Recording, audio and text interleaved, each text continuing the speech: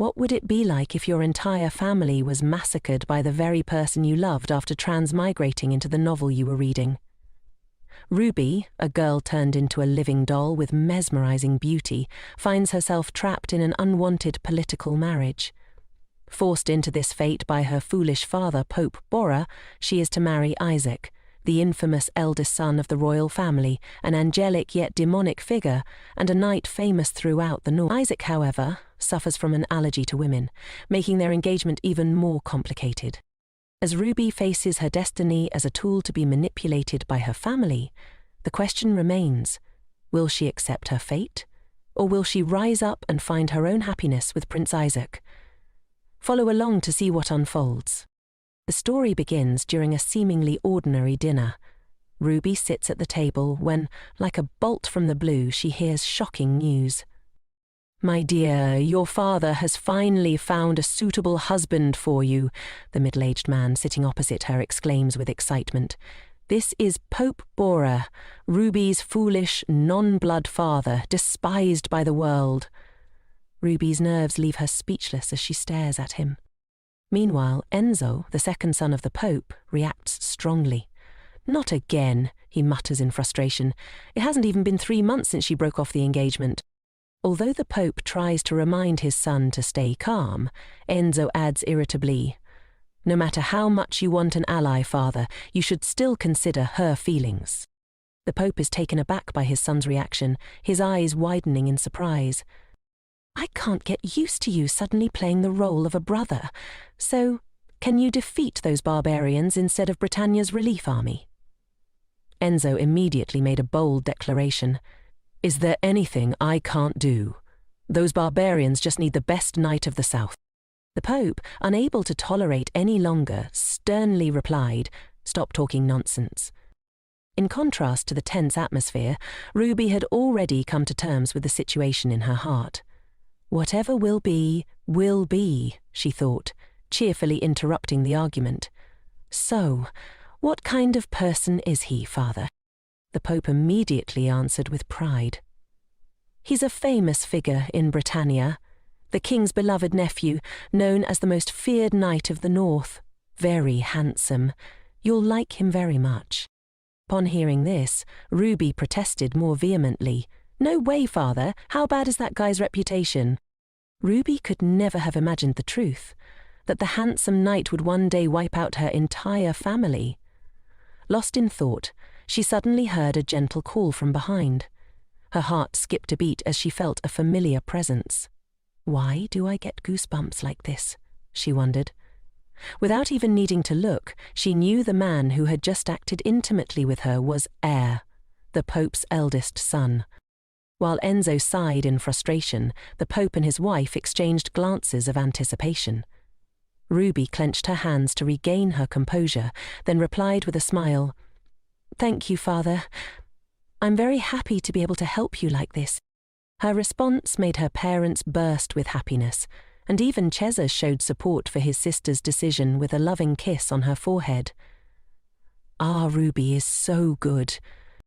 Unaware of the danger ahead, Ruby secretly began to plot her next move. "Okay, first I have to kiss him to my heart's content. Then think about a strategy for the future in the massacre caused by the best knight of the north. Does that include me?" But all those plans were interrupted by a plane crash in the sky, and her boring life ended. And I found peace. But why did I suddenly become a young lady in a long-running novel? If you already have a boring life and a situation exactly like the character in the book you read before you die, how terrible would that be? After returning to her room, Ruby started vomiting uncontrollably. She pondered her situation and felt a little sorry for herself. Since I've started a new life and become a character in a book, couldn't I at least have a decent family? Ruby was used to vomiting without anyone knowing, much like how she had grown accustomed to loneliness. One similarity between her previous life and this one was her struggle with anorexia. Before becoming Rudbeckia de Borgia, she had lived in South Korea but was adopted by an upper-class family in Spain, often considered a charity child taken in by a wealthy family. Ruby was able to attend a prestigious public school, ballet school, and tennis club. Her life was filled with charity galas and horse racing. One day, she noticed the mocking actions and words directed at her. At that time, Ruby didn't understand what it meant.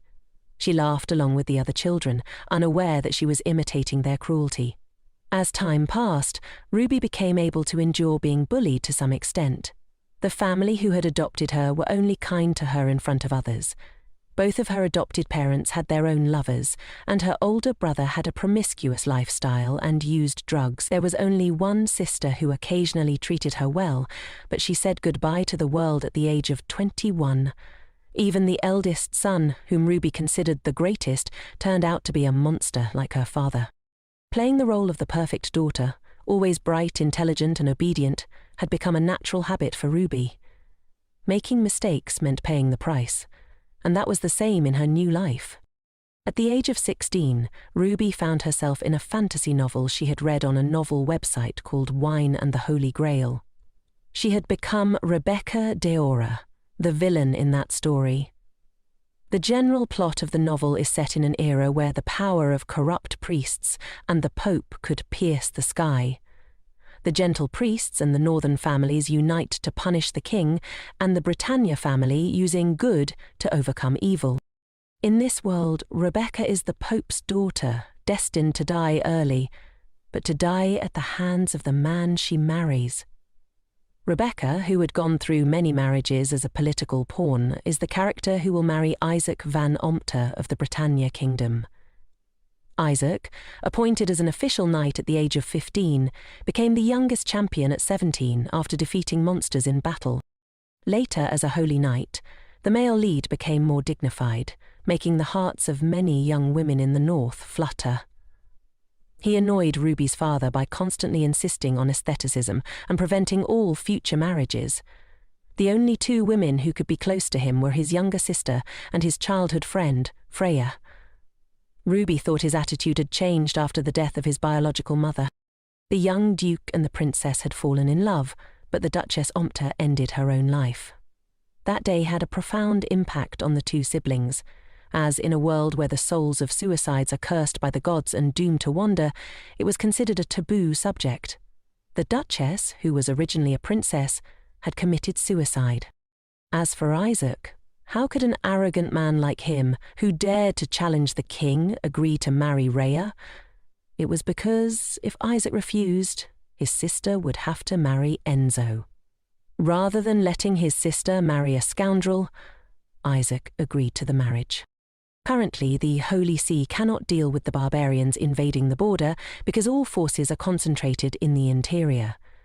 The price for receiving support from the excellent knights held by Britannia is this marriage. But why did Isaac destroy his father-in-law's family? It was because Rudbeckia poisoned his sister. Thinking about this, Ruby grew worried. Isaac must be furious with his treacherous wife, even though it was Cesari's doing. Rumours spread about Rhea being a promiscuous villain, a spy for the Pope, and her complicated personality. Not only did she treat Isaac's sister poorly, but she also mistreated Isaac's childhood friend, Freya, treating them like servants. It has been 3 years since Ruby entered the novel, and she now understood why Rudbeckia de Borgia's personality had become so ruined. The Duchess of Romania, loved by her family, the Angel of Sistina, it was all just a staged act. Ruby's previous life had been the same. She had been cared for in the same way, just like Ruby. At the same time, Cesar suddenly appeared in front of her door. Upon seeing her brother, Ruby was startled, which made him look a little confused. "Startled?" Cesar asked, then began to express his concern. "You didn't seem to be feeling well earlier. I was worried, so I came." Although Ruby pretended to be very happy on the outside, saying, "You're so worried about me," inwardly she felt contempt.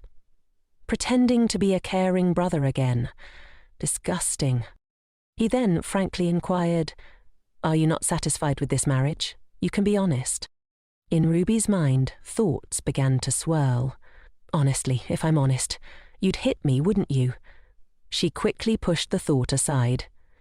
And please, get rid of that turtle model. I said I hate turtles. Despite her inner thoughts, she softly replied, Certainly not. I don't know why, but I just feel that the north is too far away. I won't be able to see you often there. I think I'll be lonely. Jessa looked at her with a caring tone. Why lonely? You have a husband. Ruby immediately put on a languid look. What does that have to do with anything? I want to live with you forever. He stepped closer to her, stroking her head comfortingly. My honor, that the most beautiful woman in Romania only wants me. The intimate feeling between the two siblings made Ruby feel scared. Her hands acted violently, and before she realized it, the protective barrier around Ruby collapsed in an instant. It made her feel good, yet goosebumps crawled over her skin. Despite his affection, Cesar had exploited and hurt her without hesitation. At 16, just as Ruby was getting used to this place, a marriage proposal from the Duke of the Rembrandt Kingdom arrived. According to the original story, he was one of the characters involved in the destruction of Ruby's family. After his engagement was broken off and he suffered public humiliation, Ruby, who had grown attached to her new family, refused the marriage to prevent the family's downfall. In that moment, before the Pope's cold demeanor, Ruby felt a chill. This place is no different. That night, Chaser beat her until she begged for mercy. It happened so many times that Ruby finally realized her situation. The truth is, Rhea is not his biological daughter. The woman who died right after giving birth to her, named Carmen, had been pregnant before meeting the Pope. This revelation was so similar to Ruby's previous life that she immediately grasped this way of living, like acting. Even so, isn't it too much for blood to mix with tears? Ruby tried to feign regret with teary eyes, continuing the sibling affection charade. I also feel terribly heartbroken to send you away. She then deliberately mentioned, I heard there are many devils there, making him try to comfort her. The excellent knights will give their lives to protect you, so what's there to worry about? I'll visit you as often as possible. It's not that bad. Think of it as a half trip to an interesting place. Just endure it for half a year. He won't touch you anyway, so don't worry. In her mind, Ruby kept asking herself, Are you sure that's what I'm worried about? She then didn't forget to ask him, Will you really come see me as often as possible? Chessa immediately emphasized, Of course. He didn't know that in her heart, Ruby was silently praying, Please don't come. She was thinking, Surviving this is too much for me. I don't want to poison my husband's sister, even though I know I'll be forced to do it. If that happens, everyone will believe I did it. So, within half a year, I have to prevent the assassination of my sister-in-law and make them realize that I am harmless. How can it be the same as before? Finally, the day Ruby put on her wedding dress arrived. How beautiful she looked at that moment. The Pope, upon seeing her, kept praising, My daughter, so beautiful. With a bride like this, the entire North will fall in love with you. Ruby responded with a touched and reluctant look, making the Pope immediately comfort her. You look so sad already. Don't cry, my dear. This isn't a permanent farewell. I'll miss you so much. You must miss us too, so pitiful. I also wish you could accompany your brother, but the situation doesn't allow it. He had no idea that Ruby was thinking, You don't know how lucky I feel. Even if it weren't like this, rumors about me and Chesa have spread everywhere. Don't those northerners look at us siblings with apprehension? Do they really not know, or are they pretending not to? As soon as Enzo appeared, he continued to grumble, heartbroken. Only I am heartbroken. Why is everyone so indifferent? Ruby approached him and called out, Brother Enzo. She even opened her arms to him and rushed into his embrace very naturally. Inwardly, she thought, This arrogant guy who can pierce the sky with his impulsiveness may be trouble, but at least Enzo isn't the one who hurts me.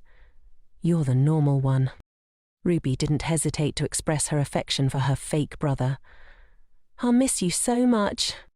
Upon hearing these words, Enzo sulked. I won't miss you, you idiot, you big idiot.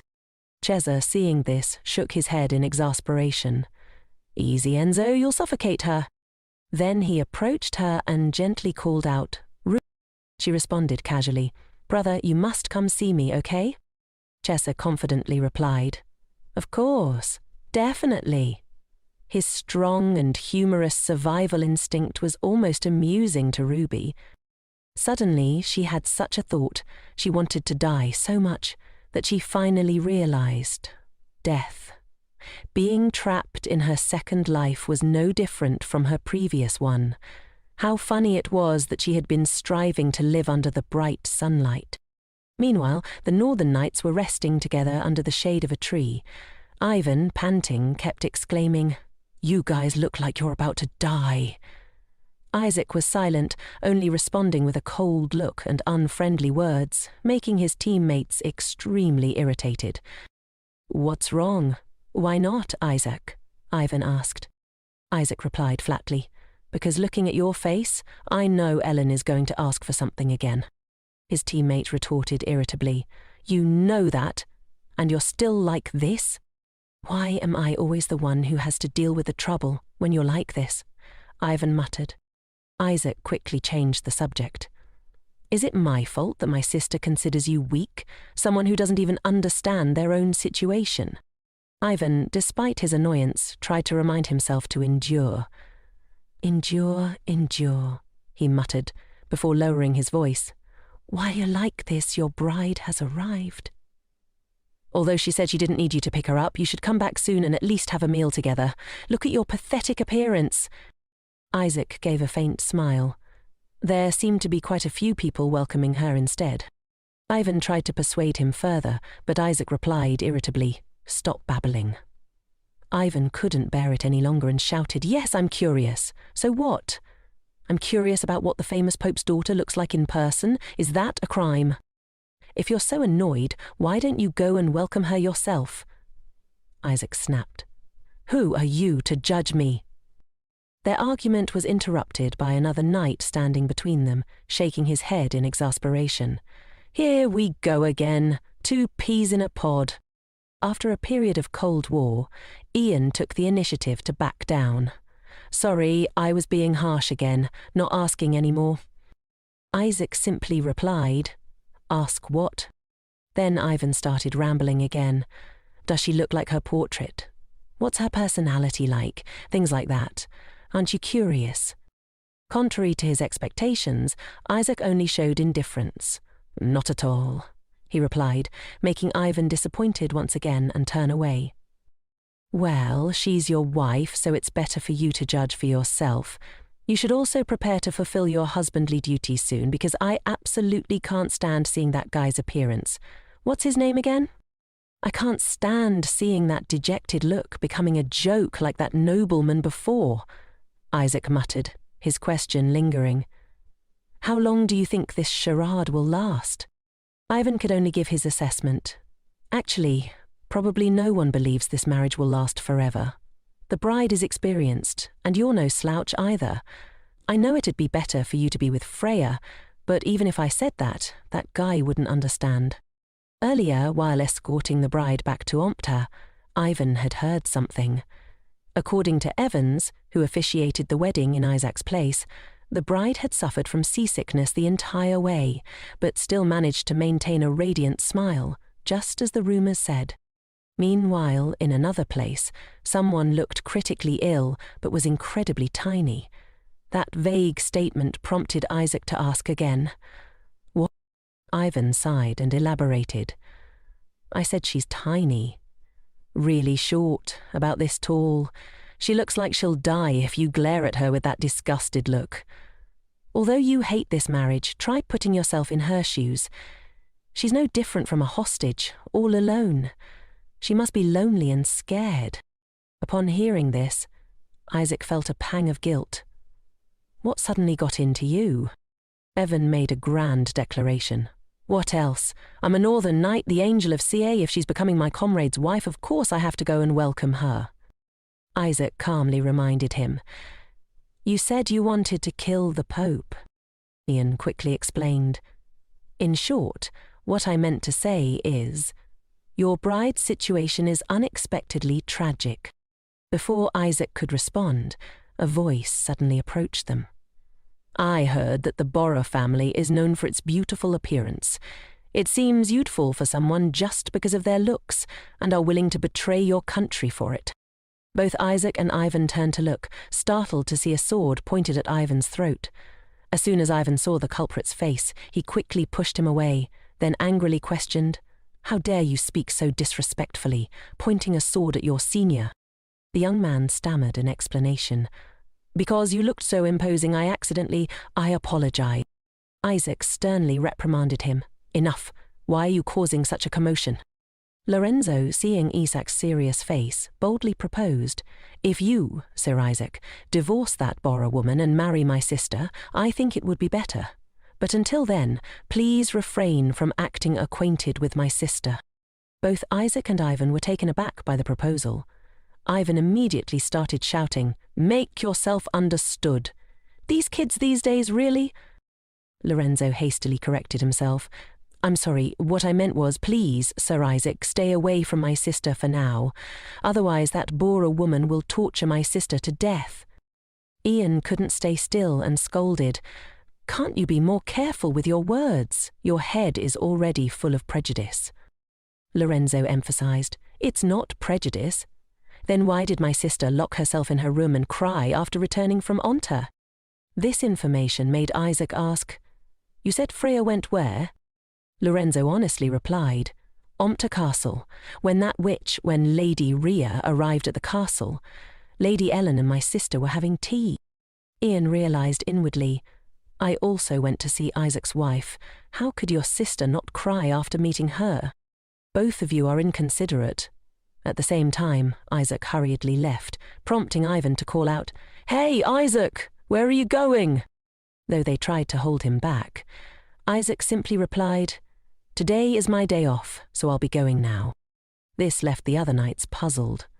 Only when she's extremely comfortable does he consider it a day off, while turning his comrades into this. They tried to pretend they hadn't heard. Ivan, on the other hand, felt relieved as he watched Isaac's retreating figure. At that moment, in the palace, a voice inquired, "I heard you were very seasick." Ruby cheerfully replied, "Because it's my first time travelling such a long distance, although it's a bit embarrassing to say I've never left the south before." The woman sitting with her smiled gently and said, "There's nothing to be ashamed of. I've never left Randall either." Her demeanour made Ruby stare. How can someone look like that? Whoever lets God's creation die like this is a criminal. She was Ellen Omerta, Isaac's younger sister. Despite meeting for the first time, Isaac's younger sister was very considerate. "Does the food suit your taste?" she asked. "Because your stomach might not be feeling well, I only brought out light snacks." Ruby politely replied, "No, not at all. They're all delicious. I'm a little nervous, but thank you for the food." Although inwardly Ruby wasn't feeling very benevolent, she tried to remain composed. "Light snacks or heavy meals, it's all the same." Ellen then explained, "Whenever summer comes, spider monsters appear. My brother might be late coming back. Please understand. My father has some business in the territory and won't be back until the end of the month. I'm very ashamed that I haven't been able to welcome you properly."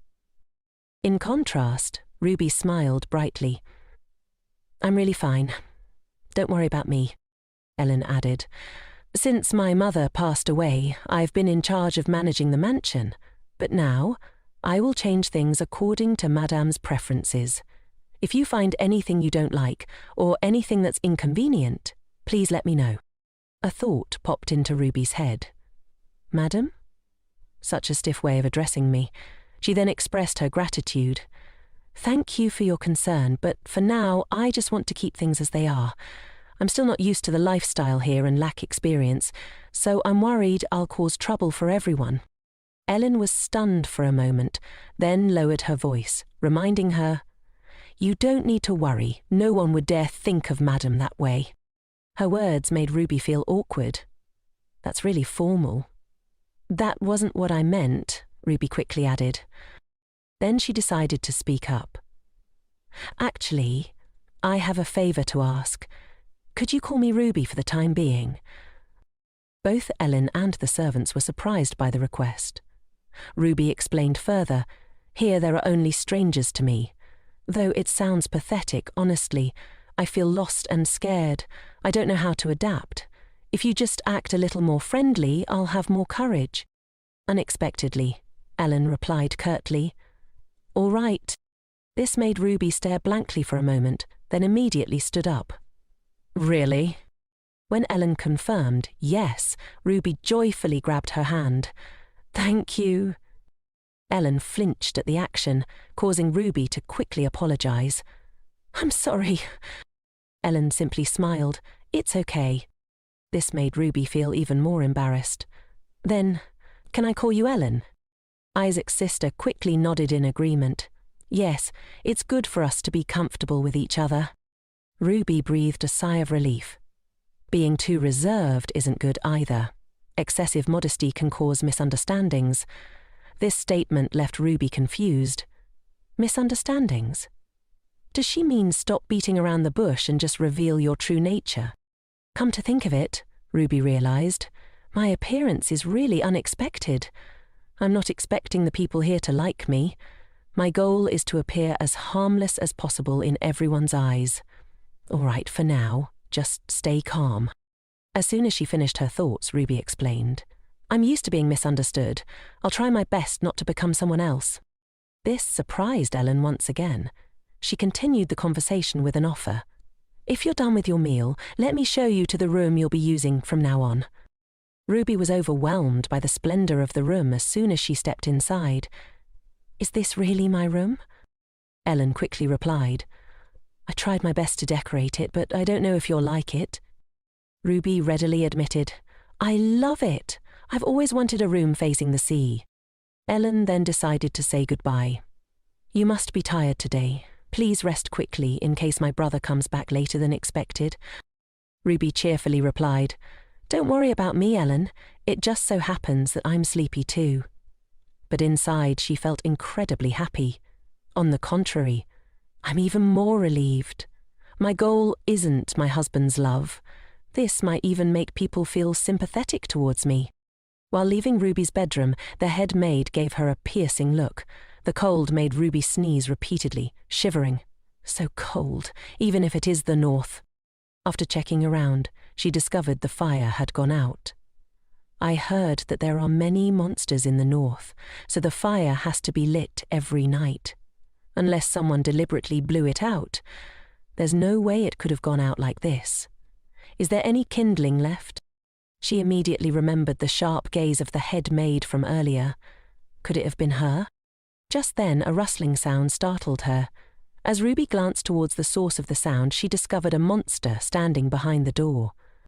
Ruby froze, staring at the monster before her. She collapsed onto the floor, facing the enormous creature. "I can't move." Only able to tremble, Ruby managed to say, "Stay away from me." The monster growled at the sight of its weak target. Ruby thought, "I have to run away, but my body won't move." The monster peered at her curiously, seeing that Ruby didn't react aggressively like other humans it had encountered. It simply continued to growl. "I told you to stay away from me," Ruby shouted again, but her voice trembled with fear. At that moment, a servant opened the door and called, "Madam, you must wake up." But upon seeing the monster, the servant screamed in terror. Ellen appeared immediately. With too many voices calling out, Ruby closed her eyes, unsure of what else to do. A sword flashed, and a powerful beam of energy shot from it, piercing the monster amidst its loud shriek. Ruby covered her face with her hands as the monster fell heavily beside her with a piercing screech. Only then did she dare to open her eyes. A cloak brushed past Ruby's eyes. Her fiancé Isaac stood right in front of her. Isaac glanced at her with his red eyes, his expression cold and indifferent, making Ruby's heart pound. His voice was stern. "What is the reason for this?" Ruby looked at him, confused. Isaac continued, "I asked why you put out the torch." The absurd accusation made Ruby furious. Huh? What does he think? I put it out? Ruby stammered. I didn't. Isaac seemed unconvinced. I thought you attracted enough attention without needing to do such a thing. Or is it? His voice grew colder. Is this one of the excuses you plan to use to break off the engagement later? Ruby's heart sank. She had anticipated that he would hate her, but she hadn't expected it to be this bad. At this rate, will I be all right? Isaac's expression was one of someone who'd been cheated out of 100 million, making Ruby shiver. Ellen spoke up in defense of Ruby. Brother, don't be so quick to blame her. We still don't know for sure who did it. Even if Ruby did it, she probably didn't know any better. They don't do this torch thing in Romania. Ruby teared up inwardly, touched. I love you, Ellen. Even if I die, I swear I'll save you before I do. But first I have to clear up this misunderstanding. Ruby reached out and clutched Ellen's sleeve. I was just cold, Isaac asked irritably. What? Can't you speak louder?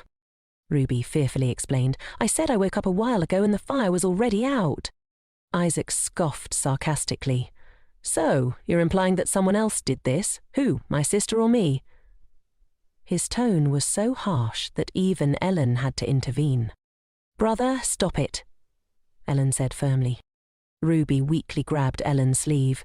I'm sorry, I didn't mean it that way. Under the gazes of the Isaac siblings, Ruby softly apologized. I think I might have put it out when I first fell asleep because I felt hot. I'm sorry for causing such a commotion. I was being thoughtless. Ruby sniffled and hid behind Ellen. I won't do it again. Ellen sympathetically comforted her as she cried. Isaac sighed, unable to press the matter further. I have something to ask you, Isaac said, breaking the silence. Ruby glanced at him with tear-glued eyes. Yes?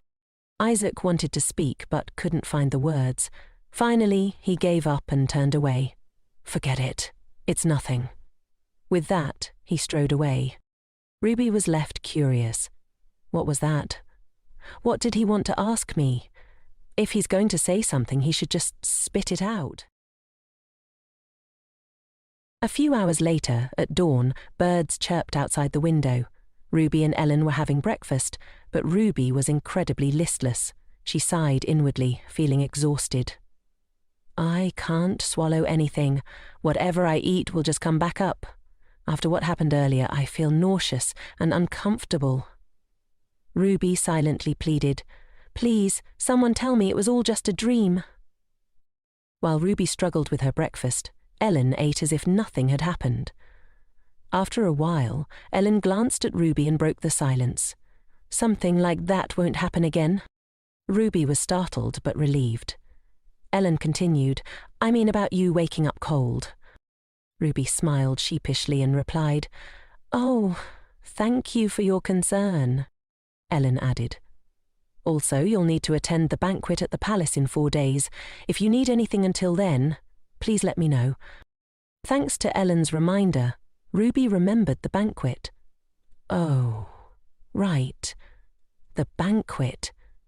It wasn't just any banquet. It was an anniversary celebration for the king and queen's wedding, and it played a crucial role in her marriage. Ooh, I almost forgot, Ruby said. Actually, I need some help. Could you recommend a tailor? Ellen, looking slightly confused, asked, A tailor? Ruby explained. The clothes I brought are all popular styles from the south. They look too flashy for here. I've also heard that people wear lighter clothing during the summer in the north. Ellen nodded. You're right. I should have prepared them for you. How embarrassing. I'll call the tailor who usually makes my clothes. Ruby smiled gratefully at Ellen, thinking to herself, That's only natural. Everyone is betting on when I'll be cast aside. Even the servants around here are blatantly whispering and gossiping. Anyway, on that day, what I need to do is act innocent and naive. I have to be very careful to make a good impression on everyone. As Ruby thought about it, she felt discouraged. Though, for the most important person, my husband, the first impression I made was the worst possible. He always looks at me with those scary eyes. All beginnings are hard, Ruby reminded herself. There's still a long way to go. The day was beautiful with warm sunshine. Ruby carried a basket of fresh fruit and thought, "I found the place. He probably won't hit me today, right?" She had decided to wear something casual but still beautiful, aiming to make a more approachable appearance. The only reason I had to ask Ellen for help and come to this temple is to understand my husband's personality. Her ultimate goal was clear in her mind. I must not die at his hands. She felt like a rabbit fleeing from a ferocious grey wolf. Clenching her fists with determination, she thought, if so, I must appear as harmless as possible. Even if I can't prevent Ellen's death, at least I can ensure my own survival. Speaking of Ellen being poisoned, Ruby's thoughts turned dark. It's because she's the fiancée of the Prince of Dorias. The relationship between the Pope and the Prince of Dorias is tense. The origin of the assassination attempt on the family is an open secret, so everyone will definitely suspect us. In that situation, it would be absurd for us to risk poisoning her. Even for a powerful family, it would be a foolish move, Ruby pondered as she walked. Still, even if I mentioned Ellen being poisoned beforehand, who would believe someone like me, some random Bora lady? There were spies from her father planted all over Arundel. I can't just speak carelessly. If I'm discovered, who knows what will happen to me? She shuddered at the thought. Soon, Ruby arrived at the knight's training ground. As she peeked in, a knight spotted her and tilted his head. "Who's there?" he called out. Ruby jumped at his voice. The newcomer was a blonde young man. He recognized her immediately. "Ah, isn't that Lady Ruby? Greetings." Ruby recognized him too. He, one of the escorts from Elmoport yesterday. She nodded politely in response. "Oh, it's you. I apologize for my rudeness," Ruby said. Ivan waved his hand dismissively. "Of course you wouldn't know, but what brings you here?" Ruby blushed, hesitating. "Well, I heard my husband is here." Ivan turned his head in dismay, trying to hide his reaction. "Huh, why? She came looking for Isaac?" He chuckled and said, "That bastard." "Oh, wait, you came to see Isaac?" Ruby nodded. Ivan beamed at her. "Then please wait here for a moment, madame." He turned away and called out loudly, "Hey, Hayek, your wife is looking for you. Hey, didn't you hear me? Your wife is here." The others heard him too. "Who? Wife? Lady Ruby?" they murmured. Ivan, gesturing exaggeratedly, added, Hey, get lost. Do I need to teach you all a lesson?" The hint of violence in his words widened Ruby's eyes. So he's someone whose words and face don't match, she thought. A moment later, Isaac appeared behind Ruby. "What are you doing here?" She turned around in surprise. Today, Isaac was only wearing simple training clothes. Ruby clutched the fruit basket awkwardly and stammered, "Well..." What made her so embarrassed was that the men in the courtyard were hiding and eavesdropping. Why are they all hiding back there making such a fuss, she thought, trying to muster her courage. "This morning I was worried I had upset you, so I..." Isaac snorted in annoyance, waving his hand dismissively. "I'm fine. You see that I'm fine, so go back." Seeing him about to leave, Ruby quickly grabbed his sleeve. "Wait," she blurted out. But in her haste, she didn't control her strength, knocking over the fruit basket in her hand. The contents spilled onto the ground between them. Ruby froze, inwardly screaming, "No! My snacks! Ellen said they were precious." She hurriedly sat down and began picking up the scattered fruit. "No, according to the 3C rule, it's still edible." Isaac's voice rang out. "What are you doing?" Ruby froze again, suppressing her rising frustration. "Shouldn't I be the one asking that?" "Don't you have eyes?" Ruby thought bitterly, but outwardly she obediently said, "I'm sorry, I was going to bring these to you." Isaac crossed his arms and looked at her coldly. "Who asked about that?" "I asked why you're picking up things that have fallen on the ground." Ruby almost threw the fruit at him. "Then pick it up for me, fine," she thought, but instead, tears welled up in her eyes. She sobbed and wiped them away, saying, "I'm sorry for bothering you. I came here to clear up the misunderstanding." Inwardly, Ruby praised herself. I could aim for the Best Actress Oscar, couldn't I? Isaac chuckled. What misunderstanding? She answered honestly. The misunderstanding that I'm already looking for an excuse to break off the engagement. Of course you'd think that. It's also obvious that you hate me. But... Isaac interrupted with a smile. Who said that? Who said I hate you? Ruby looked at him in surprise. I mean, it seems like you hate me. Isaac immediately denied it. No, I don't hate you. Her expression changed, her eyes filled with anticipation. Really? Ruby realized her tears might have backfired, so she quickly shifted her strategy. Her eyes sparkled with joy. Really? In her gaze, Isaac's image seemed to glitter, full of hope. This time, Isaac didn't answer, and the air grew thick with tension. Ruby worried inwardly. Did I overdo it with the tears? Isaac rubbed his head in frustration. Damn it, what am I doing? Seeing his conflicted expression, Ruby cheered inwardly. So that's how it is. But on the surface, she continued to feign sadness and softly apologized. I was determined to risk it all, and to get this reaction is such a relief. Unexpectedly, Isaac sat down and began helping her pick up the fruit. He handed them to her, saying, I don't need this. Don't do such pointless things again. Ruby stared at him, startled, but Isaac continued. I'll say this beforehand so you don't misunderstand. Even if this charade ends today, I don't care. But I can't stand watching someone act so foolishly, so stop trying to play games with me. Did you write me a letter telling me to come home quickly? Isaac asked, turning around and leaving before Ruby could respond. Ruby blinked, wondering. So my husband didn't even notice this pitiful act. What's going on?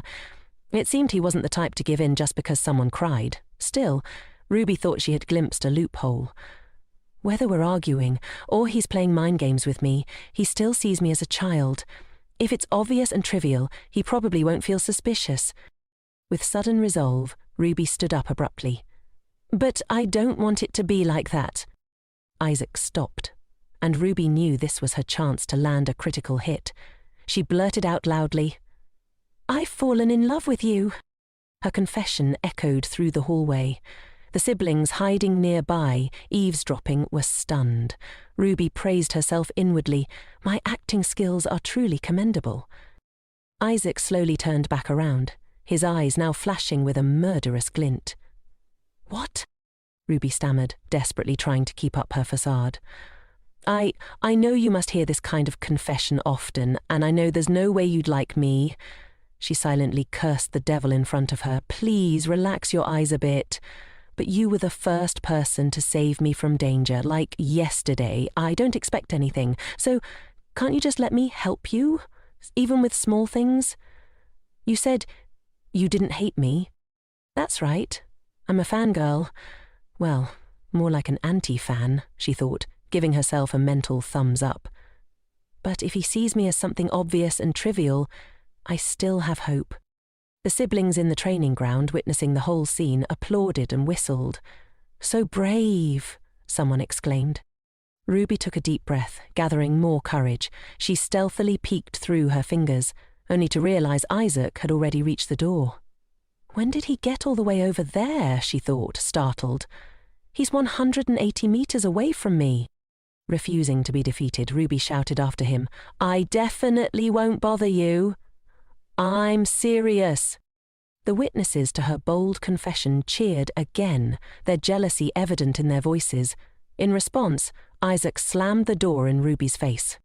That cold-hearted man again, Ruby sighed. Still, I should let it go for today. I'll deal with him another time.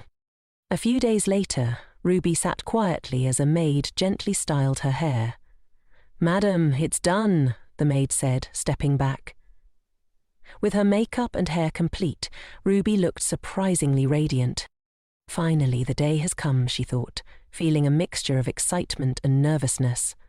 I haven't seen Isaac since that day, Ruby mused, recalling Ellen's explanation that the nights had been busy with preparations for the banquet and summer. Thinking about it makes me sad.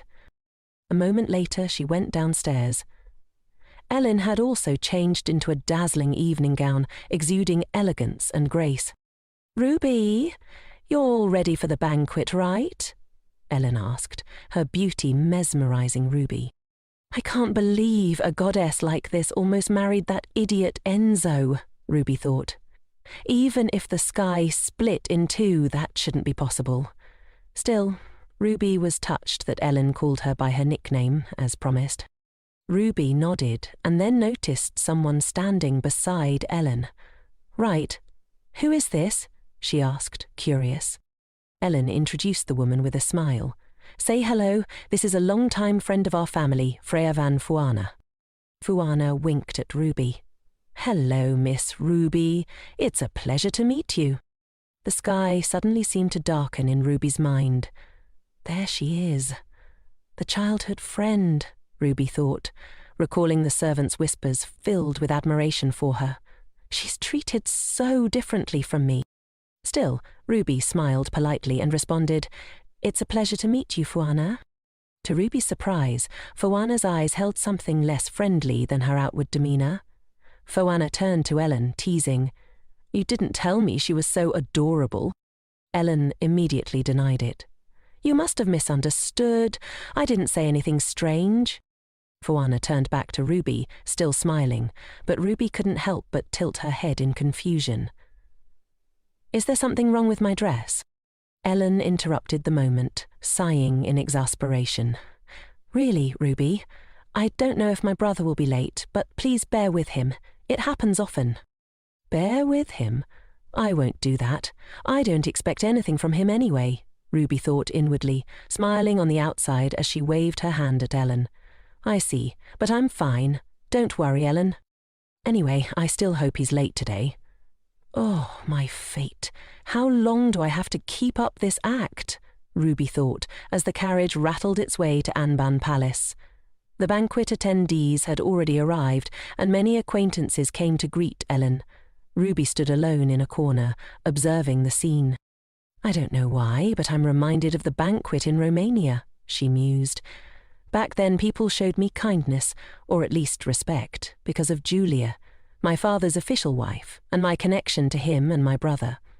No matter what was happening behind the scenes, I was always the object of envy and admiration." She wondered. If the tragic reality of my past life were revealed, what would everyone think of me? How would they trample on me? It's ironic that I used to fear that the most, but now, standing between these model-like people makes me feel like a child. Am I still the shortest one here? Suddenly, someone approached Ruby. "Hello, Lady Ruby," they greeted her. A group of people nearby began to murmur, "Oh my, those are the Omnites. I wonder if His Holiness is well. When will Cardinal Valentino visit?" Ruby had to be extremely patient. "Honestly, I don't know either," she thought, exasperated by the familiar questioning. Ellen muttered beside her, "Those people are really—" Ruby blinked, thinking she had misheard. Did Ellen just say that? Beside her, Fuana brightly called out to Isaac. Ruby's fiancé easily heard their calls and turned to look. Ruby awkwardly raised her hand in greeting. "What's with him? He said he'd be late. Did he lie just because he hates seeing me?" Upon seeing Ruby, Isaac turned his back without responding. "I knew it would be like this." Fuana was indignant on Ruby's behalf. "Madam, would you like us to go over there and scold him?" she offered. But Ellen, knowing her brother's personality too well, shook her head. "He'll just ignore it. What's the point?" Ruby clenched her fists and walked directly toward him. "The fact that I've been mistreated since the first night and now Isaac is ignoring me has spread everywhere." Her steps were incredibly resolute. "No matter what I do here, I'm the one who loses face, so I'll cling to him and not give up." She stopped right in front of Isaac. Fuana and Ellen watched with wide eyes, and even Ivan and the knights were taken aback by Ruby's boldness. Taking a deep breath to summon her courage, Ruby flashed a bright smile and said to Isaac, "I'm so glad to see you again. You look very handsome today." This bold action caused a flurry of murmurs from the surrounding nobles, but Ruby ignored them all, maintaining her cheerful smile. What did they expect me to caress his cheek? Even if I'm desperate, I'm not that lacking in fans. Isaac didn't seem pleased. He coldly turned away, saying, "Madam, you are both insensitive and tactless." Ruby bowed her head in embarrassment. "I'm sorry for interrupting like this, but if I didn't—" Isaac abruptly cut her off. "You clearly said you wouldn't be a nuisance." Ruby gasped and covered her mouth dramatically. "Oh my goodness, you remember? You were listening to me?" Her exaggerated reaction caught him off guard. "What?" he muttered, surprised. Ruby brightened considerably. "Thank you, but rest assured I absolutely won't be a nuisance to you anymore. I'll just quietly observe you." With that, she waved goodbye. "Is that enough? I need to escape quickly." But before she could leave, Isaac grabbed her shoulder and pulled her back. He leaned in, his voice tense, and asked, "Say that again. What do you mean by quietly?" Ruby, startled, replied, "I said I'll quietly follow you, like trailing you without you knowing." Isaac growled, "Do you want to die?" Shaking her head fearfully, she stammered, "No, that's not it. What's going on? Did I step on a landmine?" She could feel the pressure of his grip tightening on her shoulder, his strength unconsciously overpowering her. "Then why did you do that?" he demanded, still angry. This time, Ruby didn't have to act to shed tears. It hurt. "I said it hurts," she whimpered, trying to explain. "I just wanted to watch you. Because I don't want to be a nuisance, that's all." Does he know I was planning to assassinate him? She wondered in distress. Isaac's expression remained hard, but he sighed, his frustration evident. "That's clearly an assassination attempt," he muttered. Just then, Ian appeared beside them, speaking up on Isaac's behalf. "Miss Ruby, that's quite a dangerous act." Ruby blinked in confusion. "What do you mean?" Ian elaborated. "He's not foolish enough to mistake his own wife for an assassin. But the North is an extremely dangerous place. Our physique is different from other knights. When we pursue demonic energy or creatures, we have to maximize our divine power and sword aura. If you were nearby, we wouldn't be able to distinguish you from a demonic creature. You could lose your life." Ruby's eyes widened in realization. So that's why, she thought. When the holy knights maximize their sword aura and divinity, it puts them in a state of extreme excitement. That explained Isaac's behavior. That's quite something. "But I didn't want to follow him to an unsafe place," Ruby said dejectedly. "I almost caused trouble. I'm sorry. I'm from the south, so I didn't know." Ian stammered, quickly reassuring her. "Don't say that. It's natural not to know, isn't it?" Because she spoke without thinking, Ian decided to let it slide. That bastard, Isaac. Ruby thought to herself. She promised, "Don't worry, I absolutely won't make things difficult for you." Ellen, always the practical one, instructed her brother, "You have to let us know when there's a change in your schedule." Fwana chimed in. "That's right, you could drop by our place too. Don't you appreciate it when we beauties wait for you?"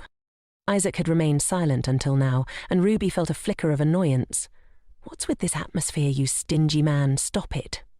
However, Isaac's reaction this time was interesting. She thought he would just scoff and leave like last time. Isaac had just opened his mouth to say something when a servant interrupted, announcing the arrival of His Majesty the King. Trumpet sounds filled the hall as the Emperor slowly entered with his consort. Ruby set aside the matter and turned to greet them. The Emperor approached Ruby first. "Miss Ruby," he said warmly. She curtsied politely. "Your Majesty," she greeted. The Emperor expressed his gratitude. "Thank you for coming all this way." Ruby humbly replied, "I should be the one thanking Your Majesty." The Emperor, clearly satisfied with her response, laughed heartily before addressing Isaac. This brat rarely attends my banquets. Indeed, he's more well-behaved after getting married, isn't that right, Sir Isaac? Isaac fearlessly retorted, "Doesn't the apple fall far from the tree?" The Emperor's smile vanished. "You just had to say it out loud, didn't you?" Isaac quipped back, "Whose fault is it for harbouring secrets? Just accept your fate." But he didn't forget to throw a cold glare at Ruby, who stood beside him unbothered. Then he turned his back to her again. Ruby shrugged. There he goes again. His grumpy personality really suits him. The young ladies nearby giggled and whispered amongst themselves. This was exactly what Ruby wanted. Yes, mock me all you want. I'm the fool who smirks even when abandoned by her husband. The Emperor angrily pointed at Isaac. If he weren't Isis's son, he'd be dead for sure. The consort chuckled softly, soothing the Emperor. Calm down, Your Majesty, you'll frighten the lady. Just then, Ruby noticed a little girl fidgeting behind the consort. The adorable child blinked up at her, and the consort, noticing her gaze, gently pushed the little girl forward. Princess, staring like that is rude. You must greet her properly. The little girl brightly and obediently greeted Ruby. Welcome to Angan Palace, Miss Ruby. Ruby immediately smiled kindly at the child. Thank you, Princess Arian, she said, her heart melting at the cuteness. So adorable. Such a rare, healing feeling in this world. After the greeting, the little girl shyly hid behind her mother. Ruby, seeing this, understood. I know why the princess's presence felt incomplete in the original story. She's too timid. The consort, once a slave from the east, was deeply loved by King Fennel, as was Princess Arian. However, the king couldn't give his child, who bore the distinct characteristics of a heretic, the same status as the other princesses. Moreover, Arian had Isaac as her cousin. Therefore, within the nobility, Arian would forever be considered an outsider. Whether in this world or the other, she would always feel like an outcast. Ruby didn't exactly empathize with Arian, but she couldn't help but notice the fear in her eyes. A while later, everyone sat down at the banquet table. Only Fuana arrived late. Ellen, curious, asked her where she had been. Ruby glanced over as well. Funa sat down, nonchalantly saying, It's nothing. I was going to bring Isaac here, but my words were like the wind. I don't know where he ordered the knights to rest. Ellen crossed her arms and shook her head. Playing pointless games. It's not like he ever pretends to listen to us. Fuana rested her chin on her hand, agreeing. That's true. Then she turned to Ruby and asked, Madam, do you enjoy horseback riding? Ruby smiled, replying, I'm not good at it, but I like it very much. Fuana smiled mysteriously. Don't worry, just liking it is enough. Ruby, however, screamed internally. I don't like it. I was lying. In my past life I may have learned aristocratic sports, but I don't have any fond memories of them. Just then a young lady sitting at the same table spoke up. It's hard to match the skills of the two of you. Of course, since Sir Isaac personally helped you, madam, you should ask your husband for help too, shouldn't you? Furia calmly responded, That was when we were little, Miss Consolation. Besides, I'm also naturally talented. Consolation covered her mouth and laughed. Of course you are. Please, don't misunderstand Miss Furia. Ruby noticed the glint of amusement in Furia's eyes. My relationship with her is also interesting, but I don't care. I just need to act like a harmless fool. Ruby scratched her head. Thank you for your concern, but I can't waste a busy person's time with such trivial matters. Consolation chuckled, and the others looked at her with wary eyes before changing the subject. Summer is almost over. Is Sir Isaac participating in the swordsmanship tournament this year? One of them asked. It seems like it'll be held earlier than last time. It's certainly something to look forward to, but Sir Isaac is sure to win if he participates. Everyone chatted excitedly at the banquet table. I wonder what it'll be like this year. I'm more curious about who will become the flower of glory. Ruby sat to the side, clenching her fists. I'm sure at this year's swordsmanship tournament, Chaser will visit. The swordsmanship tournament, held every 3 years in Andol, is a proud event, with the largest scale and longest history on the continent. Participants and visitors from each country attend for a deadly battle with demonic creatures trained to be ferocious. In this gruesome competition, only those of noble birth are allowed to participate. A council of priests, all of them outstanding, is established to prevent any potential incidents. Chaser will come here under the pretense of participating in the council, but in reality, it's to see me. Ruby clutched her head in agony. Damn it.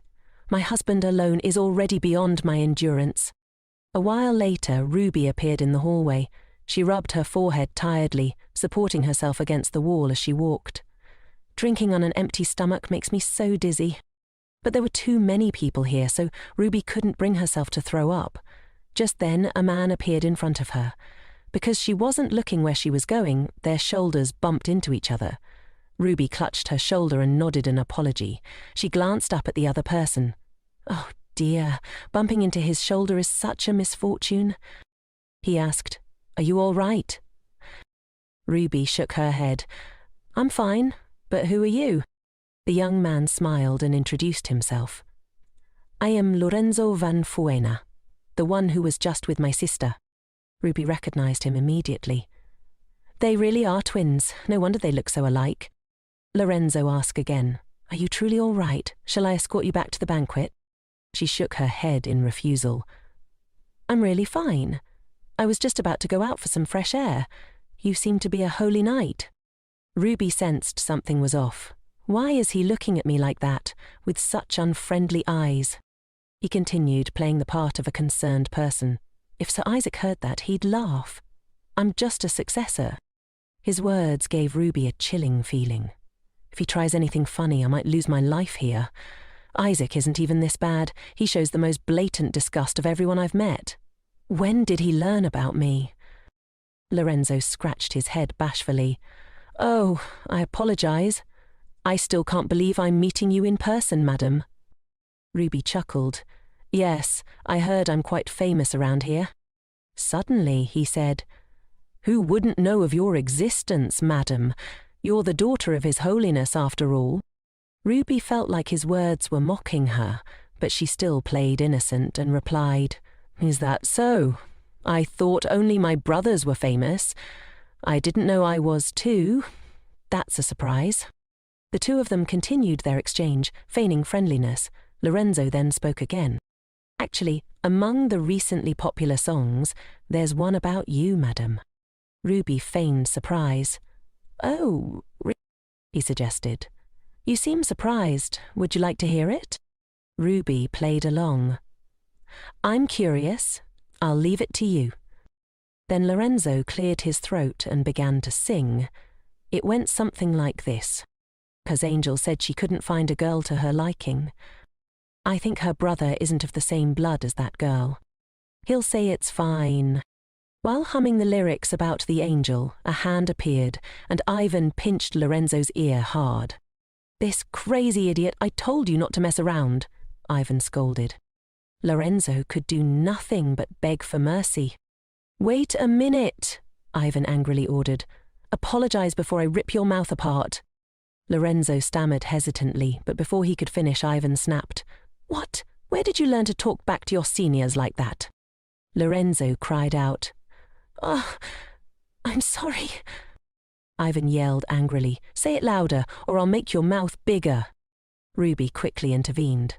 "I'm fine, let him go." She understood that she didn't need this apology.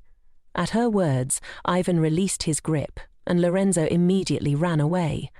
Ivan clicked his tongue and shook his head. "That bastard," he muttered. Ruby also cursed inwardly. "That sly fox." After Lorenzo left, Ivan turned to apologize to her. "I apologize for letting you see such a messy scene." Ruby smiled and said, "It's all right." He still felt the need to explain clearly to her. "Please, don't misunderstand. That strange kid is always delusional. That's why he acts like that. No one would sing such a disrespectful song." Ruby thought for a moment and then spoke. "Sir Ivan, I'm really fine. It's not the first time I've heard that rumor." Despite saying she was fine, her tears flowed freely, startling Ivan. "Oh, madame," Ivan exclaimed. Ruby wiped her eyes. "I'm sorry. I'm just worried my husband will believe that rumor." Ivan frantically waved his hands. "Impossible. That brat never pays attention to what others say, and he won't forgive anyone who bothers him. That's why I was a bit surprised just now. I didn't mean to imply that you were being a nuisance, madam." Hearing him say that, Ruby stopped crying. "Really? So Sir Isaac doesn't hate me?" Ian immediately affirmed. "Absolutely not.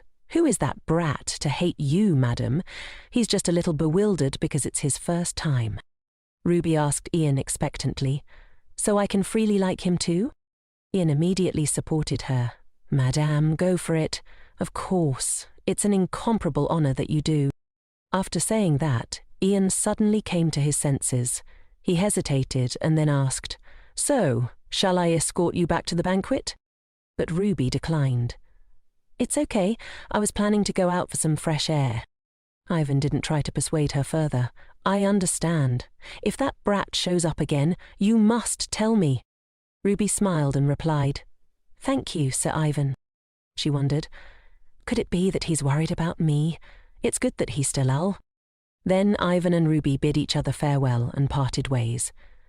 Ivan's words weren't very convincing.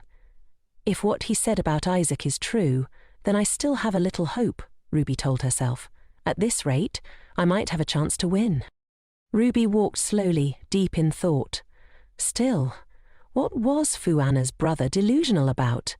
He couldn't be that hostile just because of rumors about her. Could it be related to Freya? Ruby reached the flower garden and suddenly saw Princess Aren rustling behind a statue. She leaned over and called the princess's name. Startled, the princess turned to look at her and said in a trembling voice, "Please, don't tell my mother." Seeing this, Ruby guessed she must have sneaked out. A mischievous little girl, Ruby smiled and asked, "I won't tell. What are you doing?" Aren looked at her fearfully, not daring to answer. The princess eyed her with suspicion.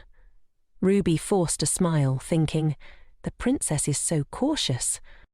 She slowly approached the girl, thinking, yes, I'll go another way so as not to disturb the princess. Aren hesitated for a moment and then said, "You shouldn't be here alone." Ruby asked in surprise, "Why?" Aren replied, "I heard that two people have to be together for love to come true."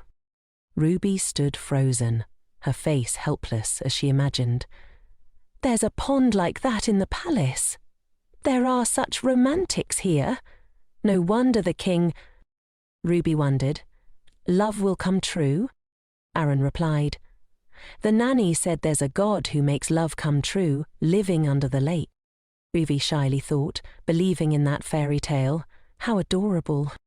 She bent down and asked, "Is that a bouquet?" Aren nodded gently.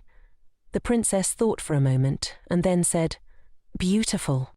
Ruby smiled and asked, "For whom?" Aren's eyes lit up as she saw Ruby's hair sparkling. "If you let me touch your hair, I'll give it to you, madam." Ruby held her hair and smiled, thinking, she must think my hair is like a toy. That's how it is at this age. She pointed her hair toward the girl and said, "Touch it all you want." Aren replied awkwardly, "Not now, later." Ruby replied, "Yes, any time." Suddenly, Isaac appeared from behind, calling Ruby's name, making her jump. Isaac's handsome face slowly emerged in the dim moonlight. Ruby froze in fear, thinking, why does he always appear behind me? But then Aren's hand suddenly grabbed her dress. Ruby glanced down and saw the princess hiding behind her, trembling with fear. She wondered what was happening. Isaac walked toward her and said, "His Majesty is looking for you. I told you not to walk alone." Aren shoved the flowers into Ruby's hand and quickly ran past Isaac, causing Ruby to call out to her in panic. Eric glanced over and said, "Neither of you listens." Ruby looked at him, annoyed, thinking, "You're one to talk." She suddenly remembered something and asked, Were you looking for the princess? Isaac walked forward and replied, No way, I was looking for you. Those words left Ruby speechless in surprise. From surprise, her emotions shifted to fear. What? Me, she thought, when you were the one who left first? Her voice trembled as she spoke. Why? Ruby saw Isaac approaching faster and faster. Fearfully, she thought, Wait, please don't come any closer. Are you going to interrogate me because you couldn't find me? She closed her eyes tightly, thinking, All right, I'll just save him later. Suddenly, Isaac asked, What are you doing? Ruby froze. Isaac tilted his head, guessing, the Romana's princess must be beaten a lot. Ruby could only smile helplessly, looking up at him fearfully, thinking, No, anyone would be scared if you approached them that menacingly. Isaac said, You said you wanted to watch me quietly. Ruby replied, I just wanted to see you. Hearing that, Isaac asked with interest, Then why did you close your eyes? Were you expecting a kiss? Ruby just chuckled, thinking, Nice try, Rudbeckia. Yeah, there's no way I'd actually expect that.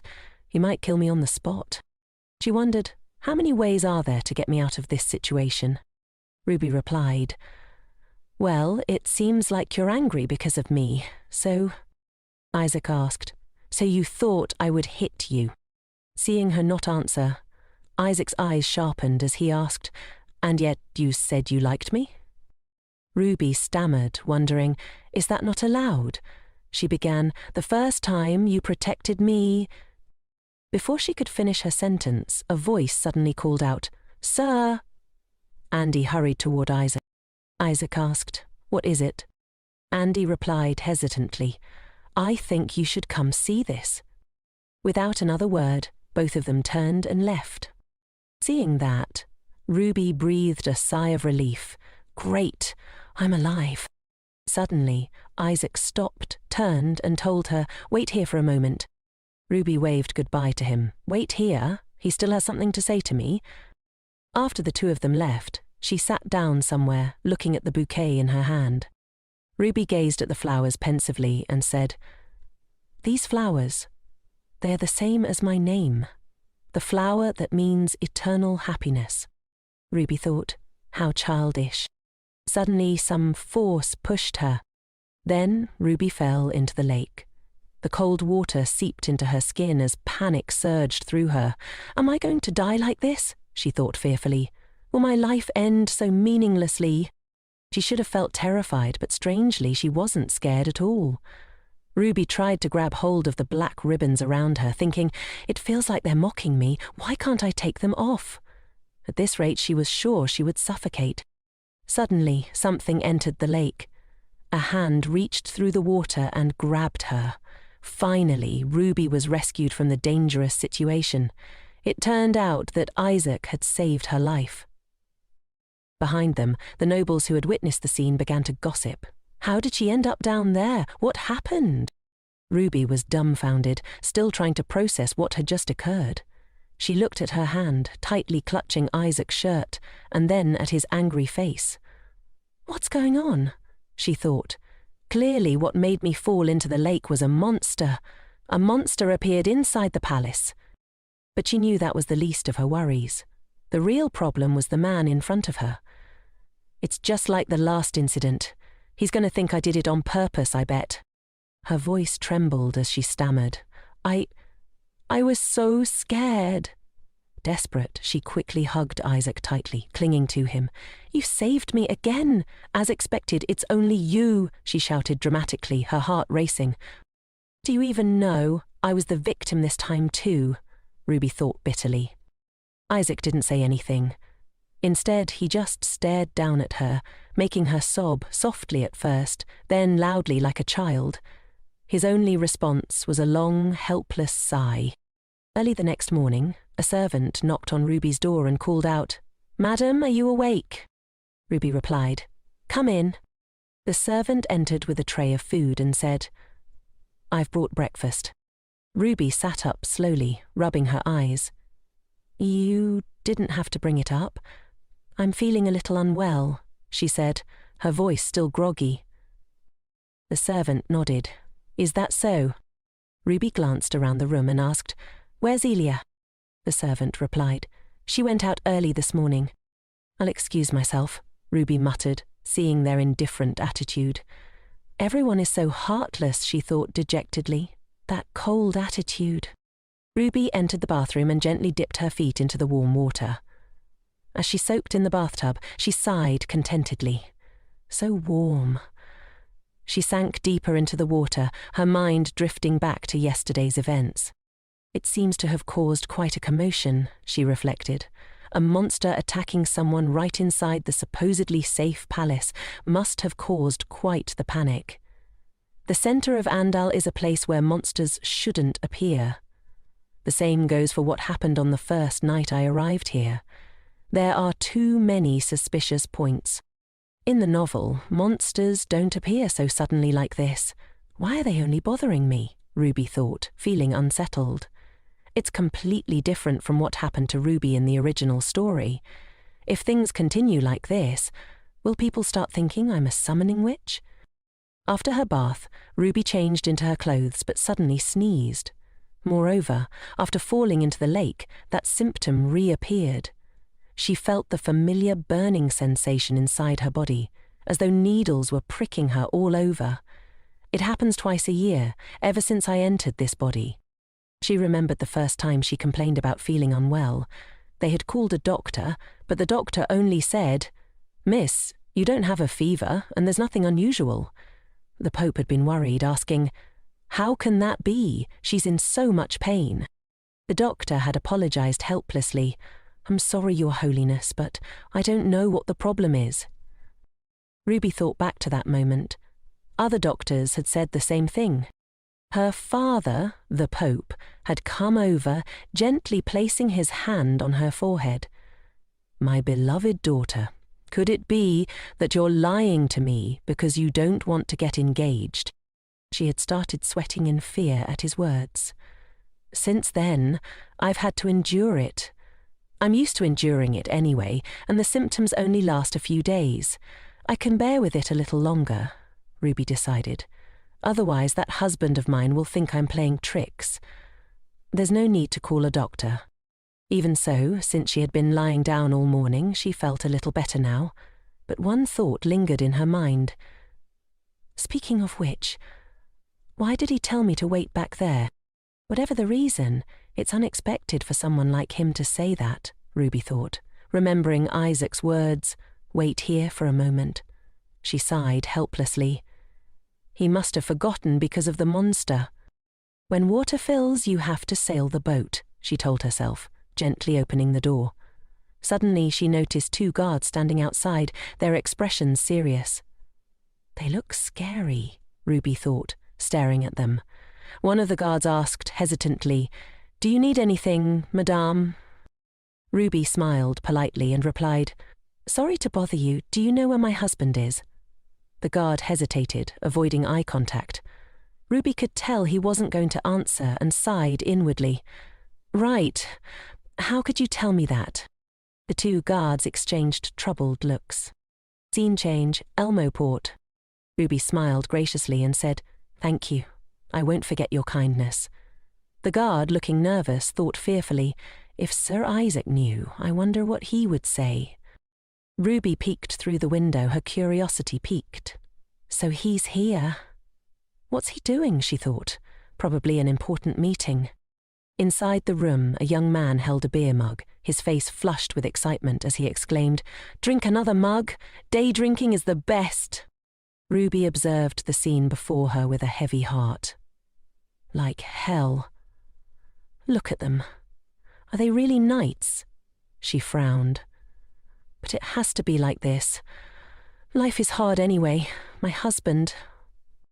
She scanned the room for a while until she finally spotted her husband. Her eyes rested on him, and she sighed. The problem now is how to approach him, she muttered to herself. That arrogant... Suddenly a voice startled her. "Who are you talking about?" Ruby spun around and locked eyes with the young man. She thought, who is he? Her heart jumped when Andy suddenly appeared, startling her so much that it felt like her heart might leap out of her chest. Ruby carefully observed Andy for a moment, thinking, I've seen him somewhere before. The person who went to find Isaac by the lake that day. Isn't it him? Andy apologized shyly. I thought Madam was secretly following, so I... Ruby gave him a judging look. Following me for that reason? How strange, she thought. Even so, he doesn't give off the same strange hostile feeling as Lorenzo. Andy, looking anxious, asked, Are you feeling better? Ruby smiled and replied, I'm fine now, thank you. Andy smiled in relief, and Ruby thought to herself, He looks like a puppy. Then he introduced himself shyly. I'm Sir Isaac's attendant. Ruby replied cheerfully, I thought so. How long have you been working for him? Andy answered, Just recently. The previous attendant caused trouble, so I was lucky enough to replace him. Ruby asked in surprise, Caused trouble? He explained. He sang an obscene song in front of Sir Isaac. She remembered instantly. Could it be the song Lorenzo sang? Wait, does he also want to visit because of me, like Lorenzo? Ruby thought. Andy wondered aloud. But why is Madam hiding here? Ruby, caught off guard, thought, Isn't it obvious? After a moment, she replied, It's not like I came to see Isaac. I just missed him so much, so I stopped by for a bit. Andy smiled and said, I understand. He looks best from afar, right? But Sir Isaac is very gentle with his wife, isn't he? He'd definitely be sad if he knew you came but didn't come to see him. Ruby forced a smile, thinking, What does gentle mean in your dictionary?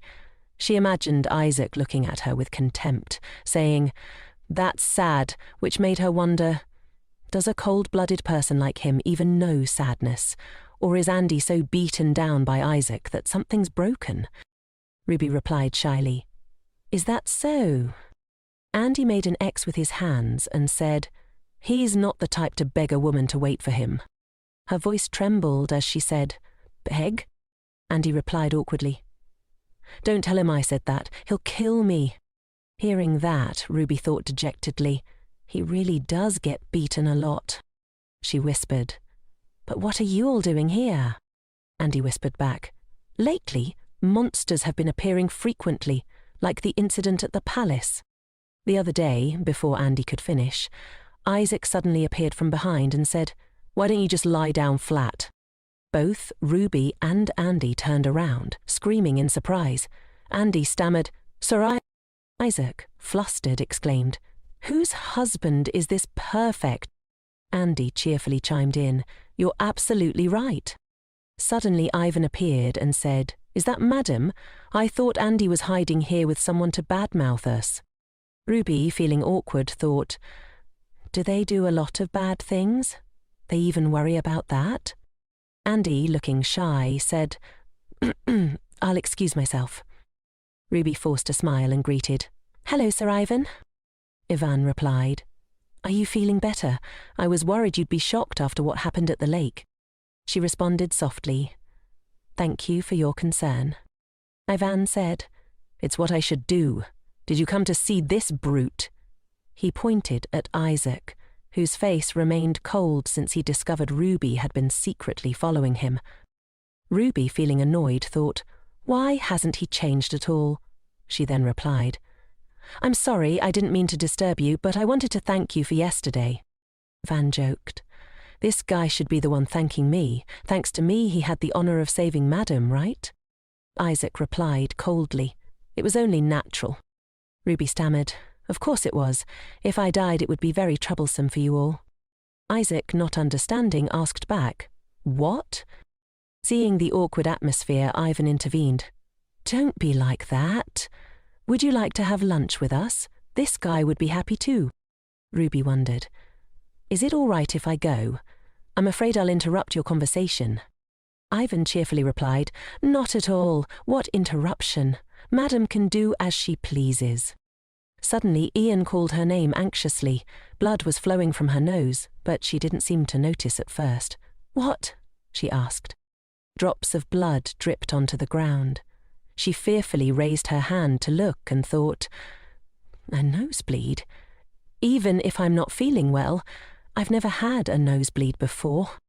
Before Ivan could call out worriedly, "Madam, are you all right?" Ruby quickly replied, "I'm fine."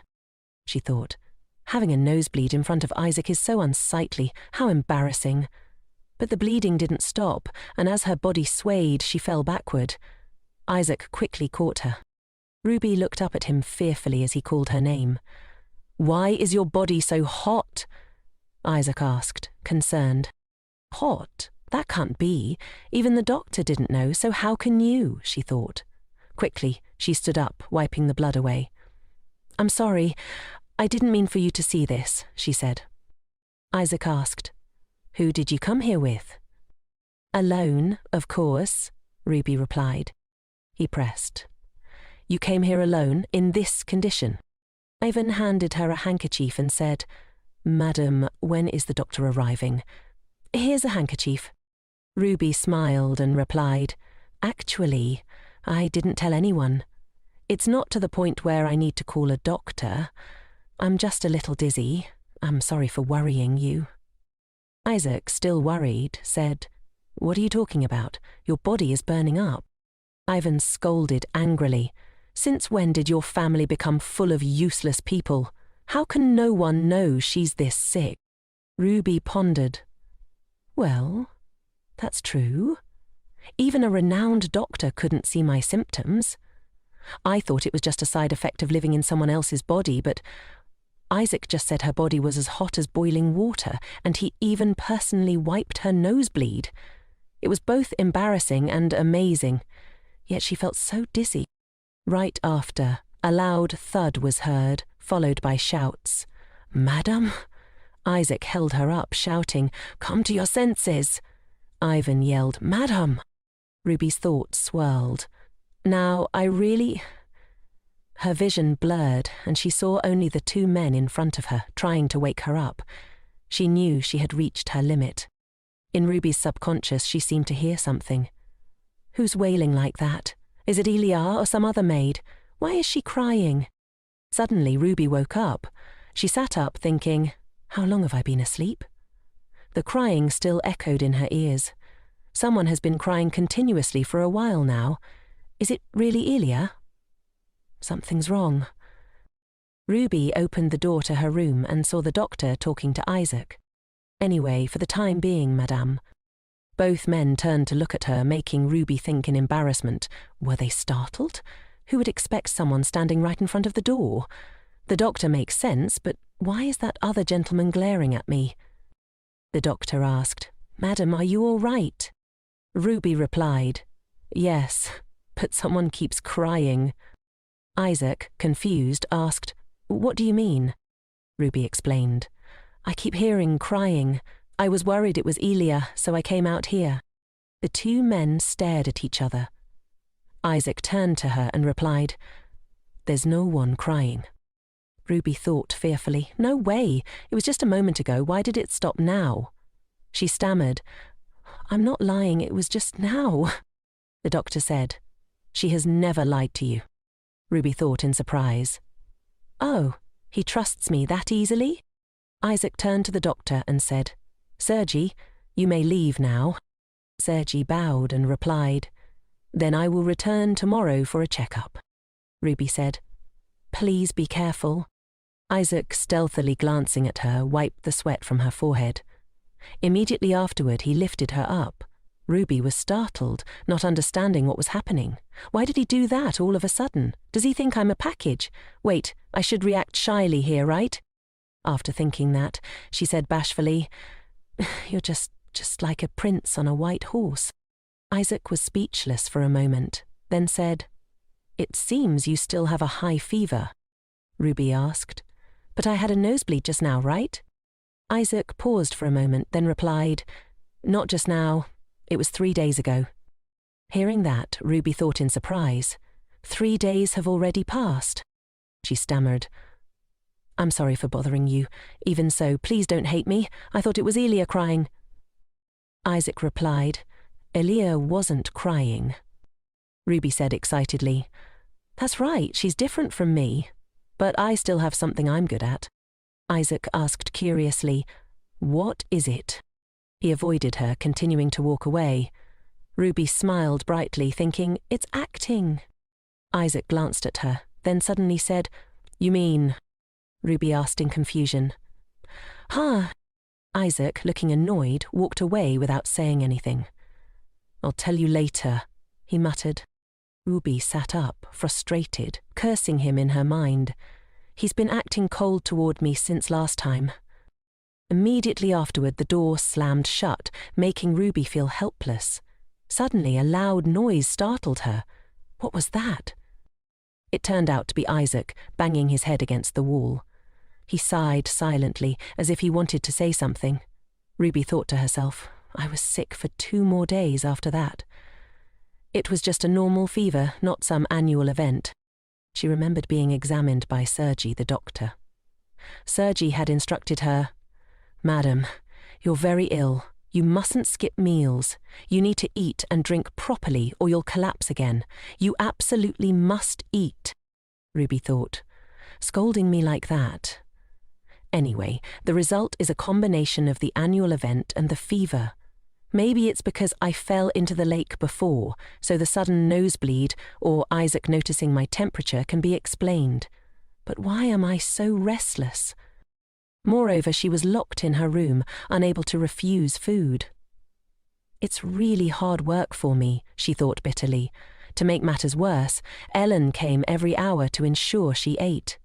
Ruby couldn't run away or secretly vomit the food. Now that the fever has subsided, why are they still overprotecting me like this? Ellen had said. Everyone was very panicked when they heard that you had collapsed. Ruby forced a smile and replied, I'm sorry for worrying, Elia.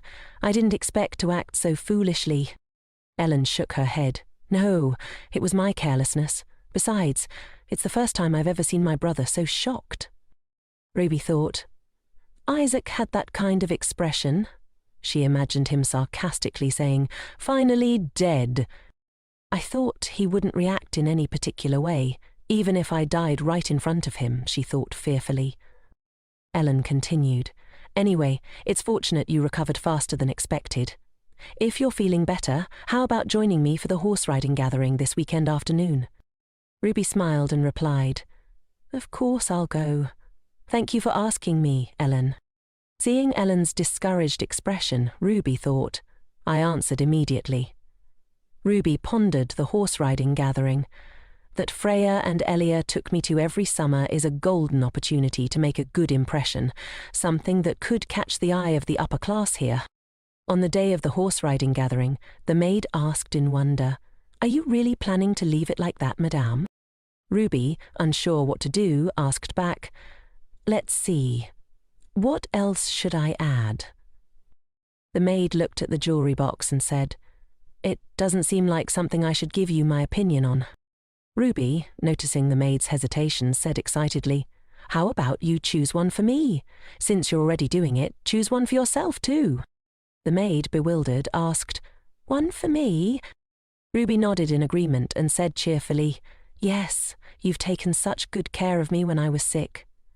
She thought, Oh well, this image is ruined. Ruby continued, Even if I have them, I don't have the opportunity to use them, so I can give them as a thank you gift. Choose anyone you like. If others find out, it'll become troublesome, so it's a secret between us. After Ruby finished speaking, the maid quickly took a piece of jewellery. She glanced at Ruby and thought, This one definitely looks the best.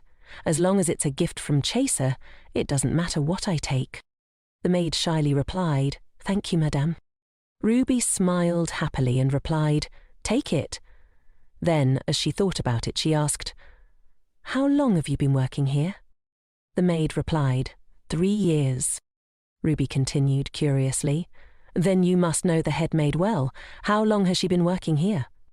The maid replied, That person? Oh no, the head maid has been here since the young master and young lady were little. I heard she was originally the young lady's nanny.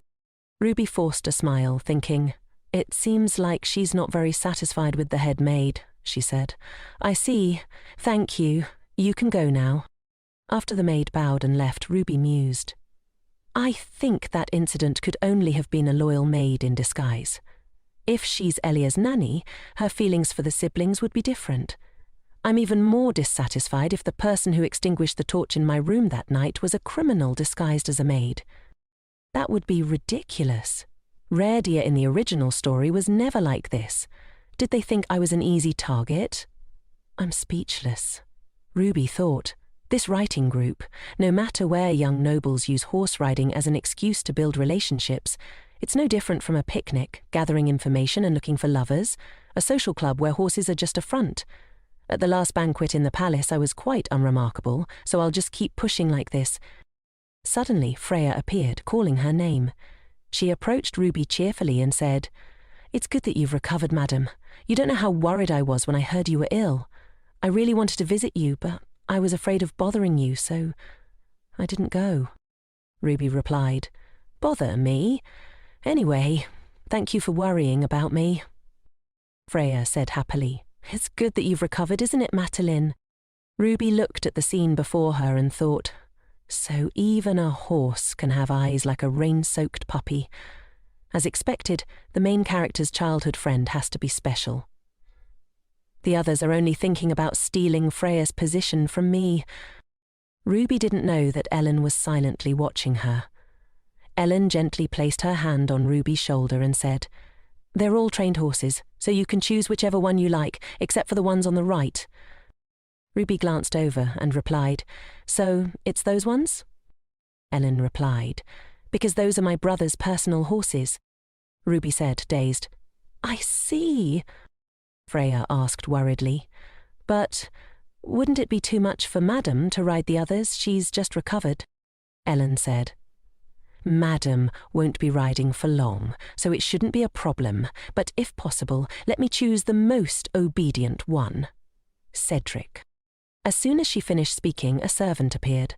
Ruby glanced at the horses and thought to herself, "The most obedient horse? Which one is it? Even the horses are discriminating against me. I hate you guys too. No, I have to control myself." Freya greeted Isaac when she saw him arrive. Isaac replied grumpily, "You're quite cheerful this early in the morning. What are you doing?" Freya replied, "Your beloved wife intends to spend time with us today. If you're lonely, you can join us too." Isaac asked, "Why?" Before her was Isaac's frowning face, but she said cheerfully, "You look very handsome today. Are you going somewhere?" Isaac replied, "No, I'm resting, so I'm not doing anything." Ruby thought in confusion. "Then why are you here?" she said. "I'm choosing a horse to participate in the riding gathering. Come with me." Isaac grumpily responded, "I'm busy." Ruby fumed, cursing him in her mind. "You just said you had nothing to do. What a contradiction," she asked. "But I can choose any horse, right?" Isaac asked, "Do you know how to judge horses?" Ruby replied shyly, "No, I don't have any talent for judging horses at all." She thought to herself, "That's why I fell for you, even though it's just pretend." Isaac and Ellen looked at each other silently. Then Ellen spoke up. "Dr. Sergi said it would be all right with this, so brother, choose a horse and take Ruby. I have to go to Fang first." Freya said worriedly, "But Elia..." She looked bewildered, not understanding what was happening. Ellen ignored her and said to Freya, "Let's go." Ruby thought to herself, "Hey, wait a minute. Elia, are you really just going to leave like that? Are you leaving me with this monster?" She stammered, "I'm sorry, it's my fault. I'll go home first." Isaac asked, "Where are you going?" Cedric, the servant, bowed and replied, "Yes, sir." Isaac continued, "Go outside." Cedric, bewildered, replied, "Yes, sir." Isaac pointed behind him impatiently and said, "I said, go outside."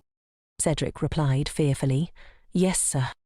Ruby watched Cedric's retreating figure and thought to herself, why did he leave too? If that's the case, then there are only two of us left. I really hate the stables, especially when I'm alone with a tyrant.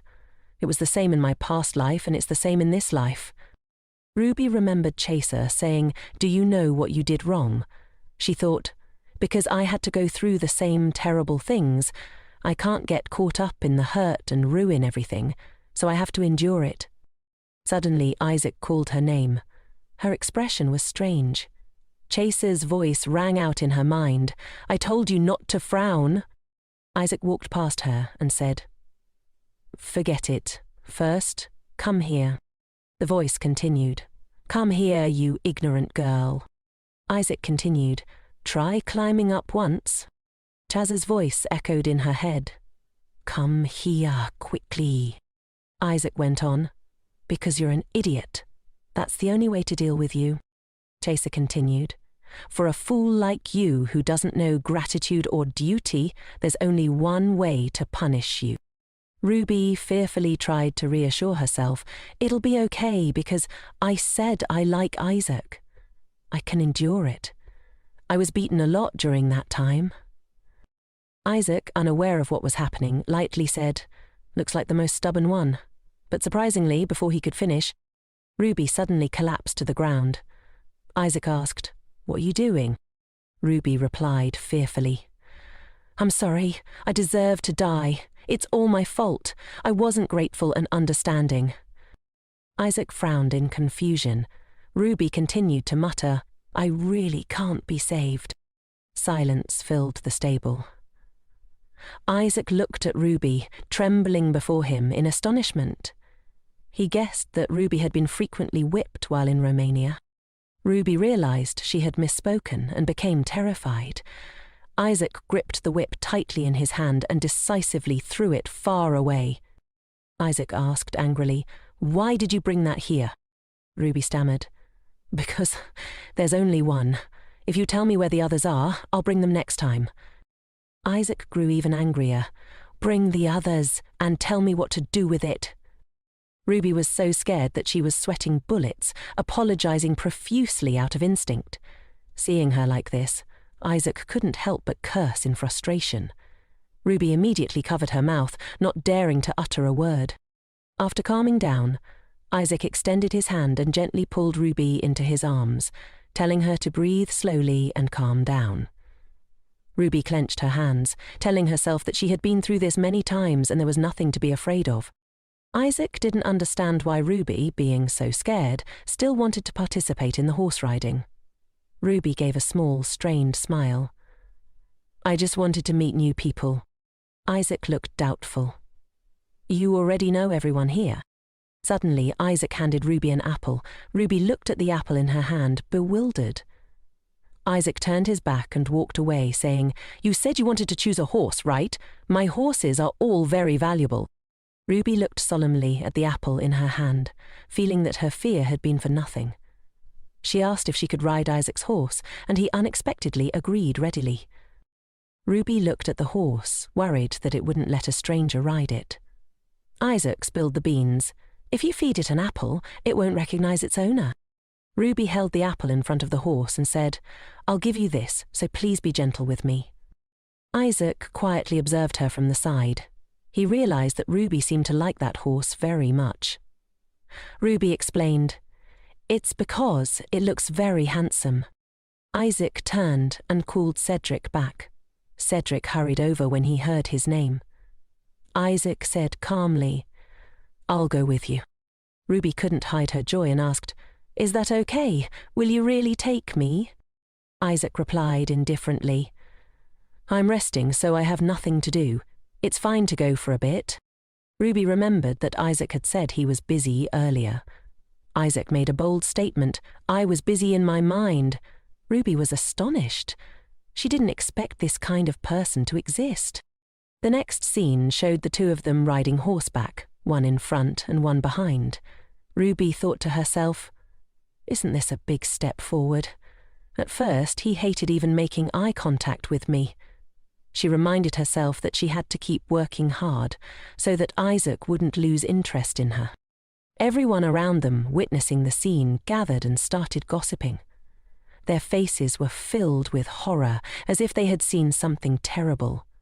Some even asked each other if they were hallucinating. One person was so shocked that they spat out the wine they had just drunk, unable to believe their eyes. Ruby didn't need to turn around to feel the intense energy from the person behind her. Even Ellen and Freya couldn't hide their astonishment. Ellen was the first to speak. "What's going on, brother?" Isaac slowly approached and said, "I have a responsibility to correct what you've done." Ellen was slightly annoyed. "Don't tell me you came back because of my fault." Isaac corrected her words. "I didn't come here because of your fault." Ellen gave Isaac a burning glare without hesitation. "Then what do you want me to do?" A moment later, Ruby turned around and asked, "Isaac, why aren't you acting consistently?" Isaac shot back, "Then what would you do?" Ellen immediately retorted, "Don't joke around, at least I know how to say thank you. I'm different from father." Isaac wasn't about to be outdone. "Right, I know. You're the only one in our family with a conscience." Ruby, seeing the tense situation, grew anxious. She felt like she was the source of the conflict. Freya, unable to just sit and watch anymore, stood up and intervened before the situation could escalate further. Freya tried to persuade Isaac. "Is this really something worth arguing about? Stop it. We came here to have fun." Ruby, unsure how to get off the horse, sat still, feeling awkward as everyone seemed to forget about her. She could only cry inwardly. Fortunately, Isaac noticed her at that moment. Without a word, he reached out, gently taking Ruby's hand and helping her down from the horse. Once again, Ruby found herself in Isaac's embrace.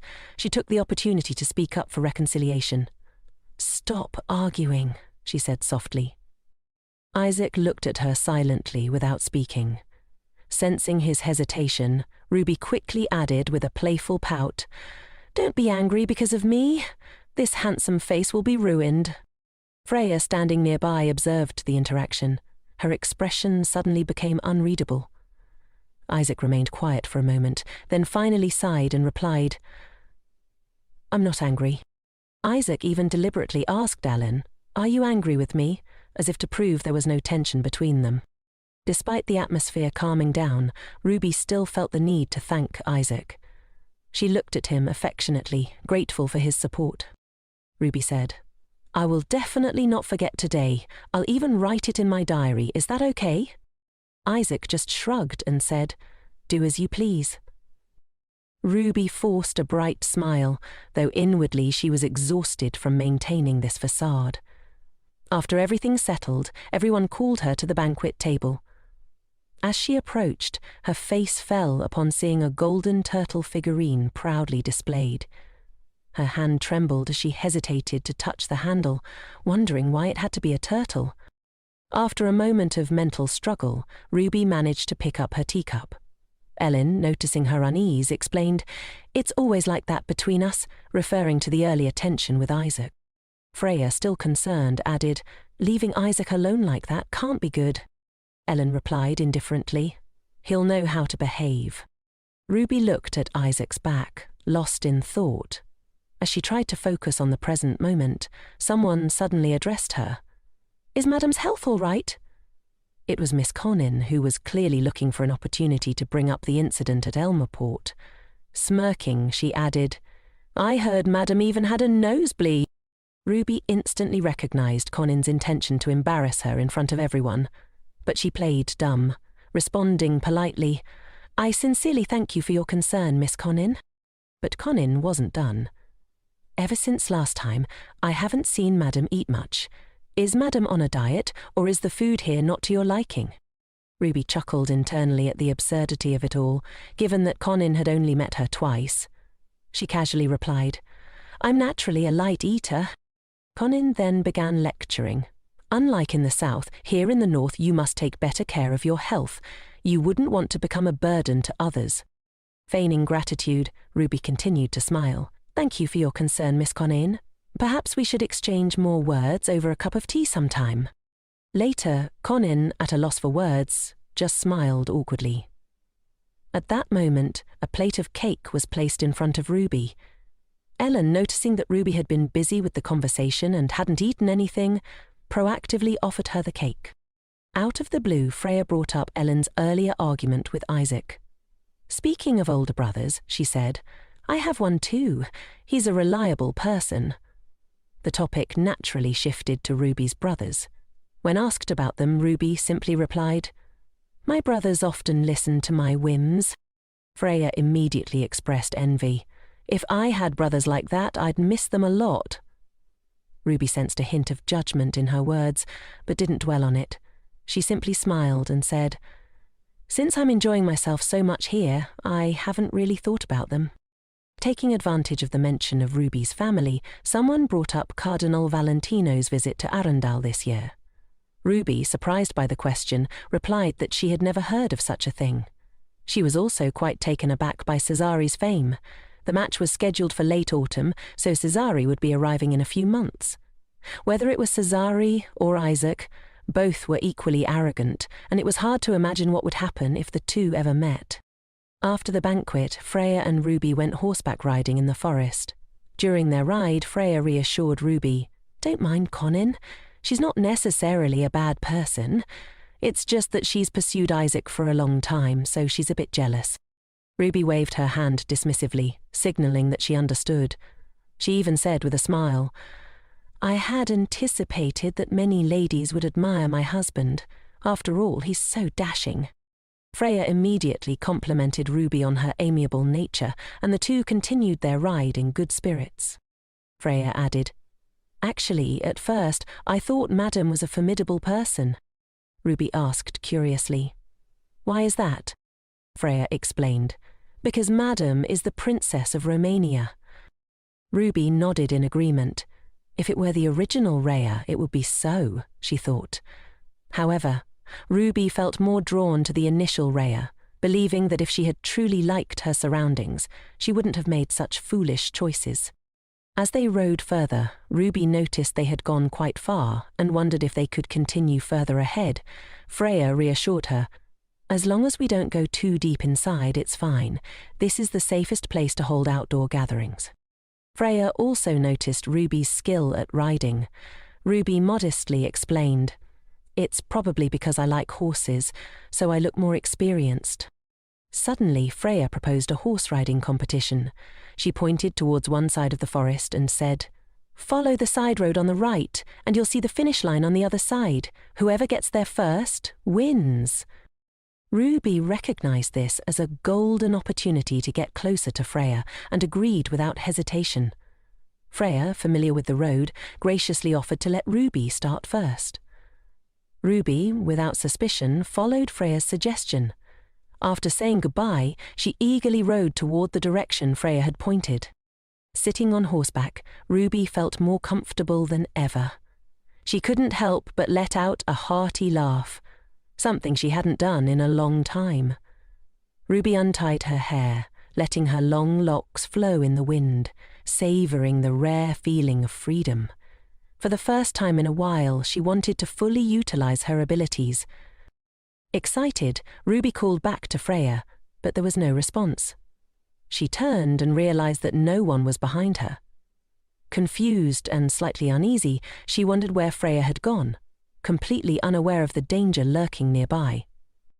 In her moment of vulnerability, a mysterious dark shadow sensed Ruby's presence. Taking advantage of her unguarded moment, it extended its tentacles and grabbed her ankle, pulling her off balance as her heart raced in panic. Ruby, caught off guard by the sudden attack, lost her balance and fell off her horse. As the strange tentacles clung to her body, she struggled frantically to break free despite not fully understanding what was happening. A tentacle suddenly reached out in front of her, and with a loud thud, something ominous had occurred. The sky darkened quickly, and the moonlight began to bathe the forest in an eerie glow. After being attacked, Ruby fainted. Groaning in pain, she finally regained consciousness some time later. Disoriented, she looked around, trying to grasp her surroundings. Suddenly, a noise behind her made her turn her head fearfully. Emerging from the bushes was a monstrous creature that resembled both a rabbit and a weasel, but far larger and more grotesque. Ruby stared at the creature, her mind racing to identify what it was. It had the body of a weasel, but was grotesquely oversized. As if to confirm her worst fears, the creature opened its gigantic mouth, revealing a pile of bones inside. Unsure if they belonged to humans or animals, Ruby's terror grew, and she let out a scream. Her eyes focused on the bones, and the more she looked, the more they resembled human remains. Her face drained of colour, and she nearly fainted on the spot. Sensing her fear, the weasel-like monster waved its hands, as though trying to reassure her not to be afraid. Then, to Ruby's shock, it took slow steps toward her. Ruby could only wave her hands frantically, begging it not to come closer. Just as she feared she was about to become its next meal, the creature suddenly scooped her up in its arms. Without a word, the monster held her tightly and began to run, darting through the forest at a terrifying speed. Ruby, still in shock, assumed it was carrying her away to finish her off. She cried out in desperation, pleading with it to let her go, but the creature showed no sign of stopping. Ruby thought in despair, "I tried so hard not to die at the hands of my husband, but now I'm going to be eaten by a fat monster." A sound, like that of a ferocious beast, echoed through the silent forest. Ruby and the weasel monster were hiding behind a rock, quietly observing. Curious about the source of the noise, Ruby peeked over the rock. The weasel monster quickly pushed her head down, urging her to stay hidden. The footsteps grew closer and closer.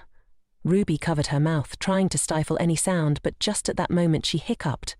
The noise wasn't too loud, but it was enough to draw the attention of the thing approaching. What appeared before them was a monstrous figure, an eerie, headless corpse riding a horse. Ruby, terrified, carefully observed the creature, unsure of what kind of monster it was. The headless rider scanned the area, seemingly searching for Ruby.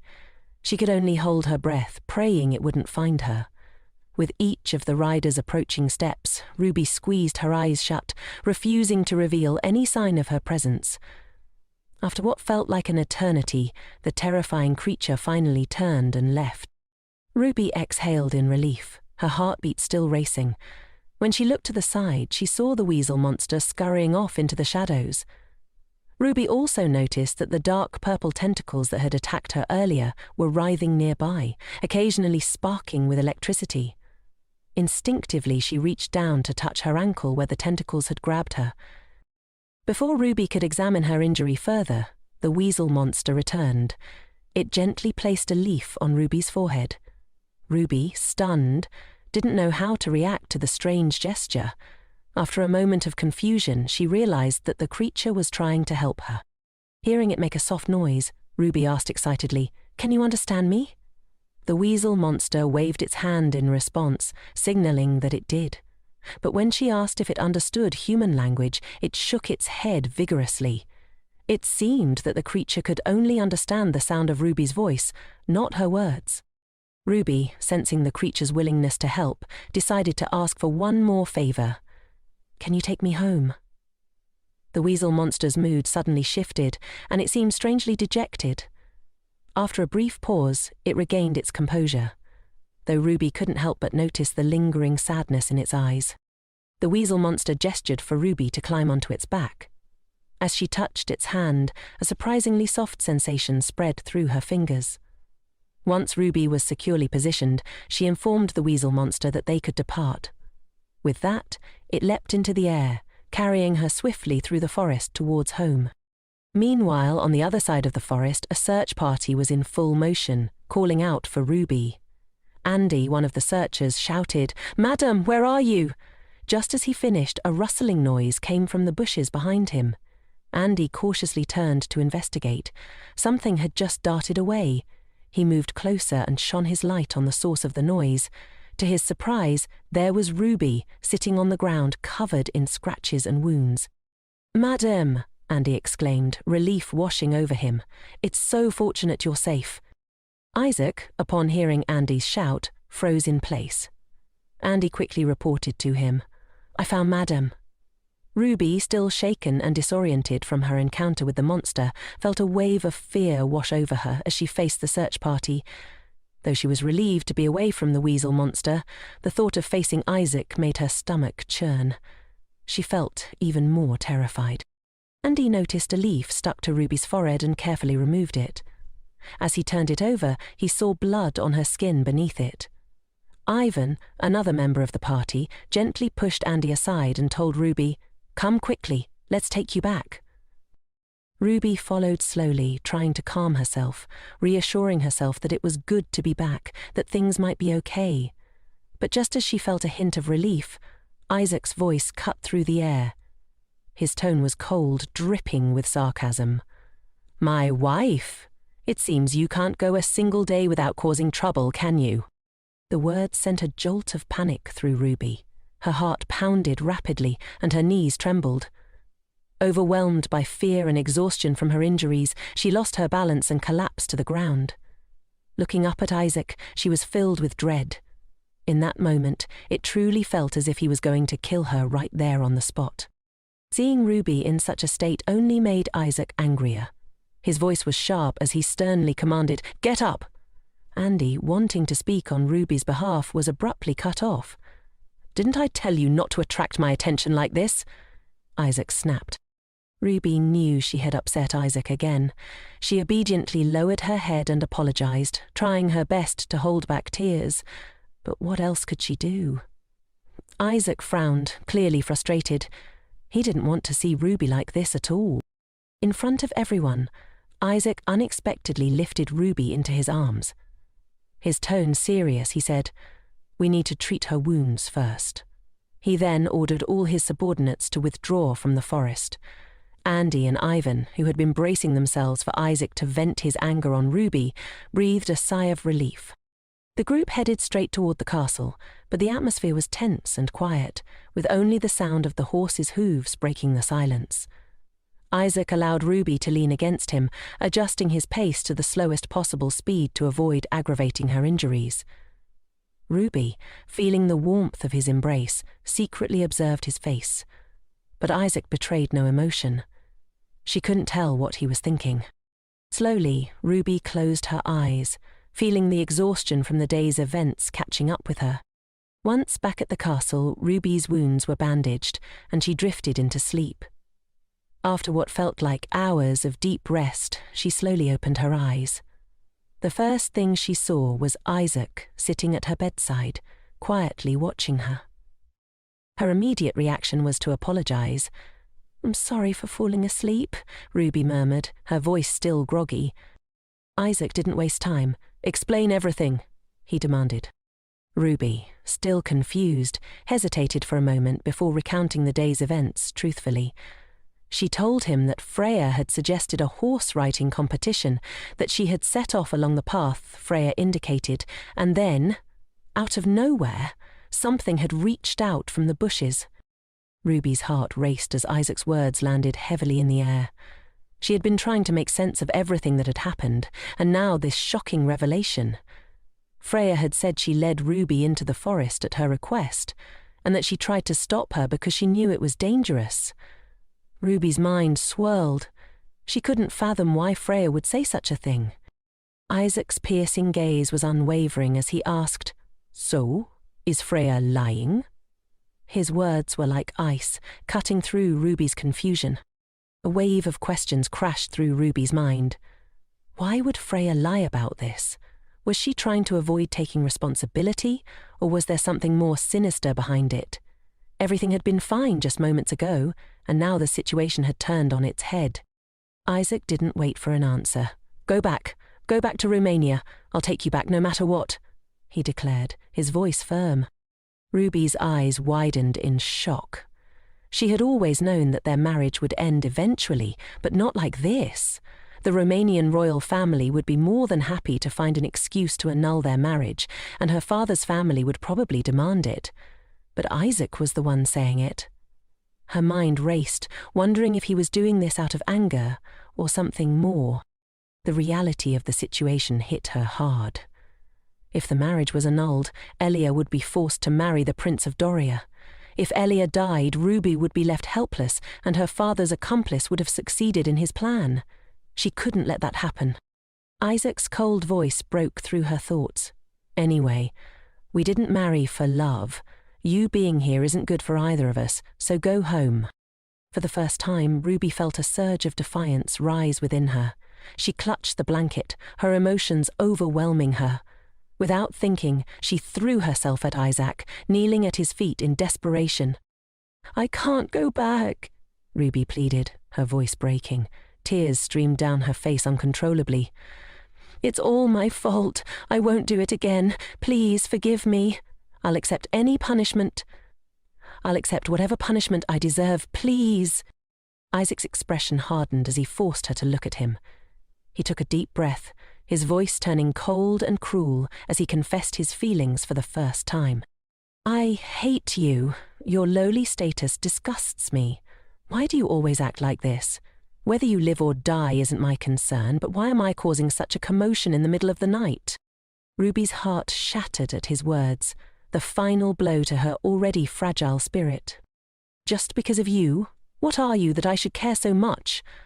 I'm going crazy trying to understand." Isaac's words hung in the air, sharp and cutting. After his outburst, silence filled the room. Ruby, her heart heavy, realized something. Despite everything, she had become more than just a passing thought to Isaac. He had wavered, even if only for a moment, because of her words. It was a small victory in a sea of conflict, but to her it was everything. She was no longer invisible to him, no longer just a side character in his life. "I'll do anything," she repeated, her voice soft and desperate, like a broken record that couldn't stop playing. Isaac paused, his eyes flicking toward her as if assessing her sincerity. Ruby's voice was unwavering as she repeated herself once more. "I'll do anything, so please spare me." Isaac's expression softened for just a moment before he put his hands to his face in frustration and stormed out of the room, leaving Ruby to sink into the depths of despair. The silence was deafening, suffocating her with its weight. Freya van Fuana, a perfect noble lady, always confident, elegant, and adored by all. She had been described in the novel as a character who never lost her composure. No matter how much Rhea provoked her, Freya always played the role of peacemaker, dealing with every situation with intelligence and grace. This was the kind of woman Ruby had hoped to befriend, thinking that perhaps they could become close despite the dangers that surrounded her. But Freya's hostility from the start had made no sense. Ruby had done nothing to provoke her. Then, a sentence echoed in Ruby's mind, one that had been haunting her for some time. "An existence not worth caring about is becoming increasingly bothersome." Ruby didn't understand it. She didn't understand why Freya treated her like this, nor did she know what to do with the painful uncertainty swirling in her chest. The next morning, Freya came to the castle to apologize. She admitted to initiating the competition, but claimed that Isaac's frightening reaction had forced her to lie. Her remorse for Ruby seemed faint. Her acting skills were truly masterful. Ruby glared at her with disgust. "Apologize? As if," Ruby thought. "If you were truly sorry, you'd tell the truth, even if it's late. Why say these things only when we're alone?" Still, on the surface, Ruby had to appear magnanimous. "Miss Freya, you didn't know things would turn out this way. Don't worry about it." Freya continued to feign guilt, and Ruby forced a bright smile. "I'm really fine. I even enjoyed it.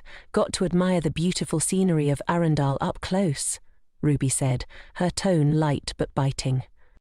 Freya was momentarily taken aback, but quickly regained her composure. She took Ruby's hand and offered her full support should she need anything in the future. Ruby knew that to Freya she was an insignificant obstacle. She didn't know what she had done to upset her, but it was clear no one would believe her over Freya. The irony was that the only person who had listened to Ruby was her husband, the same man who was destined to murder her. Later, Elle came to inform Ruby about plans for a birthday party for her brother. "Just proceed with what I asked you to do," Elle instructed. Ruby scratched her head in embarrassment. Elle wasn't wrong. Given the current situation, she was probably already on everyone's blacklist. Going out there now would only make people hate her more. Elle would be too busy to help until the day of the party, so she had the servants prepare everything Ruby would need in advance. The mere mention of the servants gave Ruby a headache. Though they had pretended to care for her not long ago, once her husband went into seclusion, they began to treat her with contempt. The servants ignored her, despite saying she should ring the bell if she needed anything. When Ruby did, they would take their time arriving, often with indifferent attitudes. Fortunately, Ruby had bribed Lucille before and was still receiving her help. What Ruby needed to focus on now was improving Isaac's opinion of her. After some thought, she remembered the bedside table. Luckily, what she needed was still in the cupboard. She took out a needle and thread set, planning to embroider something for Isaac's birthday. She hadn't noticed when a maid had entered the room until she suddenly spoke, asking if Ruby knew how to sew. Ruby didn't even recall summoning her. With a polite smile, Ruby replied, "I'm just imitating someone else's embroidery." She even pretended not to know what to embroider.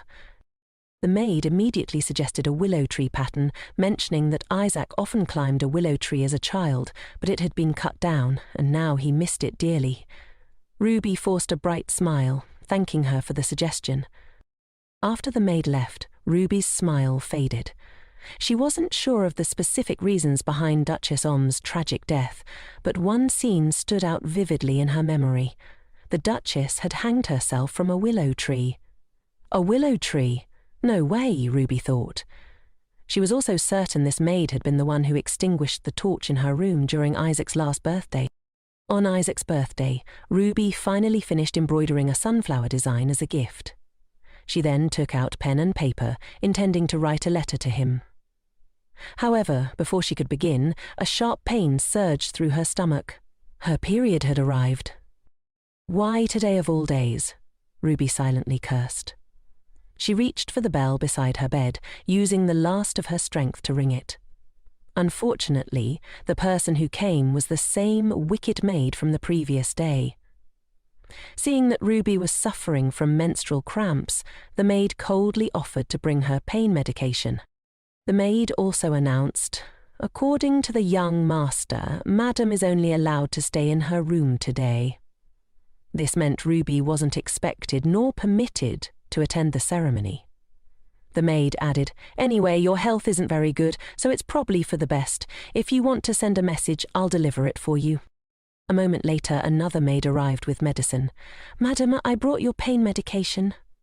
Although Ruby disliked it, she reluctantly took the medicine.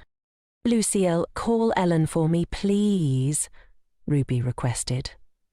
However, Lucille's response was disappointing. "Miss has gone out. She'll be back when the party starts." "I see. Thank you, Lucille." Lucille, noticing Ruby's appearance, felt a twinge of sympathy but couldn't do anything to help. "Then I'll excuse myself," she said, leaving Ruby alone. Ruby lay in her room, her mind racing with Marta's earlier words. What should I do? Marta had promised to deliver Ruby's message, but could she really trust her? If Marta says I'm crazy, will she even give him my message? Ruby's thoughts spiraled. No matter how upset he is, telling me I can't attend his birthday party is absurd. But what if what the maid said is true? She tried to calm herself. If it's Isaac, it's possible. I want to believe it's not. But what if this is his way of completely severing his feelings for me?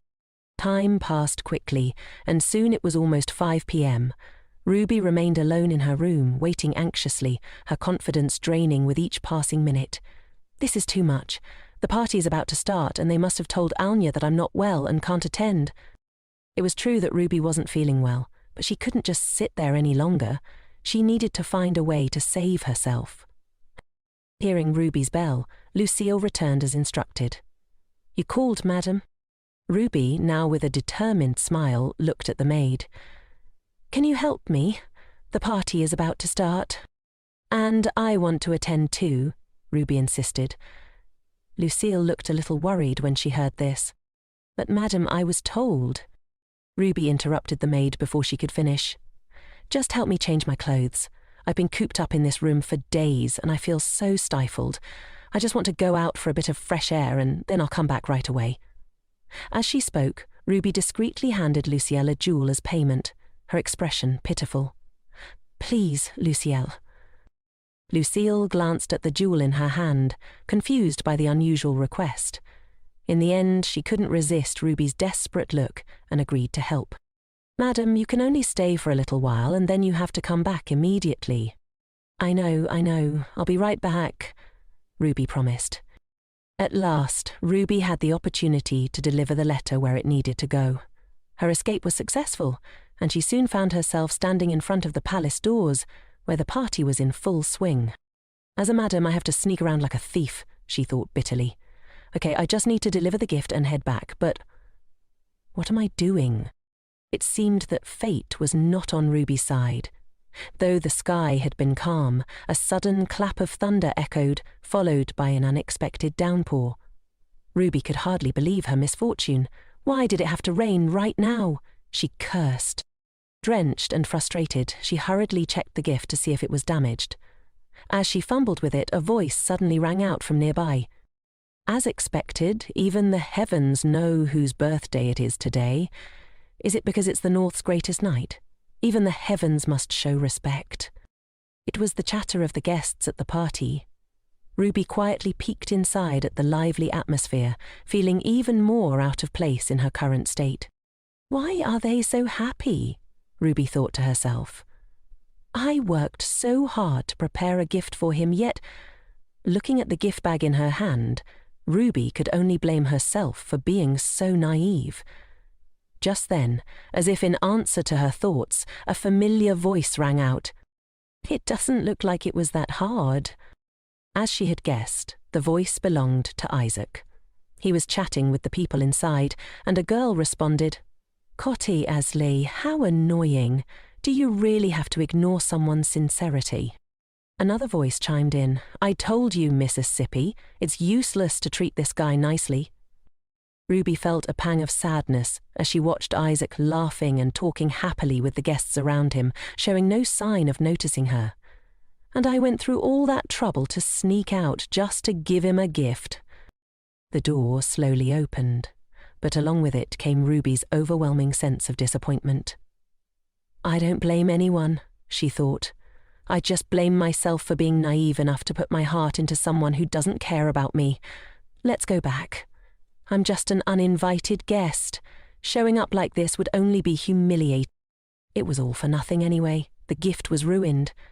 She glanced at the simple, crumpled gift bag, damaged by the rain. Unconsciously, she compared it to the elaborate gifts Isaac had received from the young ladies at the party. No comparison, no pain, she thought bitterly. But the more she compared, the more she felt sorry for herself. How could I give him this? Having just been caught in the rain and chilled by the cold night wind, Ruby involuntarily sneezed. The raindrops were gradually subsiding, and she looked up at the sky, noticing that the clouds were beginning to clear. But when she glanced around, she was struck by confusion. In her sadness, Ruby had wandered aimlessly, unaware of where she was headed. "But where am I?" she wondered, suddenly feeling lost. Suddenly, a strong collision jolted Ruby, sending a sharp wave of pain through her shoulder. "I thought my shoulder was broken," she panicked. Unsure of who had bumped into her, Ruby decided she had better run. She was about to leave when a voice called out, "Madam, are you all right?" It turned out the person who had collided with her was Lorenzo. Hearing his voice, Ruby froze. Then, with tears threatening to spill, she said something that took Lorenzo by surprise. "Just curse me as much as you want. I know you all hate me, so don't pretend like last time. You can curse me all you want." Her words left Lorenzo baffled. "Madam, what are you talking about?" he asked, clearly confused. But Ruby didn't believe him. She simply waited for the curses to come. "I may look like this, but I'm good at judging. I won't have any ambitions and will live quietly, like a dead mouse, so don't worry," she said between sobs. Realizing she was becoming emotional, Ruby quickly turned away to wipe her tears. "It hurts so much, that's why I'm crying," she told herself. But just as she turned, what she saw made her freeze in place. Right before her stood not only Ivan and Amian, but Isaac as well. The sudden appearance of the three men left Ruby stunned. She stood frozen for 5 full seconds as Isaac's stern gaze pierced through her. The moment she saw him, Ruby couldn't control the surge of emotions. Her face flushed with anger and tears welled up in her eyes. Where did they come from? She thought in a panic. What if Isaac gets angry because I left the room without permission? I can't lose face in front of Freya's brother. Without thinking, Ruby turned to run, but her dress was too cumbersome. She barely took 2 steps before stepping on the hem, causing her to fall flat on her face right in front of the 4 men. There was no greater humiliation. Ruby was too mortified to move, too embarrassed to even face them. This is so humiliating. Just then, a large figure approached. It was Isaac. To her surprise, he gently helped her up, his attitude soft and caring. "Hey," Isaac began, but Ruby was utterly terrified. Ruby hurriedly explained, "I'm sorry for leaving my room without permission. I just wanted to give you your present and then go back. I didn't intend to linger here at all." Isaac was surprised and puzzled by her words. "What are you talking about?" Ruby, trembling, continued, "I know you told me I didn't need to attend the party, but I still wanted to give you your gift." Her voice cracked and tears streamed down her face. Isaac's expression shifted to surprise. "What? Who said that?" Ruby was stunned. "I've been tricked," she thought. "That maid played me." But as she processed Isaac's denial, her face brightened. "So, you don't hate seeing me? I can give you my gift, right?" Her heart swelled with relief. Thank goodness, at least this... Just as she was about to take out the gift, Isaac suddenly grabbed her hand tightly. He looked directly into her eyes, a distressed expression on his face. He opened his mouth to say something, but the words seemed to catch in his throat. Before he could speak, a loud shout startled them both. "Damn it, Lorenzo, you've been whispering nonsense behind my back again, haven't you?" Ruby timidly peeked behind her and saw a chaotic scene unfolding. Lorenzo was desperately trying to explain. No, I didn't. I only did it once, I swear." Isaac looked furious. "You bastard. I told you what would happen if you dared to sing that song again." Hearing this, Ruby couldn't help but smile to herself. Even if he didn't mean to, it feels refreshing to see him get in trouble like this. Noticing Ruby's sudden interest in the conversation, Isaac's curiosity was piqued. He turned around and asked, "What song?" The 3 people who had been arguing and wrestling fell silent, their faces turning pale. No one dared to answer him. Isaac's voice grew stern. "I asked, what song?" Ruby suddenly recalled a conversation with one of the servants. "Oh, right. There was a servant who told me before. I'm new here. The previous servant caused some trouble and I replaced him." Ruby had asked at the time, "What kind of trouble?" "He sang an obscene song in front of Lord Isaac," the servant had replied. Apparently that servant was fired because of the song, which explained why everyone had become so tense. Ruby sighed inwardly. As much as I want to see Lorenzo suffer for this. I don't want to hear that disgusting song again, Ruby thought, looking at the cold-faced man before her. Her heart filled with worry. I hope that song didn't reach Isaac's ears. Trying to divert his attention, Ruby cleverly sneezed. Seeing her like this, Isaac's expression softened with concern. "Are you all right?" he asked, sounding heartbroken. It was the first time Ruby had ever seen him so warm towards her. Overcome with emotion, she blurted out, "You're such a caring person. Are you not angry anymore? You don't hate me, right?" Her words made Isaac blush, and he quickly looked away, trying to compose himself. With a steady voice, he gently helped her up and said, "Let's go inside." But Ruby suddenly remembered her soaked dress. Wait a minute. You're telling me to attend the party looking like this? As soon as they entered the hall, Ellen rushed over, her face full of concern. "Ruby, what happened?" Isaac replied curtly, "We'll talk later. Take her to change her clothes and then come back." In the dressing room, Ellen looked at Ruby and said, "The maid said you weren't feeling well and couldn't attend the party. When I left, you didn't look well either, so I thought you really couldn't come. What happened?" Without thinking, Ruby responded, "I feel much better now. It was just period cramps. I was told I didn't need to attend the party today, so..." Ellen's expression immediately darkened. "Ha! Who said that?" Ruby didn't need to answer. From the look on her face, Ellen already knew who it was. She sighed and shook her head dejectedly. "For now, let me get you some of the pain medication my brother uses." Ellen, still worried about Ruby being left alone, enthusiastically escorted her back to the main hall. "Ruby, try this," she said, offering her some food. "You haven't eaten anything all day." This concern made Ruby feel a little flustered. "Ellen keeps telling me to eat whenever she sees me. I'm really fine." Suddenly, a girl approached and asked, "Ellen, what's wrong? Isaac doesn't look very well." Ellen immediately went to check. "I don't know either, but let me go see. You stay here with Ruby." Ellen, always enthusiastic and concerned, led Ruby out to the main hall after helping her change. "Try this, Ruby. You haven't eaten anything all day," she said, handing her a plate. Ruby felt flustered. "Ellen keeps telling me to eat whenever she sees me." "I'm really fine," she thought. Suddenly, a young girl approached and asked, "Ellen, what's wrong? Isaac doesn't look very well." "I don't know either," Ellen replied, quickly turning her attention to Isaac. "Let me go check. You stay here with Ruby." Ruby blushed. "Hey, I'm not a child who needs looking after," she muttered to herself. As soon as Ellen left, 3 men hurriedly asked, "Is Madam all right? I heard she wasn't feeling well." Still trying to explain, Ruby replied, "It's a bit complicated, but I'm fine now." The young lady looked relieved, her face filled with concern. "Thank goodness, I was so worried," she said, but then added, "Is something wrong between you and Isaac?"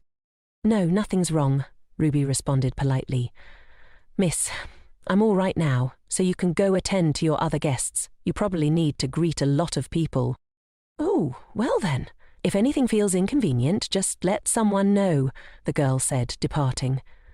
Ruby thought to herself, who can I even tell? But why had Isaac insisted on bringing her here? Was he planning to announce a divorce at his birthday party? Ruby couldn't help but overthink. No, don't be so negative," she reminded herself. Just then, someone approached her. "I thought you wouldn't come today." It was Princess Aren. Seeing the little princess, Ruby gently bowed and replied, "I had some matters to attend to, so I'm late. Who did you come with, Princess?" The little princess innocently replied, "I came with my nanny. My mother doesn't usually attend events like this." Looking at the small princess, Ruby couldn't help but sympathize silently. Compared to the royal siblings, the king's grandchildren, the queen consort, who came from a slave background, attending this kind of party felt a bit out of place. Suddenly, a childish voice interrupted Ruby's thoughts. "Madam, your husband is a holy knight, isn't he? My brother is a holy knight too." Ruby turned to see a young noble lady. Smiling politely, she greeted her. "Oh, it's a pleasure to meet you, miss. Do you know my husband?" The little girl beamed with pride. "Probably. My brother is quite famous after all." Ruby chuckled to herself. Just by looking at her proud demeanor, she could already guess what type of person this girl was. Charming in appearance, but spoiled in personality. The girl continued boasting. "Madam, your husband used to carry me on his shoulders." Ruby was surprised. "Really? Isaac did that?" But the girl clarified, "It was actually my brother who made him put me up there." Just imagining the scene, Ruby couldn't help but smile. I can picture Isaac's face during that moment. Nearby, 2 other young girls, Leah and Princess Aren, were whispering. "I heard the princess touched Madam's hair first," Leah said curiously. "It's true," Princess Aren whispered back, "but we can't do that now. Everyone is watching." Leah, being naturally curious and a bit proud, pouted. "But I want to touch it now." Not wanting the 2 children to argue, Ruby kindly intervened. "You can touch it now, it's all right. It doesn't matter if people are watching." Leah's eyes lit up with joy at Ruby's permission, and Princess Aren was delighted as well. As the two girls played happily, touching and braiding Ruby's hair, Ruby complimented them. "Did I braid it nicely? You're both very good at it." Suddenly, someone approached. It was Isaac. His cold voice broke the playful mood. "What are you doing here?" The three of them froze as they turned to face him. Ruby stammered, "Where have you been?" Isaac sighed. "I'm the host of this party, remember?" Ruby could only laugh awkwardly, thinking to herself, is he really bragging about being the main character here? Just then, Leah's brother appeared as well, smiling as he observed the scene. As expected, Madam is playing with her. Ruby raised an eyebrow. "As expected? What do you mean?" He playfully scolded his little sister. "Leah, have you properly greeted Madam?" Leah giggled mischievously. "Yeah, I even cursed you a little too." Ruby laughed, explaining to Isaac, "The princess and Leah were just playing with me." Suddenly, a hand appeared before Ruby's eyes. Is he being more generous to me because it's his birthday, or is he just moody, she wondered. Although she couldn't quite understand Isaac, Ruby unconsciously extended her hand, and Isaac helped her up effortlessly. His expression remained unchanged, but his actions were warm. This unexpected tenderness made Ruby unable to contain her emotions, and she blurted out, "Could you do that again?" Of course, she quickly realized what she should have said instead. "I'm sorry, I won't bother you any more." But Isaac's eyes were still fixed on her, making her uneasy. Wait a minute, why is he staring at me like that? Could it be because of... Ruby suddenly remembered she hadn't given him his gift yet. "Oh, right, I have a gift for you," she said, fumbling to retrieve the gift bag she had prepared earlier. Seeing Isaac's gaze shift to the bag, Ruby thought, as expected, this is what he wants, isn't it? She couldn't help but smile at the thought. What a snobbish man! Yet, she handed him the gift with sincerity. "It got a little wet in the rain earlier, so it's not very pretty, but I stayed up all night making it. I hope you like it. Happy birthday!" "I'm so glad you were born." Ruby's eyes were filled with affection as she spoke, pride swelling up inside her. From a distance, the scene appeared to be one of affection and ambiguity, but in reality, Ruby was feeling flustered. "Hurry up and take it, my hand is getting tired." Finally, Isaac accepted the gift, looking at it with curiosity. "What is this?" he asked. Ruby hurriedly explained. "It's a letter." "No, it's a self-criticism filled with my sincerity." She thought to herself, if I say it's just a letter, he'll probably throw it away immediately. Isaac, unsure of how to process his emotions, gripped the gift tightly. Still, with his usual cold and indifferent demeanour, he muttered, "It's just full of nonsense." Ruby, noticing the same expression on his face as before, felt a pang of disappointment. "Don't you like it?" she asked. To her surprise, Isaac's response made her happy again. "No, I like it." Outside, the weather at the castle was getting colder. The wind howled, and even indoors Ruby, with her poor cold tolerance, shivered. This northern weather! It's probably hard to see the sun until summer comes. Suddenly, someone she had nearly forgotten about made their return. Duke Alta, Isaac's father. He had come to see Ruby and Ellen early in the morning. "Please forgive me for the late greeting," he said sternly. Ruby responded politely. "It's okay, I wanted to greet you when you felt more comfortable." As the Duke looked at Ruby, he felt disappointment. My son doesn't resemble me at all, except for his eyes. He must have inherited his appearance from the Duchess. The Duke then said, "My son is a fool, so I'm worried that he won't treat you well." But contrary to the Duke's concerns, Ruby replied cheerfully, "He's very kind to me." This surprised the Duke. That brat. Meanwhile, Ellen, sitting beside Ruby, was in a bad mood. "You missed his birthday," she remarked. The Duke, surprisingly unconcerned, replied, "That brat prefers it when I'm not around. You missed the wedding anniversary too." His Majesty was quite disappointed. But the Duke didn't seem guilty about these things. "Honestly, it's not like it's just a day or two," he thought. Then he suddenly shifted the topic to Ruby. "By the way, madam, have you visited the temple yet?" This question made Ruby freeze for a moment. Visiting the temple? It wasn't about whether she, as the Pope's daughter, viewed her presence here as political, but a direct way of asking if she had spent her wedding night. In the north, after a noble couple wed, it was customary to spend their wedding night together and then visit the temple as a formal sign they had become husband and wife.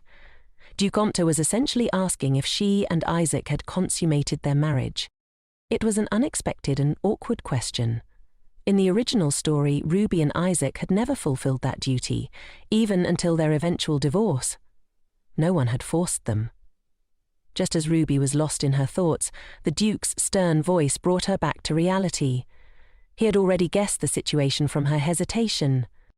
Seeing the tension, Ellen tried to diffuse the situation, saying, "He wasn't there that day." But for a noble family like Omerta, this was unacceptable. The Duke stood up abruptly, shouting, "The wedding was held ages ago, and you still haven't fulfilled your duty. I don't know how to process this." Ruby, caught off guard, silently screamed to herself, "Why are you asking me this?" The Duke continued sternly, "I was reassured by the Pope that there would be no incident to disgrace the North. So what is this?" The Duke's reaction was understandable given Ruby's colourful past. Without having experienced the wedding night, it was hard to consider the marriage official. A proud family like Omerta would never accept being jilted by the other party, especially with Ruby's history of being abandoned by previous grooms. Moreover, the Duke had actively promoted this marriage to correct his son's asceticism. He had expected the marriage to last and had high hopes for it. After thinking it over, Ruby decided to tell her father-in-law that she hadn't been feeling well recently, which was why the temple visit had been delayed. She assured him that now that she was better, she would visit the temple soon. The Duke, frustrated but trying to be understanding, sighed. He likely had more to say, but held back for now. "If that's the reason, I'm a bit relieved. You must have felt rushed with the wedding happening so quickly," he said, patting her head. So he's only gentle when he's like his father, Ruby thought. Outwardly, she appeared happy and accepting of the marriage, but internally she had long-term plans. If they consummated the marriage, it would be difficult to annul, as annulment was only possible if the marriage hadn't been consummated. But divorce was another matter entirely, and in Romania, ruled by the Pope, divorce was strictly forbidden, regardless of the circumstances. If they became a real couple, the Duke likely aimed to secure leverage for his son in case of any future political complications. In the original story, after the divorce, Ruby had poisoned Isaac's fiancée, Alnia, and returned to Romania.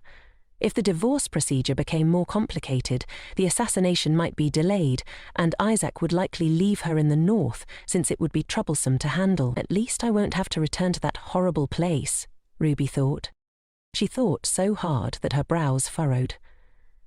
"The only problem is how to consummate the marriage with my taciturn husband," she mused, still lost in thought. Suddenly, someone called out to Ruby, "Madam!" It turned out to be Emo, who waved to get her attention. "You came at the right time." Seeing Emo call her, Ruby immediately ran out into the hallway to speak to him directly. "What's the matter?" she asked, concerned. Actually, it wasn't anything serious. Emo was just happy to see her. "What? It seems he's just free," Ruby thought, as Emo casually continued the conversation, asking if she had come to see Isaac. Ruby didn't hesitate to admit it and handed the fruit basket she was holding to Emo, asking if her grumpy husband might want to eat some fruit. Emo smiled, rubbing his head in gratitude. "Thanks for the basket," he said. He was actually more grateful because he, too, was hungry. He probably planned to devour most of the fruits Ruby had brought for Isaac. As they chatted animatedly, suddenly Mr. Guier appeared right behind Emo. "Fruit," he said calmly, startling everyone.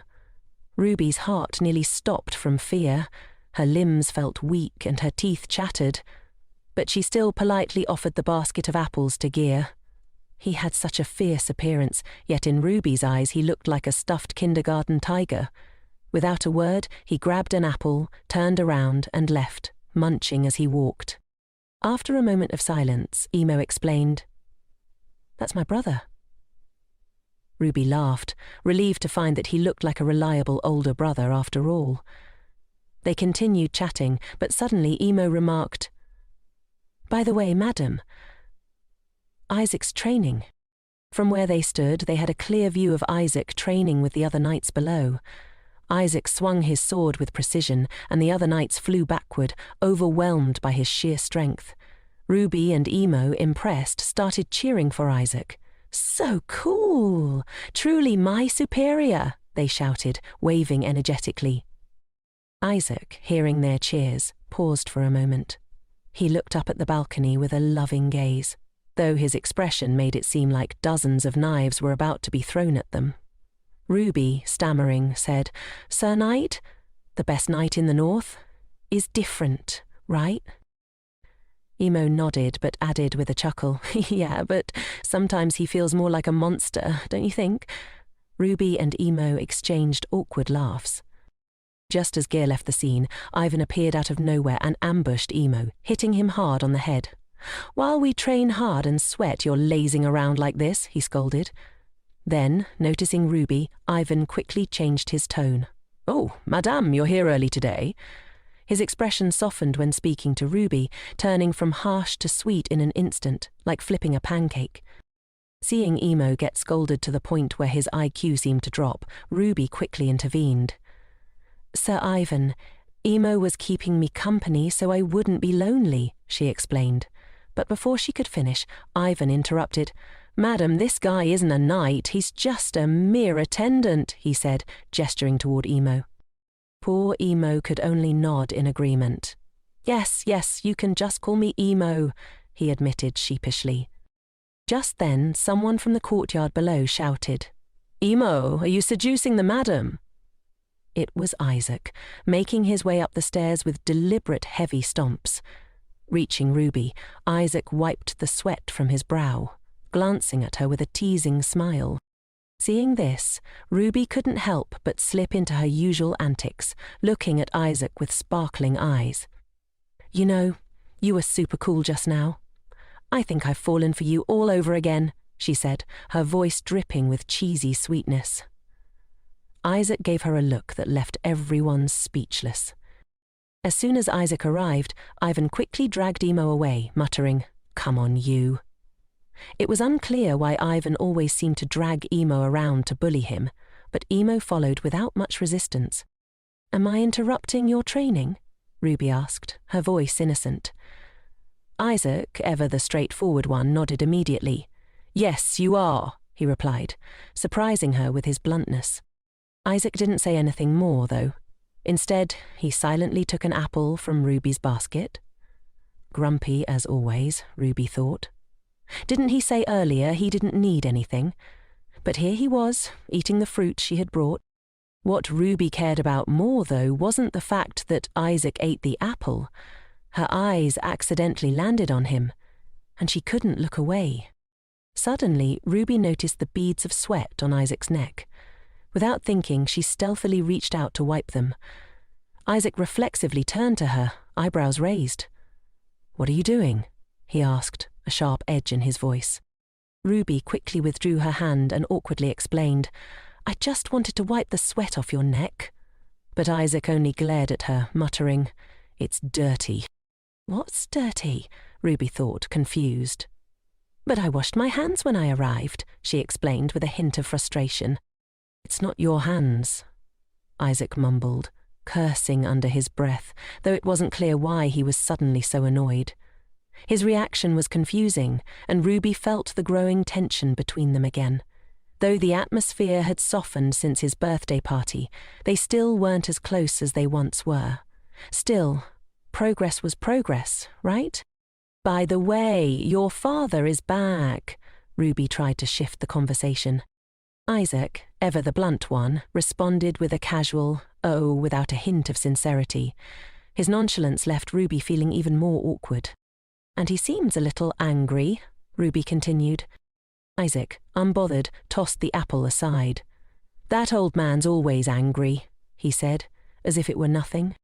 Ruby glanced at the discarded apple, her mind racing. That's scary. I almost became that apple, she thought, dreading how she'd bring up what was really on her mind. Noticing her suspicious expression, Isaac asked, "You've had a weird look on your face for a while now." "Me?" Ruby stammered. "Who else is here besides you?" The words hit her square in the heart, and she resorted to her usual tactic, making cute, exaggerated expressions in front of Isaac, but as always, Isaac didn't find them cute at all. In fact, he gave her a look of disapproval before turning away with a blunt, almost sinister comment. "I really want to open your skull." "What?" Ruby's eyes widened in disbelief. "What's so scary about that?" It was even worse than what she had imagined. Still trying to figure out what to do about her father's anger, Ruby sighed. Isaac sat beside her, his curiosity now piqued. "So, what did the noble Lord Gear say?" he asked. Ruby hesitated, struggling to find the right words. "Well, he said we haven't fulfilled our duties as a real couple." Her voice faltered as she spoke. Isaac looked at her blankly. "What's that supposed to mean?" he asked. Ruby blushed, deeply embarrassed. Does he really not know? She thought, her face flushing even more. "You know, the wedding night," she finally managed to say. Isaac's eyes widened in realization. "What?" He blinked, taking a moment to process her words. Did he seriously need to be told directly to understand? Ruby groaned internally. If he had figured it out earlier, they wouldn't be this embarrassed right now. But what surprised her even more was that Isaac spoke up first. "You don't have to worry about it," he said suddenly, his tone softening a bit. "I told you before, it's not something you need to stress over." Ruby bit her lip, but, "My father?" Isaac cut her off gently. "He's my father too. I can deal with him." Ruby sighed, caught between relief and confusion. Isaac's calmness was comforting, but she couldn't shake the feeling that this unresolved tension between them would eventually catch up to her. "Why do you suddenly care about that? I thought you weren't looking forward to it?" Ruby started, her voice faltering as she tried to keep her composure. "It's just, after becoming your wife, I thought we should fulfill our duties as husband and wife. And I said, I didn't want to go home. I was completely serious." As she spoke, Ruby stood up, taking a deep breath before continuing. "Because I like you very much. Just being near you is enough for me. If you want to marry someone else, I'll accept it, but I hope it's your wish, your own wish, not because someone else forced you." Isaac sat in silence, listening to her every word. Perhaps this was the heartfelt confession Ruby had been holding back for a long time, a release of emotions that had been weighing on her. "Do you hate going home that much?" Isaac asked, his tone low as though he was about to reprimand her. Ruby shouted, "It's because you're here!" "Really? Is that the only reason?" Isaac questioned, his gaze skeptical. Ruby had spent so much time trying to prove her devotion, but he still doubted her sincerity. Her frustration was bubbling over. "You're right," Ruby said defiantly. If I sleep with you, no one else can interfere with this marriage." Isaac stood abruptly, now face to face with Ruby, his expression serious. "If you want to change your mind, say it now." His sudden intensity made Ruby a little apprehensive, but she stood her ground, refusing to waver. "I won't change my mind," she said firmly. Isaac continued to study her, his eyes searching for any hint of dishonesty. Then, without another word, he turned away. "All right then, I'll see you tonight," he muttered. Ruby was stunned for a moment, processing what he said. But soon, a wave of excitement washed over her, her eyes lit up. "Really? Really? Tonight?" she exclaimed. "Oh, I'm sorry, I'm just so happy. So should I come to your room or should I wait in mine? Actually, it's better if I come to you, right?" Her words tumbled out in rapid succession, excitement overflowing. Isaac, already a few steps away, turned back sharply to shut her up. "Don't play any tricks. Go take a nap." "Yes, see you later," Ruby called after him, giddy and unable to contain herself. "Do you have any shame left?" she thought, laughing inwardly. After all, Chessa had sworn Isaac would never touch her. Though it was a big part of why she had married him, tonight felt like the point of no return. She imagined Chessa's shocked face if he knew what was about to happen, his crazy eyes bulging in disbelief. The thought made her even more excited. That evening, Ruby changed into a silk dress and sat on the bed, waiting for Isaac to arrive. She twiddled her fingers anxiously, her thoughts racing. Will it really happen tonight? Her heart thumped loudly, anticipation rising. What if he doesn't come? What if he changes his mind? She glanced out the window, noticing how bright the moon was. It reminded her of that day. I wonder how Pooh is doing, Ruby thought wistfully, hoping she'd get the chance to see her again one day. But her thoughts quickly returned to Isaac. Is he really not coming, she wondered, her patience wearing thin. She clasped her hands together in prayer. Please let tonight go my way. Please make my cold-hearted husband less indifferent to me. As she muttered her wishes to herself, hoping for a miracle, she kept her eyes fixed on the door, waiting for Isaac to step inside. Suddenly, the living Buddha, Isaac, appeared. And of course he overheard Ruby's silly prayers. Can you stop with those nagging words and just go to sleep? He said, his voice as calm as ever. Oh my! Ruby couldn't believe her eyes. He had just finished showering, and there he was, wearing that sexy bathrobe that made her heart race. The female lead stared at him, utterly mesmerized. Although I might not be an expert in these things, I'm sure this isn't how a wife should look at her husband. How could she not be infatuated?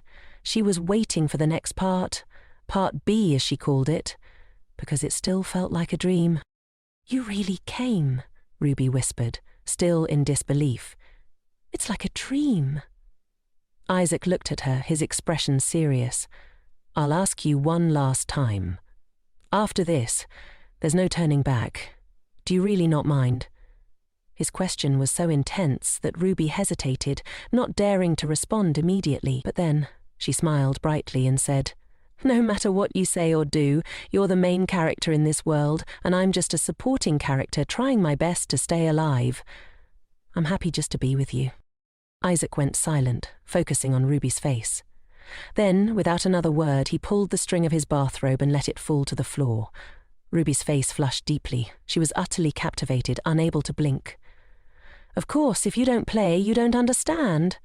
Looking at his strong body approaching her, Ruby couldn't help but feel her limbs trembling. Her heart pounded wildly. Seeing her instinctively move back, Isaac teased. Scared now that you've seen it? No. That's not it, Ruby stammered. You're trembling like that, and you say it's not fear, as if I'm about to eat you alive. Oh my God, what else could this be if not being eaten alive?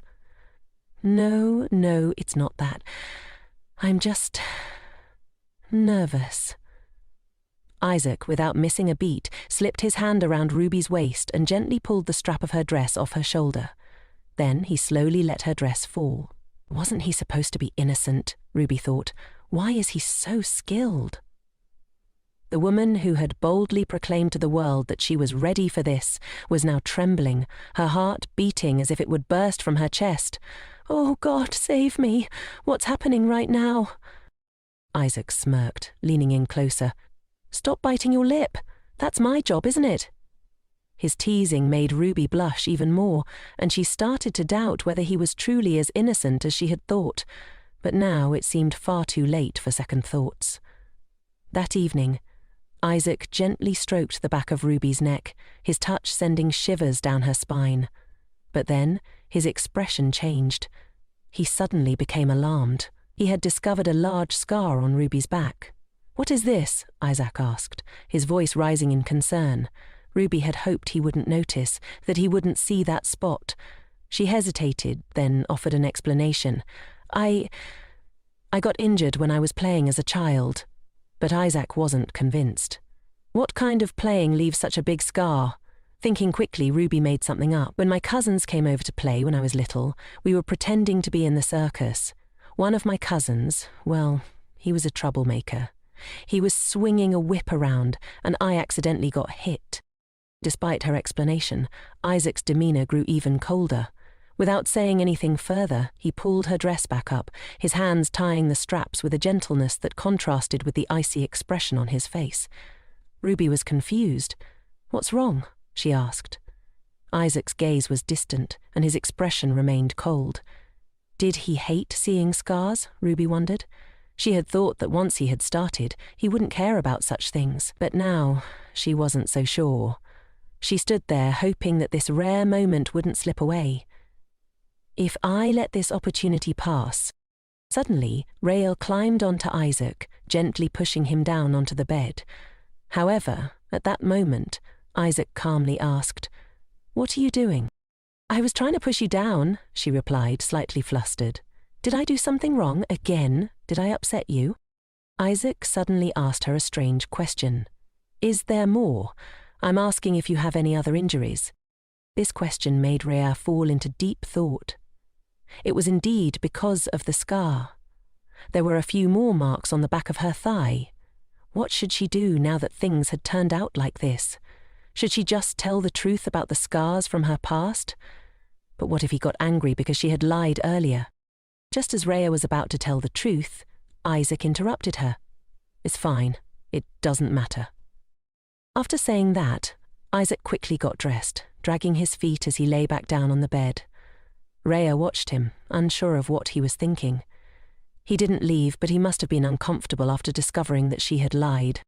"I have to apologize," Rhea muttered, approaching him, her voice trembling. "I didn't mean to hide it." Despite her confession, Isaac was still puzzled by her actions. "It's just that I was too ashamed of my troublesome past. I will never lie to you again." Suddenly, Isaac grabbed her hand and firmly said, "Enough. I told you it wasn't because of that." He sighed, clearly tired, and then pulled Rhea closer to him. Just like that, Isaac hugged her and fell asleep. Rhea could only peek at him, but when their eyes met, Isaac glared back at her coldly, her face flushed with embarrassment. "I don't understand why you always hold your breath in fear," Isaac said softly. "If you were a liar, I wouldn't be lying here with you like this. It's not your fault. I just think it would be better to do this another day." His simple action, his calm words, moved Rhea deeply. "Why did you believe me this time? So you don't hate me?" Isaac glanced at her, his expression unreadable. "Does that bother you that much?" Rhea immediately raised her head in confusion. "Why are you saying such nonsense? If you're going to sleep here, I'll go out." Isaac refused, pulling her tighter into his embrace. "Is it okay if I sleep with you?" Rhea hesitated for a moment. "It's up to you, really. I shouldn't have asked. I won't be able to sleep comfortably tonight." Rhea kept her eyes on Isaac, and, despite her nervousness, she couldn't help but admire his handsome appearance. Even while sleeping, he looked even more striking. Unable to sleep, Rhea fidgeted with Isaac's hand, her thoughts racing. Am I really going to die by these hands? A few minutes later, she gently slipped out of his embrace, her mind swirling. He's such a fool. If he just set his mind to it, he could do anything. Why does he keep hesitating like this? I wish he were like Cheza, like the members of my family, the kind of people I've met, people who make clear demands. Maybe then things would be easier. "Good night," she whispered, feeling a strange mix of emotions. The present scene suddenly shifted into a sea of fire. There, amidst the flames, stood a woman who looked exactly like Rhea. Trapped in the mansion, she seemed to be waiting for someone. Suddenly, someone appeared behind her, and her face lit up with joy. "I knew you would come," she said, her voice full of expectation. It was Isaac, but his eyes were filled with hatred. "What's the reason? Do I have to spell it out for you?" Rhea responded coolly. "You could have chosen another way. Yes, I could have confessed everything to you. I could have chosen to betray my family, but this is my choice. For my wonderful brother to kill Princess Omer just over a marriage. It's strange, isn't it?" Isaac's eyes widened in disbelief. "My brother told me to make the marriage difficult," Rhea continued, her voice cold and calculated. "But I didn't do that. Do you understand what I mean?" She slowly approached Isaac, her gaze unwavering. "I killed your sister." Isaac's voice trembled as he asked, "Why? Why did you do that?" Rhea turned slightly, her eyes filled with a strange calm. "It's not like I hated your sister." Isaac's voice grew more intense. "Were you also the one who stole the Holy Grail?" Rhea laughed softly, a hint of amusement in her eyes. "Oh dear, I've been found out. Well, who else could have stolen that cup and let it fall into your hands? As for this divorce paper, I haven't signed it yet, so we're still husband and wife." She gently touched the sword in front of her, her fingers lingering on the cold metal. "It's late, but send me off as your wife, as a wedding gift." Hearing this, Isaac hesitated, his mind racing. Husband and wife, all this time you've only been exploiting your husband, and now you've even killed his family, and you dare mention the words husband and wife? Suddenly, Rebecca gripped the sword tightly. "Fool. That's the proof that we are truly husband and wife. Look at this grand quarrel between husband and wife. I've always dreamed of the day this damned place would turn into a sea of blood, and you helped me achieve my wish." Isaac stood, stunned, his mind racing. "I would have done anything for you. And so, I killed my wife. I'm sorry. Maybe all my life I've only tested your feelings, trying to determine if you'd be on my side until death. That's the last wish of a decayed person, so don't hesitate anymore. I love you." At that moment, Rebecca suddenly woke up, her heart pounding. What a complicated dream. Seeing her like this, Isaac asked softly, "Had a nightmare?" The situation made her feel awkward. "Why? Are you still lying next to me?" Isaac, his gaze softening, replied, "You're up early because of someone. I couldn't sleep well. Let's have breakfast together." His suggestion surprised Rebecca. Eat together? Not only sharing a bed, but also a meal? Isaac paused, then added, "Yes, from now on we'll have lunch together too, and if you're free later, come to the temple at noon. I happen to be free at that time today." The scene shifted to noon. Rebecca couldn't help but reflect on the unusual situation. I didn't expect Isaac to be the first one to suggest eating together, although with all the oily food and the atmosphere filled with murderous intent, I got indigestion and threw up everything. Could it be that Isaac came to the temple with her to comfort her, so she wouldn't worry about not being able to spend the wedding night? But this didn't benefit Isaac at all. Moreover, among Eorandal's priests there must be spies planted by Bore. Or perhaps Isaac wanted to warn those spies that Romana's princess was in his hands, making it clear they shouldn't think about backstabbing Randall. What was he scheming? At that moment, Ellen arrived, looking for her. "I heard you were coming to the temple with my brother." "Yes, that's right," Rebecca replied, trying to mask the confusion swirling in her mind. She suddenly hesitated before continuing. "Sorry to bother you while you're getting ready, but I have something to deliver to you." "Something to deliver?" Ruby asked, confused. "This is a letter addressed to you from Romania," Ellen explained, holding out the envelope. "I thought it would be better to deliver it to you personally, so I brought it here. Cardinal Valentino sent it." Ruby's heart skipped a beat at the mention of Romania, and she was visibly startled. The letter from Romania, sent by Cardinal Valentino, made her feel uneasy. Ellen, noticing Ruby's change in demeanour, asked, "Are you feeling unwell somewhere?" Ruby quickly masked her worry. "Oh no, thank you." The scene shifted to outside the large mansion. Ellen spoke again. "It seems you've been in contact with Princess Aaron lately. How about we visit the kingdom in a few days? The Queen would be very happy. Would that be all right?" Ruby, relieved by the distraction, smiled. "It's up to you. You don't have to ask my permission if you want to go. I'll go with you." Ellen nodded, her face brightening. "Really? Yes, if you don't mind going with me, that would be great. But the Queen will probably be annoyed today. Let's focus on visiting the temple first. Although it's not for the betrothal ceremony, I feel quite embarrassed about last night. Next time I must follow the schedule properly." Ruby nodded in agreement. The priests in Arundel are more devout than in Romania, but they're more like inquisitors than dispensers of love and forgiveness. And Isaac's Lena sacred knights are tasked with protecting the temple, but they also obey the king's secret orders. So, if the royal family and the temple were to confront each other, I wonder which side the sacred knights would take. Suddenly, someone called out to Ruby. "I heard you were visiting the temple today, but I didn't expect to meet you like this. It's a pleasure." Ruby turned to see Freya. Her presence made Ruby wonder, did Isaac tell her? Freya smiled warmly. "It's nice to meet you. What brings you here, miss?" "My uncle is the archbishop here," Freya explained. "It's been a long time since I came here with my younger brother, so I'm visiting him as well." Ruby noticed something strange behind Freya.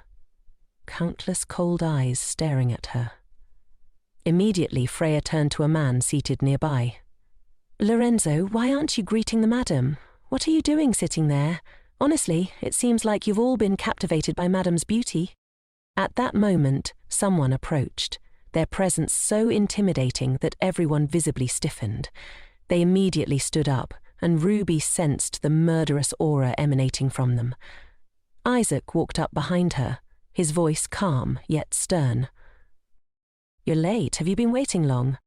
Ruby answered. "No, I just arrived, and you call me late?" Isaac glanced at her, his gaze softening. "This is a wreath I wholeheartedly made for you. I wonder if you like it. I also made one for Ellen." Ruby was touched by the gesture, but Isaac's expression became quiet as he gently took her hand.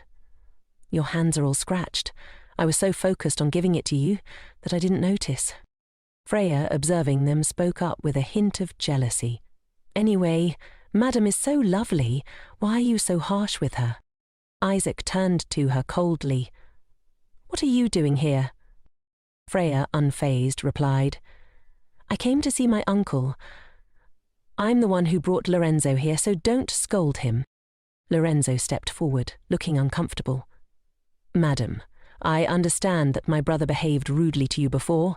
I would like to apologize." Ruby thought to herself, "There's no reason for me to accept that insincere apology." Freya, noticing Ruby's lack of response, added, "Rude? What do you mean? I don't understand what you're talking about." Freya smiled knowingly. "Madam is truly generous. But there's no need to hide your wounded heart. Could it be that Madam was so hurt that she said those words to Lorenzo? 'My heart aches for you'?" Ruby quickly replied, "I'm not hurt at all." Freya's sarcastic smile returned. "So, Madame, at the same time, Lorenzo also wants to apologize to you." Lorenzo stepped forward, his face regretful. "About last time, I was disrespectful to you, Madam." Before Ruby could respond, Isaac stepped in front of Lorenzo, glaring at him. The sudden movement startled Lorenzo, and Ruby quickly intervened. "I'm fine, so you don't have to worry about it." Isaac, still tense, turned to her, his voice low. "Are you really okay?" Ruby nodded, but she couldn't help but feel something was off. Of course, strange. "I don't have a fever, but why am I breaking out in a cold sweat? Maybe I caught a chill in the garden. I do feel a little frail." Suddenly, Isaac reached out. "Did I get married, or did I sign up for child care?" He lifted Ruby up effortlessly, leaving Freya speechless. Before leaving, Isaac didn't forget to remind Lorenzo, "Next time, come and apologize directly." Freya and Ruby's sister stood there, dumbfounded. "Annoying, isn't it?" Freya muttered under her breath, her irritation clear. Ruby, still in Isaac's arms, gently advised, "I'm heavy. You can put me down now." Isaac smirked. "Put you down so you can bleed again and faint. Why bring up that embarrassing incident?" His teasing made Ruby flush with embarrassment. The awkward position made her cling to Isaac for support. "Why are you so startled? You've seen me naked before," Ruby said, trying to ease the tension. "By the way, should we speed things up a bit? You know, being held like this makes my heart flutter." She couldn't help but tease him, though she was equally nervous. Isaac suddenly interrupted her thoughts. About Lorenzo's rude behavior toward you. Why bring that up suddenly? He seemed to recollect something vaguely. I don't remember clearly, but I heard he sang a song teasing your curly hair. Is that true? Ruby hesitated, not wanting Isaac to know about the vulgar song. She wanted to avoid causing discord. She lied. Yes, I think so. Isaac didn't seem to suspect anything, answering quickly. I have to change the subject, though. By the way, you said this morning that from now on we'll have lunch together. Are you serious? Ruby's heart skipped a beat. Yeah? Don't you like it? Isaac asked, and Ruby thought to herself, I don't like it. I don't want to be tortured in a new way. She felt tense, still nervous, but before she could reply, she impulsively kissed Isaac on the cheek. Why would you do that? Isaac asked, surprised by her sudden move. Before Ruby could answer, the two were stopped by someone. Ruby felt a chill run down her spine. This person was the Pope's daughter in name. I did that in front of so many people in such a solemn place, Ruby thought in panic. Isaac's expression changed as he acknowledged her. Miss Rhea, I've been looking forward to your visit to the temple. Rhea smiled, acknowledging Ruby. Madam, she said warmly, before Isaac gently put Ruby down. Cardinal Valentino has asked us to take good care of his sister, Isaac added, his mood instantly changing. He glanced at Ruby, the mention of the cardinal's name adding a layer of formality to the moment. Isaac continued, This temple has long been recognized by His Holiness the Pope for its sanctity. Please consider this place your home, Madame, and feel free to visit any time. Ruby was struck by the formality of the situation. Rhea's calm demeanor made it even more intense. Isaac turned to Ruby, reassuring her. Actually, I was quite worried because the two of you haven't fulfilled your vows yet, but seeing you like this today, I was worried for nothing. Isaac suddenly added, As you know, I'm not someone bound by old customs. His statement seemed to put Rhea at ease. Rhea smiled, but there was an underlying note of caution in her voice. Hearing you say that makes me even more reassured. However, since Madame is the daughter of the Pope, even if it's troublesome, it's best to follow the customs, isn't it? To prevent any further misunderstandings. Isaac dismissed it with a chuckle, but Ruby couldn't help but feel a tinge of discomfort. He placed his arm around her, an action that made her nervous. It's just that my wife hasn't been feeling well lately, so she's been limiting her outings. We'll visit again soon to resolve that matter. Rhea nodded, though there was something about the atmosphere that Ruby couldn't quite place. The others standing behind Rhea seemed to be wary of Isaac, their expressions guarded. Ruby couldn't help but wonder if it was because Isaac prioritized the Britannian kingdom over the temple, or if there was some other underlying tension. As she glanced at the group, she remembered the brief appearance of the Archbishop in the novel. Was this all somehow connected? Suddenly Rhea turned and spoke. Miss Rhea, during your stay here, I believe there won't be any obstacles to your religious activities. As it happens, the upcoming Feast of St. Agnes will feature a charity event at the temple. Could you spare some time to participate? Isaac, ever eager to stay close to Ruby, suggested, Can we both participate as husband and wife? Of course, it would be great if you could participate as well, as expected of a newlywed couple. You wouldn't want to miss even a moment, would you? Rhea's tone was light, but there was an edge to it. Isaac chuckled. Anyway, it seems the scale of this event will need to be expanded. The day of the Feast of St. Agnes arrived, and Ivan was overjoyed to see Ruby. Madam, you've arrived. It's a pleasure to see you. Van, it's enough that Madam came. Why did that brat tag along? Isaac muttered, noticing the sudden surge of people around him. Ruby, observing the crowd, realized that the plan had failed from the start. Only the two of them had come quietly. I didn't expect so many people to surround Isaac, she thought. I tried to convince them that I have nothing to do with the temple, but now it seems everyone is here. Isaac noticed Ruby's discomfort and asked softly, What's wrong? Ruby hesitated, her mind racing. I was just thinking that the atmosphere here is too lively. I didn't expect so many people to participate. It seems everyone is very devout, she added, trying to hide her unease. But they're just here to see if they can swindle anything from the temple. Just then Dien appeared, his usual cheerful self. That's not true, he said, grinning. Don't you know how devoted I am? Isaac frowned at him. I don't remember giving you leave. Why does this guy keep butting in? Dien, undeterred, asked, Sir Isaac, are you thirsty? Let me get you a drink. Isaac refused, but Ruby, sensing a small escape from the tension, replied, Actually, I'm thirsty too. Let me go with him. Isaac raised an eyebrow. Why would you do that? You're not my attendant. Ruby smiled gently. I'm interested in that stone statue, so I want to take a closer look. I'll be right back. Isaac hesitated but allowed it, watching her leave.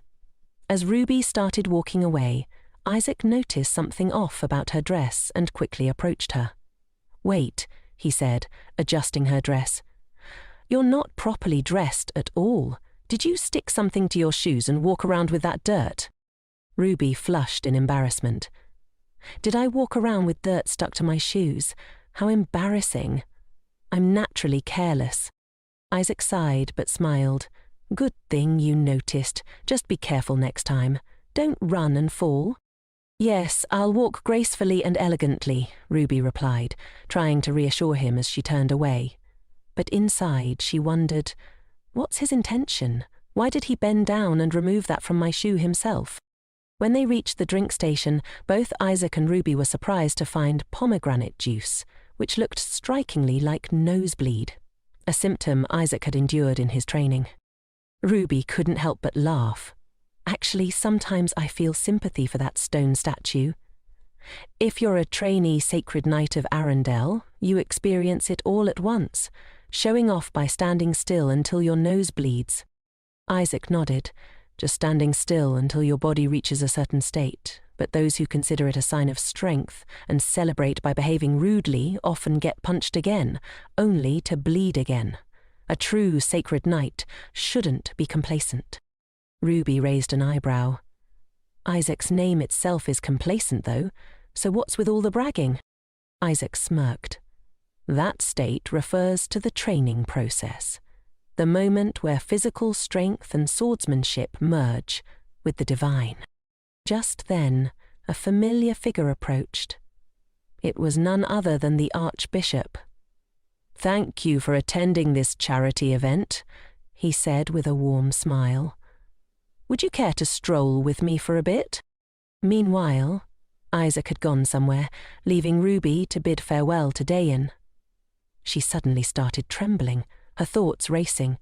I had intended to keep my distance from the temple as much as possible, but maintaining a proper relationship while observing doesn't seem so bad. Perhaps I could find clues related to Zazari's informant. Just then the Archbishop spoke, breaking her train of thought. Actually, I was hoping Madam would visit the temple soon after arriving in Arundel. Ruby blinked, trying to mask her unease. About that. I understand Madam hasn't been feeling well. Your health hasn't been good, and you've had to endure one ordeal after another. Madam doesn't deserve to be treated so indifferently here. Ruby immediately denied it. I've never been treated indifferently. Both my husband and everyone else treat me very well. She felt a twinge of suspicion. Was he probing her?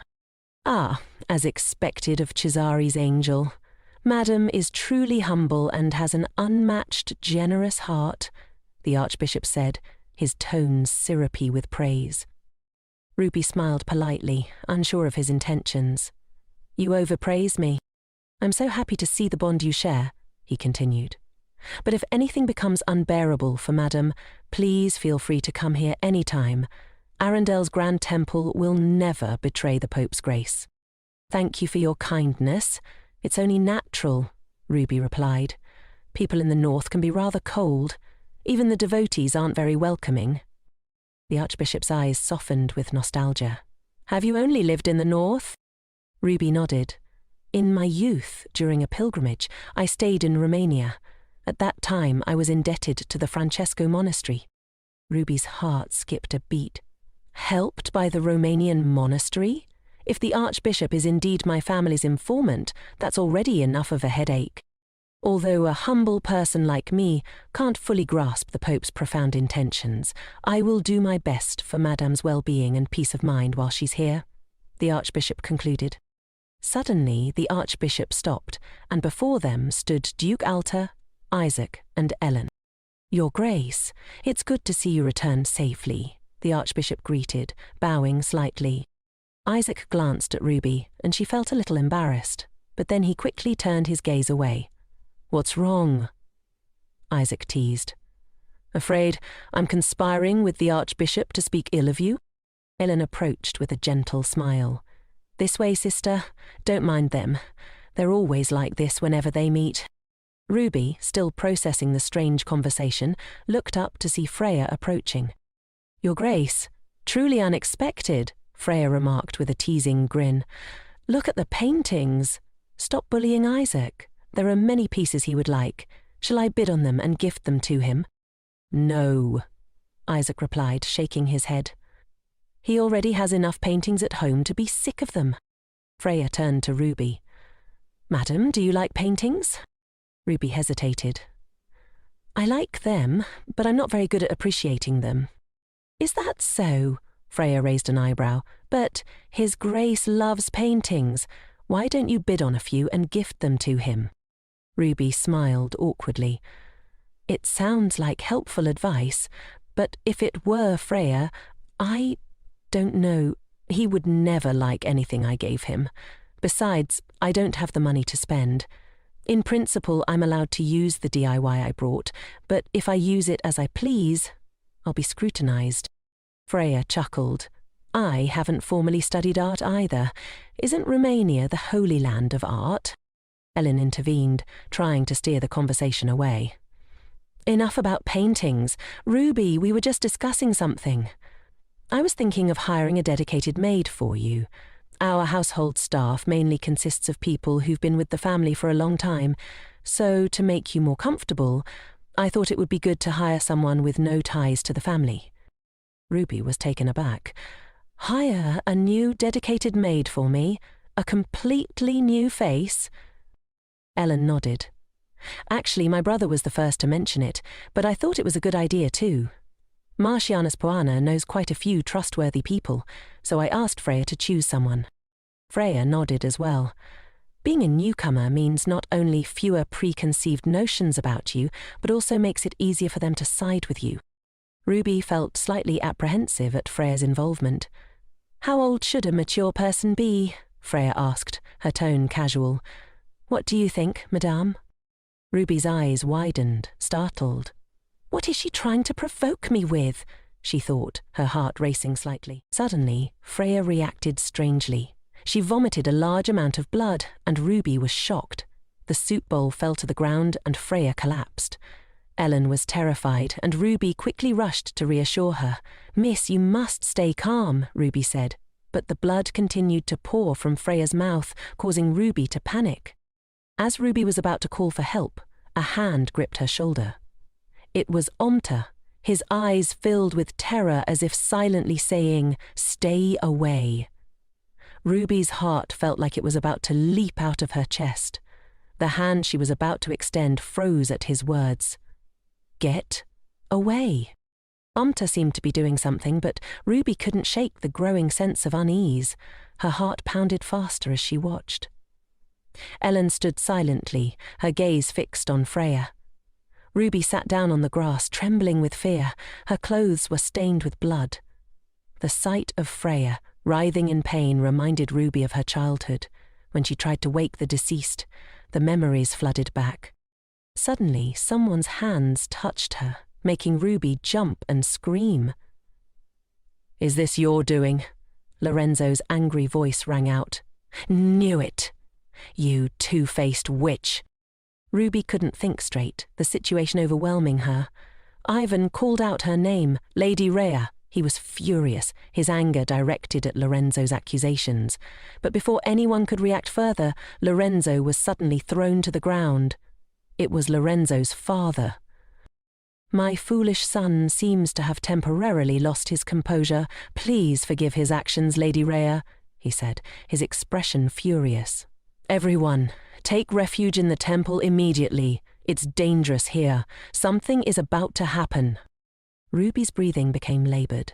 She was exhausted, her mind spinning with thoughts and emotions. Ian called out to her and rushed to check on her. Tears streamed down Ruby's face. Please, pardon my rudeness, Ian said as he lifted her up. Seal off Section B and evacuate everyone. I repeat, seal off Section B and lead everyone to safety. Ruby huddled fearfully behind Ivan as a giant monster began to appear. How did these brats get into the temple? This has never happened before, someone muttered in shock. The closed door had been reopened after half a day, and Freya had narrowly survived. It was said that any later, and it would have been life-threatening. The truth behind the accidental poisoning, the nature of the toxin Freya ingested, remained unknown. Duke Anta, his voice full of concern, asked, "Do you have any guesses?" "Only a fool wouldn't understand the Duke's implication," the Archbishop said. "It seems they were targeting Lady Fuana from the beginning." "Your Grace, both Ellen and I drank the wine, but we were fine," Isaac said. "I've been informed it wasn't poison, but Magog solution." "Not poison, but Magog stone solution," the Archbishop clarified. Magog stone is a combination of magic stone and spirit stone, used as bait to summon monsters. It has special properties requiring incredibly complex procedures for use. It's one of the holy relics, so it can only be created with the Holy See's permission. Ruby felt her heart race. The Archbishop continued, "All the Magog stones kept by the temple are still in place. Not a single one is missing." Ruby's eyes widened. "I see what you mean." Duke Omerta observed Ruby's expression carefully. "So, everyone is now concluding that I'm behind this?" he asked. "The Borgia family's penchant for assassination is a well-known secret, as is my family's notoriety. Furthermore, En's Archbishop is Freya's uncle, so it's not surprising that I'm suspected." He paused, a shadow crossing his face. But deep down, Ruby felt saddened. Duke Omerta sighed. "I won't tolerate my daughter-in-law being framed as the true culprit in this incident. Because Madam is also a member of the Omer family, I don't believe you're capable of such a thing. I just mean, if you know anything, tell me." Ruby struggled to find words. "I know what everyone's thinking. You think I'm jealous of Miss Freya, right? And that's why I did this horrible thing." She felt a lump in her throat, but Duke Omerta was taken aback. "Who would dare say such nonsense?" he demanded. "Stop crying first. I didn't mean it that way." He took out a handkerchief and offered it to her. "Even if I deny it, the fact remains that everyone who witnessed the incident suspects you. They'll assume that, as the Pope's daughter, you could obtain Magog stone anywhere, or that you bribed and manipulated someone. I spoke carelessly, forgive my rudeness," he added, his voice softening. Given the situation, I grasped at straws. "I reiterate, harming my daughter-in-law is an insult to Omerta." Ruby was deeply touched by his words, but Duke Omerta continued, "Stop crying. Perhaps no one thinks like I do. To them, she was still just a stranger in the vast room." That night, Ruby lay in bed, exhausted and deep in thought. "For now, I'll formulate a few hypotheses." She tried to piece everything together. This could be the work of some disgruntled madman, planning out of resentment towards the temple or the Fuana family. The Magog stone is probably on the black market, where the illegal trade of holy relics thrives. If Romania instigated this, why would they use something as easily traced as Magog stone? Or is it a third party trying to eliminate me? She paused, her thoughts darkening. Once Freya is harmed, all suspicion falls on me. Who would benefit from this? Her mind then turned to Cesare. He could have orchestrated this to make me a suspect. He doesn't want me to develop feelings for this place, and if it's to worsen my relationship with Isaac, it's highly likely he wants me to divorce and return home with that demon substance. Ruby's thoughts swirled and she sat up in bed. The confrontation with that man is only making me underestimate his craziness and obsession. She couldn't shake the feeling that more trouble was coming. Unbelievable. The annual event troubles never come singly. I thought I could relax after getting through those 2 events this year. But suddenly, Ruby noticed something strange. The glass in her hand slipped and fell, and she almost choked. Sand in my drink? Her hands trembled as she stared at the strange contents. Who did this? Why me? She thought, her mind racing. Do they want me to feel the pain Freya experienced? Ruby's eyes widened. Freya is so lucky. This hurts so much. Ruby seemed to hear a voice, and as she looked up, she sensed a presence behind her. She abruptly turned around and discovered it was none other than Elle. Elle had cornered her against the wall, her hands gripping Ruby's collar. Why did you do this? Elle demanded. From the moment I first saw your hands, I was suspicious. Why did you do it? Ruby's heart raced as Elle gripped her hands tighter. Did you do this for attention, or was it because the food disgusted you so much? If you wanted to die that badly, why not do it quietly? Why resort to this? Ruby's voice trembled. Because this is the only thing I can control. Elle stood frozen for a moment, taken aback by Ruby's words. Tears welled up in Ruby's eyes, and Elle felt a sharp pang of guilt. Slowly she stepped back, her lips pressing tightly together as if holding back words. What have I done? She murmured, turning away.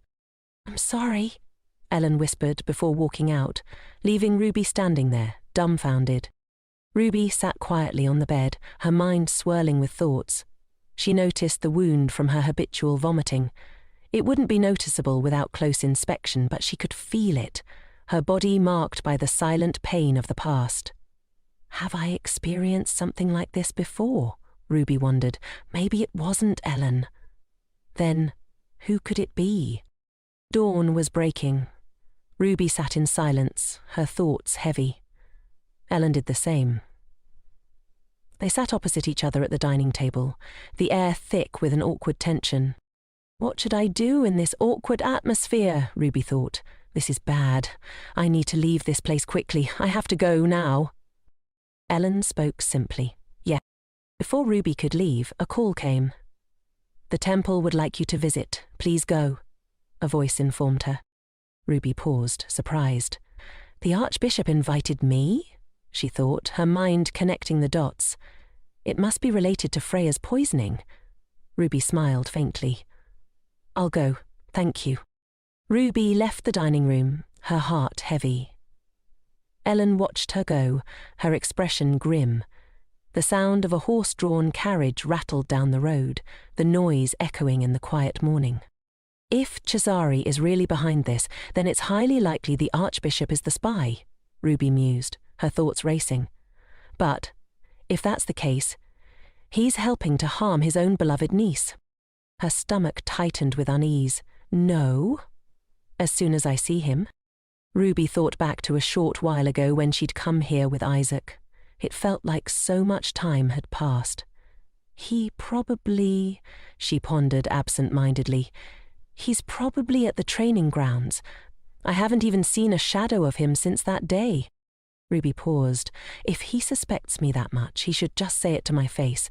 I'll just take a tiny peek at him and then leave. Suddenly, Ruby noticed someone in the distance. They hadn't seen her yet. Had they?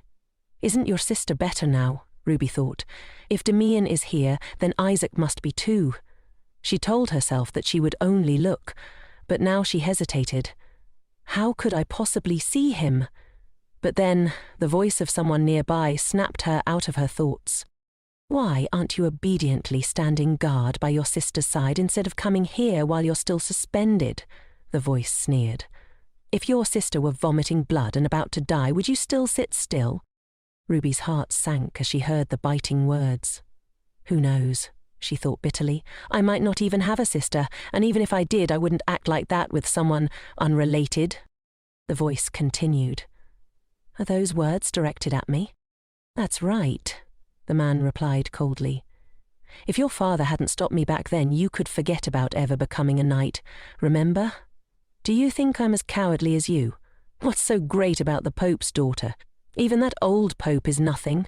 Tell them to try and come in here. What can those rotten people do?" Ruby's breath caught as she overheard the man's words. "That's the first time I've heard someone dare to blaspheme the Pope in front of the cathedral," she thought, stunned. The conversation continued. "Stop your delusions and focus on your training. Don't forget that she's the wife of the Omerta heir. Don't get on my bad side. Even if she pretends, she's still just trash, a freeloader acting like she's some kind of lady." The other man's anger flared. "Did I say something wrong?" he asked. "Next time I see her, I'll rip that shameless mask off her face." Ruby had been listening to the whole conversation, feeling both surprised and disheartened. Heavy footsteps descended the stairs, signaling someone's approach. Ruby, feeling the weight of exhaustion, was about to leave but hesitated. "What should I do? I'm so tired. I don't want to do anything. Someone might see my eyes. Or should I just sit here for a while?" Ruby's expression was heavy, her body feeling both physically and mentally drained. She wondered, where should I go? Is there anywhere waiting for me? Her mind drifted back to Isaac. Why were you kind to me back then? Why did you hesitate? Why did you listen to me? Why did you defend me? Why did you make me have false hopes that maybe you were different from the others I've met? Suddenly, she heard a noise. She turned and, to her surprise, it was a lovely animal running towards her. "Popo," she thought, feeling a strange warmth. "This place is near the cathedral. It's dangerous for you to be here. Could you be looking for me?" Ruby felt deeply moved, but at the same time, exhaustion clouded her thoughts. "But I'm so tired right now. Anyway, I'm so glad to see you." Popo reached out its paws toward her, and then, as if understanding her fatigue, it carried Ruby on its back. "Wait, Popo, are you going to take me somewhere?" Ruby asked, her voice barely a whisper. Popo looked around, as if checking if anyone was watching. It seemed to nod in its own way, and Ruby closed her eyes, surrendering to the comfort of Popo's presence. "All right. Everyone will be happier if I disappear anyway." Ruby lay there, letting the soothing rhythm of Popo's movements ease her. Later that evening, at the Grand Cathedral, Ian spoke. "My friend, just look at that grim, murderous face of yours. Now you understand our suffering, having to look at that face every day." Isaac brushed Ivan's hand away with a sigh. "People are worried about you, and you're still getting mad?" "I never asked you to worry about me," Isaac snapped. "You haven't slept in 4 days. If that's not asking people to worry, then what is?" Isaac seemed to lose track of time. "Has it been that long?" he muttered, clearly exhausted. "If you keep this up, you'll faint and kick the bucket, and I won't care." "Do you think putting on this act will make you feel better?" Ivan pressed, concern lacing his voice despite Isaac's cold demeanor. The missing person suddenly reappeared. "This is the guard's business. It has nothing to do with us," someone remarked. But with Princess Ellen's description of the culprit spreading everywhere, concerns grew. What if she's been murdered? Ian's voice broke through the tension. "I know you're angry about what happened to Freya, not anyone else." Before Ian could finish, Isaac interrupted. "No. Then what's the reason for this rampage, Isaac?" Ian pressed. "I'm really glad you came to me," Isaac muttered, his tone distant. "But I have no choice but to remain silent, because I can't understand the meaning of this, or my actions. Where am I trying to go? What's the destination in my mind?" Isaac frowned, feeling frustrated. "This is infuriating. Is it because of your wife?" Ian asked. Isaac seemed to wrestle with his thoughts. The image of that day kept flashing back. The icy cold, devoid of all hope and vitality. What if I hadn't been able to stop the Mantors that day? If even a drop of Freya's poisoned blood had splashed on me? He shook his head. My actions back then were for her, not for anyone else. I thought that even if I explained it later, she would understand. But if it's the girl I know, it's not just you who suspects the Borgia family. Even a dog passing by would think they're behind it. Would they be stupid enough to use the most suspicious thing? Magog Stone? To poison the daughter of Britain's leading family? Isaac paused, a realization dawning. So, you're excluding your wife's family from the list of suspects, Ian observed. Wasn't that obvious from the start?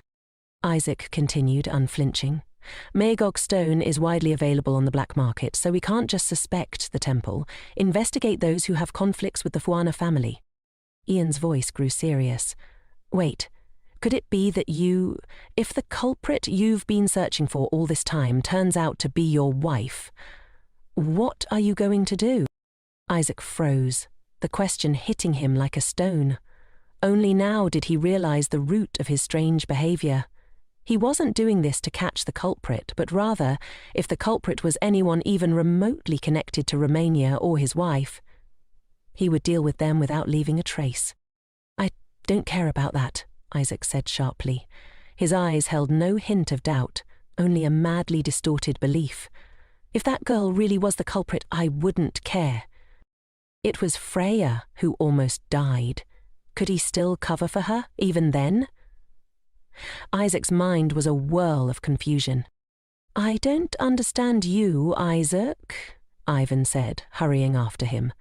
Lady Elia has a message for you. What is it, Madame? Isaac asked breathlessly. Madame has gone missing. The sky was gloomy. Ruby woke groggily, disoriented by the strange sounds around her. What's that sound? She wondered, realizing she was lying in an unfamiliar place.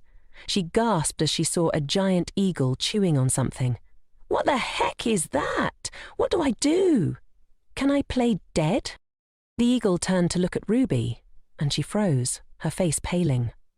The creature seemed to study her for a moment. Ruby dared only to peek at it. Strange cries echoed around her. Just then, Popo returned with food, equally surprised to see the eagle. Ruby asked for help, but before she could say anything, she noticed the eagle and Popo talking to each other. Are you two friends? Ruby asked, her voice trembling. Both creatures turned to look at her, and Popo placed a pile of food in front of Ruby. You want me to eat this? Ruby thought. Thank you, she said quietly. It seems like it found this for me. If I don't eat it, it'll be disappointed. Ruby hesitated before she reluctantly took a bite. The two creatures' eyes lit up with delight, and Ruby felt oddly touched. It's delicious, she said, and the creatures hugged each other in joy. Ruby smiled, feeling more comfortable here. Just then, a noise came from the base of a tree. It was hunters. It can't be wrong, one of them said. That's definitely the witch. A sudden downpour began as they tried to find Ruby. She's probably not in this area, one hunter said. Ivan turned to Isaac, but Isaac appeared distant, his mind elsewhere. It's been 3 days since we found Madame's shoes near here, Ivan said grimly. We've searched the entire city. What if she was really dragged into this forest? Isaac clenched his fist. Then by now it's been 3 days, he said, a hint of frustration in his voice. We should stop, Ian suggested. It's actually been 4 days. A noblewoman needs many attendants when she goes out, yet after disappearing for half a day, no one knows anything. It's absurd. Isaac's frustration grew. So whose fault is this? He wondered. Who should I punish? The archbishop who invited her to the meeting? The servants at the mansion who were indifferent to her disappearance? Elenia, who only took care of Freya and learned about it too late? Freya, who clung to Elenia, preventing her from leaving? Or is it my own fault, for not knowing how she was treated all this time? Isaac's mind spiraled. I was lost in my ignorance, and this stabs me in the heart. In the end, it's all my fault. The maids of the family had always been devoted and loyal to Omerta, especially the head maid, who cared for Ellen like a mother. But how did they really feel about her, the person they considered an intruder? Isaac's guilt weighed heavily on him.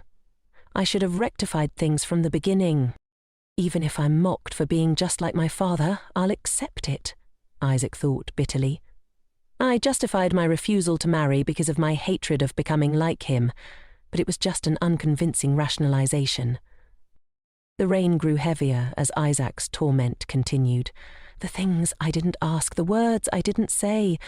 Though I didn't intend to hurt you, it all caused you pain. It's too late for me to realize that now. Ivan and the others remained silent, but Isaac could feel their unspoken concern. Even so, I can't give up on you. Even if I don't know if you're alive or not, I still hold on to a sliver of hope. Please, just being alive is enough. Isaac kept praying for a miracle. Suddenly, a voice called out, "Lord Isaac, can you come out here for a moment?" "What is it?" Isaac asked, puzzled. "They look like poachers. They fainted, so I woke them up and they said some strange things. I don't know if they're lying to avoid getting caught." "No, we really saw," one of the men stammered. "What are they talking about?" Isaac wondered. "They're talking about a banshee," the other man explained. "It's a monster that emits a mournful cry.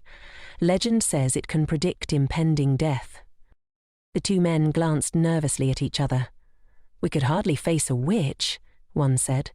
"We were going to go back and call the others, but before we could turn back, we saw something huge behind us." Turning, they both froze in terror, then ran away in a hurry. "It's true," one man shouted. "There was a popo monster and a griffin with a blonde witch on a branch laden with raspberries." Ruby, hearing the strange description, smiled brightly as she sat there, her joyful expression evident. But the sound of something distant caught her attention. She noticed some strange animal figures behind the bushes. Two adorable creatures were hiding, peeking out to stare at her. "Pee, pee, pee," they cried out in excitement, hopping toward Ruby. She gently crouched down and asked, "Are you guys Popo's friends?" Ruby's excitement grew as she offered them the berries she had just picked. "Hi there, do you want some?" The creatures grinned, delighted, and reached out eagerly to accept her offering. With one last happy skip, they vanished into the bushes, leaving Ruby behind, giggling and waving goodbye. "I'm not afraid of anything anymore," Ruby thought as she watched them go. "Popo and the griffin are always by my side." The two creatures lingered, but the griffin's antics always seemed to make Popo angry. Ruby smiled at the thought.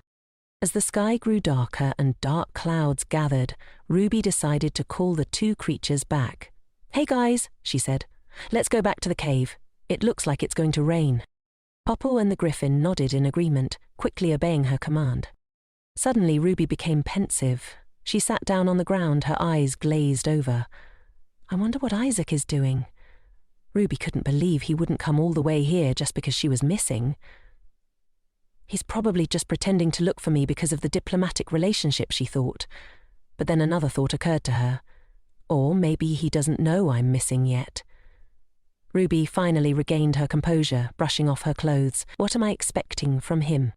Her face flushed even redder. P, right behind her, perked up its ears, listening in. "P," it called out clearly twice, placing a paw on Ruby's shoulder, startling her and leaving her unsure of what to do. Unexpectedly, Ruby's cheeks were squished and pulled by Popo into strange shapes. Ruby was puzzled as Popo pinched them up and down. "What are you doing?" she asked. Popo's expression darkened, its fangs showing as it grinned. Ruby asked in surprise. "You want me to smile like this?" Ruby imitated, baring her teeth, and Popo diligently instructed her until it was finally satisfied, smiling along with her. Ruby seemed to forget her worries, grinning widely, but soon her smile faded and she stopped laughing, lost in thought. "No one knows what's going on in my mind," she thought. "Should I just live here with you guys?" Ruby said aloud, then burst out laughing. "No one's going to welcome me back anyway." Popo enthusiastically raised a hand in agreement, then moved toward Ruby, giving her a warm hug within its massive body, gently comforting her. Ruby felt its warmth and whispered, "Thank you." But the heartwarming scene didn't last long. Raindrops began to fall from the sky, and Ruby yelled in panic, "Ah, it's so cold!" She frowned and pushed Popo away. The creature also noticed the increasing rainfall. As the rain intensified, Ruby became more frantic. "Let's go, we have to get back before it gets any heavier." Her noble clothes were now covered in mud, and her usually elegant shoes were gone. Ruby walked barefoot along the grassy path, thinking to herself that she had once considered running away but realized it was impossible. Even if she left home with valuables, she'd definitely become a target. The more Ruby thought about it, the more frightened she became. Then she remembered a secluded place, like a monastery, the only place she could hide and conceal her identity. But chasers will find me right away. The thought terrified Ruby. Of course, she couldn't be sure this place was completely safe, because she couldn't guarantee all the monsters would be friendly toward her. Still, Ruby began to consider her future, outlining a plan that seemed reasonable for now. If I hide well with Popo and Griffin, this place isn't so bad. Suddenly, her foot missed a step, and there was nothing beneath it. Ruby screamed. Griffin and Popo turned around simultaneously, their eyes filled with fear. Ruby fell into a deep hole and cried out in pain. "It hurts! Where is this?" She regained her composure, sat up and looked around frantically. The voices of Popo and Griffin echoed faintly in her ears as they both fell into the hole, one after the other, landing face down. Popo got up the fastest and ran toward Ruby, crying out worriedly, "Papa!" Ruby, also trying to get up, replied, Yeah, I'm okay." Then Ruby looked around with them and remarked, "This seems to be a cave. It's so dark, I can't see anything."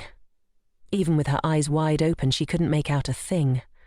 Suddenly, strange lights emanated from within the cave. Ruby frowned in confusion. Behind her, Popo and Griffin were rummaging through a pile of jewels beneath their feet, joyfully tossing them into the air.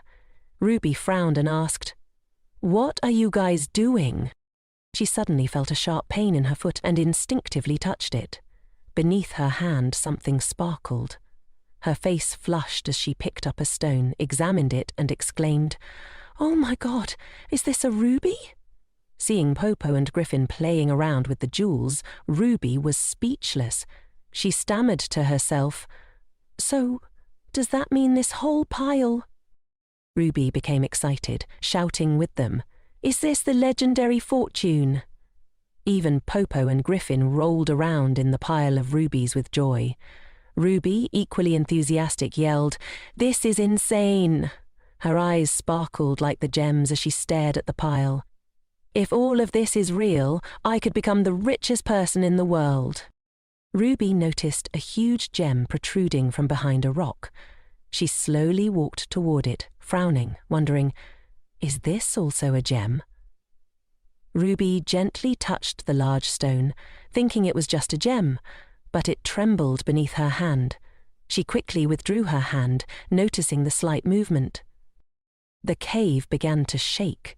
All three of them panicked, their mouths agape. Ruby looked up, fear gripping her heart. "What's happening?" Fragments of earth began to fall from the ceiling of the cave. Ruby realized the imminent danger just as a giant dragon appeared, roaring with its wide-open mouth and sharp fangs. The rain poured down even harder as the knights continued their journey into the forest. Finally, one of the knights, clearly confused, spoke up. "Sir, do you really believe what that thief said?" Andy, the aide, asked softly, "The blonde witch? They said the witch is in the restricted area." Isaac's expression was cold and unresponsive. Ivan spoke up in support. "All right, Isaac, let's just assume what they said is true, but the possibility that it's your wife—" Isaac glared at the man behind him, scornfully. "Go and confirm. If you're all tired, just go back." Evan felt like grabbing Isaac by the collar and giving him a piece of his mind. His hand clenched, but the knight beside him tried to calm him down. The blue-haired man also couldn't understand Isaac's intentions. "But why did you only bring us this far into the forest? Wouldn't it be easier to search with more people?" Isaac replied coldly, "Because I don't trust the others." He only dared to ask those closest to him for help in finding his wife. Andy widened his eyes in astonishment. Ivan and the blue-haired man were both creeped out by Isaac's words. "Is he a monster?" it seemed to imply. "It seems like lack of sleep has driven him mad," one of them whispered. Isaac tightened his grip on his sword, his gaze dropping. A sense of dread rose within him, because if she's really in the restricted area, there's no reason why she'd still be alive, Isaac thought, reflecting on everything that had happened. The frequent appearances of monsters, unprecedented since Ruby's arrival. She had always been at the centre of these incidents. He recalled the words Sir G had spoken. Madam's core temperature is much higher than a normal person's. Dr. Sir G had examined Ruby the day she had the nosebleed. Small nagging suspicions had piled up, leading Isaac to strange conclusions. "Hey, Isaac," Ivan's voice cut through the pouring rain. "Stop for a bit." Ivan approached Isaac with concern. "I have a bad feeling about this. Rom's cave is nearby, isn't it?" The blue-haired knight behind them snapped irritably. "Ivan, stop it!" Ivan ignored the warning and continued his speculation. "If your wife really did enter here, who knows what might have—" Suddenly the ground shook violently and Isaac froze. A terrifying roar echoed through the downpour. The four close knights quickly huddled together, fearfully glancing around. This sound, could it be? A woman's scream pierced the rain, making Isaac freeze even more. He was very familiar with that voice. Ruby's group was terrified by the giant dragon, realizing they were no match for it. Ruby's face paled and cold sweat dripped down her skin. She repeatedly apologized, her voice shaky. "I'm sorry, I really am. We didn't mean to come here." The dragon in front of them seemed to be fuming, its fearsome eyes fixed on them, seemingly unforgiving. Popo and Griffin hid behind Ruby, who was trying to calm herself. The dragon bared its sharp teeth. Ruby spoke sweetly. "We'll leave quietly, so please forgive us, just this once." Another scream echoed as the giant dragon lifted Ruby up to its face. Ruby's face was ashen, and tears welled up in her eyes. "I'm going to be eaten. My end is near. My fate wasn't supposed to be dragon food." Ruby screamed, her heart racing with fear. Suddenly, Popo lunged at the dragon, trying to rescue her. Ruby cried out in surprise, terrified it would get hurt. Griffin also helped, pecking at the dragon repeatedly, but it was nothing to the massive creature. Seeing the dragon grow even angrier, Ruby called out to them worriedly, "No, run away!" Facing the dragon, Ruby realized it was only targeting her. Almost losing hope, she murmured, "Help me," knowing that no one would appear. But then, to her surprise, the dragon gently placed her back down onto the pile of rubies. Ruby, having narrowly escaped death, knelt down and looked up at the dragon in disbelief. Her body trembled. Did it understand what I said? Ruby glanced at the enormous dragon, puffing smoke in front of her. Seizing the opportunity, she slowly began to move, trying to escape. However, Rom the dragon wouldn't let her go. It wrapped its tail around her and Ruby froze, her face filled with panic. Rom brought its face close to hers, growling menacingly. "What's wrong with you?" Ruby asked, frightened but still trying to be gentle, taking cautious steps. But Ra refused to let her go, causing Ruby to scream in terror. "Don't tell me it wants to keep me here to play with it." Ruby had a daring theory. She calmed herself down, looking resolutely at the dragon. "I said, let me go," Ruby ordered. The dragon brought its face closer to hers and slowly bared its sharp teeth. Ruby's resolute gaze vanished and her face paled. She backed away in fear, her heart pounding. The dragon started spitting out more rubies onto the ground, creating a loud noise. The pile of sparkling rubies beneath Ruby's feet grew even larger. Ruby froze. Having backed away, she was now a considerable distance from the dragon. "You... what do you mean?" Ruby couldn't understand the dragon's intentions and was about to step forward to ask when Popo grabbed her cloak from behind. The dragon immediately sensed something amiss and lunged forward, baring its teeth. Ruby was startled. Above her, Griffin was holding Popo's ears, and Popo was clinging to her clothes, pulling both of them toward the cave entrance. Ruby cried out in panic, "What are you guys doing?" The dragon charged forward, determined not to let her go. Ruby looked up at the cave entrance in the distance and yelled to Griffin, "We have to get out of the cave entrance quickly." Griffin immediately roared an acknowledgement.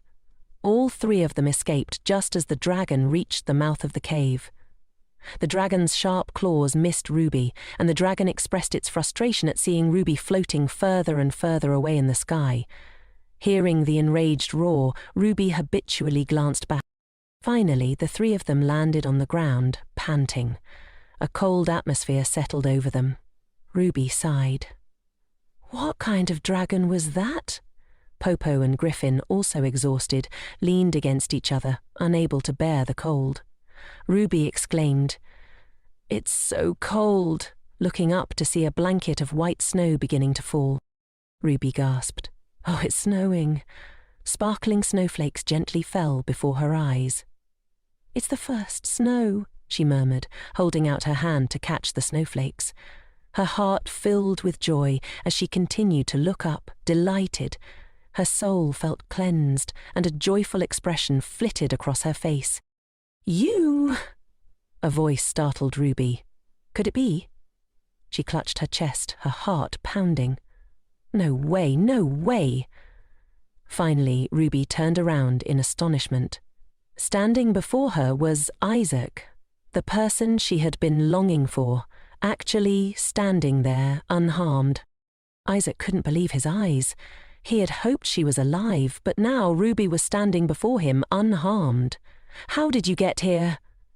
Ruby clasped her hands together, tears welling up in Isaac's eyes. Two fearsome-looking monsters were rushing toward them from behind, but Isaac, unafraid, reached for the sword he always carried. He swiftly drew it, a flash of electricity arcing across it. "Get away from those creatures!" Isaac shouted to Ruby. "Don't come any closer." Isaac was taken aback by her words. He froze for a moment. "Please," Ruby pleaded, her heart aching. "Just leave me alone." Covered in mud, Ruby tearfully begged Isaac to spare her. Isaac gritted his teeth, remaining silent but feeling a surge of discomfort within him. Isaac started to approach her, but Ruby backed away, her expression full of disgust. "I told you to go away!" Isaac's eyes narrowed. It was the first time he had seen her treat him this way. Isaac slowly reached out to grab Ruby, but she darted away, out of his sight, leaving him stunned and bewildered. "I want to disappear like this forever," Ruby thought miserably. "My soul can't escape this horrible life." Even in this world where she couldn't distinguish between reality and illusion, she was still suffering.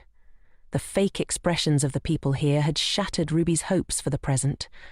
She blamed herself for being foolish enough to expect a real family in this place. She was disgusted by it, and didn't want to go back. She hated the thought of it. "Please, just leave me alone," Ruby whispered.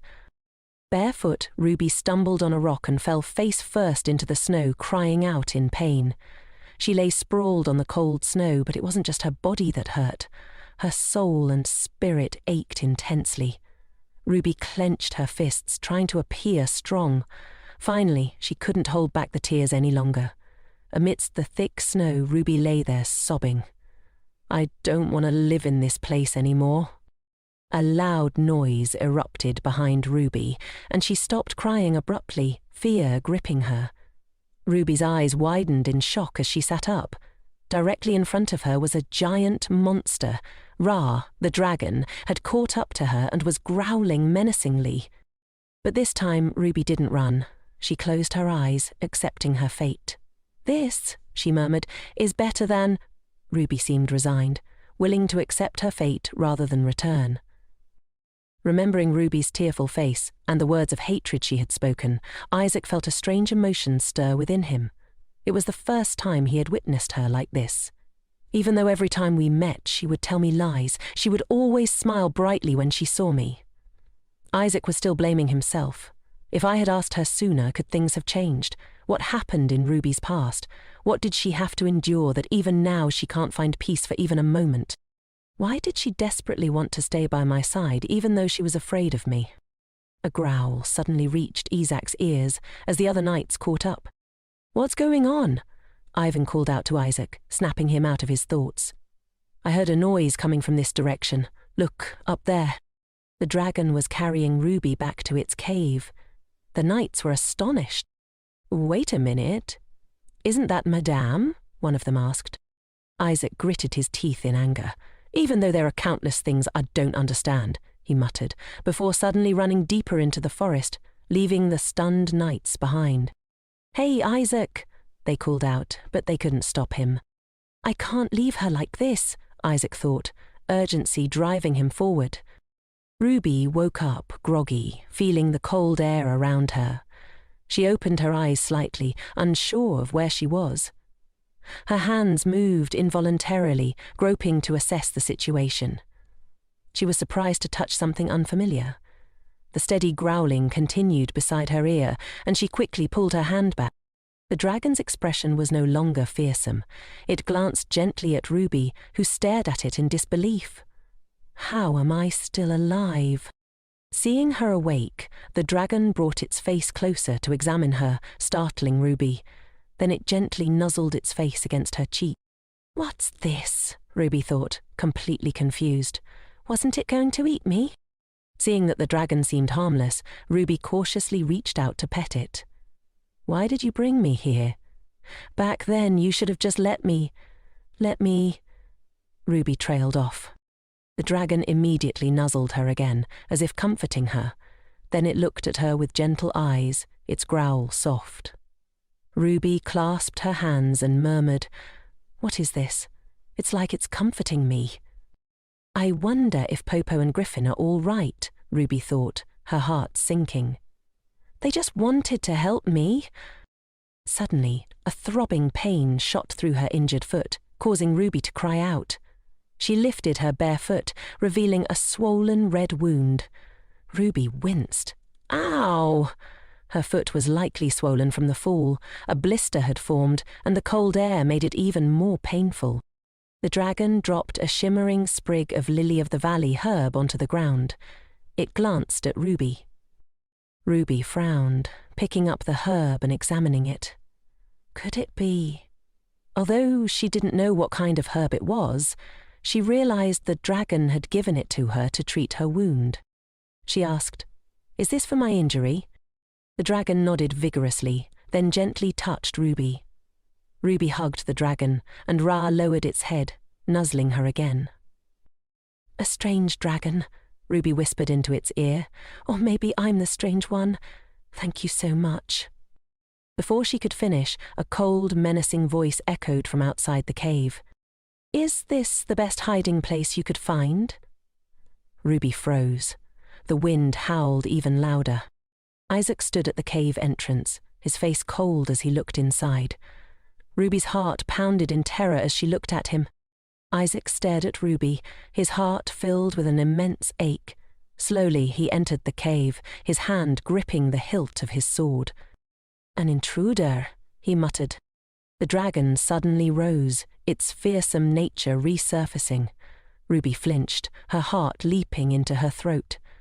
Isaac, fearless except where Ruby was concerned, held his sparking sword. "You dare roar at me after kidnapping my wife?" Isaac growled. Ruby tensed, thinking, "It's all my fault. I can't let it get hurt because of me." "Stop." She gritted her teeth, clutching the herb tightly. In a swift movement, she threw the herb at Isaac. The herb hit Isaac squarely in the face. He was stunned by her action. "What have I done?" Ruby panicked, now realizing how foolish she had been. "What if he gets even angrier?" She was sweating profusely, unable to control her impulsive action. "I'm sorry, I didn't mean to throw it so hard," Ruby cried out. Isaac cursed, clutching his face. "Damn it," he muttered, clearly caught off guard. The dragon, baring its sharp fangs, prepared to attack, but Ruby immediately stopped it. "No, stop!" Seeing Ruby's pleading eyes and the reassuring shake of her head, the dragon finally relented, obediently withdrawing. Ruby sighed in relief, but also confusion. Did I throw it too hard? Why is he just standing there? She glanced at Isaac without daring to meet his eyes. Isaac, staggered, began approaching her. Ruby, now even more frightened, repeated, "I didn't know. I was with the other animals. Where should I start explaining?" Her heart sank as she saw Isaac's cold expression and frightening eyes. Why did things turn out this way, she thought. I had absolutely no intention of running away. But even though Ruby knew Isaac would never believe her, she still had to explain. I have to clear my name. I had nothing to do with what happened to Miss Freya. Ruby bowed her head before Isaac. I know you won't believe me, she faltered, tears welling in her eyes. I also know you think I'm a witch who controls monsters, but I really didn't do anything. Ruby cried in anguish, feeling as if everyone, even Isaac, suspected her. I didn't intentionally run away, she sobbed. I was just so tired. I fainted. And then the monsters took care of me. They didn't do anything wrong. Ruby wiped her tears away, but the more she tried to stop them, the more they flowed. I will endure any punishment, she whispered through her tears. Please, please, don't send me back to Romania. Isaac slowly reached out his hand, kneeling in front of her. He touched her cheek, gently wiping away the tears of grief. I won't do that, Isaac assured her, his voice softening. Don't cry anymore. Ruby stared at him, stunned. Isaac, who had always been so cold, was now showing her tenderness. He even pulled out a pair of shoes from his pocket and slowly put them on Ruby's feet. I promise you, Isaac said, his voice steady. I won't let anyone call you a witch. He froze for a moment when he saw Ruby's swollen red feet. I'm sorry, he murmured, a genuine apology in his voice. Ruby, still confused, looked up at Isaac. You said I was troublesome, she whispered, that you were annoyed with me and also hated me. You were the one who wanted me to disappear more than anyone, didn't you? Didn't you believe that Freya was hurt because of me? Isaac looked at her, his expression unreadable, and then glanced away, saying nothing. Ruby's heart sank, feeling as though nothing had changed. But then, Isaac surprised her again. He reached out his hand, kneeling on one knee, and softly said, Let's go back. Ruby froze, her eyes wide. She couldn't believe what he was saying. He's asking me to come back, she thought, astonished. The dragon beside them let out a few growls. Ruby turned to the creature, observing it for a long time. After a moment, she made her decision. Taking Isaac's hand, she agreed to return with him. The snow outside fell heavier. Inside the cave, Isaac hugged Ruby tightly, surprising her. He comforted her, his voice soft. Everything's all right now, he whispered, holding her tighter, his fingers gently brushing through her hair. At that moment, Ruby couldn't hold back the pain that had been welling up in her heart. Tears streamed down her face as the emotions she couldn't hide suddenly burst out. Isaac, too, felt the heartache, his own emotions stirred by her sorrow. The awkward but warm hands around her made her heart flutter. Everything calmed as she closed her eyes. In her drowsiness, she thought, whose familiar hand is this? Whose voice worries about me every time I'm sick? The image of her sister appeared before her. Why are you kneeling down? What if you get sick here? Ruby immediately grabbed her sister's hand, but the image slowly faded away. The hand also disappeared, leaving Ruby with a sense of longing. I really don't know what to do anymore, she thought. If only I could talk to her just once.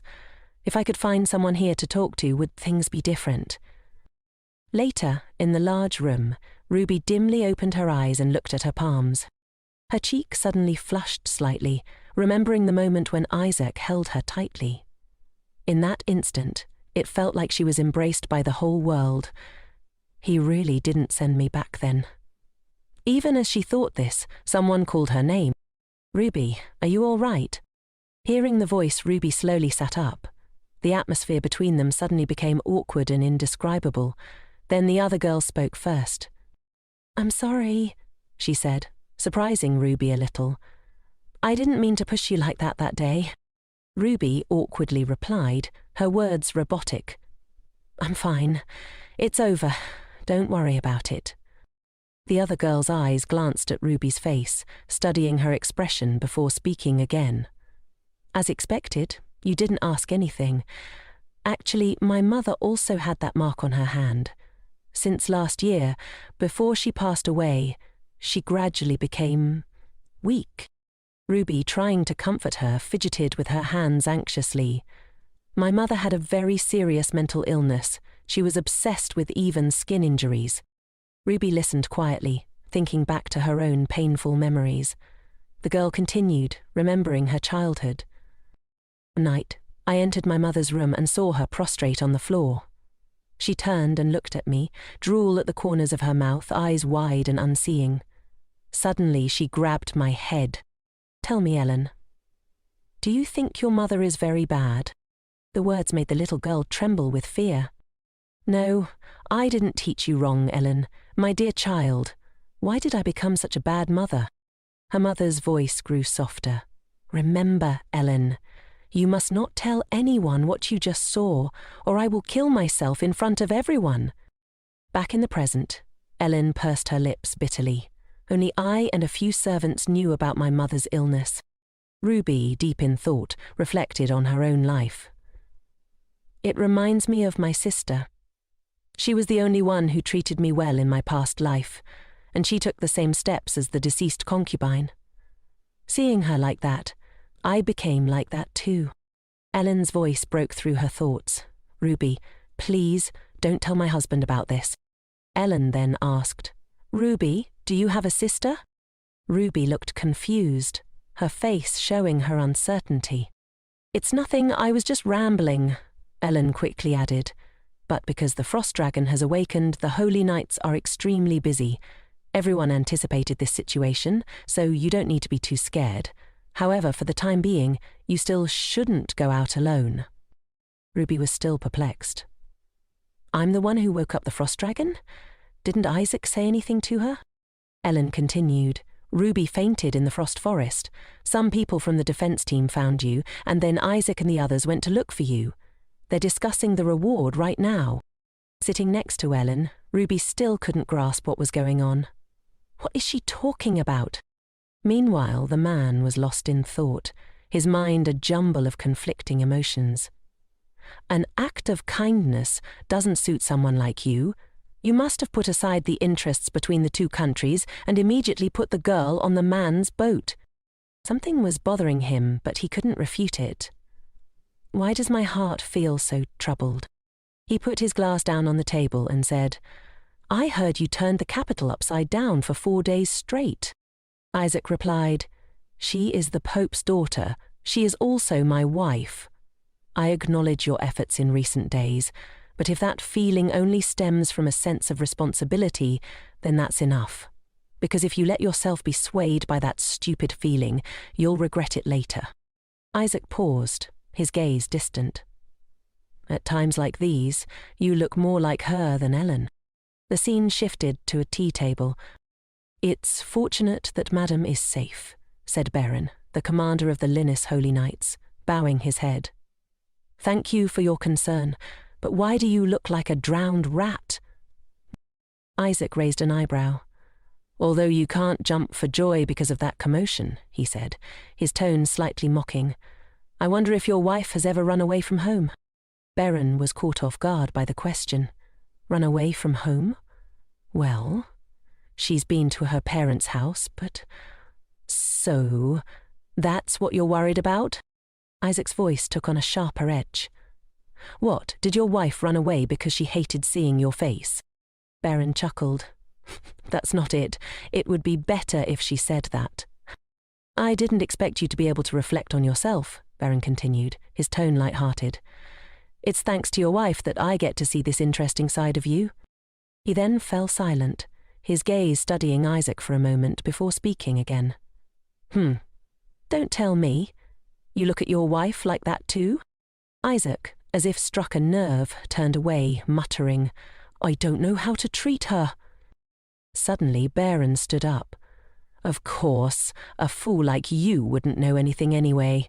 Aren't you still in the honeymoon phase? There's only one right answer. You must treat her well until her anger subsides. give her gifts, attend aristocratic parties with her, and constantly show remorse. As for the rest, you know what to do. Recalling Baron's words made Isaac think deeply as he walked. Then someone called him from behind. You must have reported to the captain, right? The atmosphere became quiet and awkward. The blue-haired man shouted, Why isn't anyone saying anything if we're discovered having intercourse with the guards? Before he could finish, Isaac interrupted him, making everyone frown. So what? What else can you do? Go ahead and shout it out loud. Hearing such provocation made Isaac furious. Are you threatening us just because of that Boer woman? Do you think this is a joke? Even if you try to hide it like this in the end, we'll be the ones held responsible. Do you understand, Ivan? That's right, he's right, Ivan added, standing in the position of a coward. It's natural to be afraid. After that, they argued back and forth, no one backing down. Then the blonde Ivan said, Hey, can we just deal with him? Shutting this guy up is enough. Isaac responded, How do we know this isn't a trick from Ragman? Because she herself doesn't know about this. If that holy father-in-law intends to tease the North with his daughter's talent, things won't just stop here. To judge that this is a conspiracy from Romania was based on too little evidence, though. Isaac continued, I agree, the captain probably knows that even if many people find out, it's not a good thing. But what are we going to do later? Isaac thought to himself, Is this a question I can answer? Do I dare to answer? It was natural for children to resemble their parents, but he didn't want to be like them, especially not in that way. Even feelings could be blown away by a gentle breeze. His thoughts drifted back to his mother, the woman who was both the Princess of Britannia and the Duchess of Omar. Although she lived her whole life in power and admiration, she couldn't escape the swamp of unhappiness. In the end, she ended her own life. Isaac was the first to find her in that cold state, the burning feelings they once shared turning into a fire that consumed everything and ended in regret. He couldn't understand, and didn't want to, but there were so many questions. Even though his mother had become a ghost, he still wanted to see her again. That was the reason he became a holy knight. The evidence of that foolishness gripped him every day. Even if I meet her again, what can I do? The reason Isaac brushed aside talk of marriage every time was simple. Their blood also flows in me. The fear of taking the same steps, repeating his mother's tragic path. If I take her back to Romania, I can go back to my old life, he thought. But why did I deceive everyone and even threaten my teammates? Why can't I let her go? The moment Ruby cried out, I don't know anymore. I'm with the monsters, Isaac thought. Is this a provocation? He recalled his own words. If you let yourself be swept away by that nonsense feeling, you'll regret it later. Compassion, a sense of responsibility, this uncomfortable feeling that tormented him. Is this just compassion? He had initially thought Ruby was provoking him for a divorce, but even someone who knew nothing about love like him could tell that when she said, I could hit you, those words didn't come from love. Why was she so scared? What was she expecting from him? He couldn't find the answers. Who pushed her to that point? Who could do that to the Pope's precious daughter? How could Cardinal Valentino leave those who wanted to destroy his sister like that? Isaac suppressed the suspicion that Valentino was afraid of being harmed if he touched them. Sometimes burying it helps ease the pain. Since my mother's passing, it seems like everything has been like that. At that moment, Isaac violently attacked the servants. It's clearly a trick you all played together. Wouldn't it be unfair to kill just you? The other servants knelt down in fear, begging, Pray for my wife to wake up safely, because if anything happens to her, I will destroy all of you. After the warning, Isaac gently walked to his wife's room. It's so frustrating. If only you were a little selfish. Sitting next to his wife, Isaac was silent.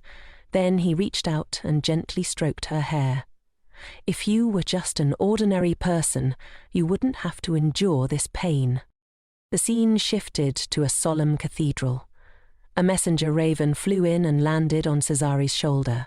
The letter it carried contained a lot of writing. Cesari read it, pondered for a moment, and then said, "Is it Ruby? It seems you were very worried." The hooded figure glanced over. "I heard the search lasted for 4 days. Although I don't know what you're worried about. Hasn't she returned home safely? You can bear a little of that, I'm sure. But the reason you're wavering like this is because you're uncomfortable with the scene exceeding your expectations." "Right," Cyrus replied. "Come on, a comedy must have such interesting scenes. Who would have guessed that such a well-behaved girl could cause such a big commotion? It must be quite novel for you, and also for that wooden brother-in-law of yours." Hearing the words brother-in-law didn't make Cyrus happy inside. "To me, it's just a title, used and discarded like a piece of scrap paper. Nothing more, nothing less." "But this time it's different," Cyrus continued. "The father who wants to fight strong opposition from all around to send Ruby away, and the Northern Holy Knight decided to carry out this marriage in place of his sister. It's annoying that he dared to marry Ruby on his own, but I also predict that even if that abstinent fellow sees my Ruby, he'll be perfectly suited for this long-running comedy." He paused, his voice darkening. "But why is it so dark like this? That disgusting hand took Ruby's hand and turned away with her. I want to chop that bastard's hand off." Even though he wanted to immediately fulfill his duty as an older brother, right now it was a bit difficult. The mysterious person looked at him in surprise, but then he changed his attitude in a cunning, mystical way. "So, can I do as I please?" Cyrus replied. "Have you ever not been like that? Don't miss anything, even the smallest details." With that, he turned away, cold eyes gleaming. "Until I personally go there." Back in Ruby's room, the fever had subsided. "Madam, you shouldn't overexert yourself," the doctor advised. "If you want to recover quickly, you need to get enough sleep. You should take a walk once a day." Seeing her indifference to his words, the doctor asked, "Have you heard anything I've been saying?" Uli mumbled in agreement. Afterward, the maid and doctor bowed their heads and left. Ruby thought to herself, regarding the truth of this incident, besides those who were present in the frosty forest, does anyone else know? Outside in the garden, the little girl excitedly asked, "Does Romania also have dragons? I heard they don't have them here." Seeing the sparkling, expectant eyes of the 2 little girls, Ruby didn't know how to explain. Just as she was about to speak, someone approached. The little girl turned her head and called, "Brother!" Ruby flinched and slowly turned her head to look. Isaac had arrived, accompanied by his brother. His face was still as handsome as ever. Ruby froze, thinking, "It's been so long since that day. I haven't seen him in ages." She was just about to get back into character, but her mouth was too stiff to speak. Ivan bowed and said with a smile, "Greetings, Princess Aran. Greetings, madam. It's a great relief that you've recovered." Ruby forced a smile. "It's a pleasure to meet you. I apologize for worrying you before." "I thought you would hate me after that day," she thought, trying to stand but accidentally tripping over the table leg. Taken by surprise, her body fell forward uncontrollably. Fortunately, Isaac caught her, and she landed gently against his chest. "Nice to see you," Isaac said, "but what have I done?" "I think you should rest some more. Let me call Sergi." Ruby quickly declined. "I'm so happy to see you. That's why I'm afraid you'll never want to see me again because everyone went through so much trouble because of me." Aaron suddenly shouted, "Let's eat cake." Ivan quickly said, "You should be more polite outside. Why are you acting like a tomboy?" The little girl replied, "But brother is also the one who curses all day long." Embarrassed by his sister's words, he whispered, "You really are the Duchess too." Seeing the 2 of them so close made Ruby feel happy. Isaac, noticing this, also felt a strange sensation in his heart. Then he leaned closer to her and whispered, "I'm carefully protecting Ruby." His words made her blush a little. The two then gazed into each other's eyes, lost in the moment. On that freezing winter night, snow covered the sky as Isaac carried her in his arms. The frost dragon watched over them, following step by step, its eyes never leaving them. Ruby reached out, wanting to touch the dragon. As her hand brushed its chin, it felt like a goodbye. Suddenly, she felt something strange in her hand. She withdrew her hand to find a sparkling red ruby resting in her palm. Back in the present, Ruby thought to herself, so he was talking about the gem the frost dragon gave me. Blushing, she replied, "Thank you. In that case, I'll give you that." Isaac just looked at her silently. The tea party continued. "Eat some more of this," Isaac said, offering her a pudding. His eyes were still cold, but his actions were much warmer than before. Ellen, seeing this, said, "This is soft, so it'll be easier for you to eat." Her younger sister also gave her a plate of cake. Ruby felt awkward between the two of them, but both cakes were really delicious and suited her taste. "I'm used to their inapproachable aura," Ruby thought to herself. "I can't help it. It's just that it's been a while since I've tasted such delicious food."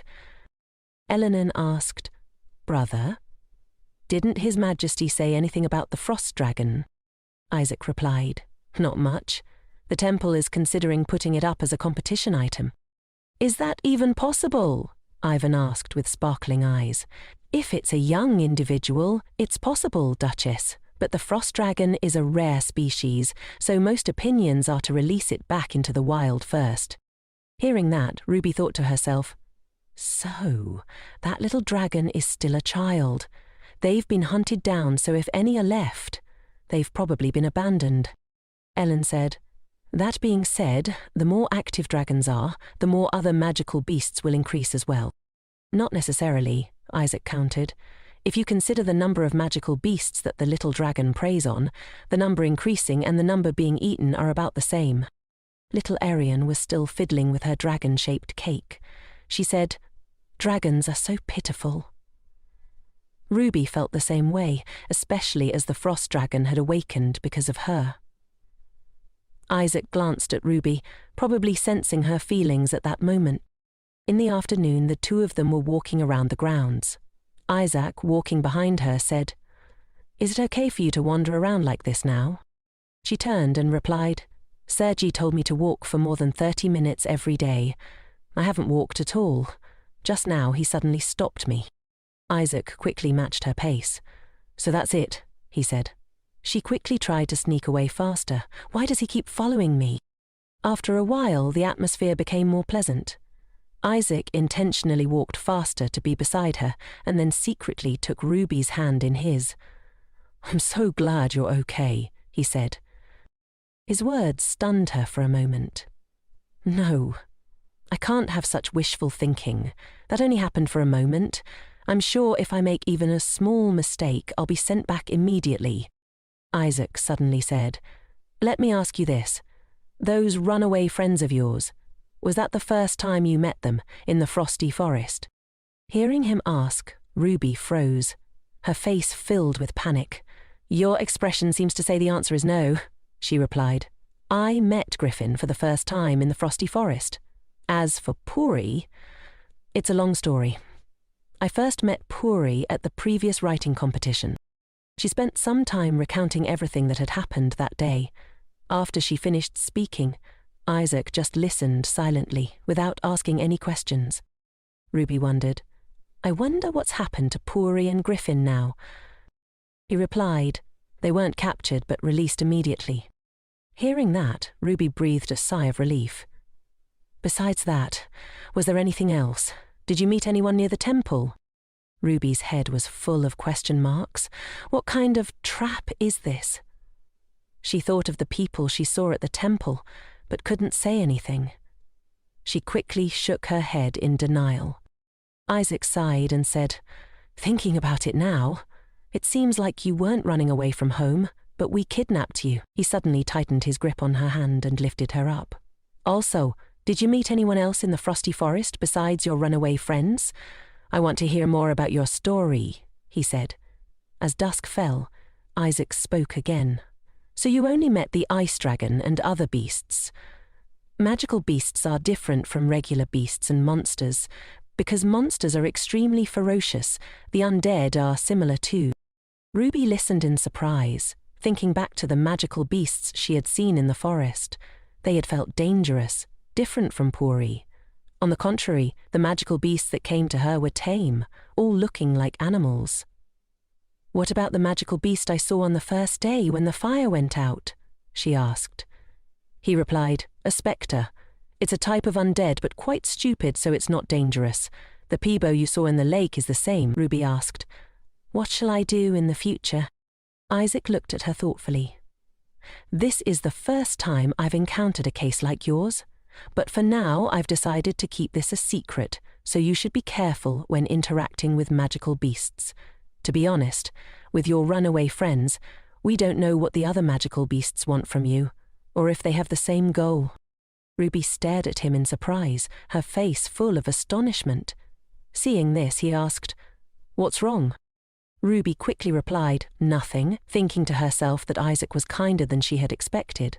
"I thought Isaac would think I was a witch, or that this was something my family made up, or that I'm a soul from another world. I'm afraid of this ability." Suddenly, Isaac asked, "Do you want me to inform your family?" She was startled and speechless, then decided to say, "No." Isaac agreed and then hugged her. "So for now, this will be our secret," Ruby asked. "What about your comrades?" Isaac replied. "They're very tight-lipped. You don't have to worry." She blushed. "What's this?" "I don't need to worry," Isaac added, "but Ivan and Demian said some rather strange things." She immediately asked, "What is it?" Isaac said, "Did Lorenzo?" Back to that day, Lorenzo said... Isaac was interrupted by Lorenzo, who flinched and looked up, then averted his gaze from Isaac and turned away. That evening, Isaac's thoughts were interrupted by Ivan. "Actually, there's something I wanted to tell you.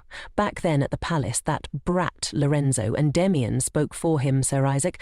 I found the madam's shoes." Ian asked him, "Hey, Andy, did someone beat you up recently? You don't usually get into fights." He sighed. "No, it's because that crazy Lorenzo said the madam is..." "Never mind, it's nothing." Isaac hugged Ruby tightly. Back in the present, she asked him about it, smiling at him. Isaac was silent for a long time before deciding not to say anything.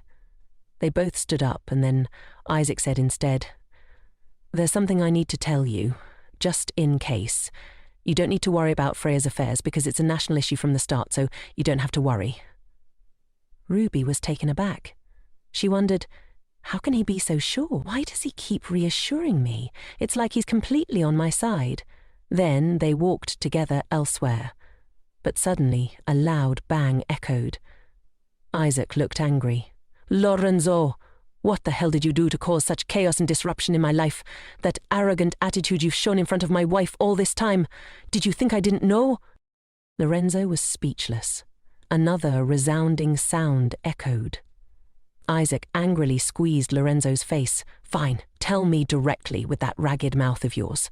He squeezed even harder, and tears welled up in Lorenzo's eyes. Lorenzo frantically denied, I don't know what I did." Isaac suddenly let go of his grip and gasped for breath. Unexpectedly, he punched Lorenzo hard in the face, sending him crashing to the ground. Isaac said, "Listen carefully. If you dare go near my wife again, I will kill you." At the gate, the servants bustled about, carrying things out. Ruby stared blankly, wondering, what are all these things? Omida frowned. That brat is doing something he's never done before. It seems my days are numbered. Seeing both Ellen and Omida looking at her, Ruby felt uneasy. Why are they both staring at me? I don't know anything about this. I never told him to do it. Back in the forest, the two of them were still walking. Ruby complimented, "This garden is wonderful." Isaac asked, "Do you like places with lots of trees like this?" Ruby replied, "Indeed. It has a very characteristic, strong and sturdy feel, quite different from the south." Hearing this, Isaac asked, "What are the gardens like in the south?" Ruby began to describe. "First, There are more flowers than trees, with bird cages and fountains. Some places even have small waterfalls. They raise many beautiful and rare birds. Isaac grimaced as he listened. Honestly, it's no different from an amusement park. Ruby laughed. Even so, it's a very suitable setting for a stroll. Of course, the garden here is also wonderful, like a forest. Isaac immediately replied, "It's a forest. What else? It's a forest." Ruby was speechless, so she just hummed in agreement. Back to reality, the previous events were her recollections. Her only crime was answering him. Ellen said, "This place used to be very desolate. A change like this isn't bad." Omida hesitated slightly. "That's true, but it's only temporary." Ellen seemed a little annoyed. She declared, "Even if Father doesn't like it, this isn't something he can just stop." Isaac asked, "He won't listen to me?" He pondered the question alone, imagining Isaac's gloomy face reproaching him. Clearly, "I told you not to say anything to her." Faced with this expression, he could only remain silent. Omida decided. "He'll definitely go berserk," and widened his eyes. Ruby overheard and thought to herself, "That's right. From Father's perspective, the one who has to restrain Romani, this change is a bit awkward. If it's awkward, don't rush the wedding night anymore, even though we definitely have to go through that night." Noticed her. "I heard you're much better now." Ruby immediately changed to a cheerful attitude. "Yes, thanks to everyone's concern." Isaac said, "Now we just need to solve the important matter." Ellen sighed as she listened. Ruby could only smile, but inside she was crumbling. He repeated, "It's good to get it over with quickly. Only then can I rest assured." Ruby paused for a moment. She felt a little touched. Even if it was very small, there seemed to be a change between herself and this place. As soon as she entered the house, someone greeted her. "Hello, madam," the maid introduced herself. "My name is Rona." Ellen said, "This girl was introduced by a relative of mine. Although she is young, she is very intelligent and resourceful. She will be of great help to you." Ruby thought to herself, so it wasn't the girl Freya sent. That thought only appeared in her head, but outwardly she thanked Ellen. Ellen seemed remorseful. "I should have done this sooner. I'm so ashamed to have helped you with this so late. Both my brother and I thought that a young servant would make you feel more comfortable than an older one. In addition, it was expected that more servants would be recruited for you in the future." Ruby was extremely surprised. "This is really good, but I can't adapt right away. Anyway, now I have my own servant. I don't need to bribe Lissel anymore." She was very happy. "It's nice to meet you, Rona. I'll rely on you from now on." Rona looked at her in astonishment, then repeatedly bowed. "From now on, I will wholeheartedly take care of Madam. I will work my hardest." Ellen looked at Rona and said, "You've been busy since you arrived, but you'll adapt easily." Rona obediently agreed. Ruby still didn't understand what Ellen meant. Ellen said, "Before getting busy preparing for the swordsmanship competition, we are planning to hold a banquet." Ruby was dumbfounded. "What kind of banquet?" Ellen informed her, "It's a banquet for you, and this little girl will help you get ready, so don't worry too much." Ruby's current feeling was that of being struck by lightning. She was extremely stunned. "I'm the main character?" Ellen knew she was shocked, so she reassured her. "That's right, but you don't need to feel burdened. If anything happens, my brother, the host, will take responsibility." Ruby's face froze. The problem now was not that, but something else. "Since Freya's incident, my reputation among the nobles has definitely plummeted. In this situation, holding a banquet, what is the meaning of this? What is his intention?" Ruby was reading the letter sent to her. "Thanks to Britannia's reinforcements, the disturbance in Romania has been resolved beautifully. It's all thanks to you. I want to see you again soon so we can share this joy together.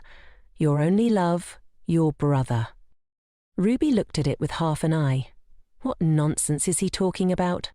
Replying to Cheza was a difficult task. Although she wrote briefly, she didn't feel that way. That guy didn't like her living happily here, so if he heard about me running away from home, he would probably be more amused than anyone else. After writing the letter, she stretched. For now, I've finished one of the things I've been putting off for a while. Another thing was still on her mind, so she went outside. It's a good thing you've recovered well. The speaker was the Archbishop. Although we only know how to pray, during the time you were missing, I fasted and stayed up all night praying. Ruby smiled. Thank you for worrying about me. Perhaps thanks to the blessings, I have returned safe and sound. The Archbishop seemed hesitant. I've heard the rumours regarding my niece wandering around the capital during that time. You must have been very upset about that. She bowed. I really have no face left. Ruby was startled. He really thought that I left home because of that. She gave a rueful smile. You don't need to mind that anymore. More importantly, you are safe and sound. It's so fortunate. She replied, You are indeed, Ka's angel. Ruby wondered. Is the Archbishop really not related to the Magic Stone incident? This time, there are many people in this world who use their entire family as chess pieces for their own purposes. She asked, May I ask why, after that incident, you only invited me? The Archbishop replied, There's no particular reason, because you must have been very surprised and confused at that time. I wanted to see you to gently comfort you. I don't know who did such a thing, but I believe God will surely have a fitting punishment for that person. Ruby smiled. Thank you for always thinking of me. She happily replied, That's a matter of course, as a loyal servant of the Holy Father. Please come to this place any time. This place is always open to welcome K's angel. The bell rang, startling the Archbishop. It's already this time. You must be hungry. Let's have a meal together. She refused. No need. I have an appointment to have a meal with my husband. The Archbishop hesitated. A meal with your husband. I see. The two of you are getting closer. That's wonderful. Ruby noticed the strangeness. What was that reaction just now? Suddenly someone called, Madame. The person who arrived was Emian. First he bowed to the Archbishop, then said, Madame, it's good that you've recovered well. From now on, I'll probably see you often at the training grounds. Ruby laughed. Thank you, but what brings you here? He said. Lord Isaac told me to pick you up, madam. You have a lunch appointment with him, right? She confirmed that was the case, still bewildered. How did Isaac know I was here? Suddenly, the Archbishop said, Lord Isaac seems to love you very much. Ruby looked at her with a kind smile and replied, There's no way that guy would love me. Looking at Isaac's recent actions, it was enough to cause misunderstandings. Now he even entrusted Demian to escort her. Anyway, it seemed like Isaac was overprotecting her. The table was full of delicious food. Ruby stared at the table, almost entirely covered in food, and cautiously asked, Do you usually eat outdoors like this? Isaac replied, I can't go back and forth between home and the reconnaissance site for every meal. She thought to herself. Isn't this also very troublesome? He added. Sometimes I eat at a restaurant outside, and sometimes I'm too busy and skip meals altogether. After saying that, Isaac glanced at her and asked, Isn't it good? Ruby hurriedly explained. That's not it. She thought he might have assumed that the Archbishop had given her something delicious. She felt helpless. What does he think of me? Does he think I'll devour anything someone gives me? Suddenly Isaac stuck his fork into a piece of sausage. Eat a lot. If you want to endure the cold of the north, you have to eat well. Seeing her freeze, he asked, What's wrong? Ruby laughed. I'm charmed by your warm enthusiasm again, thank you. I'll enjoy it. She then mentioned the matter that had been bothering her. But I heard about the banquet from Elle. The fact that I'm the main character of the banquet.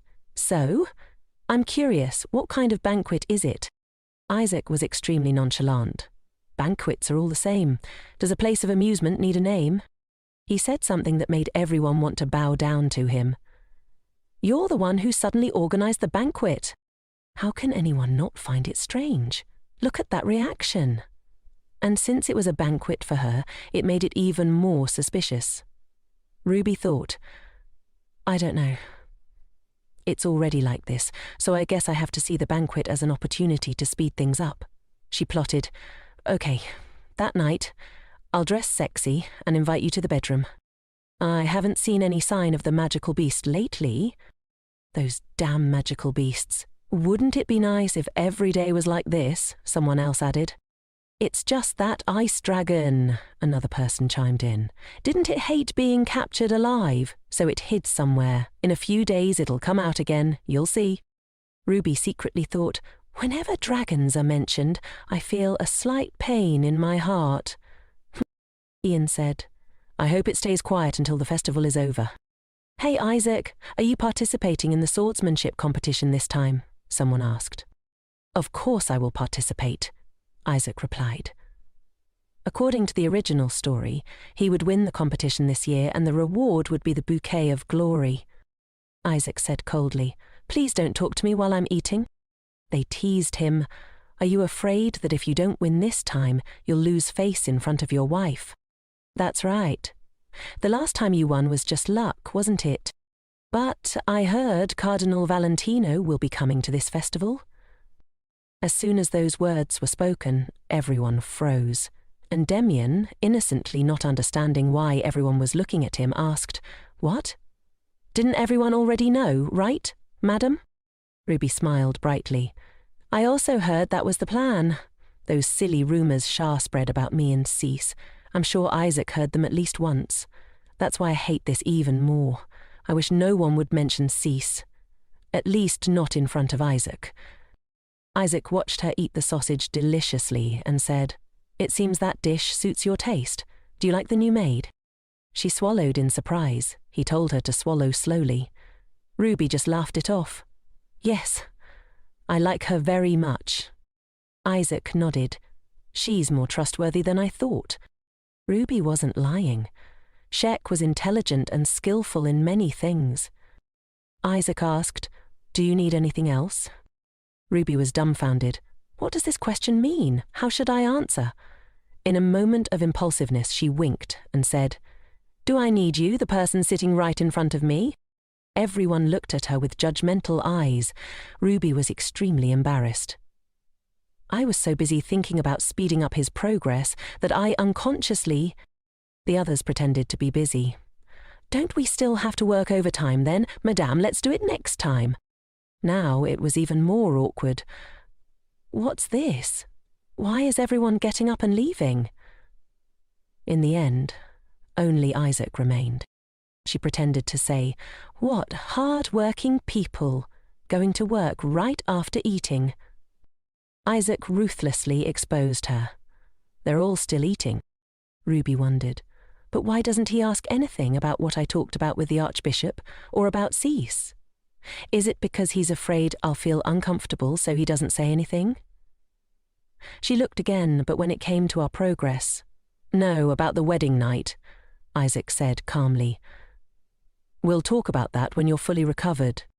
She couldn't stand it and said loudly, But I'm completely recovered now. He still insisted, You can't overwork yourself. She refused to give in. It's not overworking. Do you want to see? Then she slammed the table. Food clattered to the floor and water spilled onto Isaac's sleeve. Ruby froze. I'm sorry. She trembled, not knowing what to do. Isaac rummaged in his pocket. It's just water. Isaac wiped it off with a handkerchief. Ruby asked, worriedly, Are you hurt anywhere? Isaac listened and assessed. Finish your meal first. They returned to the castle. The maid brushed Ruby's hair and complimented her. Madame's hair is so beautiful, like strands of shimmering gold silk. I, scolded one maid. You girl, how dare you compare Madame's hair to spider silk? Ever since Rona arrived, Elle acted as though she were her own maid, treating Rona as a rival. Rona immediately retorted, I meant it as a compliment. She'll understand my heart. Elle was annoyed. Who are you to ask Madame to understand? ridiculous girl." Ruby was speechless, but the mask prevented her from speaking. Rona was bolder and stronger than she thought. Despite being bullied by the maids who had worked for the family for a long time, she didn't lose her spirit. Before Rona arrived, Ruby always felt uncomfortable being the center of attention, but now it seemed a little easier, and she felt very comfortable. A little later, there was a knock on her door. "Ruby, can I come in?" She immediately stood up. It was Ellen who entered. Ellen froze, extremely surprised. Ruby was also surprised. "Ellen, you look really beautiful today." Ellen was speechless. She smiled. "Ruby is the one who is incredibly beautiful. Before I go, do you need anything else?" Ruby replied, "No, I'm fine." She looked at the older maid behind her. She thought she would glare at her, but did the head maid's personality change after Ruby ran away from home? Ellen greeted her. "Then I'll go to the banquet hall first. If you don't feel well, please tell someone immediately." Ruby replied, "Okay, see you later." After talking to Ruby, Ellen treated her a little more comfortably than before. Although she didn't know how long this daily life would last, it was enough to make her happy. She followed a guide. There had never been a party held specifically for her in Roman either. She was very nervous. How should I deal with this party? At this rate, I'll make a mistake. No one will even glance at me, and... Isaac, what if he refuses to dance with me? As she thought about it, she met him. "You're here," she said. Ruby was shocked. What kind of outfit is that? She looked at Isaac in a panic. Was he planning to wear that to the banquet hall? She screamed, "You look really cool today." Isaac just glanced at her. She blinked repeatedly. He stood up and said, "I rushed here right after completing the top secret mission, so I didn't have time to change." She wondered. Top secret mission? Is it something like an assassination? In slight surprise, she asked, "So, this outfit is for the mission?" Isaac replied roughly, "The armor is too heavy and eye-cacking, so if it's not for killing monsters, this is the most effective." She stared at his six-pack abs. What kind of pervert designed this? Suddenly, Isaac extended his hand. "I can't let you go alone forever. I apologize for wearing this." Ruby was extremely surprised. "So he didn't change his clothes and came here immediately because he was worried about me going alone?" She couldn't help but keep looking at him. Then she exclaimed, "This style is fresh and cool too. Shall we go?" They walked together to the castle. Ruby slowly stepped inside, Isaac walking beside her, holding her hand. People started talking. "Is it that outfit? My brother wore it once, but why does it feel so different?" one person whispered. His comrades were also surprised. "What the hell is wrong with him? I'm so jealous of the physique that can pull off that outfit." Ruby observed everyone and thought, "I was worried because the outfit is too revealing, but it seems that when they knew he came after completing the mission, everyone had nothing more to say." "I heard this party is specifically for Madam, right?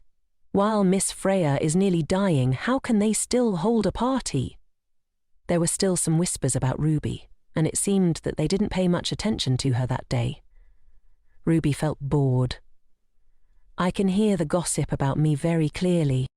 Ellen looked at Isaac and commented, "Truly GBMP-inducing, brother." In looked at him puzzled. "Hey, you should have changed your clothes before coming, no matter how urgent it was." Ruby was surprised to see them holding hands. Ivan and Ellen walked over. Ivan complimented her. "Madame, you look really beautiful today." Ruby smiled knowingly, as if she had discovered something. "Thank you, Sir Ivan. You look cool too." Suddenly, someone walked over. "Is everyone here? Long time no see, madam." It was Freya. Ruby quickly asked, "Miss, are you all right? I was so worried about you." She had heard that Freya had recovered, but she still looked weak. Freya forced a smile. "I'm fine. It's fortunate that both Madam and I are safe." Ruby looked around. "But where's Lorenzo?" Just then, someone came to greet them. "Greetings, young master," Isaac replied. "Long time no see, Madame Fuana." She smiled. I heard you were holding a party, so I stopped by to send my greetings. I don't intend to interrupt the party for the people who are supposed to be here, so don't worry. Foana glanced at Ruby. This is the person I've only heard rumours about. Foana was referring to Ruby. A tragic scene suddenly appeared in her mind. Mother. The image startled her. Isaac asked worriedly, "Are you okay? Your complexion doesn't look good. You've been shaking for a while." Her hand was still trembling. Ruby made up an excuse. "I'm probably just a little nervous about the party," Madame Foana said. "I had to rest and recuperate for quite a while, so I could only send my belated greetings now." "Miss Rebecca," she smiled brightly. "It's a pleasure to meet you, madam. Miss Freya's appearance is indeed inherited from you." She covered her mouth and continued. "The young master's wife is as lovely as the rumours say. I heard that the Gazelle in the south are like goddesses. It seems to be true. Is it because she's quite free-spirited compared to the strictness of the north? I heard about what you've been through recently." Hearing this, Isaac couldn't hold back any longer. "Madam, you can leave now. Didn't you only come to say hello?" Ruby cursed inwardly. Where did he learn to talk to his elders like that? However, she still had to endure it. "Forgive me. It seems that with age, I've become more sensitive." Although Ellen didn't like it, she still had to offer a polite invitation. "Madam, please have some tea before you go." The Duchess refused. "Maybe next time, Princess. Today doesn't seem like the right time." Freya paused. "Mother, are you leaving already?" Isaac snapped at her. "Are your ears just for decoration? Your hair is a mess." Freya silently lowered her head. Ruby was startled when she heard that and nervously touched her hair. Isaac saw her action and said, "It looks beautiful that way." She looked at him with teary eyes. He affirmed, "It's your hair." Suddenly, Ruby couldn't say anything but chuckle. Even though the Duchess wasn't talking about her, it somehow reminded her of her mother from her past life. "Ah, thank you, sir. Your hair is also very beautiful," Ruby said, holding out her hand. "Would you like to dance with me?" Ellen said. "My brother has forgotten the basic steps for quite some time now." Zach replied. "That's right. He'll only embarrass himself." Ruby thought to herself. "I just said that. Is it that serious?" Unexpectedly, Isaac reached out and embraced her. "There's nothing I can't do." Ruby was so surprised she couldn't speak. Isaac added, "The host of the party is supposed to have the first dance. Are you really concerned about dancing in this outfit? Are you crazy?" Everyone was surprised by the scene before their eyes. Isaac was going to dance? Even Ruby was surprised. The Isaac from the novel didn't dance with anyone. "Why is he saying he'll dance with me?" Isaac asked her. "It's a dance popular in Romania. It has its own unique style, right?" Ruby hesitated slightly. "It does have its own style, but..." Isaac didn't care. "Then let's just dance like that." "I'll do as you wish." Ruby's cheeks suddenly flushed. Her current emotions were indescribable. The melodious sounds of the piano and harp filled the air, and amidst those melodies, Isaac and Ruby completed their dance. What caught Ruby's eye at the moment was Isaac's six-pack abs. I intended to seduce him, but why is this situation? Why does it feel like I'm the one being seduced? Lost in her thoughts, Isaac whispered a compliment. "You're beautiful." They exchanged passionate glances. Isaac's red eyes made the gaze even more mesmerizing as they continued to dance under the splendid, colourful lights. Ruby continued to faintly feel surprise. "Please follow me carefully," Isaac instructed. "As expected, you do everything perfectly." Contrary to her feelings, Isaac felt differently. "I'm so embarrassed." After that, Ruby left Isaac's hand. "You don't seem embarrassed at all." She twirled to the music. Isaac just stood there, bewildered by Ruby's actions. Ruby's legs moved very smoothly, as if she poured all her heart and soul into the music. Then Ruby moved around Isaac. Her hair, colour, smile, and dress all stood out in their own way. Isaac's heart was restless, not knowing what to do, but when he saw Ruby give him that adorable expression, Isaac was startled out of his previous vision. He couldn't help but grab Ruby's hand, and that was the dance that ended their wonderful performance. Ruby didn't understand why Isaac acted like that. His gaze was still fixed on her. Everyone applauded them, but only Freya didn't show any emotion. Soft sobs echoed within the dark room. Freya entered and saw Lorenzo covering his face and crying. He looked at her with teary eyes. "Sister," he said, his voice shaky. Seeing Lorenzo's mood, Freya also felt uneasy. "Why are you sitting here sobbing like that?" Freya was horrified when she saw Lorenzo's face, covered in wounds that might even leave scars. Seeing her brother like this, what older sister wouldn't care? Freya asked coldly, "Who did this?" But Lorenzo avoided the question. Freya's anger grew and she shouted, "Who did this to you? I have to tell father and mother." But Lorenzo stopped her. "Sister, don't tell them." It seemed very difficult for Lorenzo to say this. "It was Sir Isaac. While I was telling him not to linger near that witch." Freya's eyes now only reflected the figures of Isaac and Ruby after the ball ended. Ruby asked Isaac about his feelings. "How was the dance, Sir Isaac?" Isaac's expression was quite uneasy. Southern ladies probably find it very tiring. Ruby asked further, "You must be thirsty, right? Would you like something to drink?" Hearing that, Endymion quickly ran over. "Drinks are already prepared. I knew you'd be thirsty, so I prepared them in advance. Speaking of which, your dance was truly wonderful. Who would have thought I'd witness you dancing with my own eyes, my lord?" Despite Isaac telling Endymion to be quiet, he continued, "It's the first time I've seen a dance that gave me goosebumps all over my body." Ruby didn't say anything more. Not normal at all.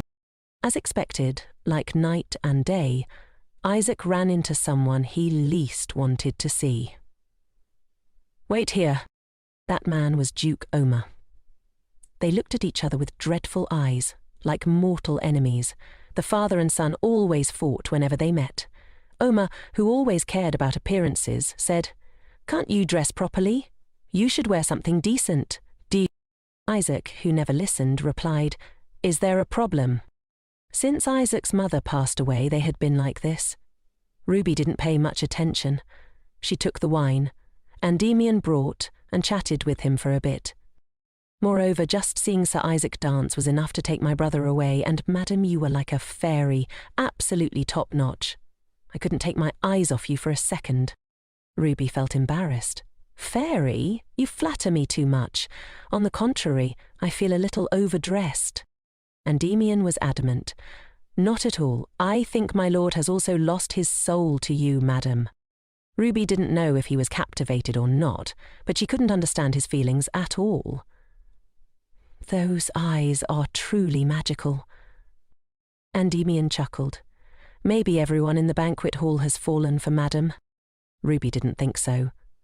"Is it okay to feel relieved now? Thank you all for always treating me well, but are you planning to use me as a secret weapon?" Ian also came to her. That was a surprise earlier. Even Ellen felt the same. Indeed, it's surprising that brother didn't step on Ruby's feet. But the unexpected thing is that you possess such great talent. Even I want to learn from you, sister. Unexpectedly, Ellen was praising her. Ruby thought to herself, if that's the case, it seems I did well. Isaac should hear this. Then Ellen asked about Isaac. "But where did brother go?" Ruby answered awkwardly. "He's talking to his father over there." "Huh? Where did he go just now?" Ellen also seemed a little unusual. "Father is here." Ruby was startled. Yes, he was clearly there just now. Ellen sighed. "I see. It's a good thing they moved somewhere else. It seems like brother has something to worry about." Ruby didn't understand what he was worried about. "What happened?" Ellen replied. "Father's expression wasn't very good either. It seems that after seeing him dance with Ruby, father thought he was about to die. That's all." Ruby guessed. Could it be that father doesn't like this party because such a grand banquet was held just for me? Could it be that father thought I whispered and begged Isaac or something? Freya's voice also chimed in. It's so hot. Everyone is so lively. Ruby didn't understand why the blue-haired man kept looking at her with sharp eyes. Then he bowed without saying anything more. He had also been present in the forest that day. He turned to the side and let Ivan talk for a bit while the two asked about Isaac. Ruby decided to leave his gaze behind. He's so scary. I have to go to Ellen's side. Even Freya was curious. Come to think of it, I haven't seen the Duke.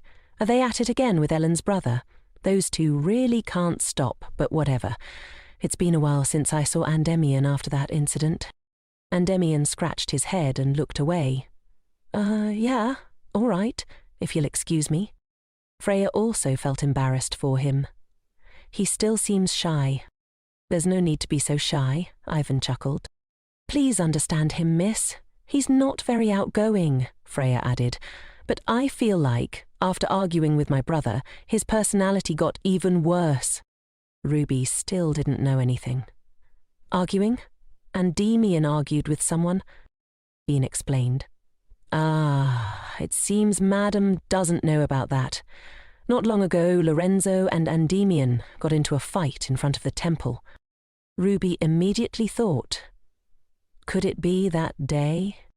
Ivan shook his head in frustration. Even if I ask them why they fought, they keep their mouths shut and don't say a word. Honestly, these kids... Suddenly, Freya grabbed Ruby's hand. Madame Latoun, stop listening to those boring stories. Come play with us. Ellen continued speaking casually. It's the right thing to do. You should take this opportunity to build close relationships. Ruby's brother also hoped for that, which was why he organized this banquet. Freya excitedly pulled Ruby along. Come on, let's go. But no one knew that someone was still watching, especially paying attention to Rudbeckia de Borgia alone. Other young ladies also admired Ruby's dance. Madam, please teach me too. Are my steps like this okay? One of them asked. Ruby enthusiastically instructed her. That's right. First, extend your leg, then like this. Everyone admired Ruby. So elegant. As expected, the southern aristocracy is different, even in their dances. I plan to visit Romania this winter. If it weren't for Madam, I wouldn't know anything, another young lady said. Ruby chuckled. You don't have to worry so much. After the commotion of running away from home, she had been very stressed. Fortunately, the atmosphere now was different from what she had worried about. They also gossiped about Isaac. This is really surprising. Who would have thought he would dance? That's why they say men change after they get married. That depends on the person. Look at my husband, one of the young ladies said. Ruby was speechless. I'm not much different either, she replied. But since earlier she had noticed Endymion following her so closely. Does he think I can't see him? The young ladies were like people in the clouds. Actually, when the two of you stepped out earlier, my heart was pounding. Madame, you're so adorable, and Sir Isaac looks incredibly sexy. Ruby just kept smiling. Even if you're dressed scantily, you still like it? Should I join in as an ardent fan? Another young lady asked. Madam must have been very moved, right? Ruby was also getting carried away. Of course, she said. But one young lady liked to make sarcastic remarks. I wonder if it's because Madam loves her husband so much, or is there another reason? I can't think of any reason for the recent commotion, can you, Madam? Ruby's smile became even brighter than before. Here we go again. They must have found the flame they need to be satisfied. The young lady added, It seems like Romania has a very free and comfortable atmosphere, right? Ruby just shook her head. It's not like that. On the contrary, it's stricter in Romania. If my brother came here, he would be very angry. Everyone in my family must be very worried about me. Because things didn't go your way, you're frustrated, right? So don't touch me anymore, Ruby replied, her tone firm. Even if you deliberately provoke those with positive mindsets, whose heads are full of flowers, in the end, only you will be harmed. Won't you? No matter what people around me say, I will maintain this concept. Now that I'm suspected of poisoning Freya, I have to be even more steadfast. The others weren't so malicious anyway. It was fortunate that Madam had returned safely. That's right. Madam's husband wandered around looking for his wife for days and nights. The entire kingdom wished for Madam's safe return, someone added. Ruby smiled it off. Thank you, everyone. However, Ellen had been paying attention to Ruby since earlier. Without saying anything, she patted Ruby's head gently. Ruby suddenly looked over, surprising Ellen. "Oh, I'm sorry," she muttered. Next, the focus shifted to Freya. "Miss Fuana, is it okay to be outside for so long?" one of the young ladies asked. Freya replied confidently, "Of course, it's fine. I can even dance some more." The young lady exclaimed, "That's great. How could Om's banquet be complete without you, miss? Who would do such a terrible thing? I hope they catch the culprits soon." At this moment, Freya put down her wineglass. "We should stop talking about that here." Then she looked at Ruby. "What's wrong? Why are you staring at me like that?" As expected of Freya, Ruby thought. She still suspects me of being the real culprit. Even so, Ruby couldn't blame the victim. Freya and those who had just spoken apologized profusely. "Yes, we shouldn't talk about such dark things. I was being thoughtless." Slipping into the gaps between her complex thoughts, Ruby recalled the thing she had tried to forget.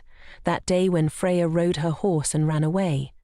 Was she really that busy at the time? Ruby pondered. Maybe it was because I had accumulated too much fear of being harmed.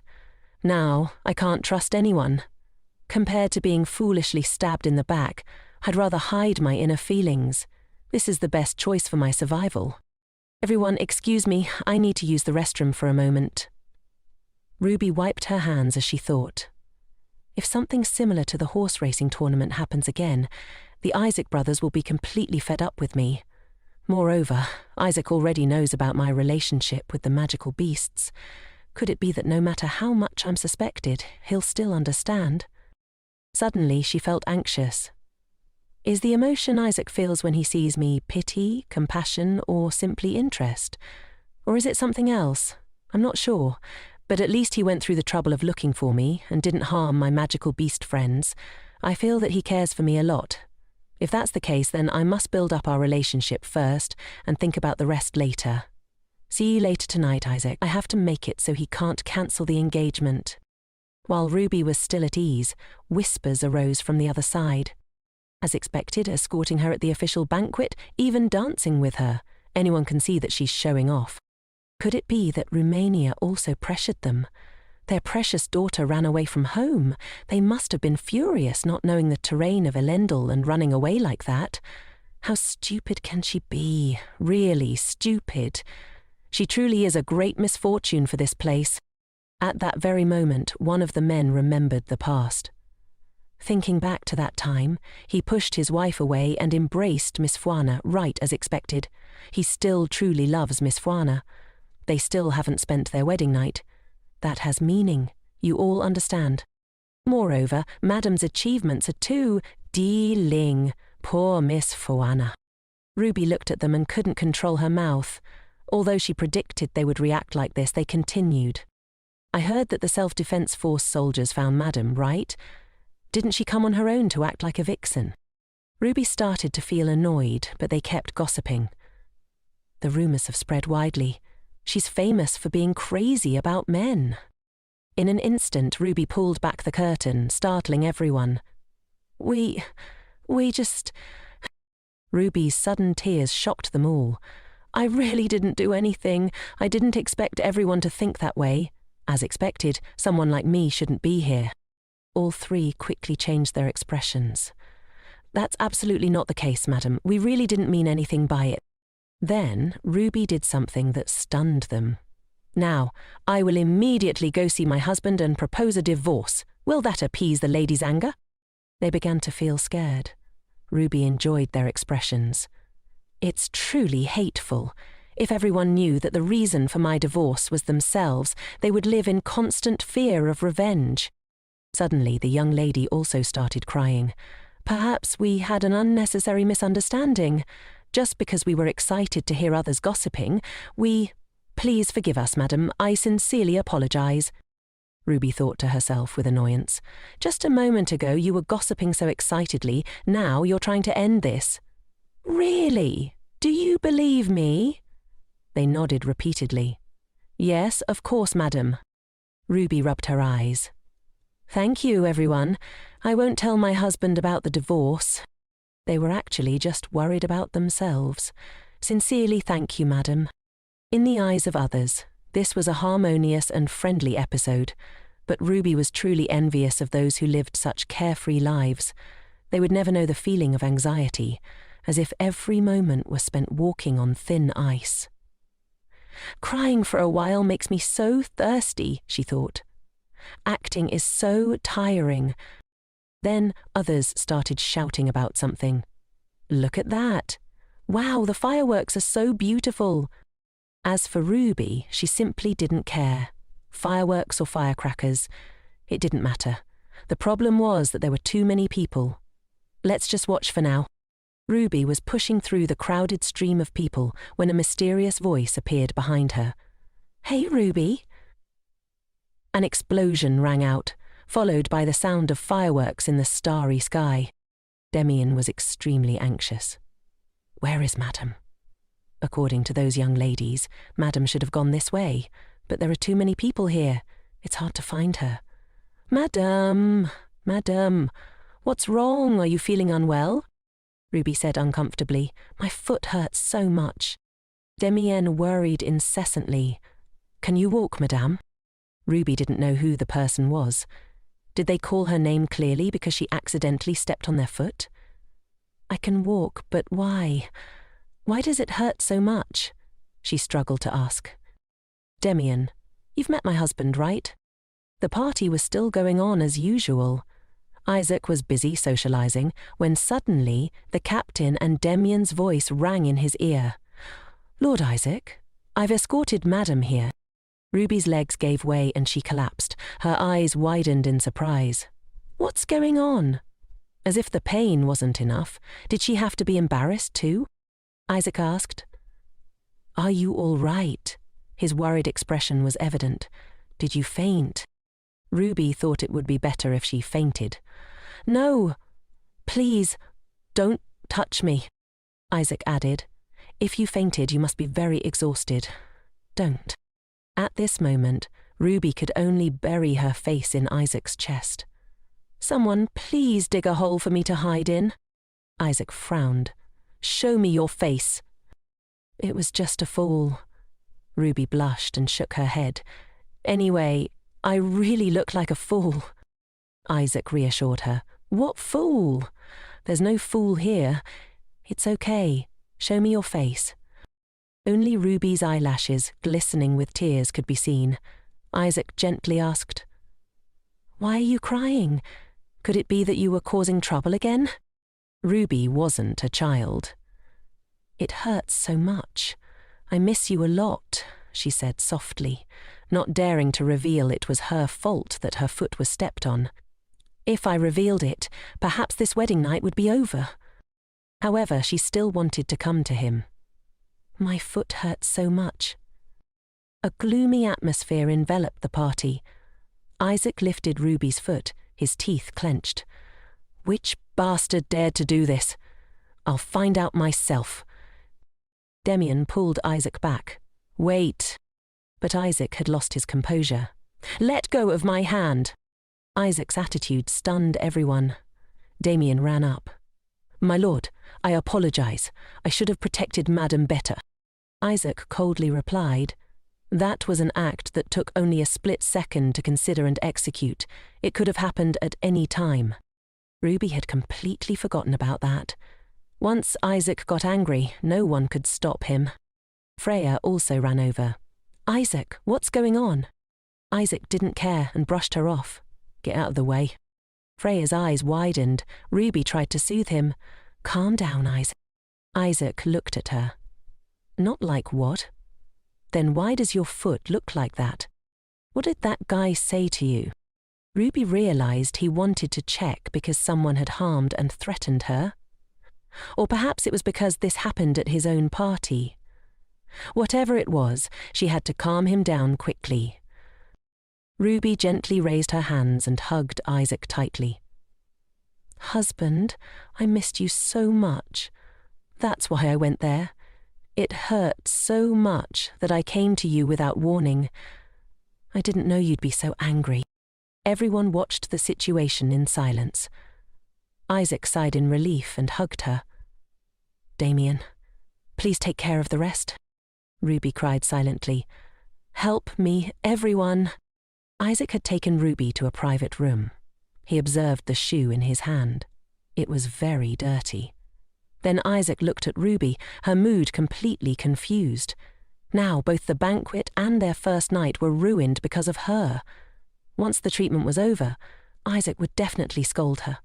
Maybe he would send her back to Romania like that time, but he had said he wouldn't send her back. Should she believe those words? Did gentleness turn into violence in a blink of an eye? Moreover, she didn't like the silence. Ruby's heart skipped a beat when she looked at Isaac. He didn't know what she was worried about. Isaac didn't even know what to say. The servant, after treating the wound, said, "It's all done, young master." Isaac instructed, "Wait, remove the turtle decoration as well. Didn't you hear me?" Isaac had been feeling uneasy for a while. Ruby was also curious. Isaac turned to ask her, "So, you didn't clearly see who did this?" Ruby shook her head.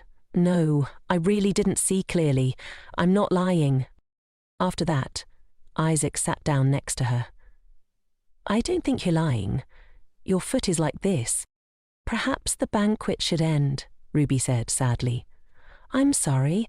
This banquet was a rare one that you prepared for me, but it's a shame. But it's my fault."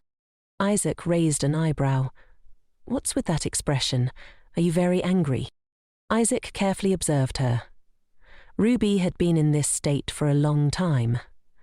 As Isaac expected, she looked very regretful.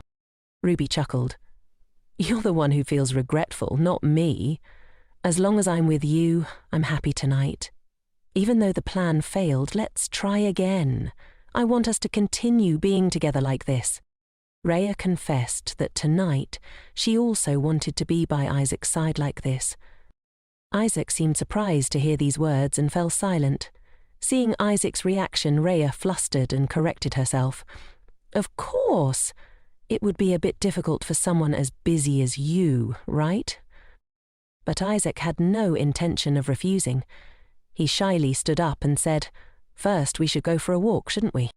Rhea wondered if Isaac was being so strange. Should I just let him go alone? Their chosen spot for a walk turned out to be the greenhouse. Isaac carried Rhea as he walked and said, "I tried my best to make it as similar as possible, but I don't know if it resembles Romania." Contrary to Isaac's worries, Rhea found the place truly beautiful. She commented that it looked like the Hanging Gardens. Isaac didn't know about the Hanging Gardens of Babylon that Rhea was referring to. According to Rhea's story, the Empress, having left her birthplace, missed home so much that she fell ill with homesickness. So, the king built those gardens for his beloved wife. Rhea explained that she had read about it in a novel before.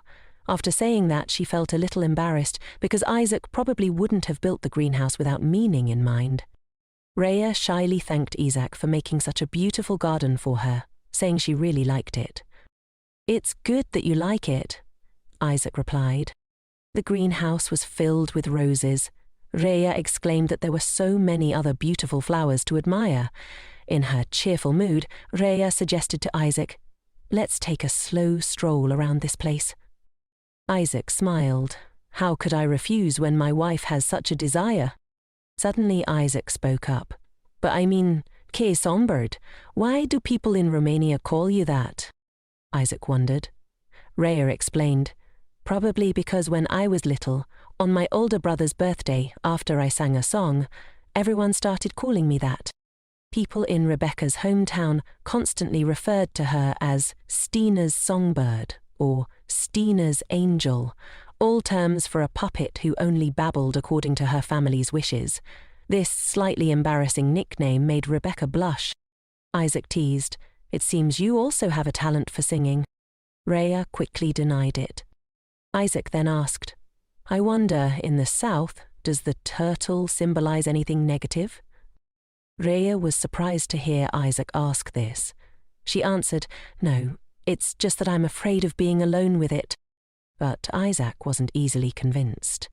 "It seems there's another reason, to the point that just looking at a model makes you scared." The real reason made Rhea hesitate. 3 years ago, before her marriage to Duke Reborn took place, a bird struggled to escape its cage. Rebecca's voice echoed as she shouted, "I don't like it! Please leave me alone! I'm not a puppet!" She had pleaded with her brother, as he was involved in the downfall of her family. Later, she resolutely refused, not wanting to lose her new family. Rhea slammed the door and stormed out, leaving only Chesa in the room, thinking to himself how foolish she was. By then, it was getting dark. Rhea returned to her room, regretful. "I shouldn't have lost my temper with Chesa. I'll probably be called out by father for a lecture." She hesitantly opened the door, wanting to apologize to Chesa for her outburst, but she witnessed a scene that traumatized her. The setting sun outside shone through the window, casting a crimson glow that blended with the sight of the poor bird, whose wings had been broken by Chesa. Cesari's face was frighteningly covered in blood. He spoke, "I've been waiting for you." The little bird was dying. Rhea opened her mouth in horror and screamed, "What are you doing?" But 2 maids grabbed Rebecca's arms. "Can't you put that down?" Rhea seemed to beg Chesa, but he coldly threw the bird down in front of her terrified face and said, "Look closely, Ruby. This is the price of defying me." The bird, having lost its wings, struggled as a turtle approached. Then the turtle opened its mouth wide and snatched the bird. Chesa cruelly told Rebecca, "Look, this is the pathetic life you killed." Forced to witness all of this, Rhea was deeply haunted. Enzo had given her that bird. Rhea loved the cute creature. It was the first gift she had ever received, a small and precious life she once held dear. Now it had died because of her. From then on, whether it was a real turtle or just a model, Rhea avoided them, remembering that moment. Normally she would try to endure it, but when faced with unexpected situations, her emotions would inevitably overflow. How could Rebecca tell Isaac all of this? She lied, saying she had just been bitten by a turtle. Isaac said, "If you told me, I would get rid of them all." Rhea was confused, not understanding what Isaac meant. "Everything here is fine, so you won't have to endure any more pain in the future," Isaac comforted her. Isaac meant that Rhea didn't need to suffer any injustice. Such gentle words left her speechless. She affirmed, "I'm also quite good at enduring things," Rhea said. "From now on, I'll try to follow your words. I apologize for always making you worry." Isaac, dissatisfied, reminded her not to apologize anymore. Rhea thought to herself, "He complains a lot, doesn't he?" Isaac also asked Rebecca to tell him a bit about her family, curious about what they were like. Rhea didn't understand why Isaac suddenly asked that. Isaac explained, "It's not strange for a husband to ask about his wife's family, especially since Cardinal Valentino's arrival is approaching. Knowing beforehand will allow for better preparations," Rhea explained.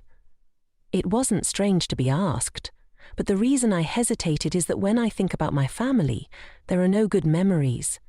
I don't know where they heard the rumors from, but they always criticized me, and my husbands would question my relationship with Chesa." It was just a guess, but Rhea suspected that the source of those stupid rumors was Chesa. She never saw a good relationship with any of her fiancés. Even when the marriage was just an arrangement, Chesa would use dirty tricks to bring Rhea back to his side. Rhea told Isaac that, despite being praised as the next pope, her brother Chesa wasn't sincere. She thought that, compared to becoming a priest, Chesa himself didn't want that. Based on past memories, Rhea was quite sure Chesa wanted to become a true knight. Isaac understood somewhat after hearing Rebecca's story. He asked, "Don't you miss your family?" Rhea didn't think it was to that extent. She suddenly fell silent. Isaac spoke. "Did I say something unnecessary?" Rhea quickly waved her hand. "No, I guess I can't seem to control my expression. This is my home now, but matters concerning my family aren't exactly a welcome topic," she explained to Isaac. Isaac's focus shifted to everyone. "Am I included in that?" Rebecca quickly refuted this. She quickly changed the subject. "Come to think of it, you haven't heard about the birdcage yet, have you? I'm not asking you to tell me about it, just a little curious." Isaac told her to wait and offered his hand. He gently took Rebecca's hand. She suddenly widened her eyes in surprise. "They say bracelets bring good luck." Isaac carefully put one on Rhea and told her to take it. What Isaac had just given Rhea was a key. Isaac revealed that it was the key to the jewel vault, startling Rhea. While Rhea was still in shock, Isaac added, "You can take anything you like, any time." Rhea couldn't dare do that. Isaac blushed and said, "As long as it's something you like, it's fine." Each family's jewel vault contained their genealogy and precious items passed down through generations. But why would Isaac entrust such a place to Rhea? She didn't understand why he treated her like this. On the contrary, Isaac misinterpreted Rhea's thoughts and said, "As expected, it's not a birdcage, so you're disappointed?"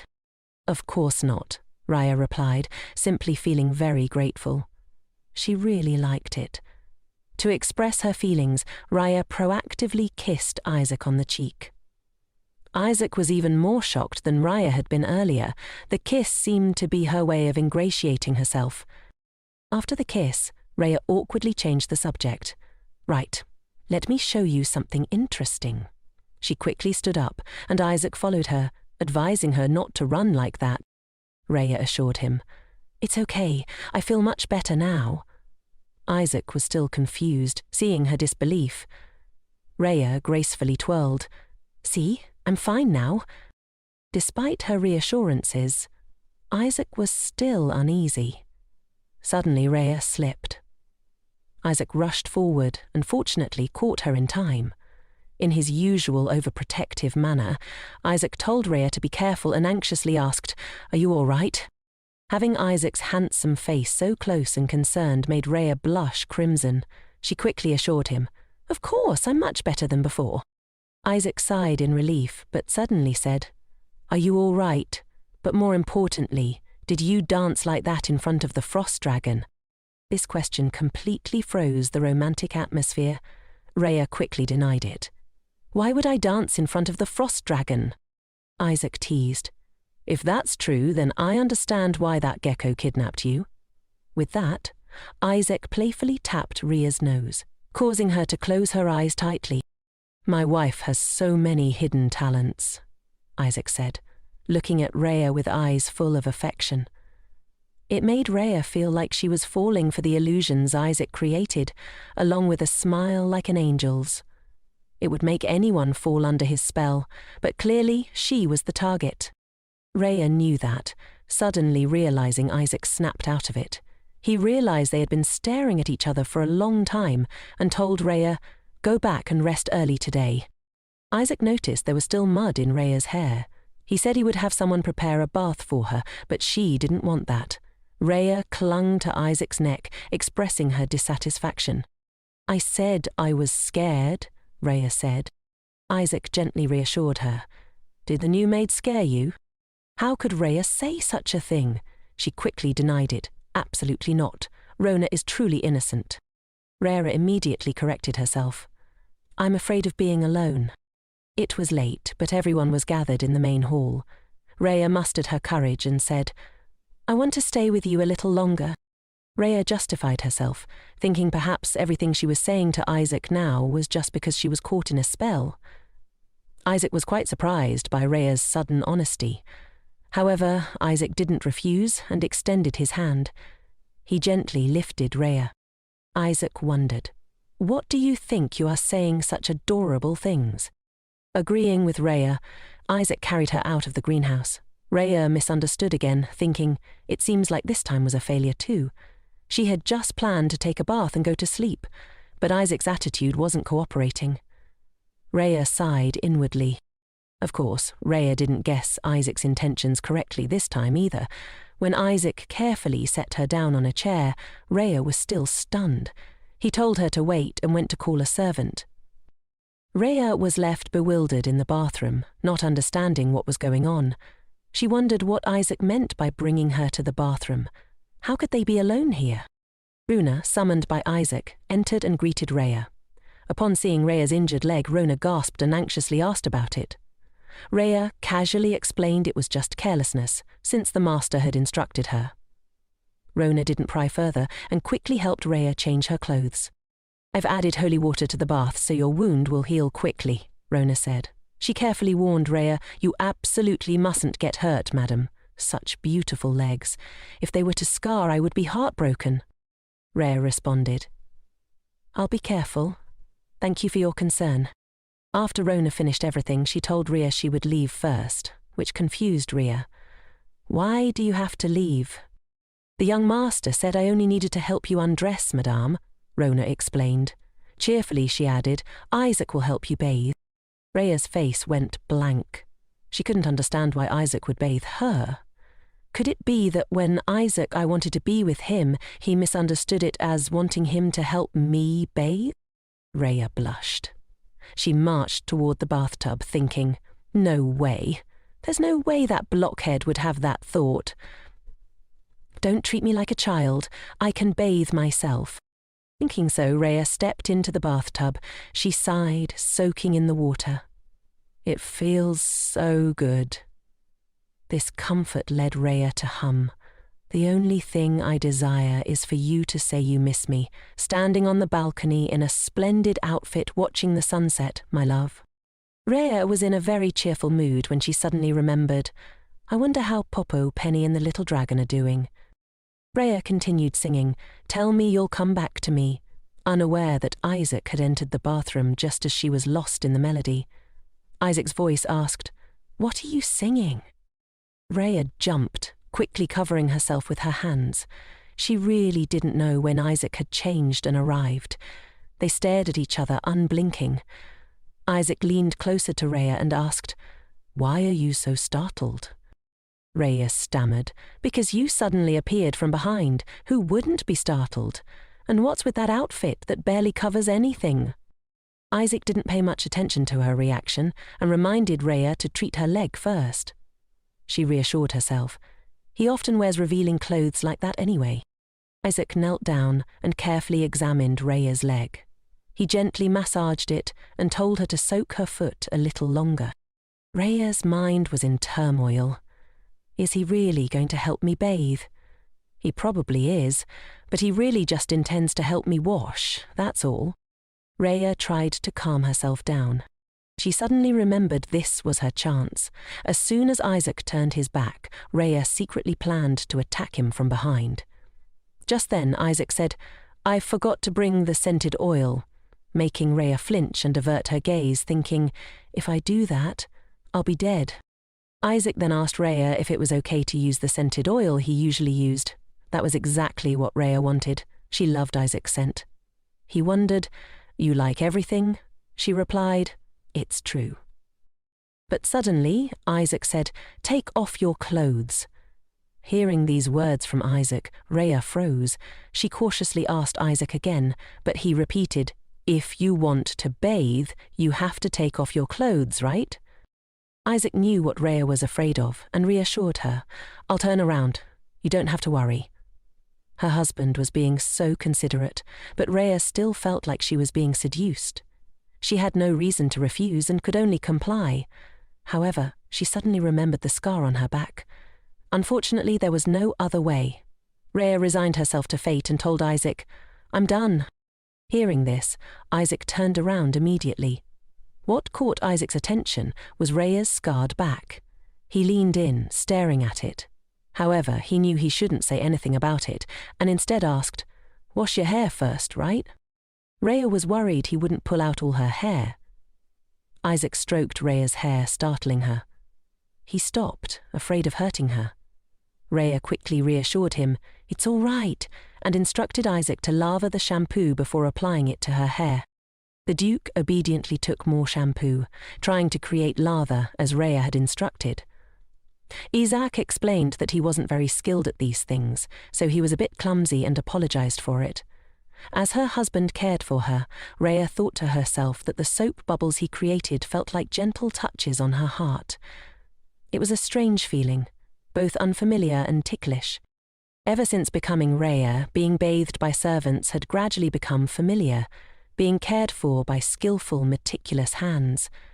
She'd almost come to think of herself as a doll. But Isaac's hands, though clumsy, felt incredibly warm. Rhea suddenly asked, "Aren't you tired?" Isaac replied, "It's all right," but he reminded her, "Don't call me you. Call me by my name, or like you did earlier."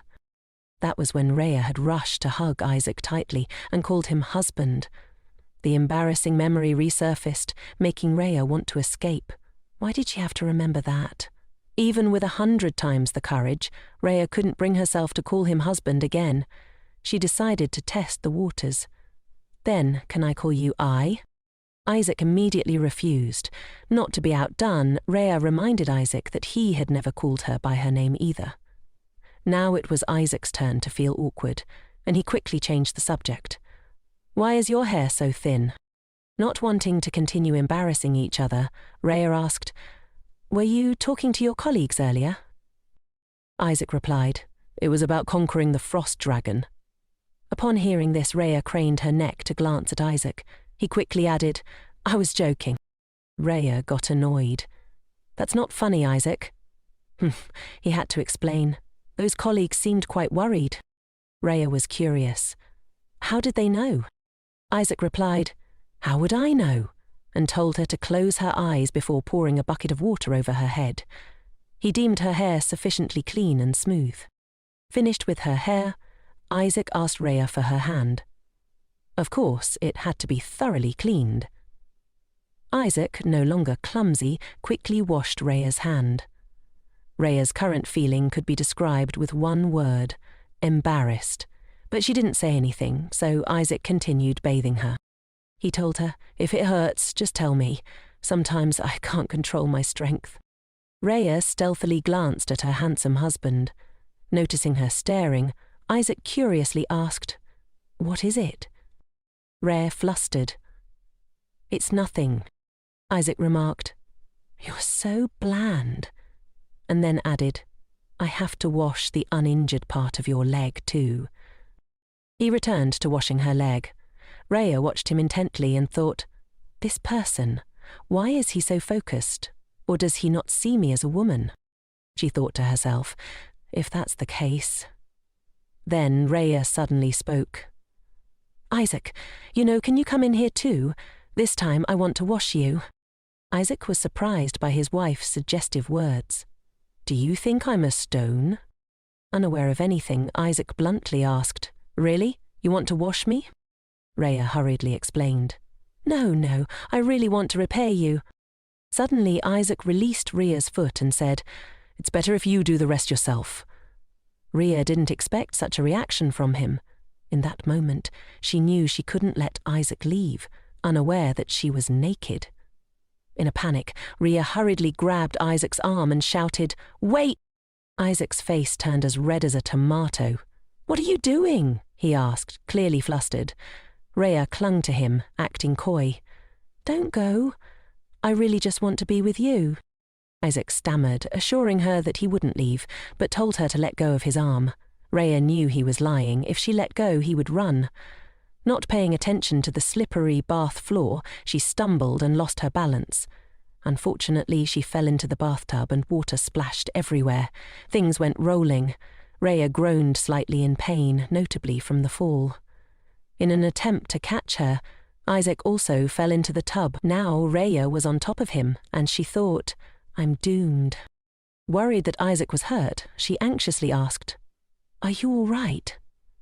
With his beloved wife completely naked on top of him, Isaac could hardly be all right. He shyly turned his face away, gritting his teeth and muttering under his breath. Isaac immediately lifted Rhea up and gently carried her out of the bathtub. Rhea didn't understand why she was suddenly being carried like this. Before she could process it, Isaac placed her on the rug. He told her to wait a moment, then left.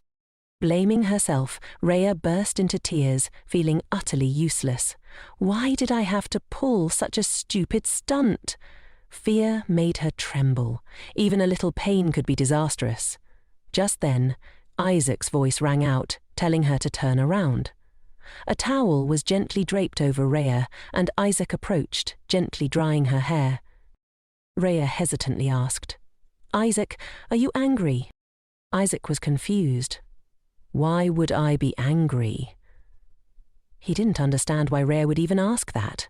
She was truly baffled by his constant calmness, unable to grasp why Isaac was always so gentle and sincere with her. As Isaac dried her hair, Rhea, lost in thought, didn't notice when Isaac reached her legs and saw the scars. Feeling him touch them, Rhea flinched and pulled the towel tighter, covering herself. She looked at Isaac in a panic, suddenly realizing her overreaction. Embarrassed, she mumbled, "It's embarrassing. I lied. When I was little, I caused a bit of trouble. Now I can't do anything properly." Isaac had always treated her with sincerity, but she had kept giving him lies. She knew how things had been in Romania, the pain and scars that remained from that place. She didn't want Isaac to discover the truth, fearing the protective cocoon around her would finally peel away. She didn't know how to face him, unsure if she could handle his gaze, his compassion. She feared that no matter what she did, even preventing Elenia's poisoning wouldn't be enough. In that moment, she wondered if she had anyone who truly stood by her. Isaac spoke up. "I didn't expect the Pope to be so strict. It's funny, isn't it?" Rhea quickly lied. "No, it was my fault back then." She didn't notice her tears falling. Isaac asked gently, "Are you crying because you remembered that time?" Rhea wiped her tears quickly and denied it. "No, I'm not crying." Isaac, unable to stand watching his wife's sadness, took Rhea's hand. He gently kissed it, and as he did, he held her hand tightly. "Don't cry," he said earnestly. "Every time you cry, I don't know what to do. It's terrible. I feel like I'll go crazy because I can't do anything. How can I reassure you?" Isaac continued, "If I had realized sooner, you wouldn't have had to suffer. I'm sorry. I can't go back in time, but I will love you and not avoid you anymore. The chance for you to leave this place is now, but tell me what you want. I'll do anything for you. I can do anything for you," Isaac whispered, kissing her hand again. Her eyes were still teary, but she was stunned. Her cheeks flushed from the intensity of his words. After all that had happened, she knew there was no going back. Even so, Isaac still cared about her feelings. Wanting her to answer one more time, he asked, "Actually, I knew the choice was in my own hands. No one could help me decide, but this time with you, it will be the last time." The two stood facing each other, feeling the weight of their connection. Isaac tightened his grip around Rhea's waist and pulled her closer. "Answer carefully," he whispered. "Even if you regret it later, I won't let you go." Rhea, immersed in the moment from the beginning, could hardly believe what was happening. Could I really have chosen differently, she wondered. They were about to fall into the abyss together, but she didn't care. Drops of water trickled down Isaac's hair onto his face and back as he stared at her. His face flushed. She could feel his desperation, and with a final, determined thought, Rhea made her choice. She reached up and wrapped her arms around his neck. "I want to live with you for the rest of my life, in a place with my friends." Isaac smiled, relieved and filled with joy. His cheeks flushed with happiness. The towel fell to the floor, and Isaac moved closer to Rhea. Her eyes widened, her face blushing with embarrassment, as Isaac slowly placed a kiss on her lips. She didn't pull away, instead she welcomed it warmly. Isaac, growing more greedy, deepened the kiss, wanting to devour her lips. He lifted Rhea up and held her tightly in his warm embrace. A moment later, Isaac released Rhea, and they remained immersed in happiness, their eyes locked on each other. Isaac looked at her contentedly and muttered, "Thank goodness." Then he turned and carried her to the bedroom, slowly and gently. Isaac hugged her tightly and laid her down on the bed. Rhea, anxious, looked at him and softly called out, "Isaac." Isaac, standing before her, his face flushed, removed the towel wrapped around him. It fell with a thud at his feet, and then he moved closer, lifting Rhea's legs. He kissed the swollen wound on her leg. Rhea, with a resigned expression, whimpered, and Isaac knelt on the bed, pushing her gently down into an intimate position. He softly called her name. "Rhea." Isaac stared at her, as if urging her to speak. She looked at him, her eyes sparkling, and he gently stroked her face. Hearing this, Isaac's hand froze, his face turning as red as a ripe tomato. "Damn it," Isaac muttered, lowering his head onto her shoulder.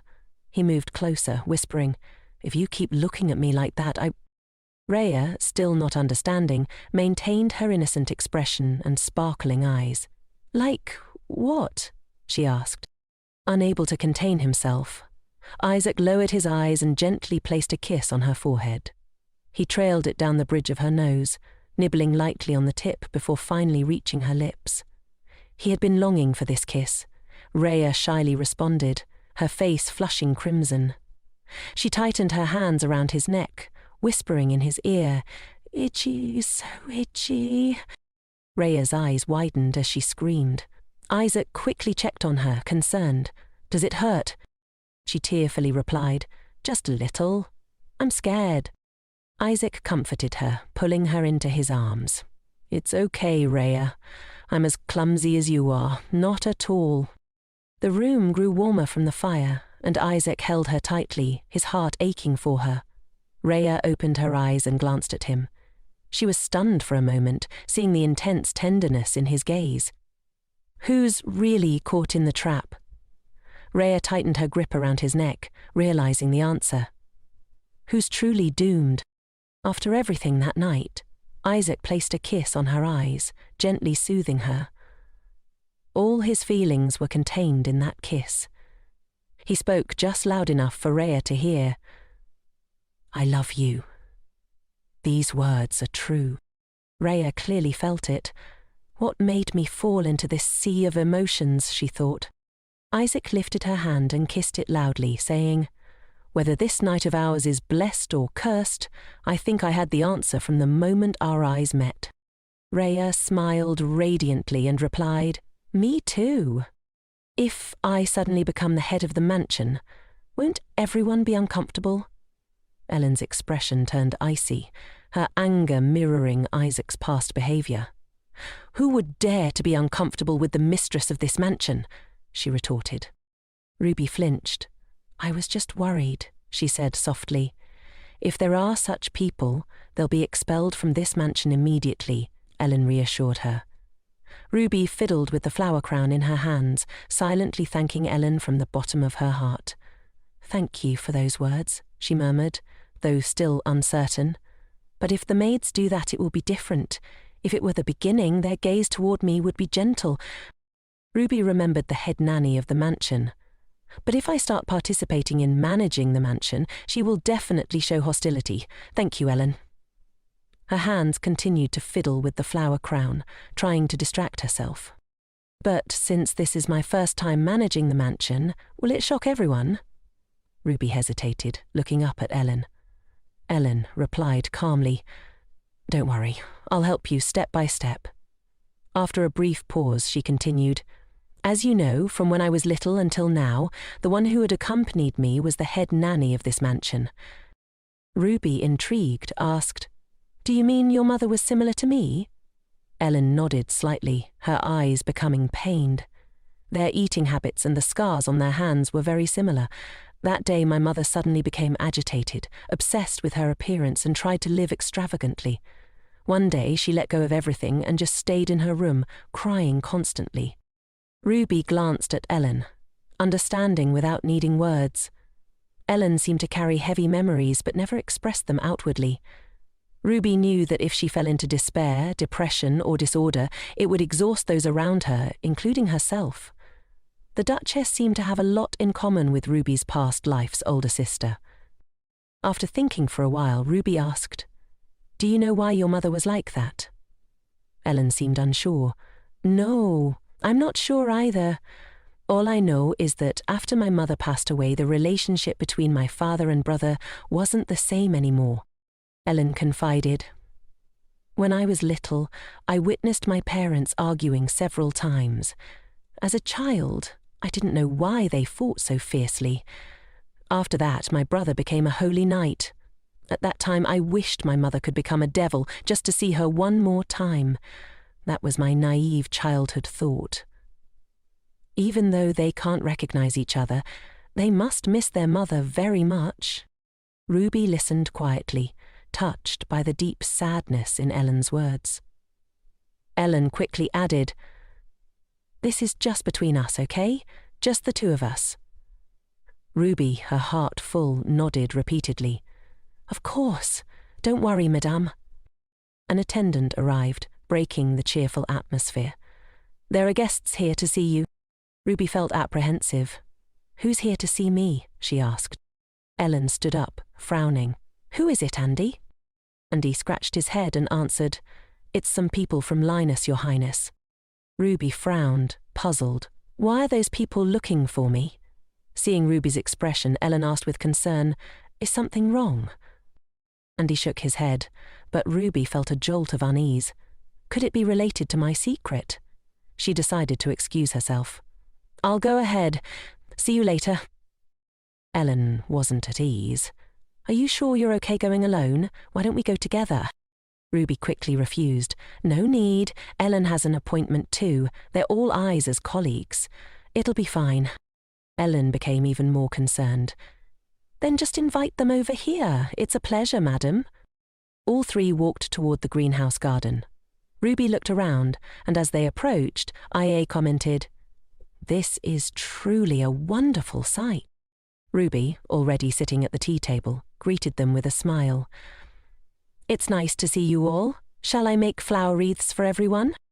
Ian immediately became excited. What? What an honor! He nudged Ivan hard, a reminder to stay on topic. Ivan frowned and glanced at the person behind him, clearly uneasy. "We came here with a favor to ask. We apologize for the intrusion," Ivan said. Ruby wondered what the favor could be, but greeted them with a smile. "Please feel free to say anything." All three settled at the table, waiting for Ivan the diplomat to speak. After hesitating, Ivan's delay irritated the others, and Ruby's patience was tested. The blue-haired knight angrily slammed the table. Ian retorted, "You idiot, why are you being so loud in front of Madam? You're making everyone uncomfortable. Enough, let me speak." Ruby sat beside him, tense. Ivan cleared his throat to regain his composure and continued, "Madam, do you know about the frost wolves?" Ruby thought for a moment, then rested her chin on her hand. "I only know about them through illustrations." "I see," Ivan replied. "In that case, we'll be blunt. Can you talk to these wolves?" Ruby's face went blank. "Talk to wolves?" she echoed, her mind racing. The image of a fearsome wolf appeared in her mind. Frost wolves, unlike ordinary wolves, leave behind magic stones when they die. After they leave the stones, their bodies become like any other wolf. They are among the rarest magical beasts. But to ask me to talk to them, Ruby felt confused. Ian explained further. "These wolves rarely leave the forest. They're intelligent and don't attack humans first, but now they've suddenly appeared near people's homes. Fortunately, there haven't been any casualties, but they're very aggressive now. We don't know when they might suddenly attack." "This is just a legend," Ian continued, "but it's said that if you kill a frost wolf before the Heian event, there will be revenge from the wolves, or the killer will be driven to madness and fear." Ian got to the main point. "This year is the year of Heian, so there will be a sword-fighting event. In this situation, it's best to resolve things peacefully with the wolves, rather than create a massacre. I thought that if we asked you, we might get more clues. Ruby felt the weight of the responsibility, but at the same time she couldn't accept such a great task. I can't talk to them. It's just that animals seem to understand what I'm saying, she explained, recalling Isaac's words. Anyway, you should limit contact with magical beasts for a while. She remembered how Isaac had advised her that day. What exactly do they want from you? I can't even grasp it. Ruby smiled ruefully. I'm not sure I can understand what the wolves are saying either. Ian laughed awkwardly. We were also considering that, but Ivan still has faith in your abilities. Madam, your abilities are very special, so I thought you might be able to talk to these frost wolves. Ruby then asked, Oh, is my husband coming too? Ivan scratched his head, unsure how to answer. The blue-haired knight casually replied, No, he would eliminate us if he knew we were coming to Madam for just this. Hearing this, Ruby felt a chill run down her spine. Ivan shouted, Hey, you idiot, what are you saying? Ruby shrugged. What? I'm not wrong. She placed the teacup down on the table with a soft clink. If you don't want to, feel free to refuse. Actually, we didn't expect too much, she added, staring intently at Ruby. If you say you don't want to, what can we do? Ruby looked up at the blue-haired man, her thoughts unclear. Ivan quickly turned and slapped him across the face. He then coughed and apologized to Ruby. This useless fellow, Madam, I apologize on his behalf. Ivan hadn't finished his sentence when Ruby interrupted. I'll do it. Ivan and Camus stared at each other in surprise. I'll try, Ruby said, a glimmer of hope in her mind. She apologized profusely to Isaac, whatever their reason. They're still keeping secrets from me, she thought, feeling more determined. Just consider it doing something good. Besides, if I can help them, it'll also help me gain their favor. She remembered the image of the arrogant blue-haired man from earlier. I really want to shut him up. It's infuriating. Also, if information about magical beasts spreads, wouldn't it be easier to meet more friends? Ivan interrupted Ruby's thoughts. Here, have some chocolate. He pushed a bag full of candy toward her. Ruby immediately froze. Do you think I'm a child? She asked, surprised. Inside the forest, thick snow covered everything, making the atmosphere even gloomier. Ruby wore a thick cloak and looked outside. Ivan walked beside her, pointing respectfully. Madam, it's that way. I don't know when they'll jump out, so I've blocked this path. Ruby could clearly hear the terrifying growls of wolves. She looked around and felt a little panicked, but suggested to Ivan, I'll go a little closer. The three of them dismounted and slowly walked forward step by step. The wind whipped past as they protected Ruby as much as possible. A magical beast suddenly stepped out directly in front of them. It growled menacingly. Ivan cautiously held his sword toward it, and the fierce wolf glared at the group. Its sharp teeth bared, as if it wanted to devour them alive. The leader is directly confronting us, Ivan said, stepping forward. Ruby felt it unnecessary. It's all right, let me go alone for now, she said. Madam? But she still slowly approached the frost wolf. Seeing her approach, the frost wolf remained fearsome, but hesitated, its growl softening. Ruby took off her hood and smiled, saying her first words. Hello? The wolf's eyes suddenly became tearful. Ruby sat down in front of it, and the wolf lowered its guard, kneeling down. Ruby observed the wolf and thought, It's less wary now, but it seems like it wants to tell me something. I can sense the deep sadness and resentment within it, Ruby murmured. Madame, now's the time. The blue-haired man started to move forward, but Ruby quickly stopped him. Wait a minute, Ruby said.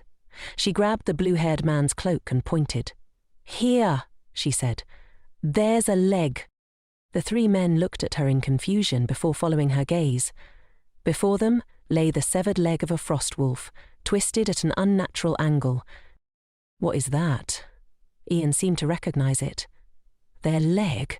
Is it broken? Andy's brother frowned. Why haven't we seen any walking on one leg? Behind them, a whole pack of frost wolves was waiting. Ruby realized something. The lead wolf kept circling the severed leg, its behavior uneasy. Ruby's mood sank. "I think," she began, "this child seems very sad right now. It's hard to understand exactly how this child feels." Ruby's voice softened as she looked at the wolf. "It's grieving because it can't find the owner of this leg," the blue-haired man asked in confusion. "You mean they're looking for the owner of this leg?" Ruby stood up and nodded. "It seems to be nearby. We should find the owner of this leg first." He worried, if the owner of this leg is dead, they might be enraged and attack. He bent down to observe the leg more carefully. Looking at this severed leg, it seems like someone intentionally cut it off. If so, it's definitely the work of poachers. Ivan drew his sword, enraged. "Arrest everyone around here. These poachers need to be dealt with." Andy's brother was also fired up. A sudden downpour began, and they took shelter in a nearby shed. Ivan and Gaius searched the surrounding area to catch the culprits. Ivan glanced back and ordered, "Cam, protect Madam." Ruby leaned against her hand, looking outside. Her thoughts were still occupied with the frostwolf. Will that child be all right? What if the owner of that leg is dead? "It's cold. Please take this blanket, Madam," Cam said, offering her a blanket. Ruby looked up, startled. "Oh, thank you." Suddenly, Ruby's eyes widened in alarm. "Why is he here?" Andy stood before her, smiling. "Why is Andy here?"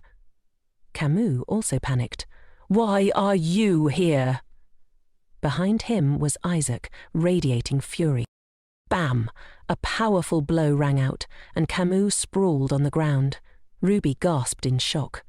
Isaac was in a fit of rage. "You bastard!" Isaac shouted. Camus got up, wincing in pain, only to be grabbed by Isaac. Seeing the fist coming toward him, Camus panicked. "Hey, wait, listen to what I have to say." Isaac, however, was beyond reason. Ruby stepped forward and shouted, "Stop!" Isaac paused, his gaze still terrifying as he turned to face her. Ruby's heart raced. So scary, she thought, but she said, "I'll explain, so please calm down." Isaac finally regained his composure, though his eyes were still filled with fury. He threw Camus aside and took a few steps toward Ruby. 1 step, 2 steps, then 3.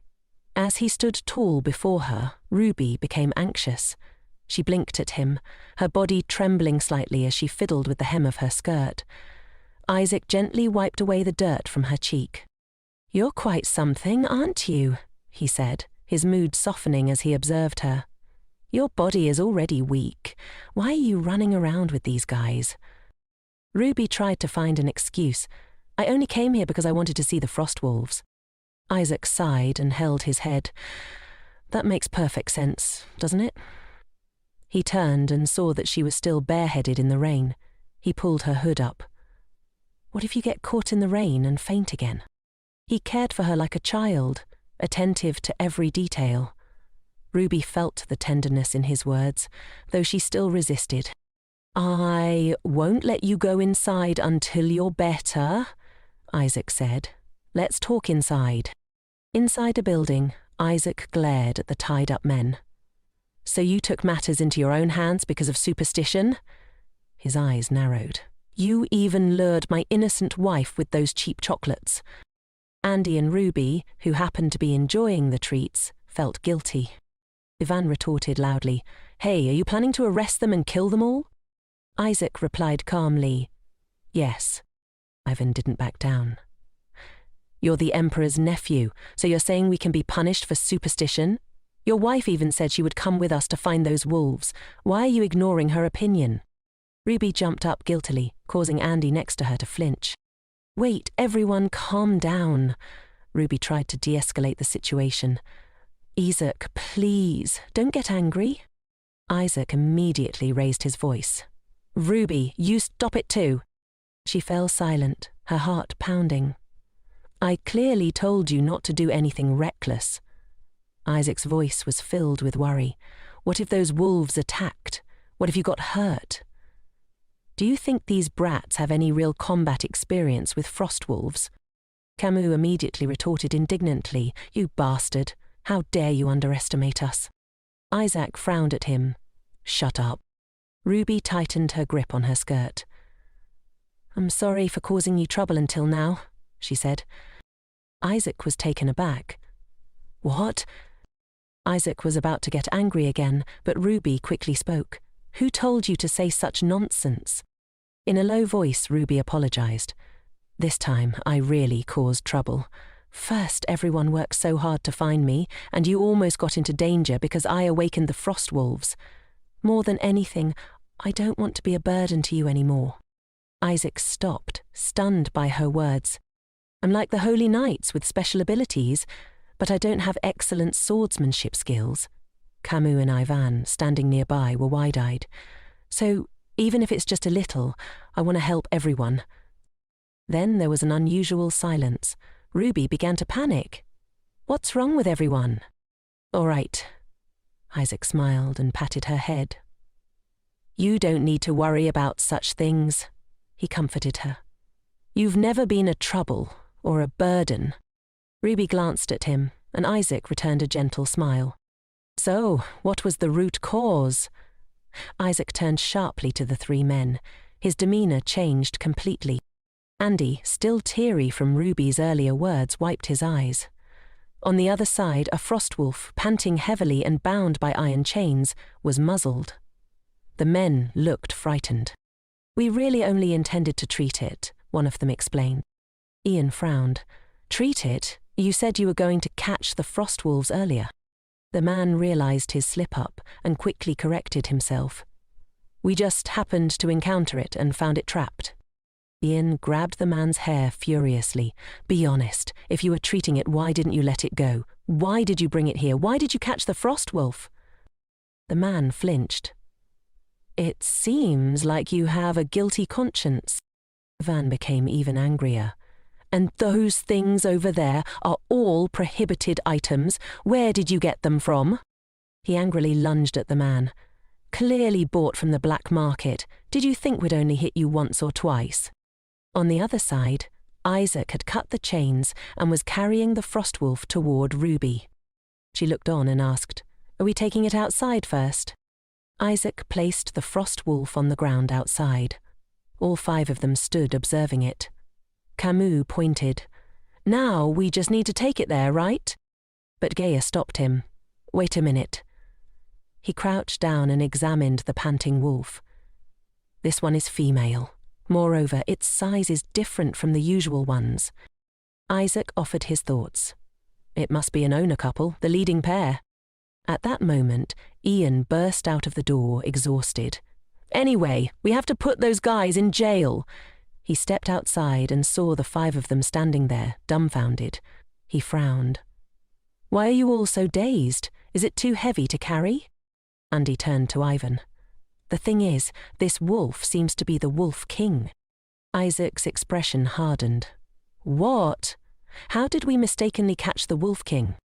Ivan was equally stunned. "So, it's an owner. Damn it." In the distance, a pack of wolves was approaching them. "Everything's messed up," Ivan muttered. "If we take it in this condition, will they let us retreat safely?" At that moment, the Wolf King writhed in pain, its breathing becoming more laboured. Ruby looked up. "Can we bandage it like that?" Isaac reassured her. "Don't worry, it's not an ordinary wolf. It's the Wolf King. Just a little something, and it'll recover quickly." Ruby was still unsure. "But what is frost mushroom? The thing you threw on my face last time?" Ruby was startled, but Andy came to her rescue. "It's one of the important ingredients in the medicine to heal wounds." Ruby stammered an explanation. "At that time, I was just trying to stop Isaac." Ruby suddenly glanced behind her. The howls of frost wolves echoed from afar. She turned to look in the direction of the sound. Isaac also noticed, and slowly picked up the Wolf King. "I'll take it. Everyone, protect Ruby." Ruby remembered how scary the frost wolves were before. No matter how strong Isaac was, if the pack attacked, Isaac would be in danger. She tugged at his shirt, her voice urgent. Will it be all right? Since it's the Wolf King, the pack will be very ferocious. What if they suddenly attack you? I know you're very brave, but... Ruby couldn't help but worry. Isaac felt a flicker of joy in his heart. Are you worried about me now? He asked softly. Ivan laughed from behind. Don't worry too much, madam. He's fought things even fiercer than frost wolves. On the contrary, it's the frost wolves who should be afraid. But Ruby became even more determined. I want to go too. Isaac naturally disagreed. No, you stay here. Ruby immediately yelled. I don't want to. I'm worried. What if you die? Isaac froze. Who's going to die? He turned to look at her, his expression unreadable. You'd be in more danger than me. Hearing the wolf's growls, Ruby fell silent, observing the situation closely. She stepped forward and gently soothed the frost wolf. It's okay, she whispered. I'll take you home now. You don't have to be afraid anymore. Isaac was stunned, silently watching. Not just Isaac, but the others behind him were also wide-eyed, witnessing Ruby's calm demeanor and unique ability. Isaac, however, coldly turned away, avoiding her teary eyes. Even so, Ruby was speechless. But you just saw my ability, she protested. She resorted to her ultimate move, hoping it would convince him. I just want to be by your side. Her eyes sparkled as she pleaded with him, and Isaac, as always, succumbed to her persistence. You're so stubborn, Isaac muttered, at his wit's end. They ventured deeper into the forest, the growls of the frost wolves becoming more and more menacing. Ruby flinched. It seems like it's angry, she said. I feel like I should kneel and apologize. It's the Wolf King. Isaac gritted his teeth, his tone heavy with worry. Ruby had turned to stone beside him. I didn't think it would have such feelings, Isaac murmured. If it tries anything. Ruby yelled. Isaac, he immediately compromised. It's okay, I'm not planning to fight it. But Ruby didn't believe him. You're planning to provoke it first, aren't you? Isaac gently placed the Wolf King on the ground. Let it go. Leave it here and go. Ruby peeked out, observing the wolf. On the other side, the Wolf King showed no signs of goodwill. Its eyes were still fierce, and it approached the Wolf King lying on the ground. It nudged the wolf gently, then growled softly. The two wolves recognized each other, their eyes softening as they gazed at one another. They truly were an owner pair. Ruby let out a soft sigh of relief. Let it go, she said quietly. She looked back at the two wolves. Isaac offered his hand for her to take, and Ruby finally reached out, accepting his hand. They walked side by side, their hearts warmed by the tender moment. The forest bathed in the golden glow of the afternoon sun. Ruby softly asked, Can I rub your hands? Isaac frowned. Why? Ruby answered honestly, They'll probably be numb. Isaac was dumbfounded. What do you think my profession is? Let's go back. Camus had prepared the horses and was waiting for them. Isaac looked around. All right. Where are the others? He asked. Camus replied, They've already taken the thieves who were caught. Isaac raised an eyebrow, even more puzzled. Then why aren't you going with them? I have to go now too, Camus said, before turning to face Ruby. Madam, Ruby? Look at me. Ruby looked up in surprise. Isaac smiled softly. What is it, madame? If you hadn't accompanied us, today's matter might not have been resolved so smoothly, Camus said, bowing in gratitude. We received a lot of help from you, thank you. Ruby beamed slightly, startled. Yes, see you next time. She clenched her hands, smiling brightly, her face flushed. You seem happy, Isaac remarked. It's just because I was able to help a little, Ruby said shyly. If it weren't for you, everything would have been a nightmare by now. Those wolves would be on the verge of frenzy. Well then, Isaac said, his voice soft under the afternoon sun. I'll help everyone again next time. Isaac didn't object, looking at her with a soft smile, his happiness overflowing. A moment later, he casually asked, "Next time?"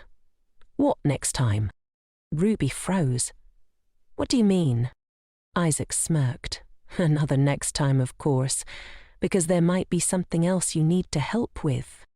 But Isaac quickly realized his slip-up. "You just want to see your little friends, right?" he said with a teasing grin. Ruby felt a pang of guilt. "That's not it." Isaac grasped her hand more tightly. "Whatever the reason, I don't want you to leave my side." Ruby awkwardly searched for an excuse. "I told you I came here just in case you were here." "You're always thinking about me," Isaac said, pausing. He stroked her face gently. "Is that so?" Isaac smiled and pinched her cheek. "So you were so eager to see me that you ended up in such a mess," Ruby tried to explain. "It was just because of the rain." She rubbed her cheek against his hand. "So you don't like it?" Isaac grinned. "How could I not like it?" He wrapped his arm around her waist, pulling her closer. "It's just, I want to bathe you like last time." "This time will be a little different," he murmured with a teasing smile. With that, Isaac placed a deep kiss on her lips, and under the golden sunlight the two exchanged passionate affections. Suddenly, Ruby staggered and pushed him away. "Wait," Isaac whispered, blushing. "What's wrong?" Behind them stood Andy, his mouth agape and his face bright red. Ruby turned, stammering, "Sir, and Demian?" He panicked and quickly left. "I'm so sorry.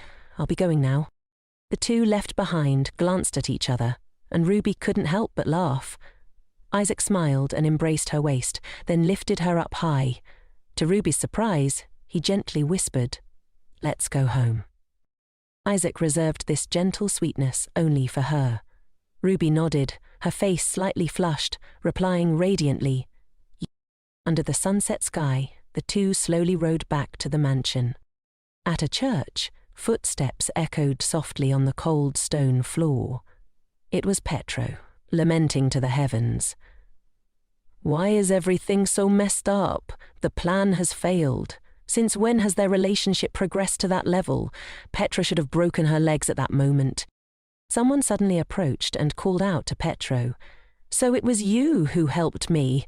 Informing the master will be quite alt." This surprised Petrol. "Who is this?"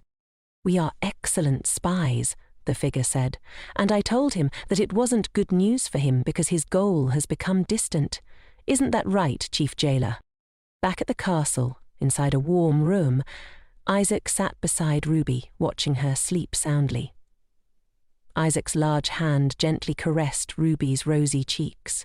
Just then, Ruby suddenly woke up, startling Isaac. "Did I wake you?" he asked, concerned. Ruby quickly shook her head. "No, not at all. Are you leaving already?" Isaac nodded. "I have to leave now to be back before it gets too late." Hearing that, Ruby felt a twinge of sadness. "I see," she said softly. Isaac looked at Ruby intently and gently coaxed her. "Go back to sleep. You still look sleepy." Ruby sat up, flustered. "No, I'm awake." With that, she suddenly reached out and hugged Isaac tightly, whispering, "I just don't want to be away from you. It would be great if I could go with you." This made Isaac blush. Then, unexpectedly, he kissed Ruby's cheek. "Even if you came with me, you wouldn't be able to see your runaway friends." Hearing this, Ruby shook her head in denial. "Oh, I didn't mean that." Isaac, still suspicious, continued, "While I'm gone, your friends will definitely come looking for you, and you won't immediately run after them, right? Or you'll be lured away by someone with chocolate?" Ruby suddenly shouted, "I won't run after them." Isaac raised an eyebrow. "That's right. This afternoon I decided to have a tea party with Ellen in the water garden you made for me." Hearing this, Isaac felt reassured and agreed to let Ruby use it. "You don't need to be shy, just let me know. I still don't really know much about you." Ruby's face flushed. "Yes, I will." Come to think of it, Ruby knew quite a bit about Isaac, but most of it was from the novel. She couldn't truly say she understood him from the time they'd spent together. Suddenly, Isaac reached out and hugged Ruby tightly, whining, "I don't want to leave you at all." Ruby smiled softly. Then you have to go quickly and come back to me. I'll be back as soon as possible. Wait for me, Isaac said, his voice full of affection. Ruby said cheerfully, yes, have a safe trip. This was the first time she'd been able to enjoy such peaceful days in her life. Ruby was afraid of whether she should enjoy this moment of happiness.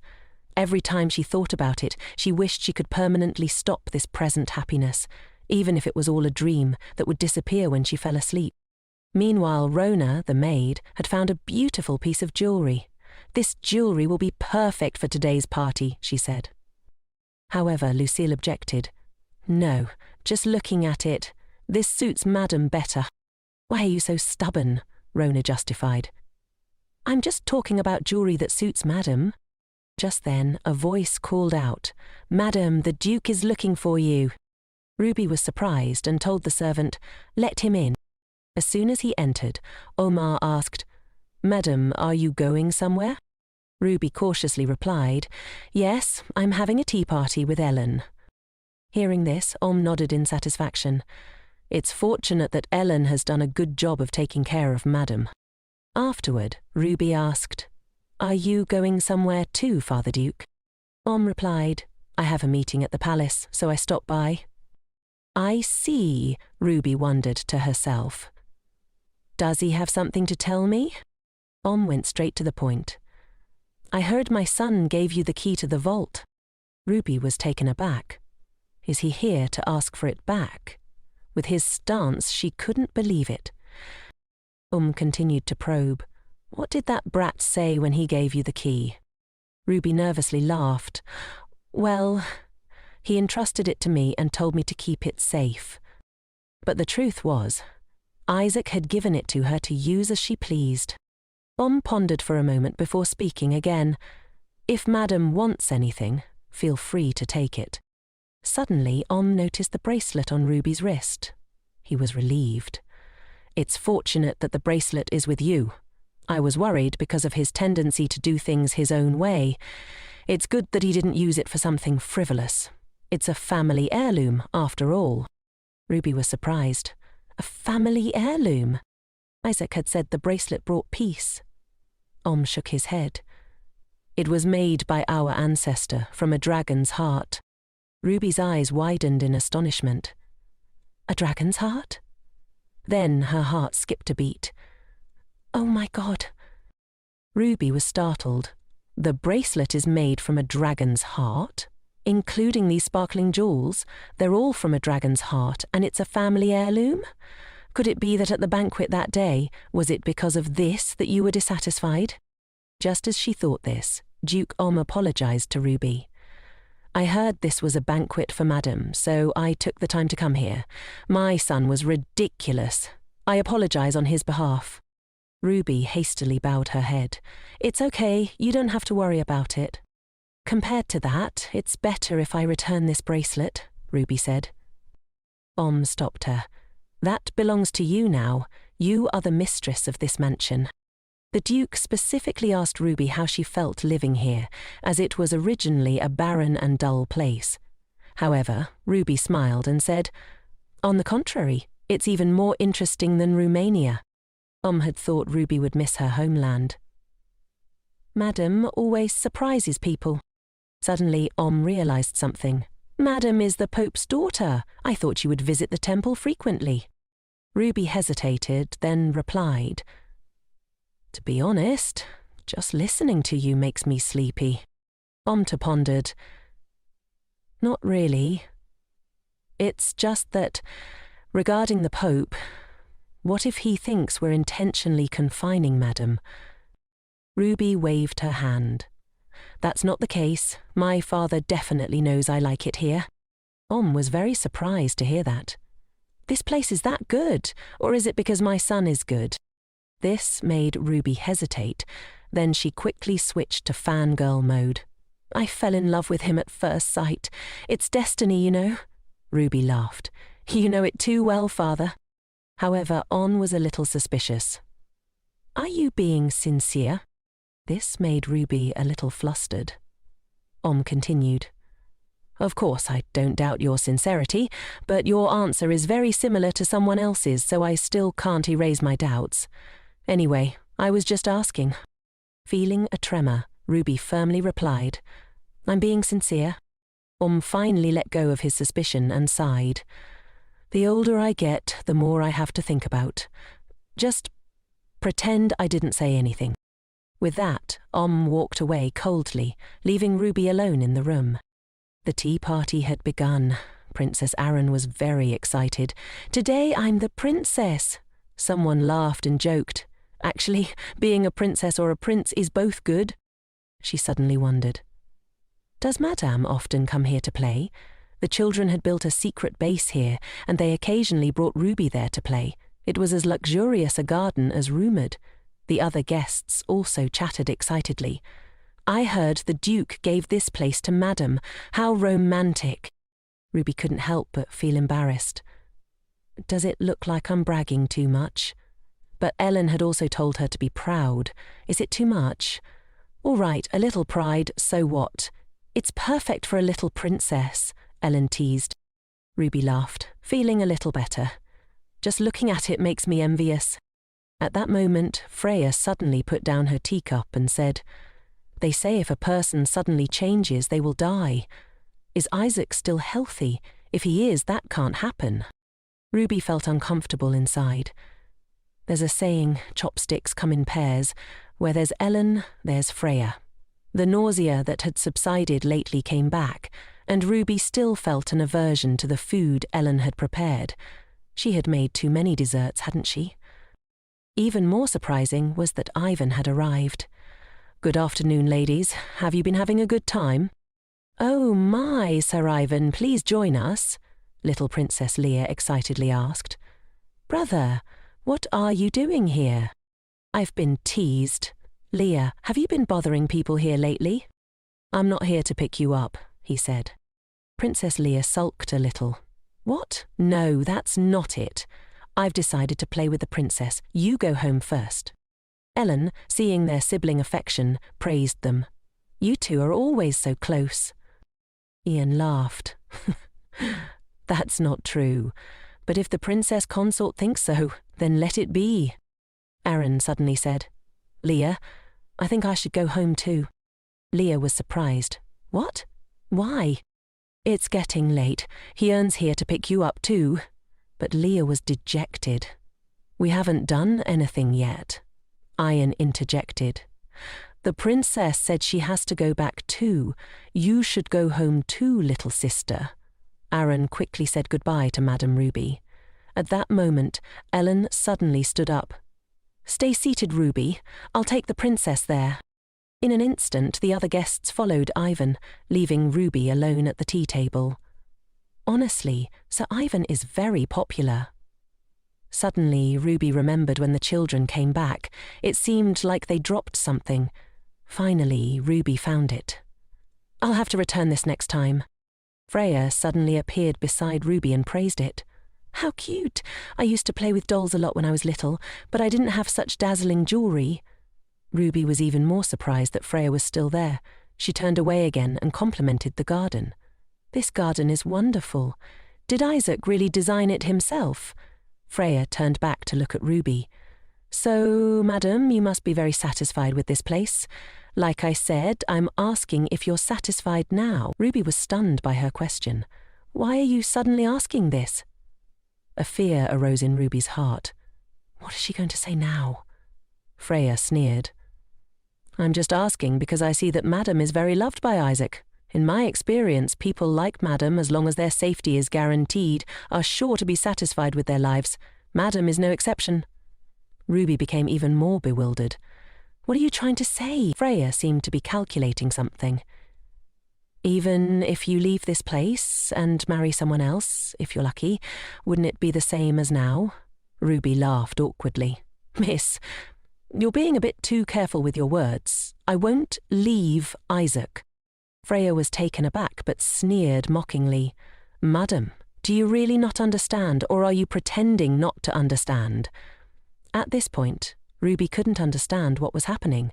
She gently told Freya, "Could you get straight to the point so I can understand, instead of beating around the bush like this?" Hearing this, Freya, "Madame, Isaac is His Majesty's beloved nephew, inheriting the noble blood of the Britannian royal family.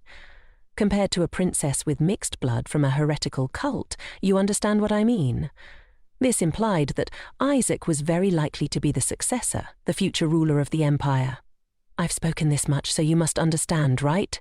Freya continued. "If Isaac becomes the next successor, the future prosperity of the North will depend in part on his partner. Will they be willing to let a heretic interfere in their country, or be grateful to someone they don't even want to look at?" Freya's point was clear. What do those holy sons from the rotten south know about this land? Just with Madame's intervention, those strange beasts reappear. Do you think this place is just a playground? After finishing speaking, she glanced at Ruby smugly.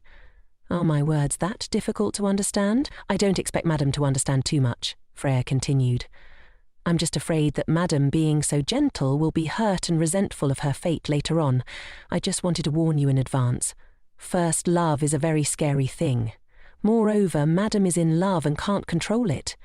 But you're just a pretty doll that can dance for a man like Isaac. If he meets Madame and loses his mind just because of first love, it would be a real pity. This is just a brief encounter." However, even Ruby knew that people could change at any time. Ruby had experienced it firsthand, so how could she not know that?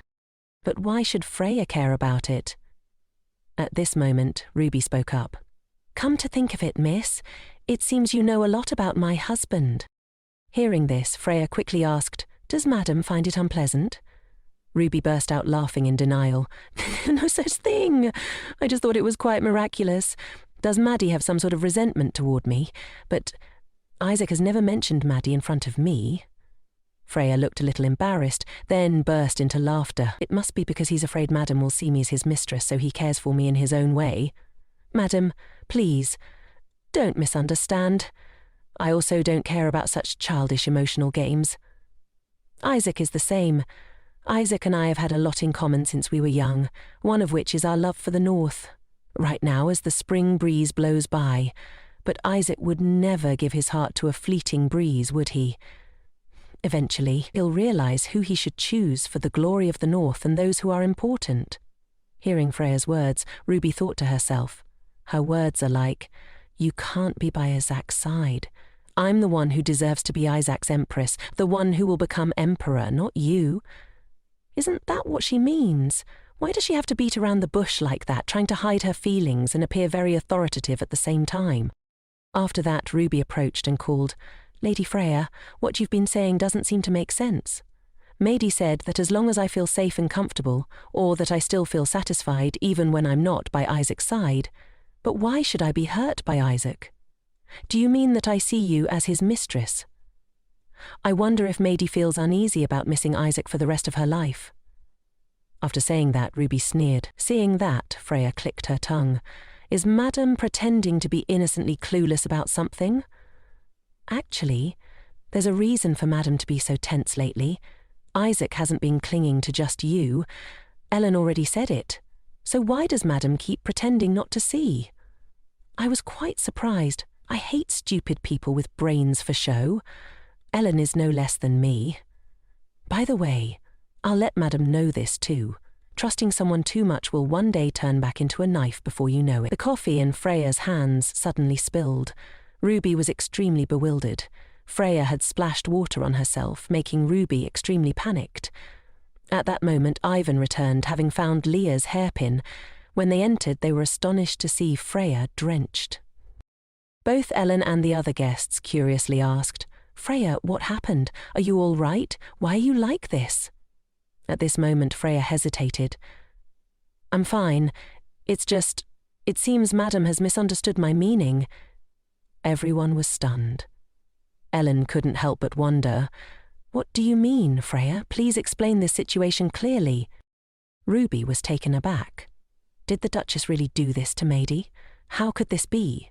Even Ruby didn't expect things to turn out like this. The victim was Freya, and Ruby was suddenly painted as a wicked woman, jealous and harassing her husband's friend. Ellen tried to probe Ruby with a pleading look. "Please, answer me."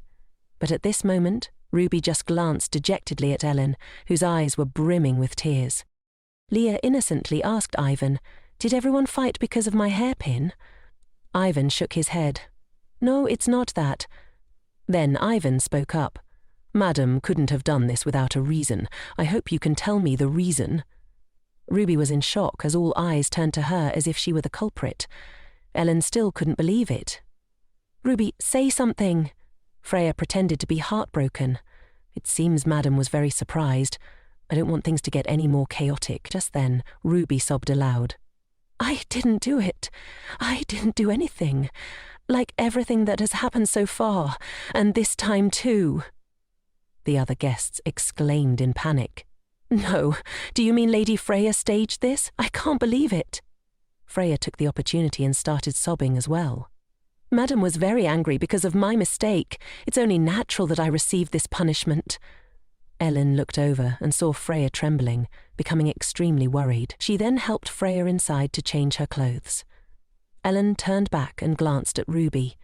"Let's end the party here today." This must have been what Freya wanted to convey to Ruby. No matter how hard she tried with the people here, she would ultimately just be a stranger to them. Eventually they would turn their backs and abandon her. Ruby walked away absent-mindedly, pondering everything. Will I be abandoned like this too? Ruby couldn't help but blame herself. It's time to get used to it. I'm such a fool. At that moment, Rona noticed Ruby and called out, "Madam, did you enjoy the tea party? Dinner has been prepared." After saying that, Rona suddenly froze, her expression worried as she turned to Ruby. "What's wrong?" Although Ruby denied it, Rona still felt that something had happened. "You look so sad." At that moment, Ruby felt extremely wronged. She suddenly hugged Rona and burst into tears like a child, making Rona burst into tears as well. "Madame!" The two of them embraced each other, crying. Meanwhile, the monster ghosts screamed in agony because Isaac had destroyed them. Each time he finished killing, he coldly walked away. And at this moment, Isaac remembered Ruby and her words. "I want to live with you all my life, in a place with our friends." Suddenly, Isaac was filled with a faint sadness. Camus sat there, a little indignant.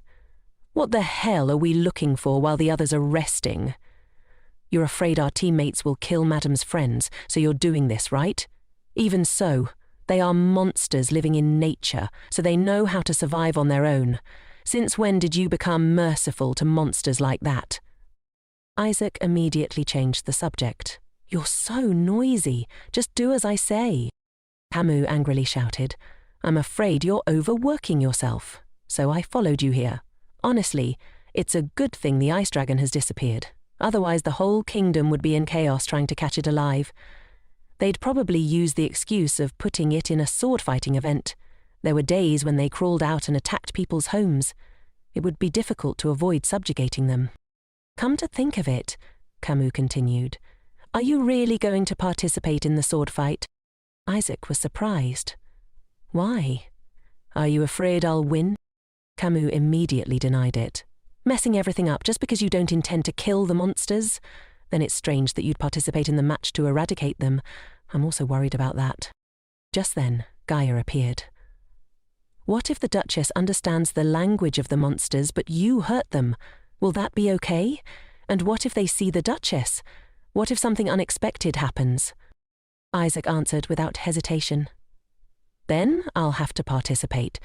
What's the current relationship between Ruby and the monsters?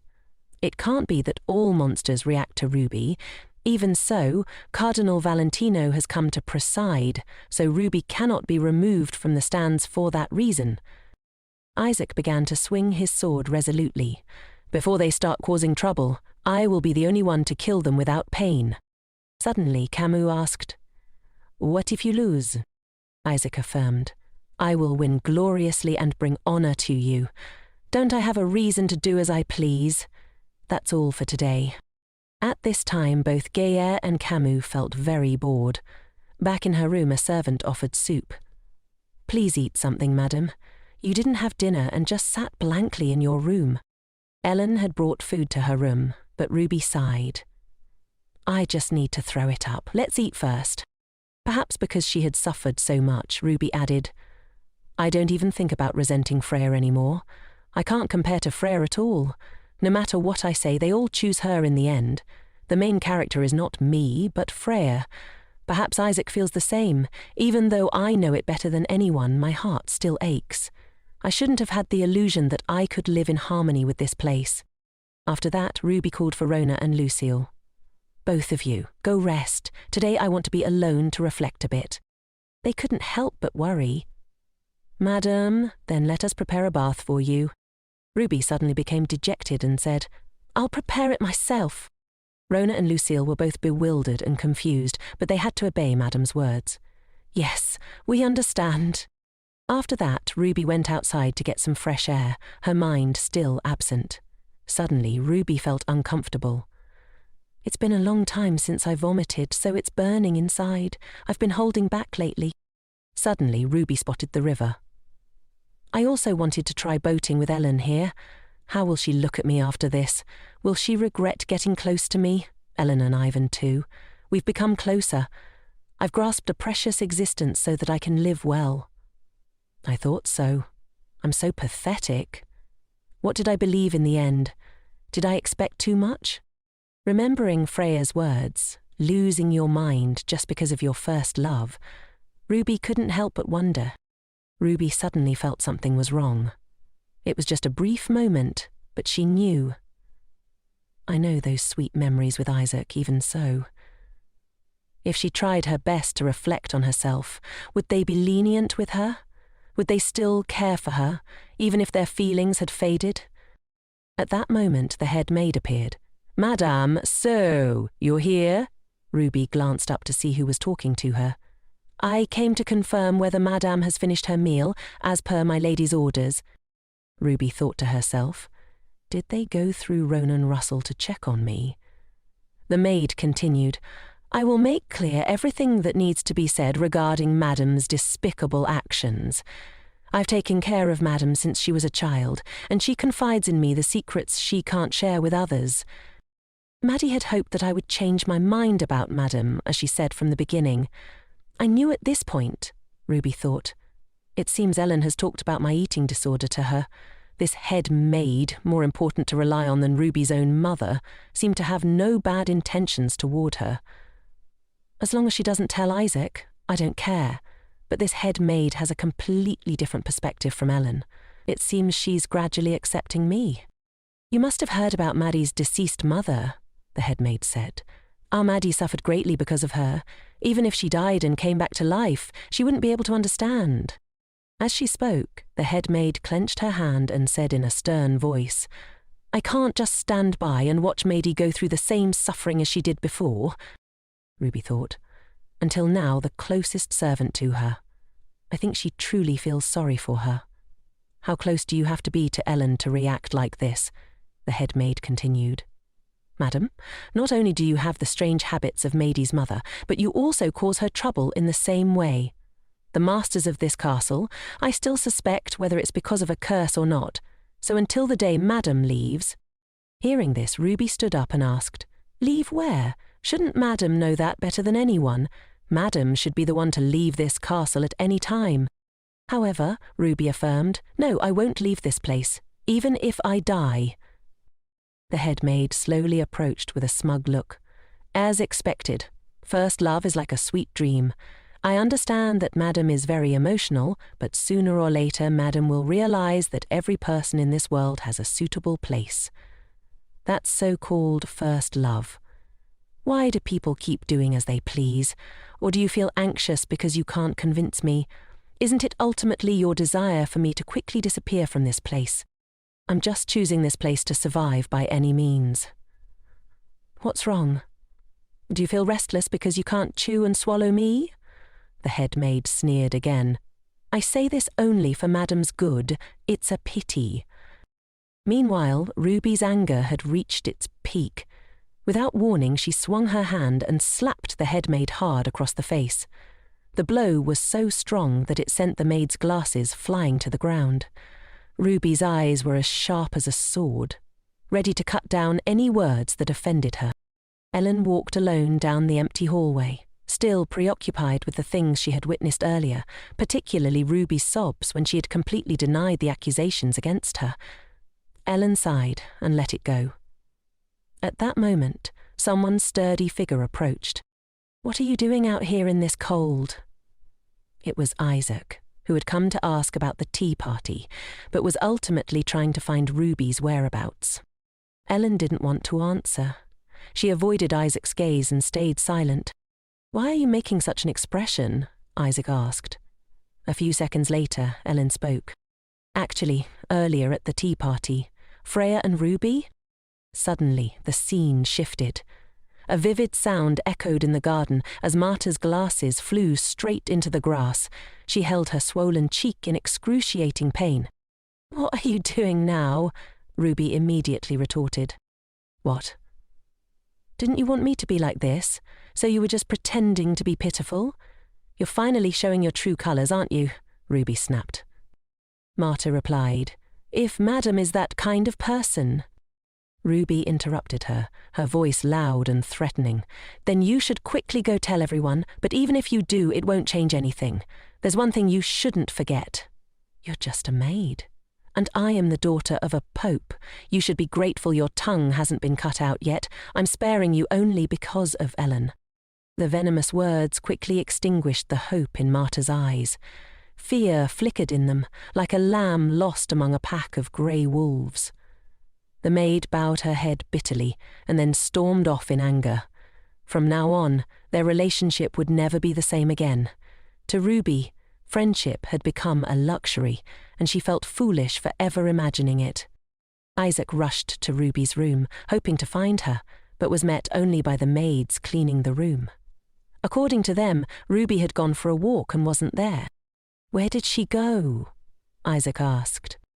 "In the greenhouse the Duke built," one maid began to answer, but before she could finish, Isaac had already left.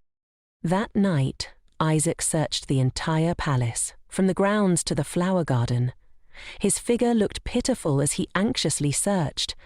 Suddenly, Isaac stopped and looked towards the deserted hall. "Where are you, Ruby? I thought I could finally reach you, but I overestimated myself. I'm afraid you'll leave without saying goodbye. I was blinded by misunderstandings. I was afraid that I would do something wrong and make you leave. I'm so scared." From behind him, Isaac heard the sound of running water, as if coming from the artificial stream nearby. He quickly turned around. His eyes landed on the familiar hair of the girl he had once hurt. Isaac softly turned on his heel and approached Ruby without making a sound. His mood seemed lighter now. "What are you doing here?" he asked. Upon seeing him, Ruby's heart felt like it was shattering. After composing herself, she calmly asked, "Isaac, when did you return? Are you playing hide-and-seek? Oh, right, you found me. So where's my reward?" "Reward? What reward?" Isaac asked, feigning confusion. "I found you, didn't I? Where's my reward?" Ruby teased. Isaac reached out to her affectionately. She said that her reward was a kiss. Isaac smiled with satisfaction and leaned closer to her lips. "Then hurry up," he murmured. Ruby suddenly became shy, her cheeks flushing as if she had just met her first love. She hesitated, then tiptoed to give Isaac his reward. But something felt strange. Hasn't he heard anything yet, or is he testing me? Ruby began to ponder. Either way, if this is the last kiss, the distance between them suddenly felt odd. Isaac was startled as he looked at the girl he had just kissed. Ruby suddenly burst into tears. "Ruby, what's wrong?"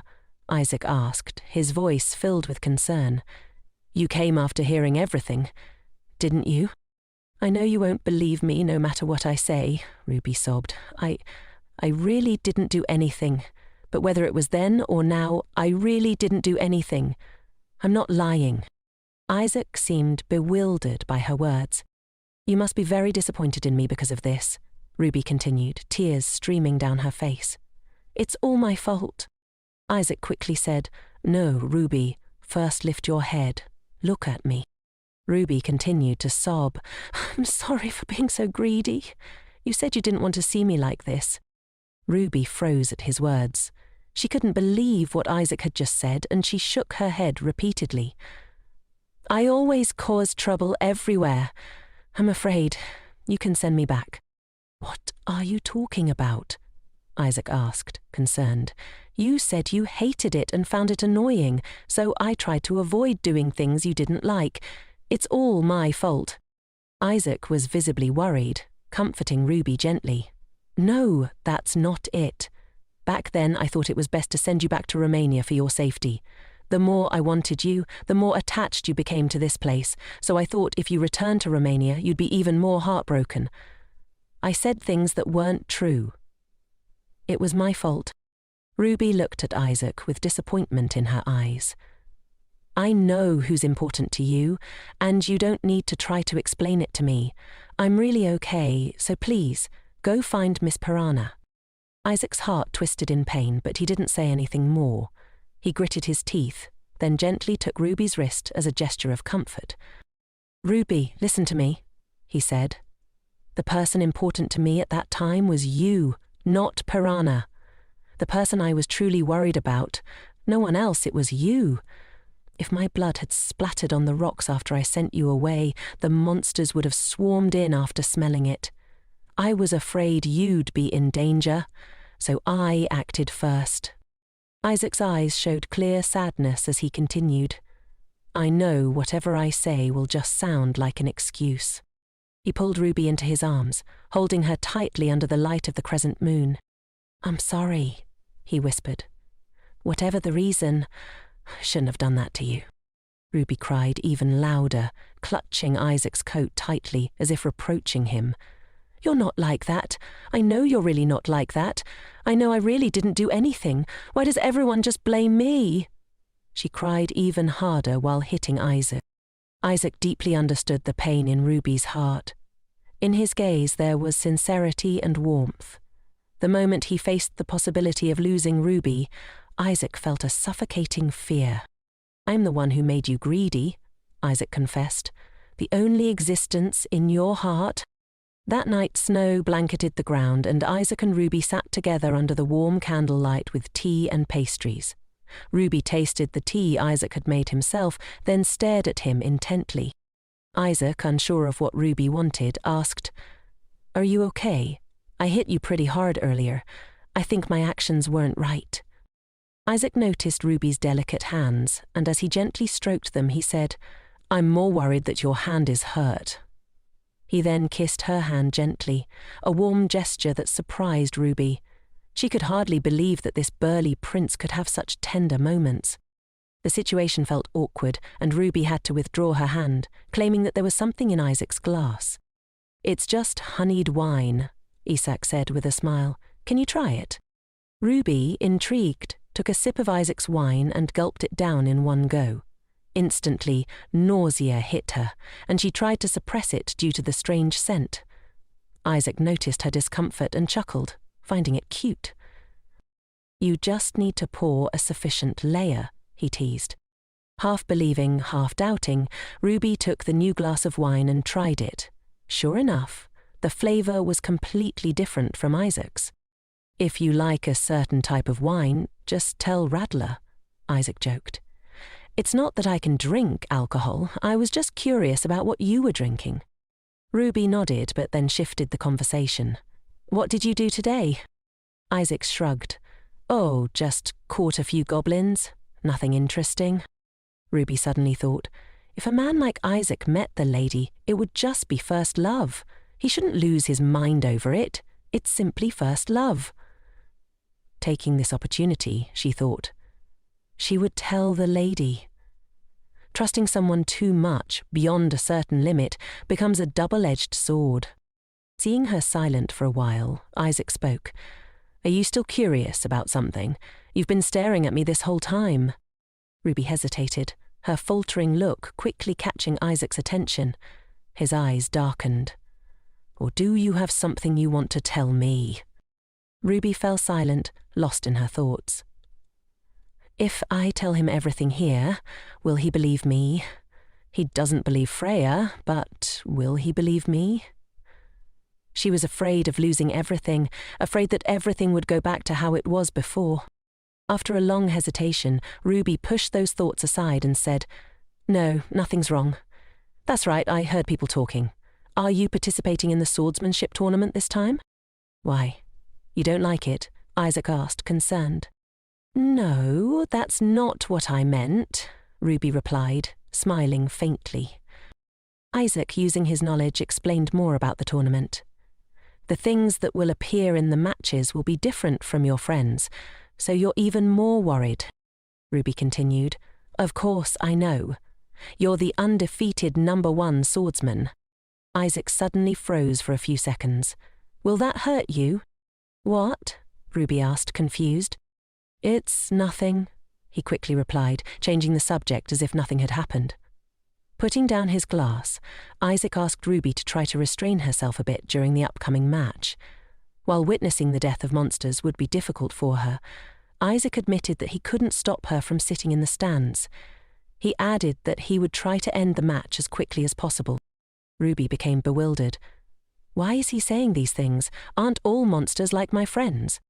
"I know that too," Isaac said gently, touching her hand. His voice was full of affection. "If I win this tournament again, if I crown you with the laurel wreath of victory, then no one will dare to mess with you anymore." Ruby was surprised. Is this the reason he's participating, despite the danger? Just for me? Suddenly, everything clicked. I understand now why he's been preventing me from interacting with monsters until now. When his comrades brought me to where the frost wolves were, I understand why he was so angry just now. If it wasn't a goblin, but a Pori, Ruby realized. I'm just afraid of getting hurt, but he's always worried about me. Ruby decided to tell Isaac about what happened today. Actually, I was with Miss Puana. She told me about my identity and then poured tea on herself. I hate myself for wanting to feel reassured by you again. And just now, in the water garden, the head maid also said similar things to the young lady, so I slapped her because of that. I'm sorry for making things bigger. Isaac interrupted her, looking like he had a headache. After a sigh, he asked, Ruby, tell me everything from the beginning to end. Ruby stammered, feeling embarrassed. Maybe I was too arrogant with Miss Puana, so she said I shouldn't be overconfident, and then she poured tea on herself. Ruby, you're still talking too fast, Isaac said gently. You don't need to pay attention to other things, just focus on yourself. To me, you're the most important person, so tell me what happened today. Tell me slowly. Ruby fell into the deepest darkness of her life. More than anyone, she understood how difficult it was to speak the truth at this moment. She was afraid the other person would get angry upon hearing it because she had developed the habit of speaking quickly. Isaac, Ruby whispered, if I'm truly the most important person to you, can you grant me one wish? There's no reason for me to refuse. Isaac chuckled softly. Ruby took a deep breath and spoke her true feelings. Please, don't hate me. Isaac's expression turned pale, and his lips pressed tightly together, as if in disbelief. He held Ruby's hand tightly. What is your wish? Everyone keeps telling me that your feelings are just a fleeting moment, that sooner or later you'll get tired of me, Ruby said, her voice trembling. Isaac's voice changed, filled with anger. Puana and the head maid made you believe that nonsense? How dare they say that? That's absurd. Ruby continued. I don't want to think that way either, but I don't know much about you. There are people who have been by your side for a long time, and they keep saying those things, so I'm starting to doubt your feelings for me. Isaac stood up in surprise. What do I have to do to make you feel certain? Then, to Ruby's shock, Isaac knelt before her.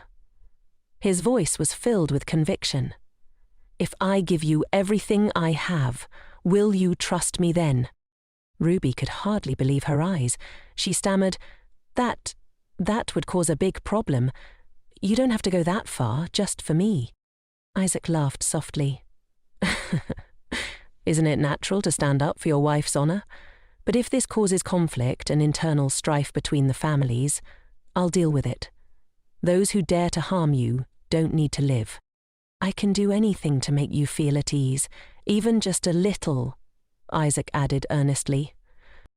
Ruby felt a lump in her throat. So please, tell me, what do I have to do to make you stop crying? Ruby was truly touched by Isaac's gesture. It's my problem. Thanks to you, I can indulge in a dream-like happiness. I'm so afraid that dream will shatter. It's not because I look like this. I'm sorry. The crimson sunset, tinged with the autumn afternoon sun, bathed them in warmth. Ruby had never imagined that the sunset would shine on her. She had been abandoned by her own parents, a cursed soul unwelcome anywhere. Yet, the reason she hadn't died was probably because she lived in a world that constantly reminded her she had no value in living. Still, Ruby always yearned to live to the fullest, to prove her reason for existence, her destiny, even if it was a thorny path that tore her feet and stained them with blood. But being with Isaac filled Ruby's empty heart with hope. Ruby kissed Isaac's hand. Thank you for trusting me with your heart. Isaac wiped away the tears streaming down Ruby's cheeks. Of course, because I'm always on your side, Ruby wondered. This man before me, what does he like about me? Is he looking at me so earnestly and tenderly? What if I do something wrong? Will you still be on my side then? Isaac abruptly stood up. Then I don't mind becoming an accomplice. Husband and wife, working together. Having received the desired answer, a smile bloomed on Ruby's lips. What if it becomes a bad habit of mine? You can be a little meaner too. Isaac's expression softened. Is it really okay if things go on like this? I don't know why you don't have any doubts about me, but right now, at this very moment, I just want to focus on your gaze. I'll blind myself with the sweet illusions you have for me, so make me believe that miracles can still happen in this world. As they spoke, the trees stood bare under a blanket of white snow. Ellen, deep in thought by the window, watched the weak sunlight from outside, recalling what Freya had said. I only talked about the things we used to play when we were little, Freya had said, but I'm sure the lady understood something. She suddenly got angry and poured tea on me. What did she understand, Ruby thought, feeling confused. If we're friends, we can talk about anything. It's natural to believe what a friend says, but why do I feel like this suffocating fog surrounds me? What was Rebecca afraid of? There's nothing she's afraid of. Ruby couldn't understand why Freya had made excuses to her. If it were the Freya I know, she would have resolved everything smoothly and cheerfully. Something isn't right. This feeling of disharmony is like forcing mismatched gears together. Originally, Rebecca and Ellen's mother both shared an obsession with food, but there was something about their existence that gave off a dangerous aura. Despite their similarities, Ruby still couldn't understand their deep inner thoughts. The first time Ellen met Ruby, she didn't think much of it. If it weren't for Ruby being the daughter the Pope cherished, Ellen thought, I probably wouldn't have given her much attention. It was just sympathy and pity. I assumed Ruby would leave soon, but reality had dragged me into the darkest pit of my life. At this moment, Rattler appeared after a single call. Ellen, now frantic, asked him what brought him here so early in the morning. I apologize. It's nothing else but... Right now, the Duke. Before he could finish, the hallway became lively with the sound of Ellen's hurried footsteps. She rushed to the main hall, then stopped before Isaac and a familiar maid. Upon closer inspection, she realized it was Mara, and painful memories flooded back. When Ellen was young, she had heard her mother's screams. Marta had tried to stop her, fearing it would affect Ellen. She shouldn't have been born, Marta had said, and the words hit Ellen like a heavy blow. Let go of me, Ellen shouted. Marta looked at her as if silently telling her to leave immediately. Madam, please calm down, you can't do this. I said, let go! Ellen screamed. The two continued to argue, and in the midst of it all, something unpleasant happened. Ellen tripped over the rug, causing her mother to lose her balance and fall backward. A scream echoed through the room as she hit her head on a nearby table, then fainted. Ellen trembled, calling out, "Mother! Mother!" But there was only a terrifying silence in response. Marta embraced Ellen tightly, her voice shaky. "I thought Madam's illness had improved. I was wrong." Finally, her mother woke up, her vacant eyes fixed on her daughter. "Ellen," Marta whispered, "if Madam truly loves Miss, then I beg Madam not to see Miss again." Ellen had been torn from her mother and taken away by Marta. The desperate cries were too late. "Mother, I'm sorry. I'm sorry." The door slowly closed behind them, and her mother's cries were no longer heard. As they walked, Marta comforted her. "Don't worry, Miss. Madam's just a little hurt. Even if I die, I will definitely protect you." Since childhood, Ellen had endured her mother's illness, with no one else to turn to but Marta. Marta had always been there for her. But now, seeing her kneeling before her, filled with fear, Ellen broke out in a cold sweat. "Marta, what is going on?" she asked, her voice trembling. Isaac, who was standing beside them, told her to make Marta confess. Marta repeatedly apologized, her voice full of distress. "I was just worried about Madam. I only mentioned her habits because she's the Duchess of Alta, and many people are watching. It's necessary to limit bad habits. I only said that—" But suddenly Madame got angry and slapped me. Ellen was petrified as a suffocating atmosphere filled the hall. Rebecca's strange actions were happening one after another, and this didn't seem like a coincidence. Had she been hiding this side of her? Isaac now questioned. "If what you say is true, does that mean Ruby lied? You told the master to leave and talked about first love. Weren't those your words?" Ellen noticed Isaac's unusual demeanor. He was no different from a wild beast hunting its prey. Ellen turned to question Marta. "Is that the truth?" No, it's not. Please believe me, miss." Marta sobbed continuously, making Ellen think it was just a minor emotional outburst. But Ellen had carefully noticed that after the commotion about running away, she had even asked Marta to keep an eye on Rhea. If it were Marta, she would understand her heart. Ellen believed she would do a good job no matter what the feelings were. She still hoped the relationship between the two would be good, with her simple and naive wish for her mother and Rhea to get along. Ellen had only mentioned that they had something in common. "Anyway, you've already admitted what you said, haven't you?" Isaac said, gripping his sword tightly. "I've heard enough." At that moment, Rattler intervened, bringing along a middle-aged man who wanted to speak with Isaac. Isaac nodded for him to proceed. The man introduced himself abruptly. "I'm the new gardener. Last night I went to check the greenhouse. The further I went, the colder it got. The temperature inside was very unusual. I heard Marta's voice calling Ruby. Out of curiosity, I hid behind a tree and eavesdropped on them. The situation seemed quite complicated. I clearly heard everything Marta said." The gardener paused, then continued. "I suspect there may be a curse on the masters in this castle, but being new here, I don't quite understand what's going on. It made me uneasy, as the conversation became tense. Back in the present, the middle-aged man revealed that Marta herself had said the former Duchess and the current Duchess would be cursed. She also made remarks about the Duchess clinging to her first love. This time, Isaac could no longer keep his calm demeanor. Even Ellen couldn't believe her ears. The gardener took out a familiar pair of glasses that Marta usually wore. "I picked these up after the Headed and Madam left.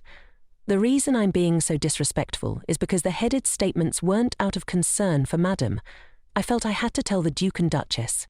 Ellen took the glasses, which incriminated Marta, and felt fear. Marta screamed repeatedly, "Absolutely not! Absolutely not! Please believe me, miss!" The maid's tears streamed down her face as she tried to appeal to Ellen's heart. She pointed at the gardener and accused him. "He's the one lying to Miss and Master, not me!" After her wailing, a terrifying silence filled the room. Isaac waited for her to finish shouting before speaking. "Such an impudent person could exist for so long. His eyes were bloodshot as he glared at Marta with immense resentment. Ellen felt very uncomfortable, knowing she was also responsible for this. Whatever the intention, it was because she had spoken without thinking. The guilt made her restless. If I hadn't mentioned Rhea, Marta wouldn't have gone this far. I can't let Marta pay the price for my mistake, Ellen thought. But she knew she had to take responsibility.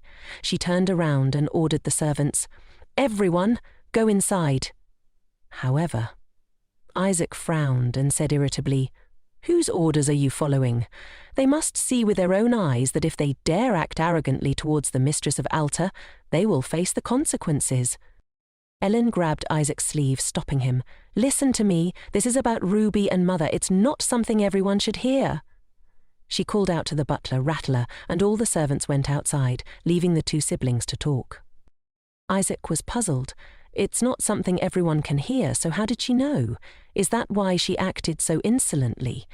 Ellen felt guilty and lowered her head, avoiding Isaac's gaze. Isaac raised his sword. In that case, all the more reason to settle this quickly. Ellen froze, frightened, and shouted, "Wait!" Her next action made Isaac stop in his tracks. She stood in front of Marta, facing Isaac's merciless sword. Ellen wasn't fearless. She trembled as she pleaded with her brother, "Please, I beg you. Nanny is very important to me, you know that. Let me handle it this time." Isaac was stunned by Ellen's words and retorted indignantly, "What about Ruby? Ruby is simply my wife, is that what you mean? If you let her off, similar things will happen again, don't you know that?" Ellen cried out helplessly, I know."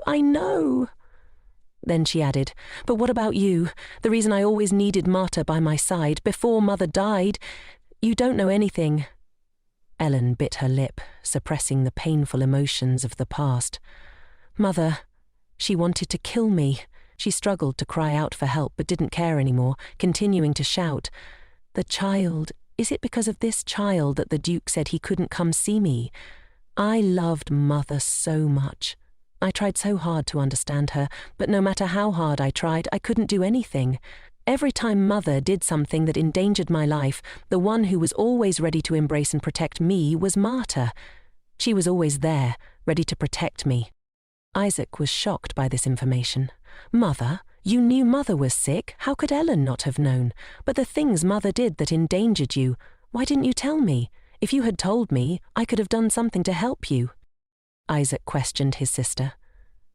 Ellen bit her lip, not wanting to reveal her emotions. How could I? How could I say it? If I told you, I would have to talk about Mother's illness. What if she really killed me?" She clenched her fists. "Would telling you have changed anything?" Ellen thought, "This is a harsh place for those with family blood. Even if you tried everything, you still wouldn't be able to see Father." "I know," Isaac whispered. "But every day you were busy with your studies because you were the heir. Ellen, you were like an extra person in the family. All the attention was focused on me. You were so busy, even when Mother was sick. She knew it very well. So she never came to you, only to me." Ellen's voice cracked. "There were days when Mother was very gentle and kind, holding me in her arms, but there were days when she was scarier than a demon. What else could I do?" Tears streamed down her cheeks as Ellen finally spoke her heart. Besides Marta, she had no one else. Marta, hearing her mistress's words, was moved to tears. Ellen tightly grasped the maid's hand and turned to her with determination. "I won't let you kill her." The two left before Isaac's eyes, and he stood there frozen. How could he, as her brother, not understand her, not feel her pain? Isaac recalled a time when Ellen had a scratch on her cheek. "Ellen, the wound on your cheek. Were you bullied at that time?" Ellen seemed very calm as she replied, "What? No, I just got hurt while playing with Mother. It's not serious. Don't worry, I'm fine now." Isaac clenched his sword in anger, then threw it hard on the ground. His little sister had once greeted him with a bright smile, but now, as her figure disappeared, loneliness enveloped Ellen. Under the dim moonlight, Isaac sat, embracing the torment in his heart. The door to Ellen's room slammed shut. She stood, looking out the window, the light casting a shadow on her solitary back. Marta stood awkwardly behind her and called, "Miss?" Ellen didn't turn around. She only coldly asked, "The woman who loved me more than her own mother, why did you do that?" Marta froze at the question. She wanted to explain, but her words faltered. "I didn't want Miss to get hurt." Ellen's voice was sharp. "Is that for me? If you really cared about me, no, if you cared about both me and Ruby." She clenched her fists and lowered her head. Suddenly she yelled, "Don't talk about my deceased mother like that. Why did you lie?" Ellen turned around, tears streaming down her proud face. The person she trusted most had done this. Marta couldn't say anything more. Seeing Ellen's tears, she seemed to wake up, her knees hitting the floor as she pleaded earnestly. "It's all my fault, Miss. I was wrong." Ellen looked at the woman before her, tears falling uncontrollably. She pursed her lips, not allowing herself to be weak anymore, and coldly uttered 4 words. "Get out of here." Seeing Ellen open the closet, Marta panicked and begged, "No, no, miss, I'll try not to bother you." Ellen threw Marta's suitcase in front of her and coldly replied, "There won't be a second time. No, you should never think about setting foot in this mansion again." Ellen's face was expressionless. Marta was utterly distraught, tears streaming down her face. "Miss, please don't treat me like this. Miss, please reconsider. Just give me one more chance like back then. I'll do anything for you." But these words no longer held any weight for Ellen. She pushed the woman away and resolutely walked away. Marta was stunned by her mistress's firm attitude, but nothing changed. Marta called out, "Miss!" in despair. Ellen slammed the door shut, standing there, dazed. "If it were you, you would have killed Marta in front of everyone."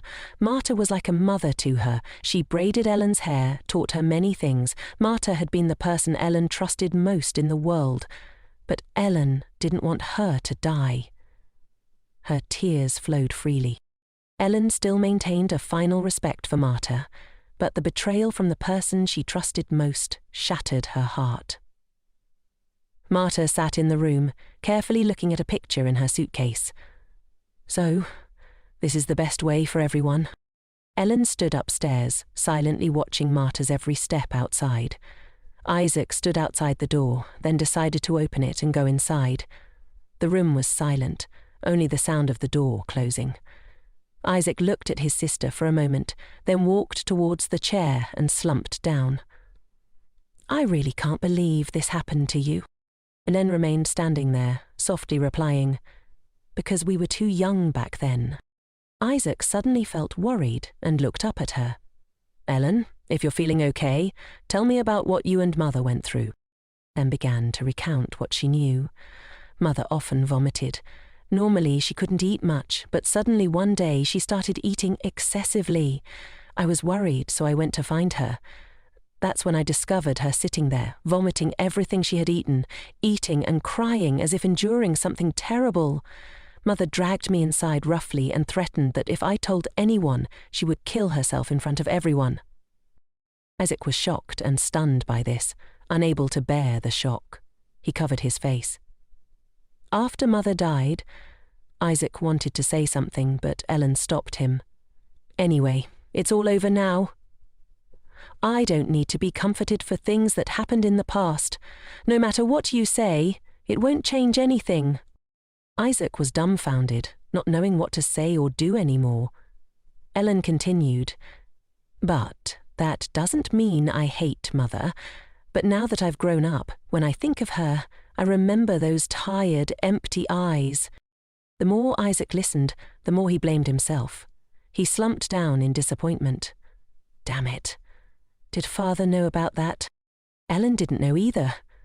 At that time, she couldn't even see him once. After saying that, Ellen glanced at Isaac. No matter what the relationship between husband and wife is, if one side wants to hide it, the other side can't know. Like now. Isaac was surprised. "What do you mean, now?" Ellen was referring to Rebecca.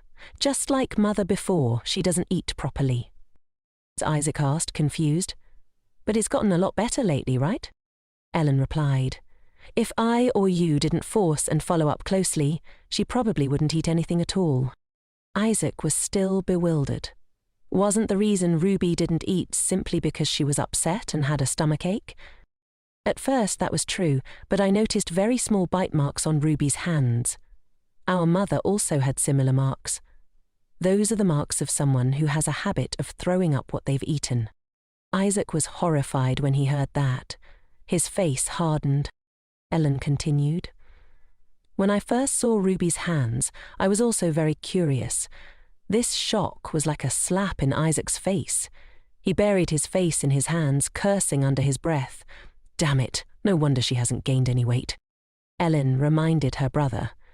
Don't show your emotions too clearly to Ruby. This isn't a problem that can be easily solved. Besides, Ruby asked me to keep it a secret from you. Isaac now understood. I've told you everything. He wondered, why did the head maid know about that? Ellen looked guilty. It's my fault. Marta was the one who knew about Mother's situation. I was hoping she would care more about Ruby. That's why Marta knew about Ruby's illness. Isaac's face darkened when he heard that. Foolish trust. When Isaac was young, his father hadn't told him how seriously ill his mother was. Your mother is only slightly ill, but you are the heir of Alda, so you can't be near her. Wait until she recovers. She'll recover from this. Isaac deeply resented that. If it weren't for Father, I could have seen Mother a little more. If I were lucky, I could have prevented her death. All of this, I used to think it was the fault of an insensitive father. Oh, I want to become like Father. No, I don't want to live a life like his. That's why I refused to discuss marriage. I'd rather just get married. Then it was just one step away. Just one single step, and she started to make my heart flutter. While still fearing that fate would follow in my father's footsteps, I liked her so much that even if my eyes were blurred, I would still like her. She's deeply engraved in my heart. Isaac slumped, covering his face in despair. The important thing is to find the source of the problem, but the problem with the people around me isn't either. The people who hurt Ruby are all people I've known for a very long time. That evening, Isaac questioned Ruby. According to Freya, I heard you ran into the forest alone, even though she stopped you and said it was dangerous. Ruby looked at him in a panicked manner. What? What are you talking about?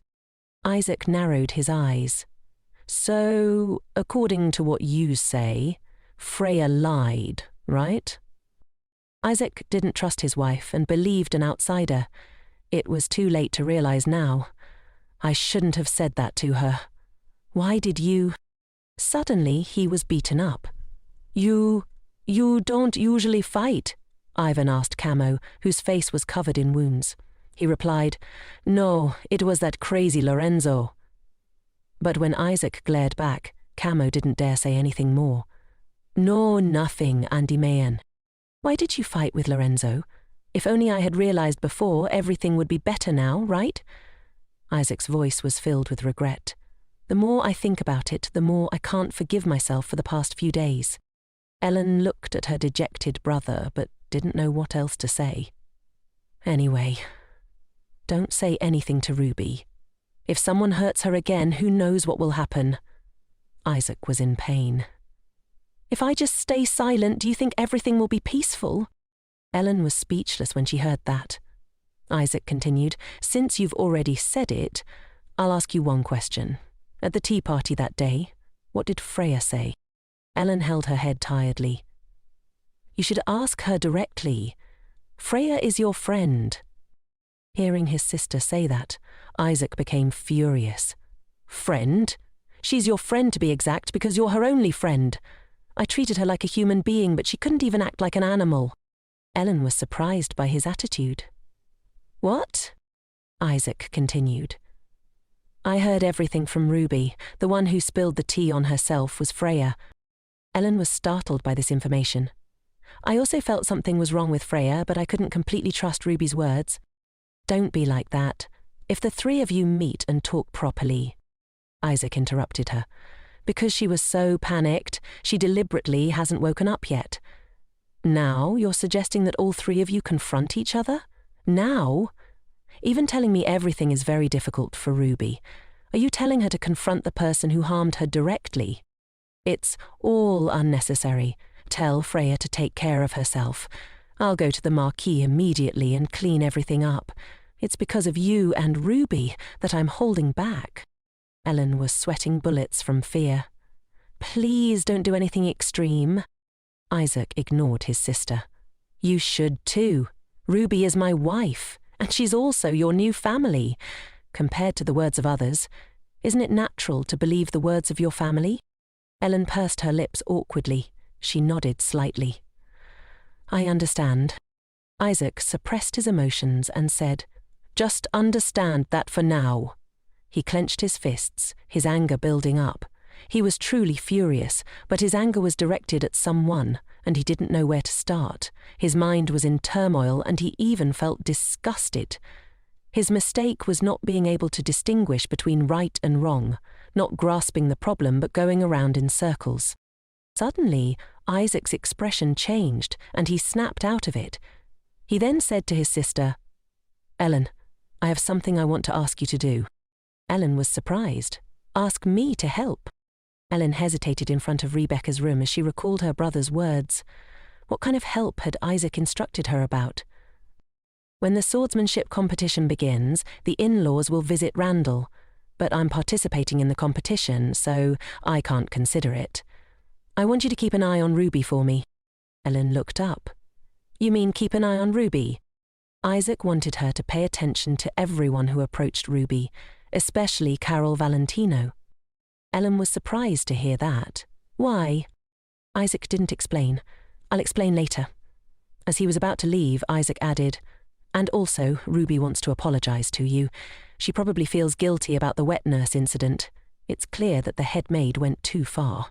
Ellen's face became serious when she heard that. I should probably apologize to her too. Isaac continued. Anyway, I need your help until the swordsmanship competition is over. And I'm sorry.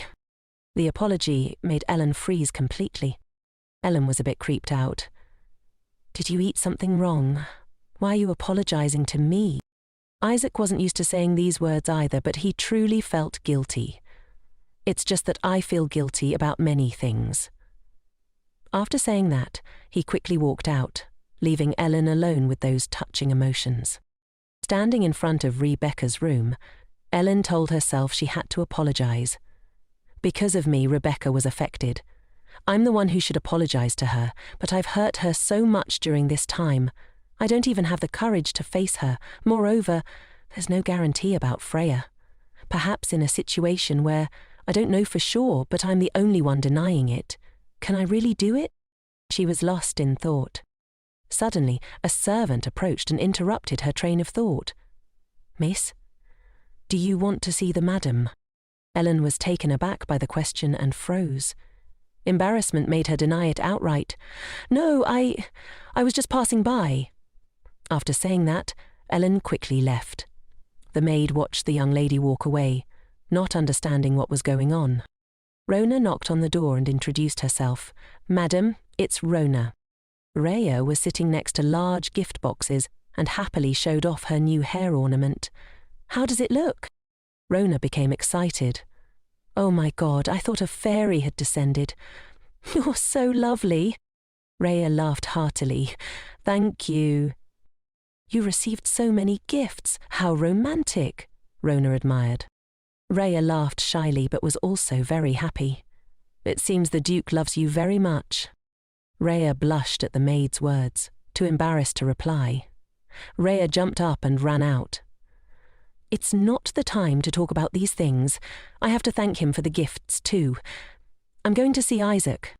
The servants watched her with satisfied smiles as Rhea ran to Isaac's room. From outside, she could hear voices. The leader still hopes she'll participate. How can we ignore what happened in the dream? She peeked inside. There were 3 people, including Isaac, Ivan, and C. Isaac said, Why are there so many superstitious believers in this country? Ian replied leisurely, But isn't it just asking for a child? Rhea only caught bits and pieces, so she didn't understand much. Looking after children? What are they talking about? I'll come back later, Isaac continued the discussion inside. Then the other delegations regarding those under one tax. Before he could finish, he saw his beloved wife at the door. Isaac called out loudly, "Ruby!" Everyone inside and outside was startled by the shout. Rhea was embarrassed and quickly explained, "Sorry to bother everyone. I thought you were alone." Isaac quickly walked toward her and said softly, "It's okay, come in." Ian quickly added, "That's right, madame, there's room for you here." Hamu also chimed in, "That's enough. I'm bored to death with your sinister face." After saying that, Hamu was punched in the head by Isaac, causing a bump to form. Ivan started a conversation with Rei. "The jewelry suits you very well, madame," she replied shyly with a smile. "Thank you, Sir Ivan." Looking at the scene, Rhea thought, "After the tea party, I didn't think we could talk so intimately with Hawk. It's no different from usual." Isaac then said to his friends, "Get out of here, all of you." Ivan was dissatisfied when he heard that. "We came all the way here and you're chasing us away," Hamu reminded him. "Know how to read the situation, Ivan." The two young men were dragged out by Isaac. Rhea revealed a beautiful smile, and Isaac noticed. He asked, "Why are you so happy?" Rhea answered honestly, "It's because of you. To be precise, it's because of the gifts you gave me." Rhea was like a small puppy, and Isaac affectionately patted his wife's head. "It's good that you like them." Rhea was full of joy. "They're all so beautiful, so I really like them. I don't even know how to repay you." Isaac said gently, "Just wearing them is enough repayment." Rhea became even happier. "Really? So, how does the jewelry look now? Does it suit me?" As she spoke, she brushed her hair aside, revealing her beautiful face. Isaac was captivated by her beauty. His face flushed, and he froze for a few seconds. He couldn't help but lean down and kiss his beloved wife on the cheek. "Did that obese lizard catch you because you're too beautiful?" Rhea was confused when he mentioned the obese lizard. "What are you talking about again?" At that moment, she noticed the flag behind him. Remembering something, she asked him, "Come to think of it, are you going to the reception at Emo's Harbour tomorrow? It's May J, so Isaac has to go, right?" He asked her, "Do you want to come along?" Rhea immediately refused. "No, I don't mean that." Because it was known as a display of deep brotherly affection, she thought he would go, but she didn't expect Isaac to take charge of the reception. Could it be that he wanted to show his sincerity to his wife's relatives? Was it to show his respect for her? Isaac saw that she wasn't saying anything, so he said, "We'll meet at the tea party later. I'll bring them safely, so you don't have to worry." Rhea was a little touched. "Isaac." She looked at him hesitantly, wanting to say something. "I'll wait for you." Rhea hugged her husband tightly. What was his expression like? "Actually, when I was being used by my family, I put on a happy act," he continued.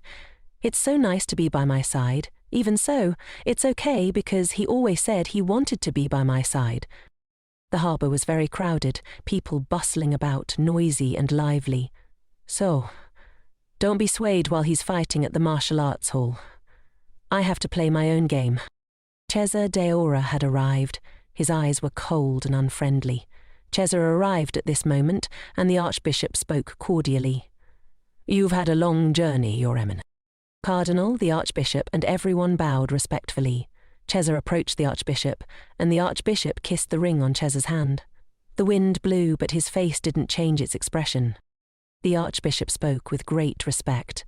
"Act, thank you, Father, Son, and Holy Spirit." Suddenly, Cesar's face became sullen as the sound of horse galloping approached. Clip-clop. The horse stopped when it reached the crowd. Isaac appeared majestically, dismounting his horse in a gallant manner. He approached Cesar and extended his hand, showing his intention to shake hands. Isaac spoke with a rather cold expression. "Welcome, Your Eminence." Cesar smiled slightly when he heard that and shook Isaac's hand in return. Thank you. Let the festival begin. At the festival, everyone was dressed elegantly and enjoying the party.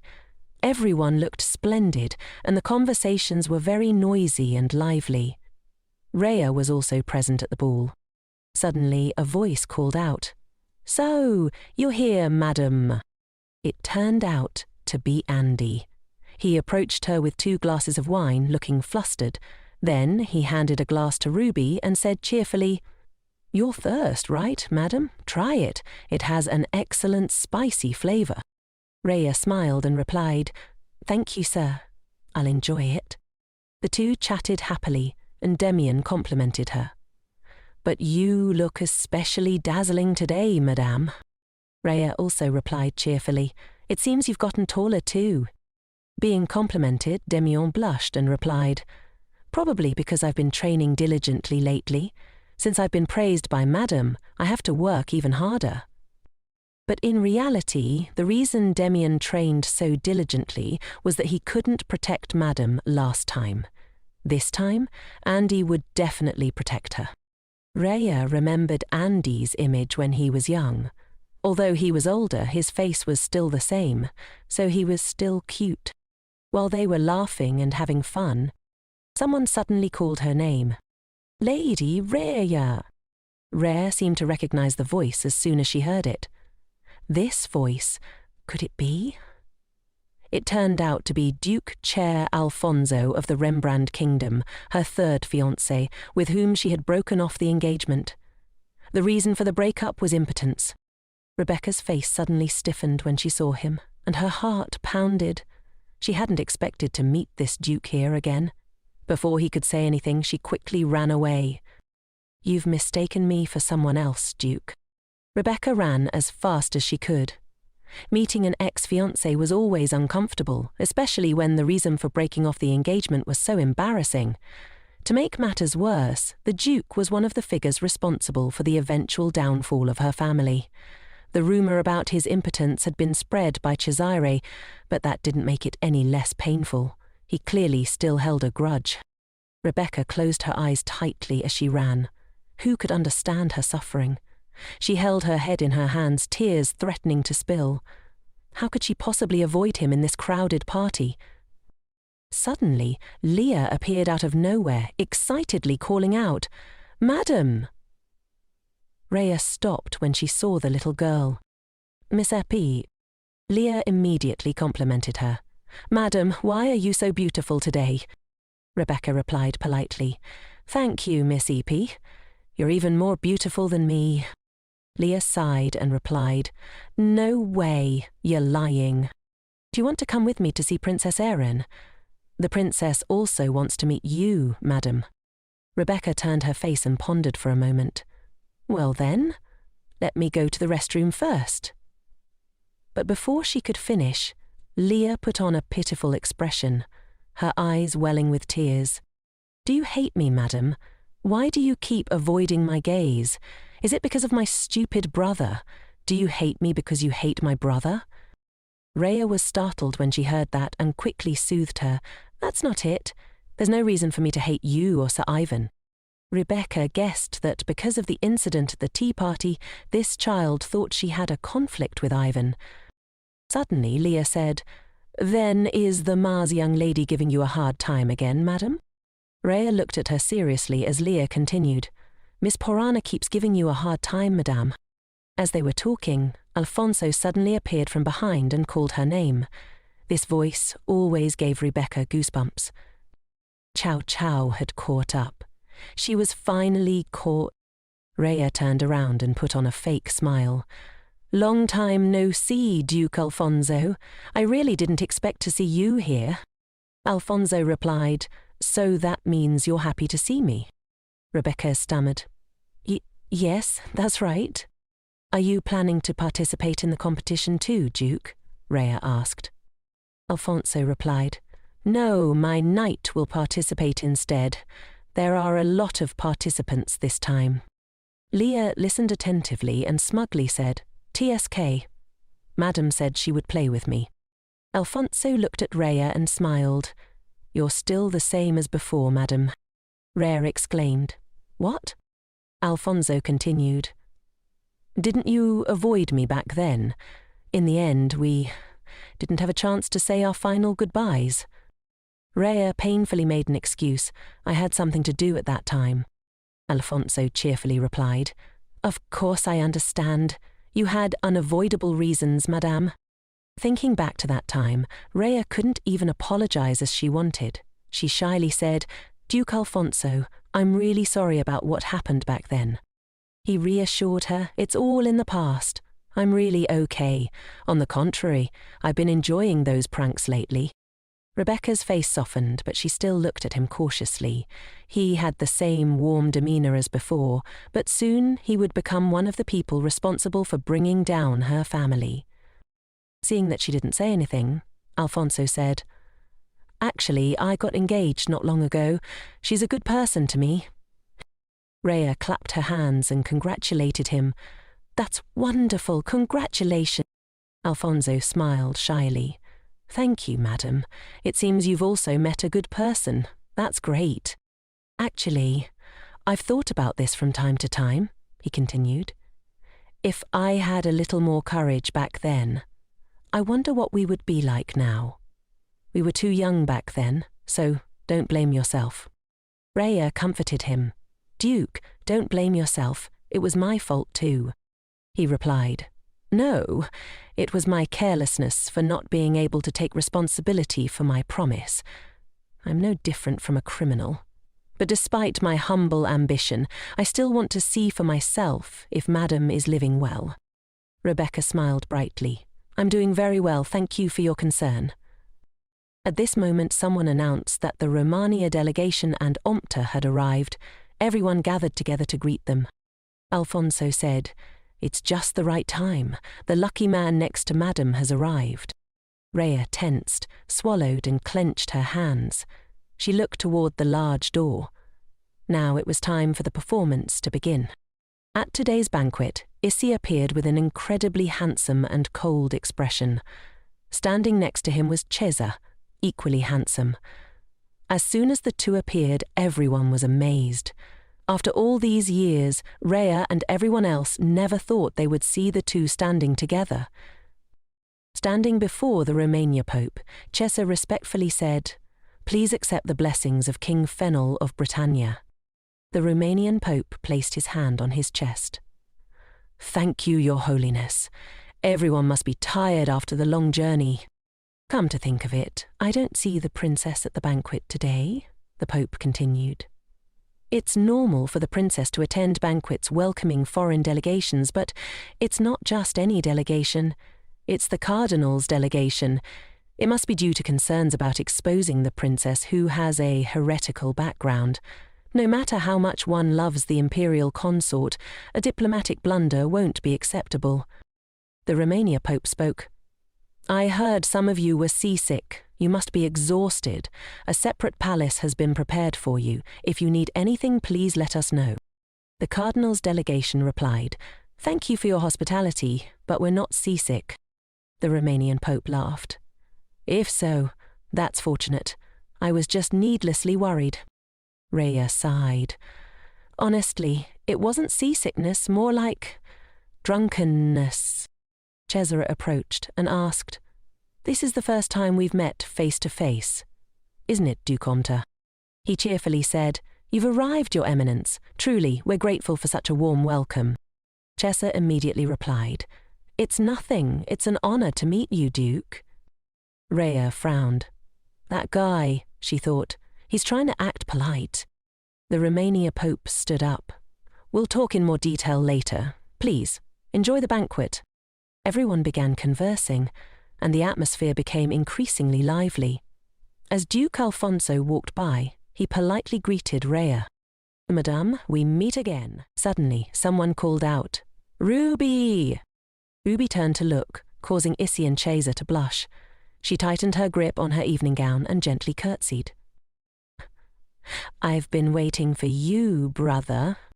Cesa found Ruby's behavior today strange, so he exclaimed, Oh my, our Ruby has become even more beautiful during our time apart. He approached her and continued, "Moreover, what's with that stiff greeting? You should do something for your brother, who travelled all the way from Carol Sea to get here." After saying that, Cesar gave a bright smile, captivating everyone around them. He gently said to Ruby, "Come here." He hugged her tightly, his hands holding Ruby close to him with a sinister look. "Your honeymoon went well, I see. I was so worried you weren't eating. It's a relief to see you doing so well." Cesar gently stroked Ruby's cheek. Ruby smiled and complimented him. "You've become more handsome too. Isn't Romania enough? Do you want to charm the young ladies of Andal as well?" Cesar laughed awkwardly. "Of course not." The Cardinal's delegation, watching the scene, murmured together. The scenery and the familiar reactions made it seem like everything was still the same. Ruby turned towards Izzy, who approached and softly called, "Ruby, you look beautiful today." Izzy fumbled, adding, "Well, you always look beautiful." Ruby smiled adorably. "It must be because of the dress you gave me. You look handsome today, Izzy." Upon being complimented by Ruby, Izzy beamed.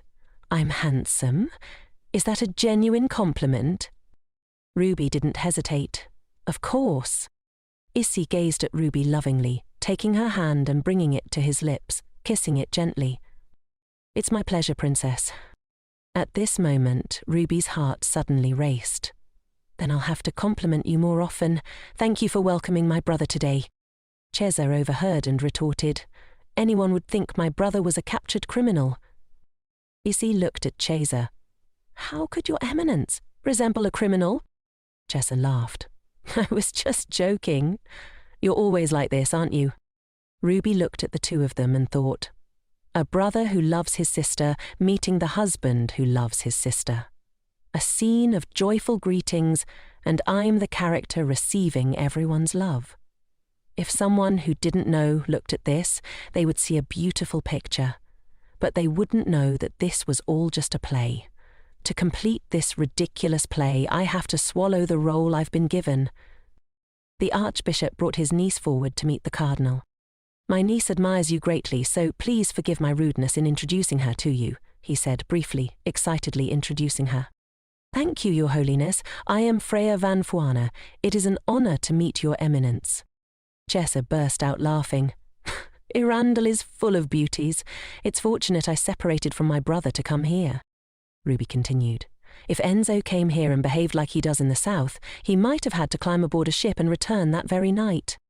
Cesar added, "It's possible." He then put his arm around Ruby's shoulder. "But Ruby, you must be a little sad without him."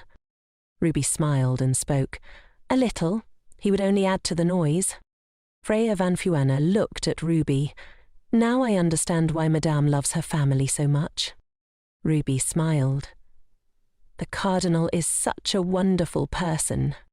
Freya van Fuana raised her hand as if to push Ruby away. Izzy grabbed her wrist. "You truly have no shame," he said coldly. Freya van Fuana trembled with fear as Izzy tightened his grip on her hand. "What are you saying?" Izzy squeezed Freya's wrist tighter. "It seems you don't even have ears." People began to murmur. "Isn't that Miss Fuana? What's going on? What's this situation?" Cesar spoke, causing the Archbishop to startle. Clearly something has happened between them. For example, the Archbishop's niece here did something to our Ruby. The Archbishop hastily explained. "No, Your Eminence, my niece." Freya's eyes turned toward the Archbishop as he stepped forward, bowing sincerely. "Izzy, please let go of her first." Before agreeing to release Freya, Izzy said, "My warnings aren't just words. This is my final warning.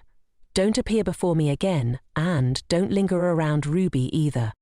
Freya van Fuana felt frightened by Izzy's warning. Izzy flung her hand away. "Don't you know that if you're human, you should know your place?" Cesare coldly stated. It would be best if the Archbishop re-executed his niece. Freya rubbed her hand, both in pain and fear, bowing her head in apology. "I've been rude. How embarrassing. But I'm not feeling well today, so I'll excuse myself." With that, Freya van Fuana quickly ran off. Afterward, Chesa beckoned the Archbishop over. The Archbishop was terrified. "Your Eminence, I apologize, but I think there's been a misunderstanding." Chesa patted the Archbishop's shoulder.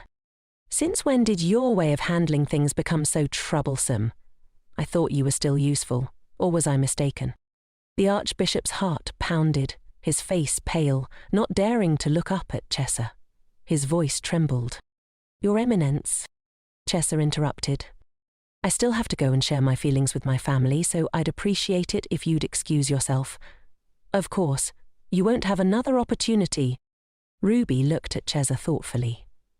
In an instant, the situation had been resolved. He pressured her to the point of suffocation.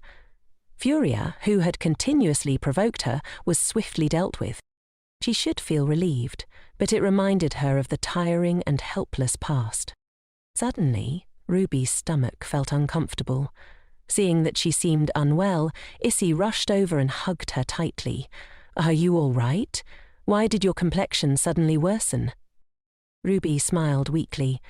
"It's just a slight stomach discomfort." Seeing Ruby trying to stay positive, Chesa immediately commented, "Our Ruby is so lucky to have such a good husband, right, Ruby? I was going to invite the Archbishop's niece to dance, but it's a shame she left," Chesa said, stepping forward and taking Ruby's hand. "So Ruby, I wonder if you could be my dance partner. It's been a while since we've reunited as siblings. I think my brother-in-law will concede to me today, right, brother-in-law?" Issy gently placed his hand on Ruby's. "I'm fine. Dance and then come back. I'll be here watching you." Ruby reassured him and turned to Chesa. "But it's been so long since I last danced, so I might step on your feet." Chesa laughed. "How strange. Have you forgotten the first time you learned to dance, on my feet?" He thought to himself, That's because it wasn't me." Chesa looked into Ruby's eyes. "There's a surprisingly adorable side to you." Ruby widened her eyes, not understanding what Chesa meant. "I'm talking about your husband," Chesa teased. "He's eager to monopolize you." Ruby smiled. "What are you talking about?" Chesa stared at Ruby, his gaze softening. "The dress you're wearing is beautiful too. I thought he had no sense of fashion when it came to women's clothing. This is quite a refreshing image." He moved closer to Ruby. "Could this be called first love?" Ruby turned away. "I don't know what you're saying. In all of Romania and Arundel, no one compares to my brother." "I've been waiting for this day," Ruby continued, "and now you're just saying strange things. You must be a little sad, Father. How is he? And what about Enzo?" Chesa replied, "Father is busy playing with his new lover, so he doesn't care much. As for that brat Enzo, he advanced on Remy but caused some trouble and got a good beating from Father." "That sounds just like Enzo," Ruby said. Chesa smirked. "That guy is the Papal Army's commander. Father doesn't find it amusing at all. I know you're more suited for that position than anyone, but it would be great if you didn't go to such dangerous places. My Ruby is so sweet. Enzo is just... Enzo." Chesa whispered into Ruby's ear. "You've caused trouble too, haven't you?" Ruby's face flushed. Chesa placed his hand on her waist. "Let's talk about this slowly," he said, lifting her up and gazing directly into her eyes. "Now, let's take a look at this filthy place." It was a romantic scene of the two of them embracing.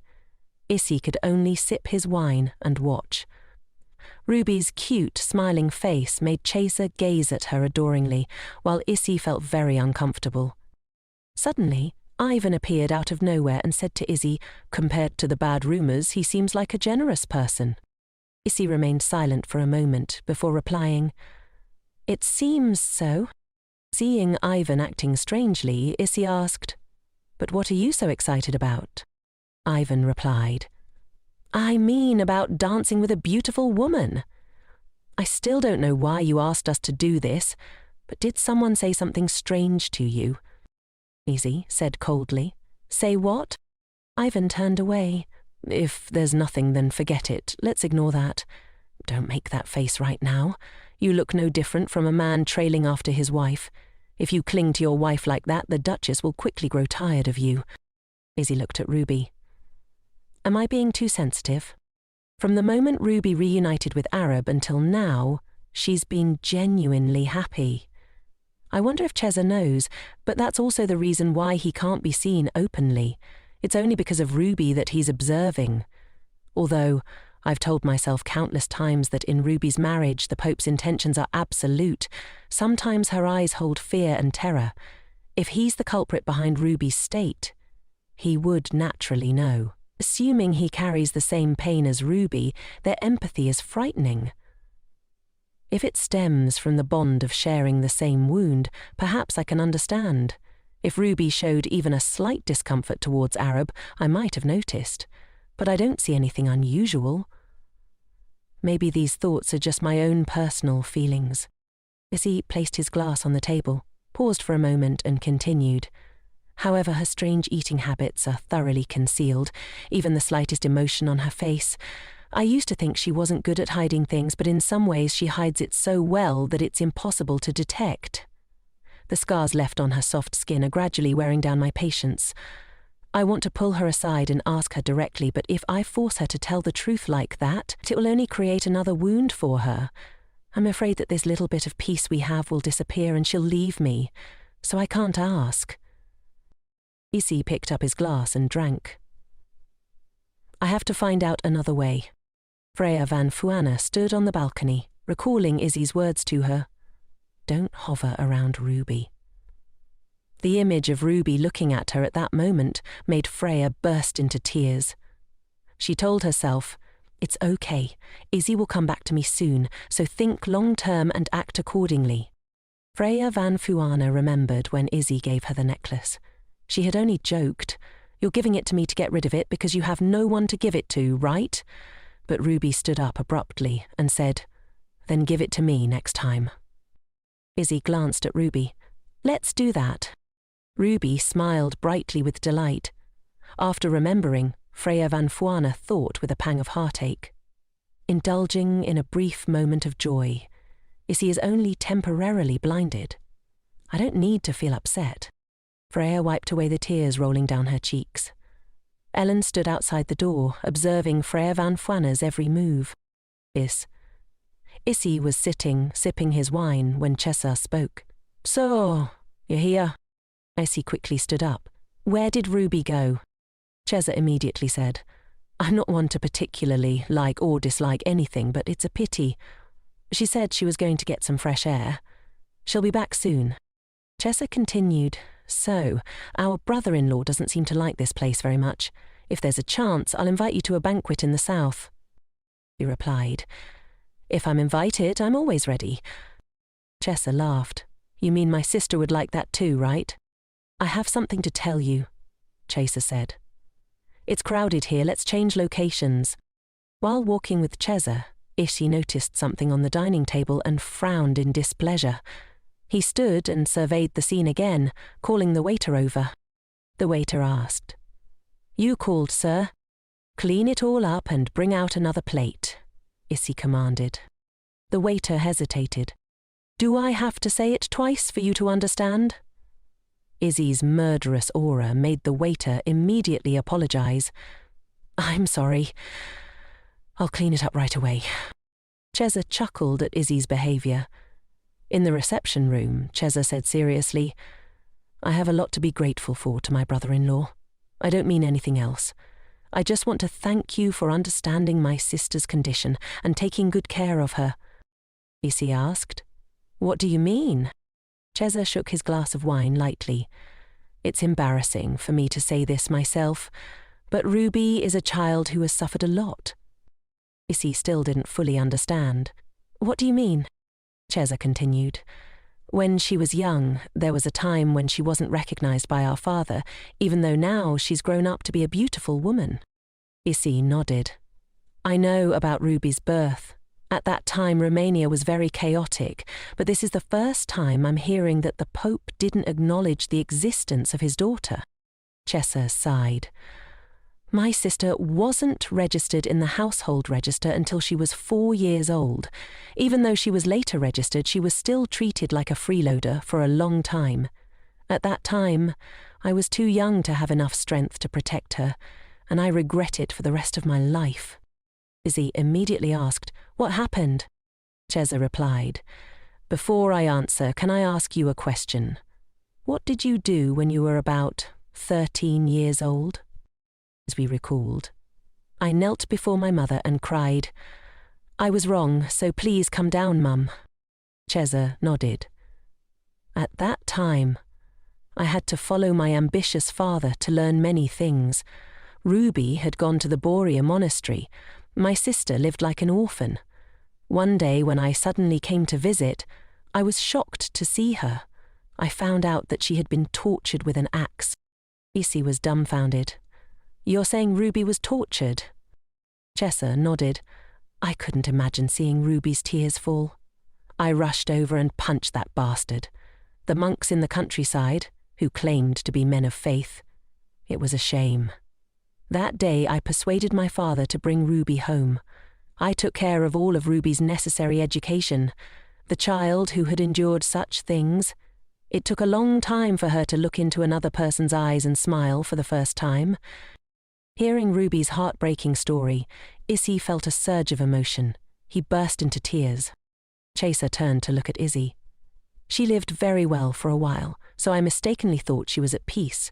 But 3 years ago, Ruby fell very ill. The family and the doctors didn't know what was wrong with her. Ruby only got like that on the night of the full moon. Do you know what a sick child does when she wakes up? She hides in the wardrobe. Maybe while she was sick, she remembered something. Only God knows. He sighed. Now she is fine, although there are still many things to worry about. From the fact that Ruby met my brother-in-law and gained stability to being married to you, I am very grateful to God. I feel lucky. Our Holy Father probably wouldn't be happy about that night at the villa. Meanwhile, Ruby staggered out onto the balcony, feeling uncomfortable. She was standing there, enjoying the cool breeze, when someone asked, "Are you out here to rest, madam?" Ruby startled and turned around. "Mr. Alons, I didn't know you were there, but the person next to you. It is an honor to meet you, Miss Rhea." "I am Cardinal Ra." Ruby suddenly remembered that this person was clearly the one Enzo trusted and followed more than his brother Cheza. Enzo usually didn't care much for priests, but with this person he showed respect. Because of his stiff demeanor, he was often teased for being single, suggesting that they were very close. Ruby chuckled. "Long time no see, Cardinal Rocker," Ruby said. Alons asked, "Are you out here for some fresh air, madam?" Ruby replied, "I hope I'm not interrupting your conversation." Alphonse replied, "Not at all, I was just asking after my nephew." Ruby was surprised. "Oh my, are you two relatives?" Cardinal Roker turned away. "It's a pity that this nephew doesn't act like a man. I have a weak nephew." He glanced at Alphonse before continuing. "I can't believe he missed such an angel. Anyway, it's a shame for the BCE family." Alf was dumbfounded. "I'm speechless." Seeing the two of them being amusing, Ruby laughed. Feeling guilty, Cardinal Roker didn't forget to congratulate Ruby. "So, Miss Rhea, I pray that your husband will win this competition." Alphonse interrupted. "Madame, don't be fooled. My uncle's prayer has no effect." Cardinal Rocker was furious. "This kid can't say anything nice." Before leaving, Alphonse gave a friendly smile. "Madam, I'll see you later." Suddenly, Cardinal Roker stopped, looking at Ruby with hesitation. "Oh, Miss Rhea," he said, "if you need help, call me any time." Ruby looked at him thoughtfully. "Before I became a member of the Witt family, I was also a Romanian." "Thank you for your concern, Cardinal Rocker," Ruby replied. Cardinal Roker bowed. "God bless, Miss Rhea." After he left, Ruby wondered if he was truly a Romanieren and looked up at the sky. So they were relatives, Ruby began to ponder. It was because she had seen Alphonse hanging around with the Cardinal of Romanieren that she felt that way. Suddenly memories from the original novel surfaced. The reason for the collapse of Romanieren was due to some traitors in the Holy See who stole the Holy Grail and handed it over to Alphonse's allies. The Holy Grail was a sacred object containing the names of all those who had been ordained in the clergy. It was like a wine cup used by the first saint. The Holy Grail had special powers. It could destroy the divine core, the center of divine power, making a person useless as a human. The ritual involved in this could only be performed using the Holy Grail. As a result, all those ordained were afraid of the Borgia family, who possessed the Holy Grail. Power is just power, so using the Holy Grail with the Pope's arbitrariness was impossible. However, the Borgia, who had been robbed of God's power, quickly fell into a ridiculous state. Ruby thought back on it. The Holy Grail could make wishes come true, but there was no record of wishes in theological books, so it was simply a superstition. Ruby muttered to herself, "A wish." Suddenly someone called out, "Duchess!" She was delighted to see Princess Aaron. "Today you look like a fairy, madame," Alia complimented. Ruby smiled. "Thank you, Princess. You are also very beautiful. The crown suits you very well." Aaron took it off and offered, "Would you like to try it on, madam?" Ruby hesitated. "But it's the princess's. I can't just wear it." Aaron immediately replied, "But it seems that this crown suits you better than me." Before Ruby could answer, the Empress came up and said, "Princess, you shouldn't make the Duchess uncomfortable." Ruby recognized the voice and turned to see who it was. It was the Empress. "It's been a long time since I saw you. Since the last palace banquet, the Princess has been talking about you non-stop. I really want to thank you." "I'm so embarrassed that I've only just met you," the Empress said. Ruby found it strange. It wasn't that the Empress hadn't attended the banquet, but that she had watched everything from afar. "Thank you for always playing with the Princess," the Empress continued. "After meeting you, the Princess always shows me a bright image. As a mother, I am very happy about that." Ruby smiled warmly. "You two are cute and alike. It would be great if Aaron could grow up in the love of her parents," the Empress replied. "Come to think of it, it seems you've adapted to this place. I was going to send you an invitation several times but hesitated, wondering whether I should bother you." Ruby thought about the Empress's position in Britain's aristocratic society. She didn't need to worry, so she replied, "It's okay. If you invite me, I'd be honored." The Empress smiled. "As expected of you, madam." Before Ruby could finish, the Empress interrupted, "You are such a sentimental and lovely person." Suddenly, the door opened. "So, you were talking to the Empress?" Ruby remarked, as Cesar walked in coldly. The Empress immediately said, "Long time no see, Cardinal Valentino." Cesar smiled. "Have you been well, Empress?" Princess Aaron stepped back when she saw Cesar hiding behind the Empress. Noticing this, the Empress said, "It seems the Princess is afraid of the wind. I'll excuse myself." As she turned away, her eyes looked sinister. Cesar glanced to see if the Empress had gone far. Ruby sighed. "I was about to go inside. You couldn't wait a little while, so you came out looking for me?" Cesar kissed Ruby's head. "The one who's impatient is your husband. When I said I would go find you, he reluctantly gave in. There's nothing to see here. I heard that the Moon Tower and Palace are very famous, so I was looking forward to it. I didn't expect it to be such a rustic clock tower." Ruby said to Cesar, "I thought you were enjoying yourself. You don't seem very happy." Cesar put his hand on Ruby's head. "Happy? I'm very happy to see you, but this party is so boring. It would be better for you to go sightseeing in the city." Ruby laughed. "I've never visited Arundel either." Cesar found it strange and pressed. "Is the reason you're not interested in those things because of your husband?" Ruby smiled. "You're in a bit too deep, but those are your words, so I can only listen." Cesar continued, "You still don't know your husband well. Ruby, if so, then go and talk to him directly and let me know what his reaction was like." Ruby thought for a moment. First, I have to try to make that guy as satisfied as possible, because I need to find out what he's up to. Suddenly, a crowd gathered around. Lady Rhea, so the Duchess is here. Madam, talk to me for a bit. No, talk to me first, madam. Ruby didn't understand why everyone was crowding around. Could it be because I danced with Cheza earlier? Ruby was so scared that she closed her eyes and refused. I'm sorry, but I'm a little busy right now. Just then, Isaac appeared. I've been looking for you, Ruby, he said, gently caressing her cheek. Ruby slowly opened her eyes and was surprised to see Isaac standing in front of her. Her eyes sparkled as she acted coyly with him. I couldn't stand being away from you for even a little while, Ruby said, throwing herself into Isaac's arms. Isaac didn't say anything, just gently stroked her head. Then he turned around, glaring at the crowd with burning eyes. He asked, "Where has Ruby been?"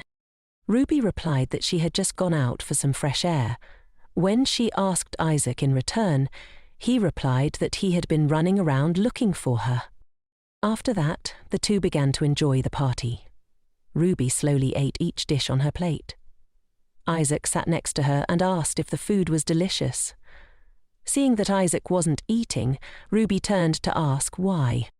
Isaac simply said, "I don't have an appetite today." Remembering that Isaac used to eat a lot every day, Ruby couldn't help but feel suspicious. Every time she ate, Isaac would stare at her. Suddenly, Isaac turned and said, "If you don't want to eat, you don't have to force yourself." Ruby awkwardly asked, "I wasn't forcing myself to eat." She put down her fork and said that her brother wanted to go to the festival with her later, and she wanted to ask Isaac's opinion first. As she asked, Ruby felt restless, even though she wasn't lying. Isaac said suspiciously, "I didn't think the Cardinal would enjoy himself so much." Ruby could only laugh awkwardly. "He's been like that since he was a child." Isaac said that, but still agreed with her. "I'll have the temple guide you." Ruby looked at Isaac's displeased expression, surprised that he had agreed so easily.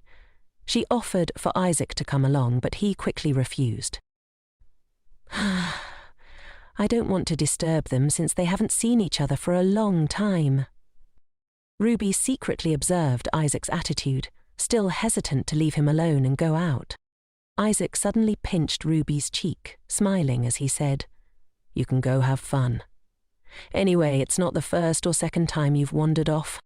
Ruby whispered back, "Who said I was wandering off?" Part of the reason Isaac agreed to let Ruby go was because the capital was now safe. There was no need to worry about monsters or anything. Isaac added that they had cleared the monsters near Andal before the festival, and with the cardinals here, monsters wouldn't appear. Ruby thought he was right. Ever since Cheza had appeared, this shield had been set up. Isaac then called for someone to prepare a carriage for Ruby. When they arrived, Ruby sat in the carriage, waiting for Cheza to chat with Isaac. Cheza joked, "Sorry for stealing Ruby away, brother-in-law." He even said he would specifically pray for Isaac to make up for it. Isaac replied, "Does it work?" Cheza confidently said, "Of course." Ruby, seeing them so close, felt somewhat annoyed for some reason. Clearly, Isaac had been deceived by Cheza's fake persona. Lost in thought, Ruby suddenly saw Isaac outside the door. He noticed her troubled expression and asked with concern, "Are you feeling unwell?" Ruby shyly waved her hand. "I'm fine." Isaac gently stroked her face. "Then have fun." Seeing Isaac like that made Ruby feel a kind of unpleasant sensation welling up inside her. She knew she had to endure it, but for some reason, she felt like she was doing something wrong. The carriage began to roll, leaving Isaac silently watching for a long time. Inside the carriage, Ruby began to plan. First, she had to focus on Cheza. Going out was just an excuse. After the Congress started, there wouldn't be time anymore, so before that, she had to find a reason to confront him. Ruby needed to try her best to understand his intelligence network. Cheza suggested they stop by the temple first.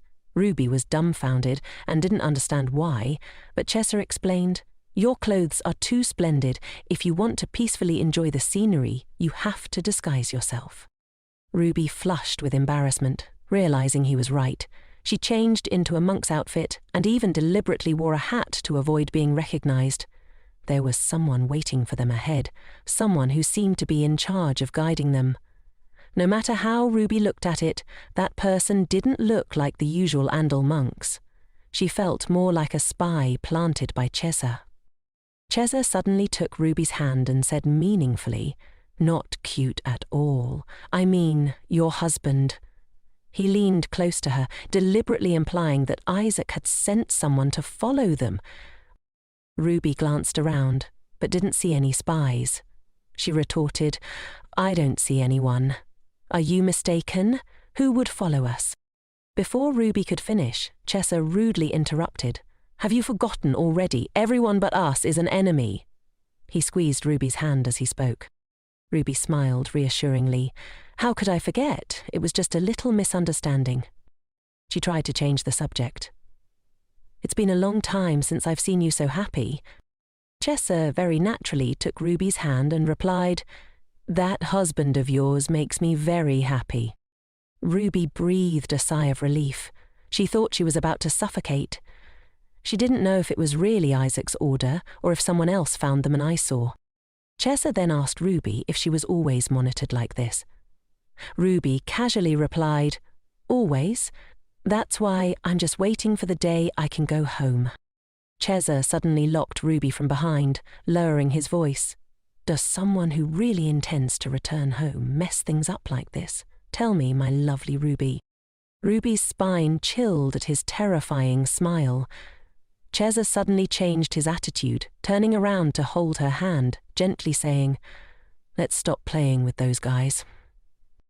Before Ruby could react, he pulled her away. Ruby cursed inwardly. He's really crazy. The two strolled down the street, chatting casually. Out of the blue, Chesa mentioned Isaac, asking if he hadn't taken Ruby on a tour of the capital. Ruby immediately replied, "Is there anyone else in this world besides you who would take me sightseeing?" Chesa took Ruby's hand again, looking at the festive scene. He recalled the past, asking Ruby if she remembered that Christmas. Ruby started reminiscing. "How could I forget that Christmas? You and I went to Santa Maria Square, staying out until early morning before thinking of returning home, but the person waiting for us at home was my drunken father." Her father had drunk too much and scolded them terribly just because they had come home later than usual. He even spoke harshly to his beloved son about his chaotic relationships with women and his choice of a mistress as the mother of his children. Although Ruby didn't understand why Chesa brought up those unpleasant memories, she expressed her feelings. "I was so scared at that time. I was so anxious that father would hit you." Hearing that, Chesa's mood instantly brightened. He thought Ruby was worried about him, but in truth, Ruby had just wanted to avoid seeing violence. Chesa suddenly said, "Now he will be afraid of me." Ruby didn't understand why her father should be afraid of him, but Chesa didn't mention it again, pulling Ruby to another place. Ruby didn't ask. How could she know the relationship between father and son? They went to see a play about the love story of a princess and a prince. The prince didn't understand why the princess wanted to leave him. The princess explained that because of her status, she had no choice but to push him away. The prince assured her that he would always love her, no matter what form she took. The princess then asked, "Even if I were a monster?" And she transformed, causing the prince to scream in terror. Ruby watched the play with an impassive face. Chesa, sitting beside her, noticed her discomfort. He finally sighed, suggesting they return to the temple since they had things to discuss. Ruby knew what was coming. In the blink of an eye, they were back at the temple. Ruby sat wearily, hugging a pillow in front of a mirror. She kept consoling herself. "This will pass quickly. I just need to endure it a little longer and it will be over." Ruby looked up at herself, resolutely making up her mind. If I endure it alone, everyone will be fine. As soon as she stepped outside, someone was waiting for her. "Yaha is waiting for you." Ruby said nothing, just silently followed the person. She realized this person's accent was distinctly southern, like she had heard it somewhere before. Ruby guessed he was Cesari's aide, but also a spy from Romania. At the first door, the mysterious person opened it, inviting Ruby inside. She saw a staircase leading upwards. The closer she got, the more tense Ruby felt. She had a bad feeling about this trip. Suddenly, a bang echoed. Ruby recognized it as the sound of the temple door. Standing before the entrance, Ruby froze. The mysterious person prompted, "Aren't you going in?" Ruby slowly stepped inside, and the door slammed shut behind her. She stared in astonishment at the scene before her. Fine wind shimmered in the dim light. Cheza sat elegantly, calmly greeting Ruby. Ruby couldn't help but ask, "Where is this?" Cheza replied, "Where else but the Archbishop's room? That old man was quite flustered when I said I'd use it. Isn't that right, Petro?" The mysterious person revealed himself as none other than Petro. Ruby stared at him, her heart sinking, that deliberately hoarse voice. It instantly clicked. He was the one who had broken her leg. Cheza sipped his wine and said to Petro, "You've worked hard in this pigsty." Petra immediately flattered him. "I've been eagerly waiting for Yaha. Do you know how much I've suffered from homesickness?" Ruby gritted her teeth. The reason Petro had stepped on her leg was to obstruct her wedding night. Had Cheza ordered him to do it? Cheza and Petro continued chatting casually. Cheza asked, "Do you want me to cover for you?" Petro laughed. "I wouldn't refuse." Ruby hadn't expected to meet Cesari's aide here. If it were the Cheza she knew, no matter what happened, there was no way to separate Petrok from him. Ruby also didn't think Cheza would send an aide from the north just to monitor her. Cheza continued their conversation. "You don't refuse, no remorse," he said coldly to Petro. "You haven't done anything right." Petra smirked. "I'll accept a separate punishment for that." Cheza suddenly asked, "Ruby, what should I do with him? Tell me." Ruby didn't quite understand Cesari's meaning. He explained, "He's being scolded because of you." Ruby couldn't hide her surprise. "Have you been having him monitor me this whole time?" Cheza took it for granted. My dear sister ran away from home. What brother wouldn't be worried? If what Cheza said was true, then the time Petro came here was after Ruby's runaway incident. So, he had been monitoring her since then. Thinking about this, Ruby clenched her hands. At times like this, she had to think carefully. If she made a scene, all her previous efforts would be in vain. Ruby started questioning herself. Someone like me, who has never gone astray, how tired must I be to be driven to this point? "Why are you doing this to me?" she asked, voice trembling. "I was accused of poisoning the Archbishop's granddaughter at the Meston Temple. Everyone in the north sees me as a murderer." Ruby pointed at Petro. "Until now, I thought you ordered him to do it." Then Ruby started crying, blaming Cheza for not considering her feelings, and the mayor's daughter too. What do we gain by eliminating her? Ruby suddenly stopped. Cheza turned to Petro and asked, "Do you know anything?" Petro honestly replied, "Not at all. I came here after hearing that she ran away from home, but I just heard about this too." Ruby's face darkened immediately as she remembered Freya's words. If Isaac inherits the throne, the future of the North will change, depending on his partner. Would she forever suffer from the interference of the corrupted believers? Were they so hurt that they could look her in the eye? Freya had said she would become the Queen of the North. She had poured tea on herself, skillfully weaving truth and lies. If Cheza wasn't involved in the Mockstone incident, Ruby thought, then it could only have been my creation to drive me away and be with Isaac. And the shortest path for Freya to find the Mockstone. Petra whispered to Cheza, "It seems the Archbishop has secretly eaten another bowl of rice behind our backs." Cheza thought for a moment before replying, "Probably."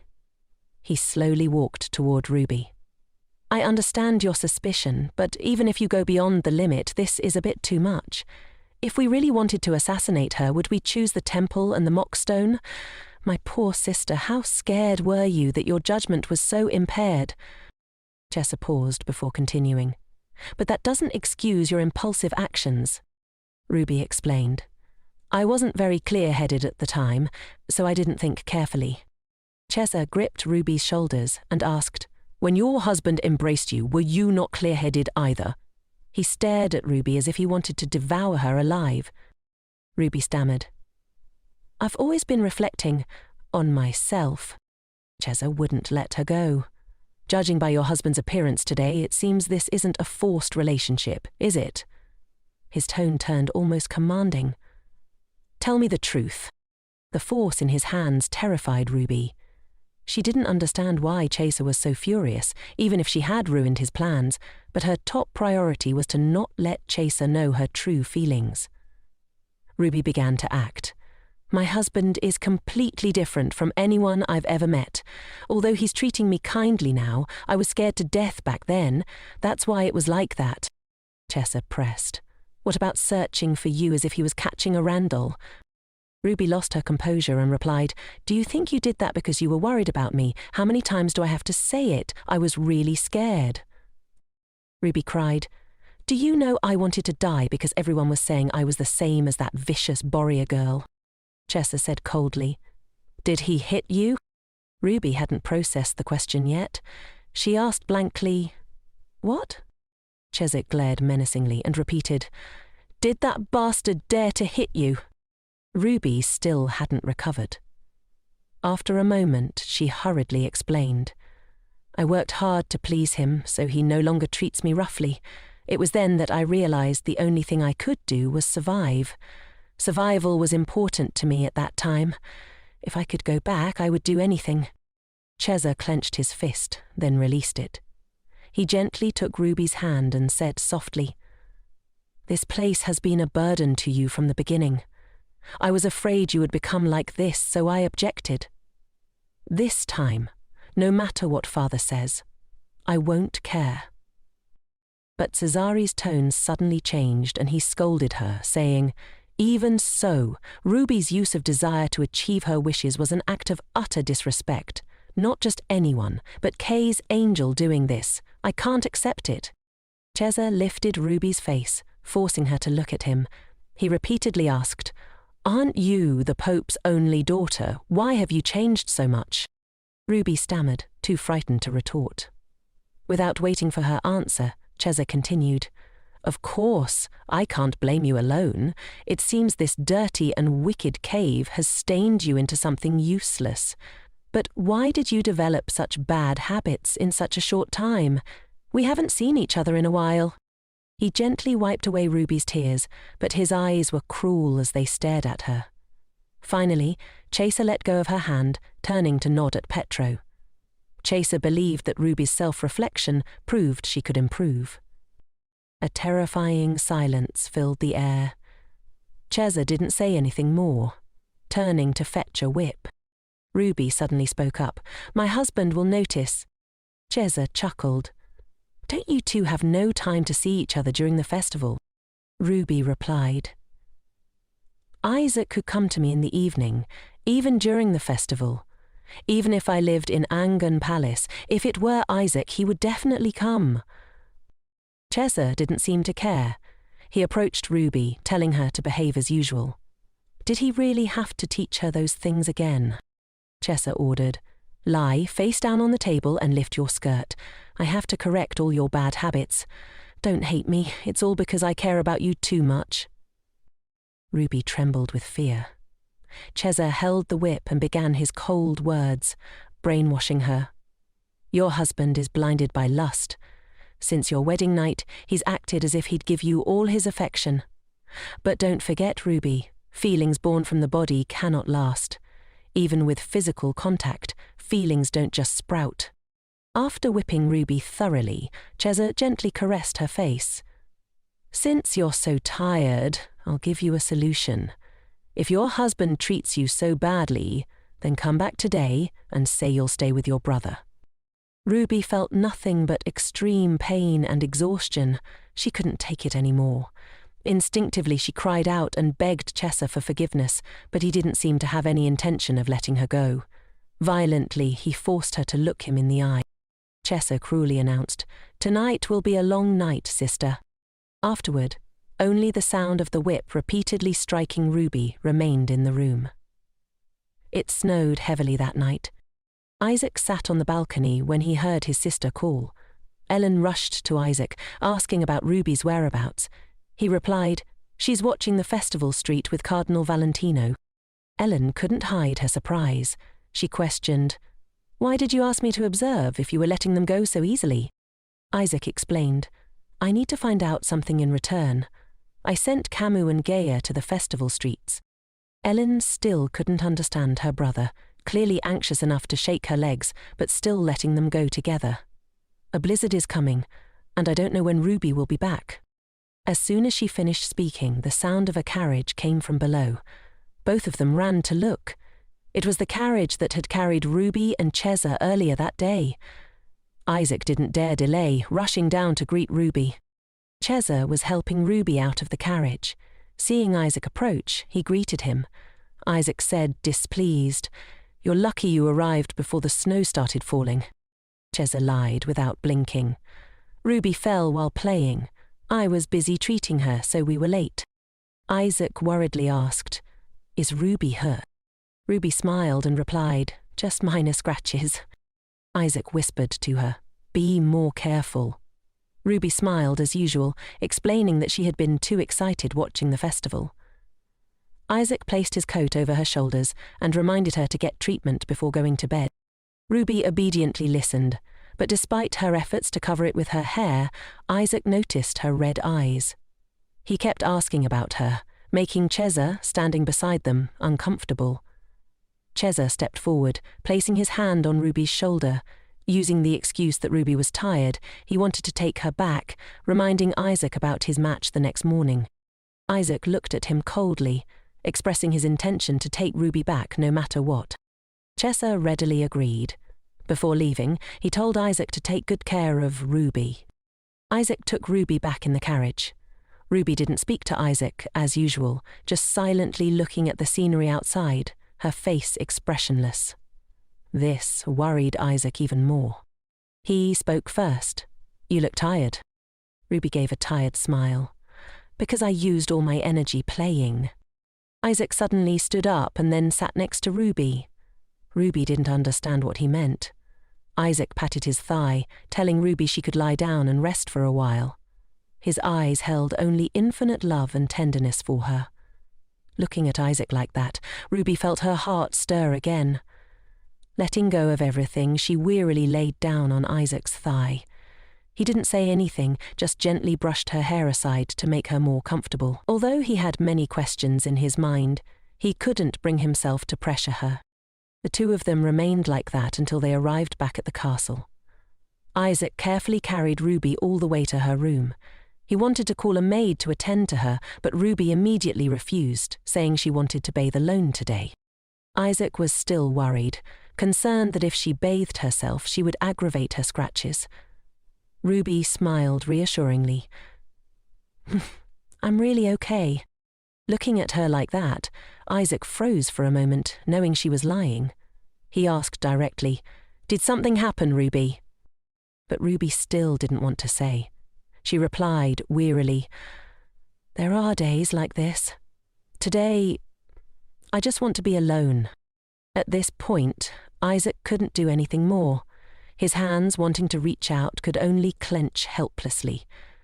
He didn't try to pry any further, only reminding her to treat her injuries well and get plenty of rest. Ruby obediently said, "Of course." After giving his instructions, Isaac left, lost in thought. Suddenly, Ruby called him back, encouraging him, "Do your best tomorrow."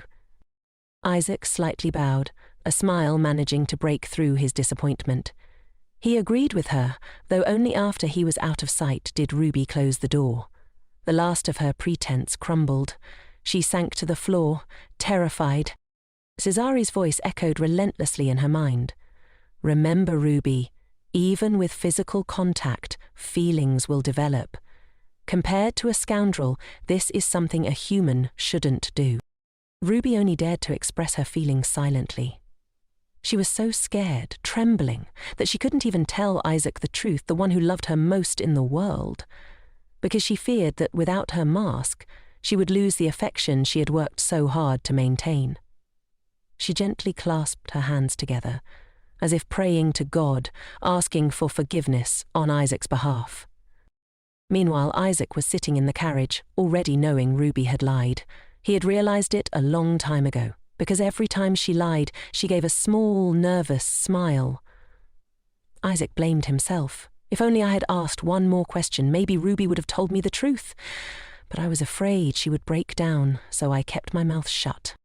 He recalled his conversation with his subordinates. They had lost track of Ruby midway. She and Cesar had donned monastic robes and headed straight for a temple. The temple gates were closed every night, and when they arrived it was already locked, leaving them no choice but to wait outside. When Ruby and Cesar came out, they seemed perfectly normal, but because they had spent quite a bit of time inside, Isaac couldn't shake his suspicion. They must have been praying for something. Isaac thought for a moment and found their conclusion reasonable. Yet one issue still lingered. A very shady figure had entered the temple with them, someone with a large scar on their face. Isaac immediately pressed his subordinates to ask if they could recognize the person if they saw them again. Isaac remembered Ruby's exhausted appearance and the redness around her eyes. He didn't understand why letting her go out had resulted in this, but no matter what had happened, he would always be by her side. Despite his efforts, the distance between them kept growing. Looking out at the quiet night, Isaac finally voiced his thoughts. "Tell me what I can do for you." The next morning, the stadium's atmosphere was hotter than ever, buzzing with eager anticipation. Murmurs and cheers filled the air, while black birds circled overhead. Ellen and Freya van Fuana were both in attendance, their expressions tense. Freya, glancing at the seating arrangement, whispered, "I don't want to sound like a nitpicker, but isn't this a bit strange?" Ellen's face was sombre as she gestured. "Look over there. Shouldn't the madam be sitting in this direction? But now she's seated with the cardinal on the other side. Duke Viola Alfonso and Ruby are seated together." Freya, lowering her voice, murmured, "Indeed, the rumours are true." She whispered in Ellen's ear, "You haven't heard about it either?" Ellen, annoyed, glared at Freya. "That's none of your business." Freya was irked but pressed on. "Do you feel any regret?" Ellen, her voice calm, replied, "There's no reason to interfere in other people's family affairs." Freya retorted, "Is there any reason to talk about this?" Ellen, clutching her fan tightly, shot back, "Besides, Ruby is my family. If you do this again in front of me, don't speak to me anymore." Freya was left speechless, turning away, muttering, "I just thought everyone was talking about it." Ellen sighed, thinking there were many things she wanted to ask Freya, but she knew it would only benefit her. "After the festival ends, I'll try to have a proper conversation with her," Ellen resolved. She shifted her focus to Duke Alfonso and Ruby's platform. Alfonso, noticing Ruby's discomfort, asked kindly, "Are you cold?" "No, I'm fine," Ruby replied. He gently added, "If you feel uncomfortable in this position, let me know." Ruby smiled and said, "Everything's comfortable. However, I'm quite worried that people will criticize us for violating etiquette." Alfonso reassured her, "You haven't done anything to be criticized for." Ruby looked toward the audience with worried eyes. "I don't mean my brother-in-law sitting in the audience seats. King Fennel is sitting with Duke Omar. Even my father, who values authority greatly, has no objection to the current seating arrangement. There's no real problem, but the reason they never object is probably because I'm not truly part of yet." Suddenly, Alfonso noticed something. His brother-in-law. There he was. The door opened and cheers of joy erupted from the crowd. Eagerly they awaited the festival's start as the knights stepped onto the stage, ready to showcase their skills. Isaac and his warhorse appeared, and Ruby was taken aback. She watched in surprise as Isaac and the other knights rode past, greeting the audience. People reached out, hoping to shake their hands. An announcement echoed. Now is the time for the handing over of handkerchiefs. Ruby fidgeted, her eyes fixed on Isaac. She felt a sense of relief. Thankfully, I remembered the novel's contents, and thankfully, I prepared it. Isaac passed by her, calling her softly. His eyes were full of affection. Ruby blushed, flustered by the attention. Isaac asked tenderly, "Are you feeling better?" "Yes, thanks to you.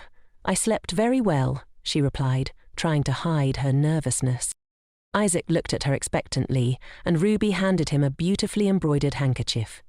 He was surprised, and Ruby poured her heart into her words. "This holds my heartfelt wish for your safety and well-being, that you won't be injured." Isaac accepted the gift, and Ruby's heart swelled with joy. He kissed her hand gently and smiled. "Thank you, Ruby." He then turned to continue his ride, but Ruby's gaze followed him, reluctant to look away. Alfonso, who had been watching, asked curiously, "Does this happen often?" Ruby was caught off guard. She wasn't sure how to respond, but Alfonso continued. "I wonder if you two often exchange gestures like that." Ruby simply smiled in reply, her hands clasped nervously as she tried to shift the conversation. An announcement rang out. "A pledge of fairness and a blessing for all." Alfonso raised an eyebrow, noticing her nervousness. "What's the matter?" Ruby responded with a light smile. "If you're the one who had me sit next to you, you should be content with it." The priest stood up and solemnly performed the ritual. Sergei focused on the ceremony, as did Alfonso. A solemn atmosphere filled the stadium as a protective shield was erected to keep the audience safe from the monsters. This large-scale measure had to be maintained until the end of the match. The cardinals were no longer needed. Alfonso and Ruby clasped their hands and prayed in unison. "Amen." Following the church's ritual, the announcer made another announcement. "There will be a total of 2 gladiator matches today." Ruby's hands clenched. "Anyway, this damned festival will be over soon. I hope Cheza quickly becomes Romana without any incidents. God willing. Amen." As she passed by the restroom, Ruby overheard people discussing and predicting the outcome of the match. "I don't know why, but I have a feeling this year's winner will come from the north," one person said. Her friend cheerfully replied, "It's still too early to tell. The Rembrandt faction won the previous match, didn't they? Lord Omta didn't participate, and the Doris faction candidate also performed quite well. You know, I didn't have high expectations, but let's wait and see." Behind the door, Ruby heard everything, feeling some relief upon hearing people's faith in the Omta faction. She quietly opened the door a crack, thinking to herself, "There's probably no one here now, right?" The sound of running water filled the air. Ruby winced as she thought, "Lately, I've been vomiting less, but I feel more pain than usual." She opened her small bag, inside which were some candies she had prepared. Footsteps approached. It was Ellen. Both of them were surprised to see each other there. Ruby froze, wondering, what should I do? I'm still embarrassed to look Ellen in the eye. Wait, could Ellen have noticed my vomiting? As she awkwardly chewed on candy, she hoped Ellen didn't know. Ellen, ever observant, asked, "How do you feel about today's match?" Ruby was caught off guard. "Actually, I'm very nervous, especially when the monsters appeared. I was so worried something might happen to Isaac. The monsters I saw in the arena today are clearly much different from the ones I've encountered before," she said with a sigh. "Maybe that's why I feel more uneasy." Ellen nodded in understanding. "I get it, but you don't need to worry too much. The year my brother W competed, it was much scarier." Ruby's eyes widened. "Is that so?" Fortunately, Isaac returned without a scratch, but today the abilities of some of the other candidates are still a mystery. Ruby looked at Ellen, surprised that she was talking to her so casually. "I thought it would be difficult to talk to Ellen after the tea party, but I'm grateful she's being so friendly."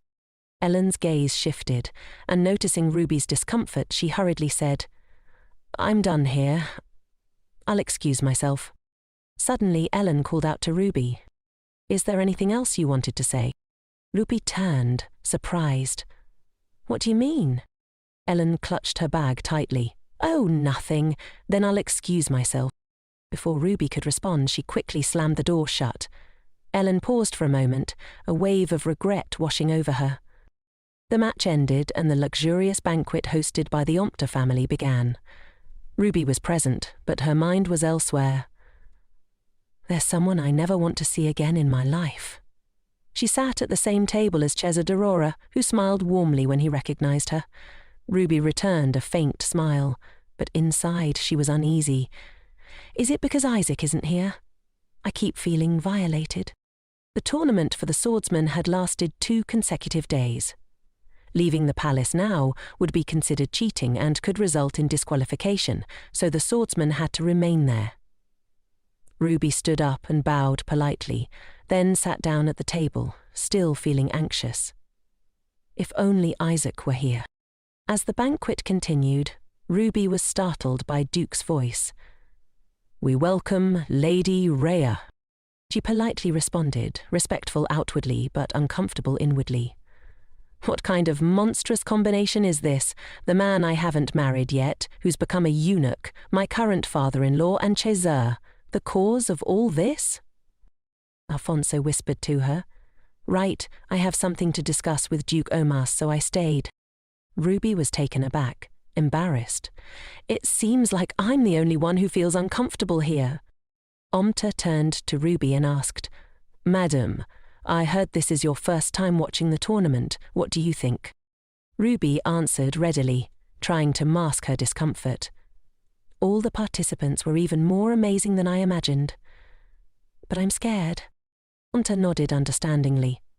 "You don't need to worry about my son. If he were easily eliminated in a bland match like today's, would the Pope send his precious daughter to our house?" Chessa chimed in. "It's truly impossible to doubt the Duke's discerning eye, but to be honest, I'm also quite worried about my brother-in-law. Do you also feel the same way, Ruby?" The atmosphere grew stifling, and Ruby could feel her unease growing. "In this situation, I'm afraid I won't be able to hold back my words," she thought, "so I'll just shut my mouth with food." Chesa turned to her and said, "By the way, I must say this girl is really lucky. Even though she's my sister, I envy her for finding such a good husband." Duke replied proudly, "You flatter me. Compared to the extravagant style of the South, this place is a bit shabby." "Speaking of which, Rembrandt Castle," Chesa started, and everyone at the table shuddered, pleading, "Please, don't say any more." Alfonso conversed with Chesa. "I thought Ganir would accompany you on this trip, but it seems he's busy." Chesa replied, "You get along well with my brother. He made a fuss insisting he wanted to come along, and my father had a hard time stopping him." "Why?" Alfonso asked. Chesa smirked. If Enzo had come here, he would have definitely flirted around everywhere. Alfonso sighed. "He's still full of energy, isn't he?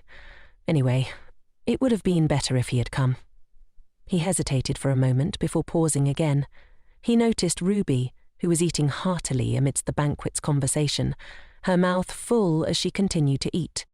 Everyone at the table glanced at her with surprise, and Alfonso was no exception. He asked, bewildered, "Are you very hungry?"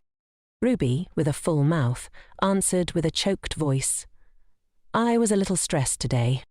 Alfonso nodded, understanding, and quickly covered for her. "Ah, because you were so stressed you didn't eat properly, right?" Duke Ohm, who had been watching Ruby with a keen eye, added, "Don't just eat bread, try the shepherd's pie." Ruby froze in surprise. The portion was so large that she normally wouldn't even dare to consider it. "I'll just eat this until the conversation ends." Outside the door, Ellen, who had been watching from a distance, saw Ruby eating continuously without stopping. Ellen was puzzled. This girl is too much. She watched her for a long time, her curiosity growing. "I've never seen her crave food like this before. Impossible." Ruby kept eating without pause, and Ellen felt a pang of worry. No way. Ruby and my mother are different. Meanwhile, Ivan called out to her. She turned around, startled, and Ivan scratched his head, looking embarrassed. I'm sorry, did I scare you? He asked. She covered her mouth with her hand, regaining her composure. It's okay, I'm fine. Did you need something? Ivan smiled cheerfully. Everyone's playing a game, but I saw you outside, alone, so I was a little worried. She smiled shyly. Actually, I'm not very interested in that game. Her gaze kept drifting toward Ruby. She finished all that bread already, and now she's eating cake too. Ivan, noticing her focus, asked curiously, Princess, does she normally eat this much? Ellen hesitated, glancing at Ruby again.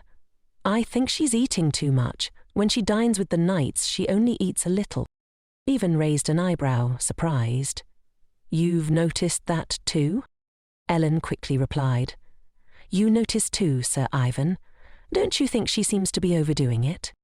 Why do you think so? Ivan asked. Ellen bit her lip, unsure of how to explain. It's just, I've felt she's been a bit strange all day. Ivan chuckled. Indeed, it seems the princess is a very sentimental person. Ellen blushed at his compliment, then quickly turned away, muttering, That's not it. Suddenly they heard a clatter. Ruby had stood up and left the table. Ellen guessed. She's probably going to the restroom, but her brow furrowed with worry.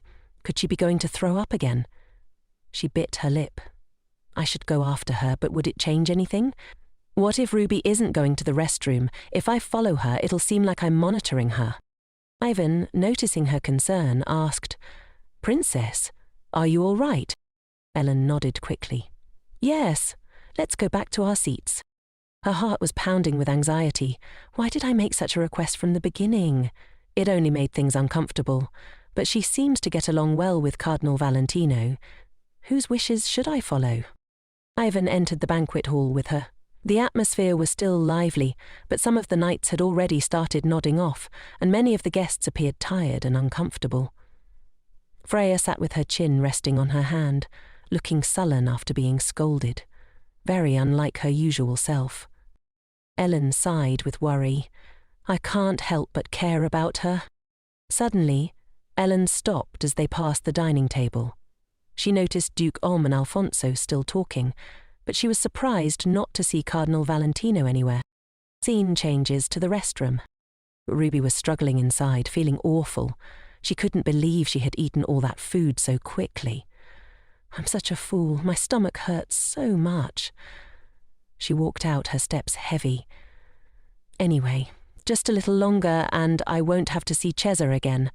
I have to endure it. Suddenly, Cesar asked her with concern, Are you all right? He stood with his arms crossed, looking at her. She was startled and embarrassed, but quickly reassured herself. It's okay. Cesar knows absolutely nothing about my eating disorder.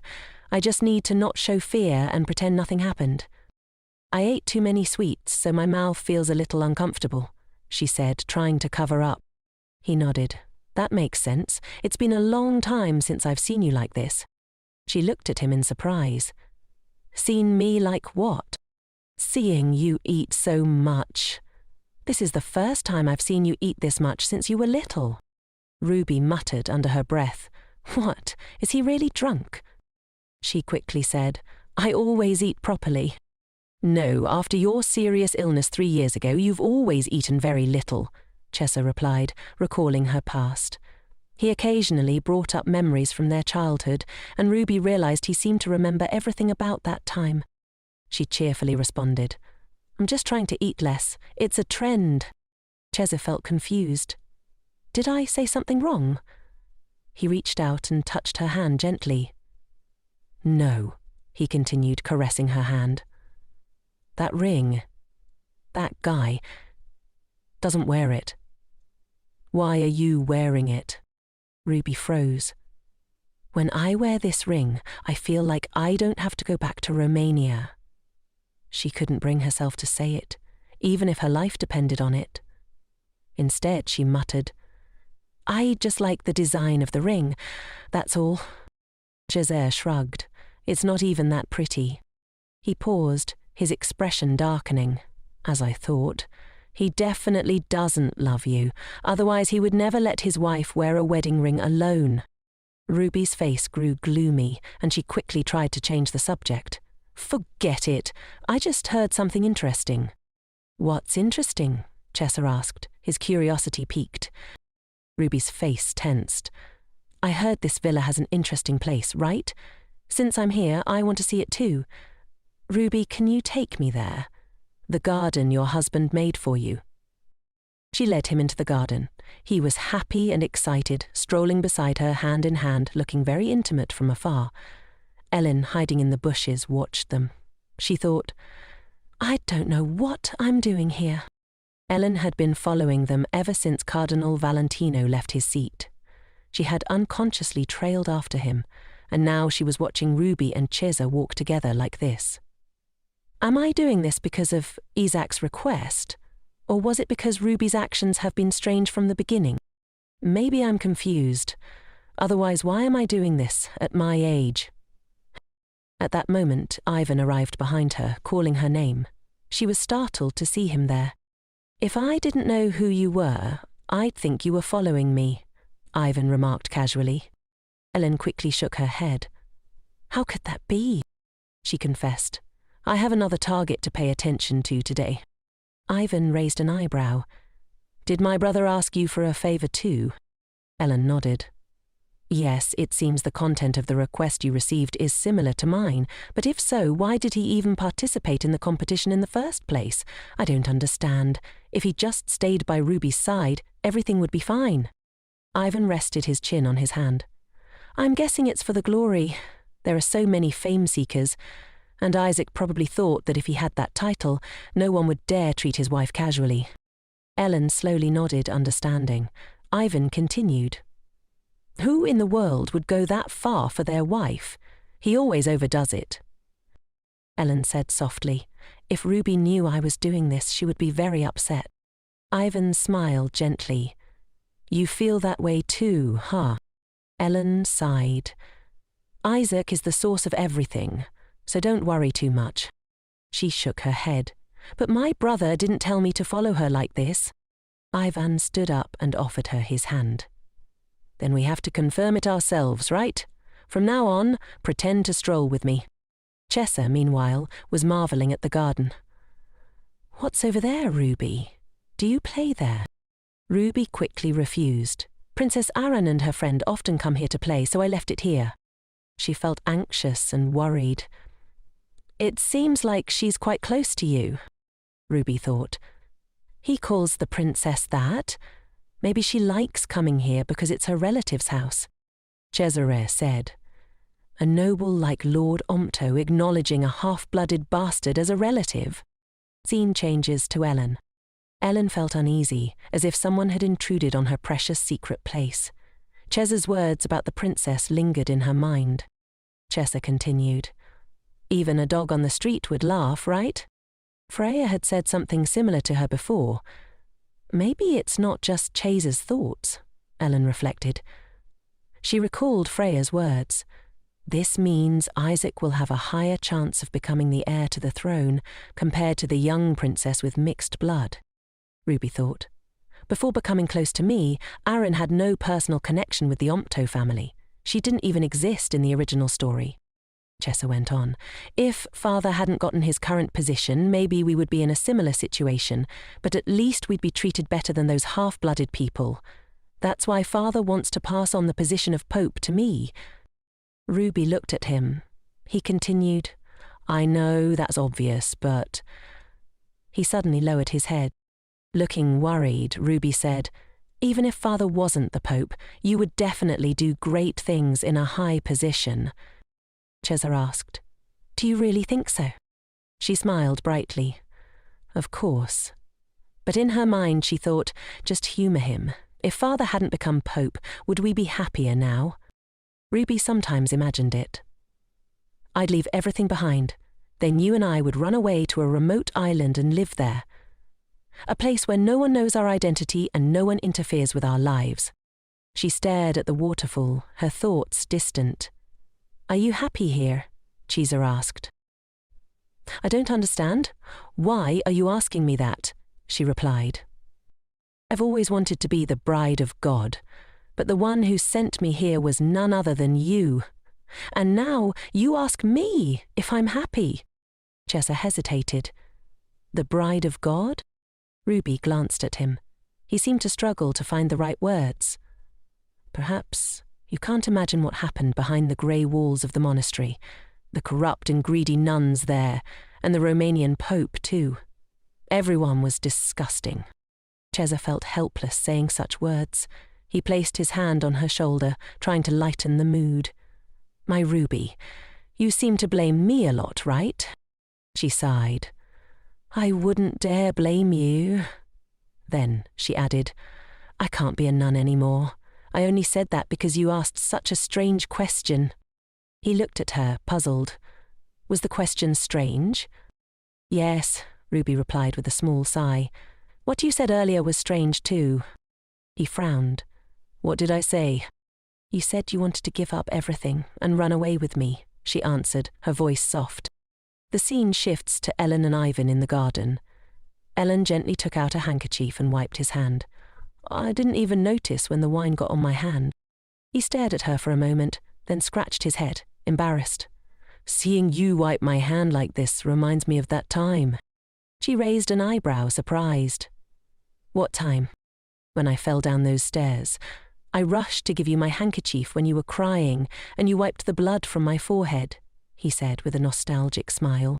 Ellen remembered that day. She had been avoiding her mother and crying alone because her mind was unstable. Elle was so shocked, she whispered. Suddenly, Freya called her name, pulling her from the memory. "Lord K2?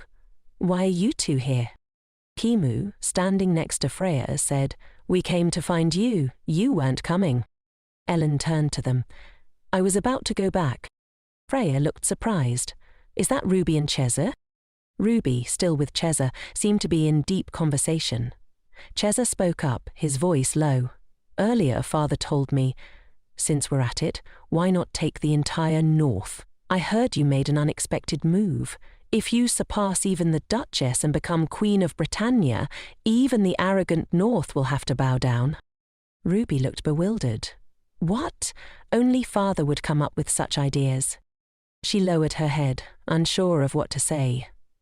"No country can allow a king to ascend the throne arbitrarily. To sit on the throne, the Pope's approval is essential. Refusing the Pope's approval means going against God. Of course, the Holy See cannot interfere with the succession of another country without just cause, but what if they declare that they cannot accept the heretical blood that God does not recognize? Britannia would never accept a queen and princess who are pagans, descended from slaves." Ruby thought for a moment. If Omerta agreed with this, the outcome would be clear. She gripped the window bars and thought about everything that had just happened. So that strange meeting between him and Father earlier was for this reason. Her heart was pounding. Cheza said, "With Bora backing us, it's not impossible. Ruby, do you want to become queen?" Ruby's thoughts raced. If I accept that offer, can the ending in the original story that I've been worried about all this time be changed? She remembered the ending of Alinea, the one she had been trying to change. But if that happens, what will Aaron's fate be? And does Isaac really want the throne? "I don't know," Ruby replied quietly, her voice uncertain. "But if that happens, I'll never be able to go home." Cheza placed his hand on hers. "That's right. So actually, I don't want to pressure you." Ruby was surprised. "What?" His hand intertwined with hers, and he said softly, "But Ruby, are you really happy here? Is that why you offered your body to become his consort? Answer me." She looked at him, her voice trembling. "Why are you suddenly asking that?" Cheza continued, "No matter how you look at it, it seems like my sister doesn't want to go home anymore." Ruby's heart sank. "No way, she stammered. "You've responded to the temple's call with silence all this time," Chaser said, his tone growing sharp. Why? Because everyone in my family always suspected me? My husband too? He placed his hand on her shoulder comfortingly, but his voice held a note of frustration. No. If you still remember me, I'll do everything I can to contact the temple. You shouldn't have sent those deceitful letters. His words cut deep. Is life here so happy that you easily forget someone like me? Or have you been blinded by the sweet illusions he created? He pleaded, his voice breaking. Answer me, my dear sister. They talked for a long time by the fountain. Finally, Ruby spoke, her voice quiet but firm. Brother, what's the point of all that now? My husband treats me very well. Chaser's anger flared. He let go of her hand and held his head in his hands, chuckling bitterly. Everything you said was a lie. He looked at her with cold eyes. You just want to live here with him. Ruby tried to explain, but he interrupted her. I told you. He'll abandon you in a heartbeat. I tried to tell you that day, but I didn't think you'd forget it so quickly. He tried to persuade her, his voice filled with frustration. There's no other way than for you to realize it yourself. Ruby closed her eyes. Then, unexpectedly, he kissed her deeply. Ruby felt like she was falling into the darkest pit of her life, trapped in the delusion that Chaser would hurt her, as he always had. But this kiss was different. This was beyond expectations. It was punishment. A fool's punishment. Afterward, Chaser gently placed his hand on Ruby's empty cheek. Just you and me, he whispered, before abruptly leaving. Ruby stood frozen, her face pale with fear. She glanced around to see that other royals had witnessed everything. Ellen and the others looked at her with shock. Ruby's heart clenched. Did Chaser know they were watching? Earlier he had emphasized that he would let Ruby figure things out for herself. This was what he meant. As the pressure of the situation weighed on Ruby, she clenched her lips, preparing for the storm ahead, but instead of facing it, she hurriedly left. She knew more than anyone that only she could save herself. Her steps quickened, and sobs escaped with each breath. Ruby ran faster than before, her panting echoing through the hallways. Her footsteps became louder, filling the empty corridors. Meanwhile, Freya was shocked. The rumors circulating these past few days, they were true. She wanted to report this to Isaac immediately, but Ellen, with an angry expression, stopped her. Everyone, get a grip, Ellen snapped. Do you think keeping quiet will solve this? We not only need to report this to Isaac immediately, but we also have to handle this carefully. Ellen turned to Freya and the others. This is a family matter, so please keep quiet. The prince beside her seemed hesitant to speak, but after a moment he did.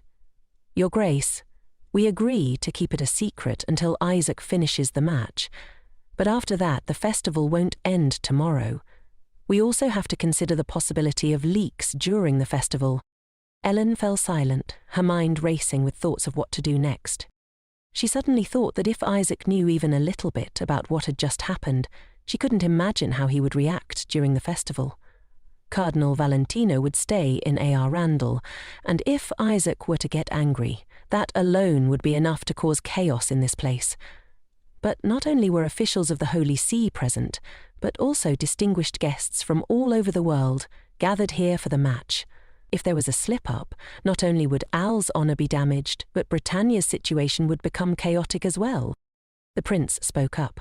I know what you're thinking. There's no reason for you to bear that burden alone, but I don't want Isaac to remain foolishly unaware and continue to treat that shameless boor so kindly. Ellen glanced over at Ivan. His attitude seemed little different from the current situation. Ellen had to think even harder. You all do what you can. I will too, she replied. That afternoon, a gloomy atmosphere enveloped the entire palace. The maids peeked into Ruby's room. She was still lying in her familiar bed, lost in thoughts of the morning's kiss. I can't feel anything anymore. No humiliation, no fear. Those normal emotions that should linger in my head and then disappear. In her dream, Ruby found herself in a meadow on a quiet night, half awake and half dreaming, unsure of where she was. The only sound she could hear was the familiar cry of the banshee, coming from a dark corner not far away. When the banshee cries, it means someone in the house will die, but nothing happened. The last time she had heard this sound, Ruby had guessed that perhaps she had already died once. Now she was borrowing someone else's body. Elsa's body. Pretending it was her own. She was no different from a golem. Step by step she walked toward the crying sound. So that's it. The reason the monsters like me is because I'm the same species as them. Standing before a lake, Ruby stepped into it. She unexpectedly let out a few giggles, but then her expression changed. From behind, Elle appeared. "Stop, Ruby." Ruby glanced in the direction of the familiar voice. "Where are you going this time?" The wind carried the space between them, and Ellen's sadness was evident. Ruby replied, "I don't know. Is there anywhere else for me to go?" This was the first time Ellen had appeared in her dream, but Ellen's voice interrupted her thoughts. "This isn't a dream." Ruby gazed at her reflection in the still lake. "Huh, that's right. There's no way Ellen would see this and still talk to me like this. I know that better than anyone." Ellen tried to say something, but Ruby's suffocating indifference stopped her. Ruby saw the snow mushrooms in the garden through a hallucination, and in the blink of an eye she was in another corner, in the tulip garden, whispering to herself. "I heard that if a wounded monster uses these, it can recover. I wonder if it will work on me." Saying that, Ruby took a bite and devoured the mushrooms frantically. "Wait, what are you doing?" Ellen cried. "I'm just rinsing my lips with snow mushrooms," Ruby replied coldly. "Besides healing, it also has a purifying effect. It's effective for someone who's already dead like me." Ellen could hardly believe her eyes. After a pathetic cry, the snow mushrooms Ruby had eaten fell to the ground. "Come to your senses. That's not a snow mushroom. And what do you mean, dead? Why are you saying those things?" she cried, holding Ruby tightly to restrain her. "If I don't wash it off quickly, I can't go to Isaac," Ruby murmured, her voice distant. Ellen was shocked again. She had seen Ruby's gaze falter countless times before, but this was different. Ellen gently placed her hand on Ruby's cheek. "It's all over, Ruby. Please stop." The space around them became suffocating. Lies! It's all lies, Ruby thought. If this wasn't a dream, there would be no reason for Ellen to look at her with such an expression. The wind grew stronger, the atmosphere more oppressive. Ruby said, "I want to see Isaac immediately." Ellen hesitated for a moment, then promised, "I'll allow you to see Isaac until the competition ends tomorrow, but not after that." Ruby rejected the promise. "I believe I'll disappear from this place by tomorrow." Ellen looked at her, confused. "What are you talking about?" Ruby looked vaguely in another direction. "I'll go wherever my sister is." As soon as she finished speaking, Ruby slowly fell backward. Then she slumped down, as if falling into a deep sleep in that windy place, muttering to herself, "Nothing interesting. I'm going back to sleep." Ellen stood still, staring at the soulless woman before her. Ellen suddenly thought, what if Ruby never wakes up like this? "Ruby, come inside. It's better if tomorrow we don't have to struggle in pain." In another corner of the mansion, Duke Ompto was gazing at the portrait of his late wife from afar. He heard hurried footsteps and turned to find Ellen approaching. "Did you put her to bed?" he asked. "Ellen, I want to hear more than just that," the Duke continued. "I just saw an unbelievable sight, so I wanted to ask the person in charge." "An unbelievable sight?" Ellen asked, her voice cold. "It was the sight of my daughter embracing my daughter-in-law, sneaking past and playing house at night. Trending these days, apparently." Ellen didn't answer, and didn't even look at her father's face. She walked straight past him and approached the table in his room, where several empty bottles of alcohol lay. "Are you worried about him?" the Duke asked. "Why worry about that brat?" he replied. "If I had to compare, my daughter-in-law is the one I'm more worried about." Ellen didn't answer, but her father's words were strange. She sat on the sofa, exhaling. "Ruby's fine. Maybe she drank a bit too much today, but she's fine now. When we were eating together earlier, I saw she seemed uncomfortable." Ellen was surprised by the question and immediately countered, "Since when did you start caring about her? Didn't you never care about Ruby before?" The Duke placed his glass back on the table, his voice slightly slurred. "If I make excuses and deny it now, would you accept it?" "Why did you change your mind?" Ellen asked. "At first, thanks to her, I felt guilty with the selfish thought that I could protect my daughter. But after seeing your brother truly love her, I had to reconsider everything." Ellen's face darkened. "If he truly loves Ruby, just suppose, something happens, would you be willing to side with Ruby?" Her behaviour confirmed the Duke's suspicions. He knew something had happened to Ruby. Something serious enough to make Ellen look like this in front of him. "Ellen," the Duke's voice softened. "Ellen, I'm scared. I'm scared she'll suddenly disappear just like my mother disappeared. That's what I'm most afraid of. I felt guilty before too, but I never thought the fear of her leaving would be this great. I always see my mother in her eyes, and I have to try my best not to let this tragedy happen again. I don't know what to do or how to do it." After a moment of tense silence, the Duke spoke again. "You look too worried. You two have always been the same. You always keep everything bottled up, no matter how sad you are. So, I just want to say this. The person you need to worry about isn't your brother, but your sister-in-law." Ellen's eyes widened in surprise. "No matter how much a husband shields everything, if the wife doesn't open her heart, it's useless," the Duke said. "Like me and Isaac." It was now the final day of the competition.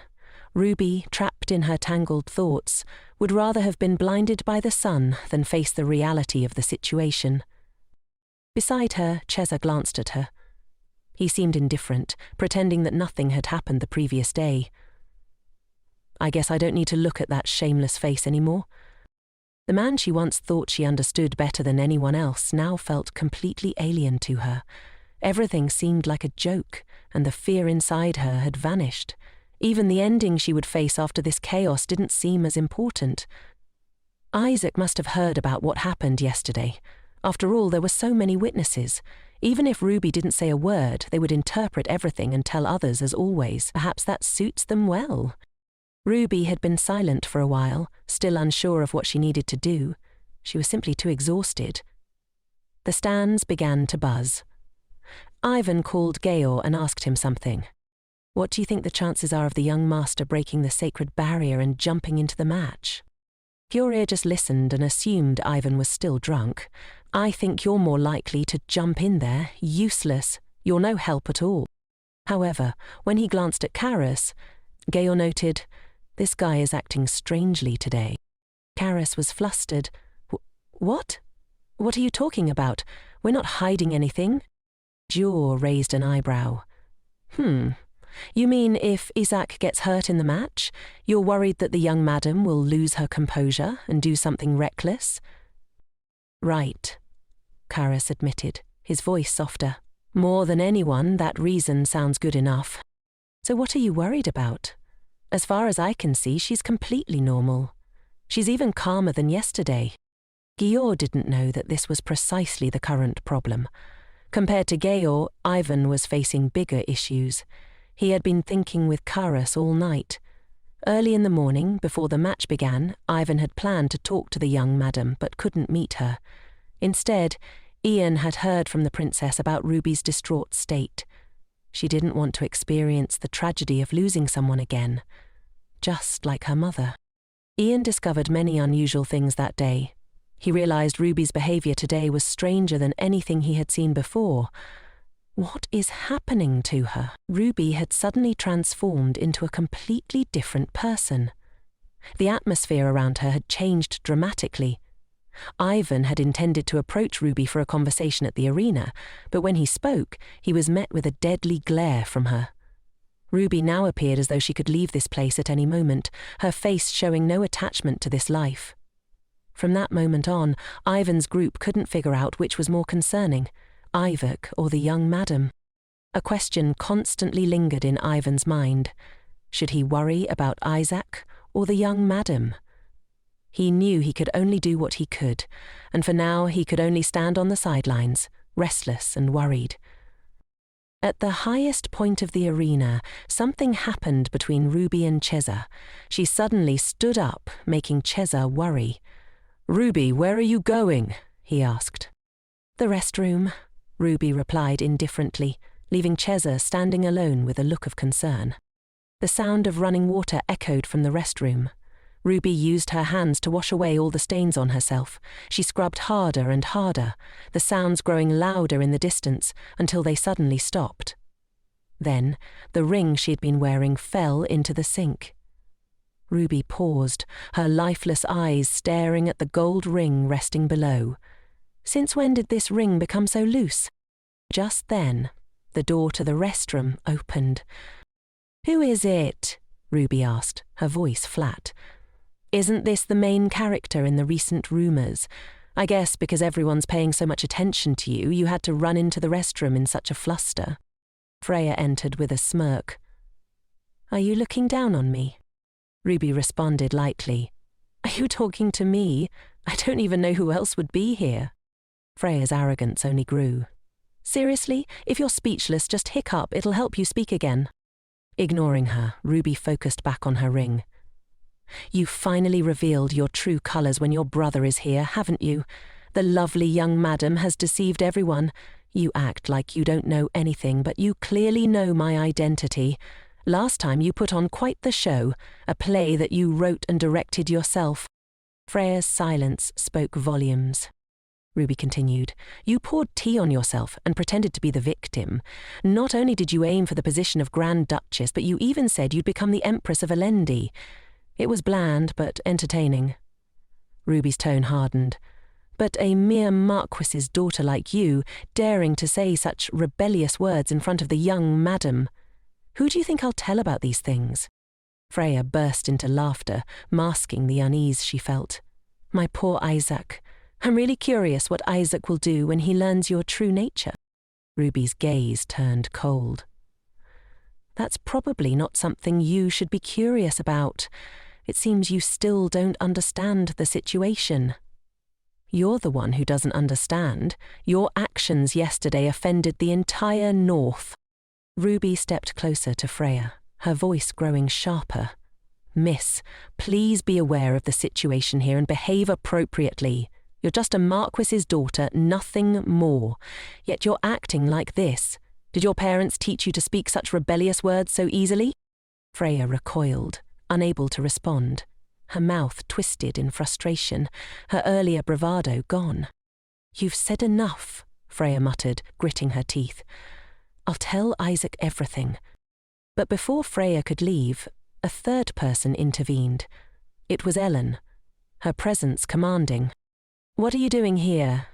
Ellen asked, her voice firm. Freya never imagined Ellen would appear here. Surprised, she stumbled over her words, but before she could reply, Ellen repeated her question. "What are you doing here, Freya?" The boldness Freya once held dissolved. Her lips trembled as she muttered that she was simply using the restroom. As she brushed past Ellen, she shot a final glare at Ruby. "Don't worry, I'm fine," Ruby reassured Ellen, guessing that her sister-in-law had likely rushed here fearing for her safety. There wasn't much time left, and Ruby didn't want to argue further. So she left the restroom. Returning to her seat, she found Cheza waiting for her. The tension between them was palpable. Cheza broke the silence, his voice attempting to sound concerned. "It seems your mood isn't very good," he said. Ruby's response was sharp. "Sorry, but maybe you're mistaken. I'm so happy right now that I want to die immediately. I know how to control my expressions. You don't need to stare at me like that." After a long pause, Cheza unexpectedly responded. "You told me to stare at you. I never thought my sister would say such bitter words. You should smile a little. Soon your husband will become the king of the North. Be nice to him." His words caught Ruby off guard. She had no response, but the statement shifted the mood. Cheza seemed poised to say more when a subordinate of his entered, whispering something urgently into his ear. Cheza's expression remained unreadable, but Ruby could tell it was something important. Outside the arena, the atmosphere was completely different. Excitement was at a fever pitch as the time for the match approached. As dusk fell, the competition would officially begin. Ruby and Cheza silently awaited the moment. Only Petro, one of their subordinates, continued joking around, his tone a contrast to the serious mood. Inside the armory, Andy and Isaac spoke of the cheers outside, which seemed even louder than before. "I'm sure you'll win today too," Andy said, his voice filled with excitement. "And one day, when I'm older, I'll definitely participate in this tournament and continue your glory." Isaac barely reacted, polishing his sword with a focused expression. "You talk too much," he muttered. "Leave me. I need some quiet." But Andy wasn't deterred. "If you win today, the young miss will receive a laurel wreath. I'm sure she'll smile and be happy. When I inherit your glory later, I wonder if anyone will give me a laurel wreath." Isaac's expression softened for a moment, and he replied, "I feel a little shy talking to ladies." "You talk very well with my wife," Andy teased. Isaac smirked. "That's because your wife is truly an angel." Suddenly, a knock came from outside. "Sir Isaac, you have a visitor." Andy assumed the visitor was probably Ruby, and Isaac immediately stood up, his mind wandering to thoughts of the beautiful Ruby. He secretly wished it was really her. But when the door opened, it wasn't Ruby standing there. Instead, it was Freya, the sobbing woman. Isaac's frustration boiled over. He didn't want to deal with someone like her. Without a second thought, he slammed the door shut, but Freya pushed against it, trying to explain. "I know it's just a misunderstanding, but there's something I must tell you." Isaac growled in response. "I don't want to hear it. Get out." "This is about Cardinal Valentino and your wife," she continued. Isaac paused for a moment, his gaze turning cold, his eyes fixed on her with a frightening intensity. "Do you want to die?" he asked, his voice dangerously calm. "You may think I'm trying to separate everyone, but I'm not the only one who saw it. Your friend, even Ellen, witnessed it with their own eyes. If you doubt me, just ask them." Isaac's rejection of her words only fueled her desperation. "If anything happened to my wife, they would definitely come and tell me directly," he added, his voice rising with anger. Suddenly, Freya screamed in the middle of the room. "They kissed, right in the garden. You made Cardinal Valentino and your wife kiss there. What siblings in this world kiss like that?" Her accusation hit Isaac like a blow. In a flash, he grabbed her by the collar and growled, "What do you gain from making up these lies? I wish I had seen it wrong, but I can understand why you're doing this to me. But all the rumours surrounding the young madam are true. We've all been fooled by the Borgia family's cunning schemes." The sounds from the stands interrupted their heated argument. There were only 5 minutes left for Isaac to return to the arena. Without another word, he left Freya standing there, walking briskly toward the door. Freya grabbed his arm, trying to stop him. "Please, I beg you, give up. Let go." Isaac's voice was calm but firm. "How can I let go when I don't know what tricks they've pulled? What am I supposed to do if something happens to you the next second?" Freya let out a shrill scream as Isaac pulled away from her. "You fool," she shouted. "That woman has been playing with you from the start. If this continues, you'll be the one who dies. Please, come to your senses." As Isaac walked away, his mind briefly drifted to memories of a small town where two siblings used to play together every day. One day, while playing tag, the older brother tripped over something and fell. "What's wrong, brother? What did you trip on?" The older brother picked up a small black drawstring bag. Out of curiosity, the younger sister opened it, revealing its contents. Meanwhile, in the arena of death, a giant monster appeared, towering over the players. The spectators were dissatisfied with the warrior's performance, believing he seemed too insignificant to face such a creature. But Ruby, unable to focus on the excitement below, felt a wave of dizziness wash over her. Suddenly, a player was struck by the monster, his body thrown into the wall with a sickening crash. His life was taken in an instant. The monster roared in celebration, unaware of the heavy price it would soon pay. It wiggled its body, preparing to strike again. But Isaac appeared from behind, his armor gleaming as he prepared to face the beast. The monster, sensing a worthy opponent, roared in excitement. But in just a few seconds, Isaac finished it off with a single slash. The massive body collapsed like a landslide. The arena erupted in cheers as Isaac's talent was acknowledged after such an overwhelming victory. The result was clear. Ruby, however, wasn't impressed. Watching the clean-up unfold, she muttered, "How boring. I didn't expect you to say that." Tessa smirked. "Who here cares about the life and death of others? You're the same." Ruby shot him a look. "So you don't care about your husband?" Chessa teased. Ruby didn't respond, knowing Isaac could easily win this tournament without her concern. Chessa laughed. "Is that so?" But then, something unexpected happened. The players below, who had been celebrating Isaac's victory, suddenly widened their eyes and began to cough hysterically. Karis, watching from the stands, recognized it immediately. "It's the legendary ghoul army." Gaia nodded. "It's a magical beast that causes extreme mental pain. The fighters below are enduring the worst and most painful memories of their lives." Isaac, however, remained unaffected.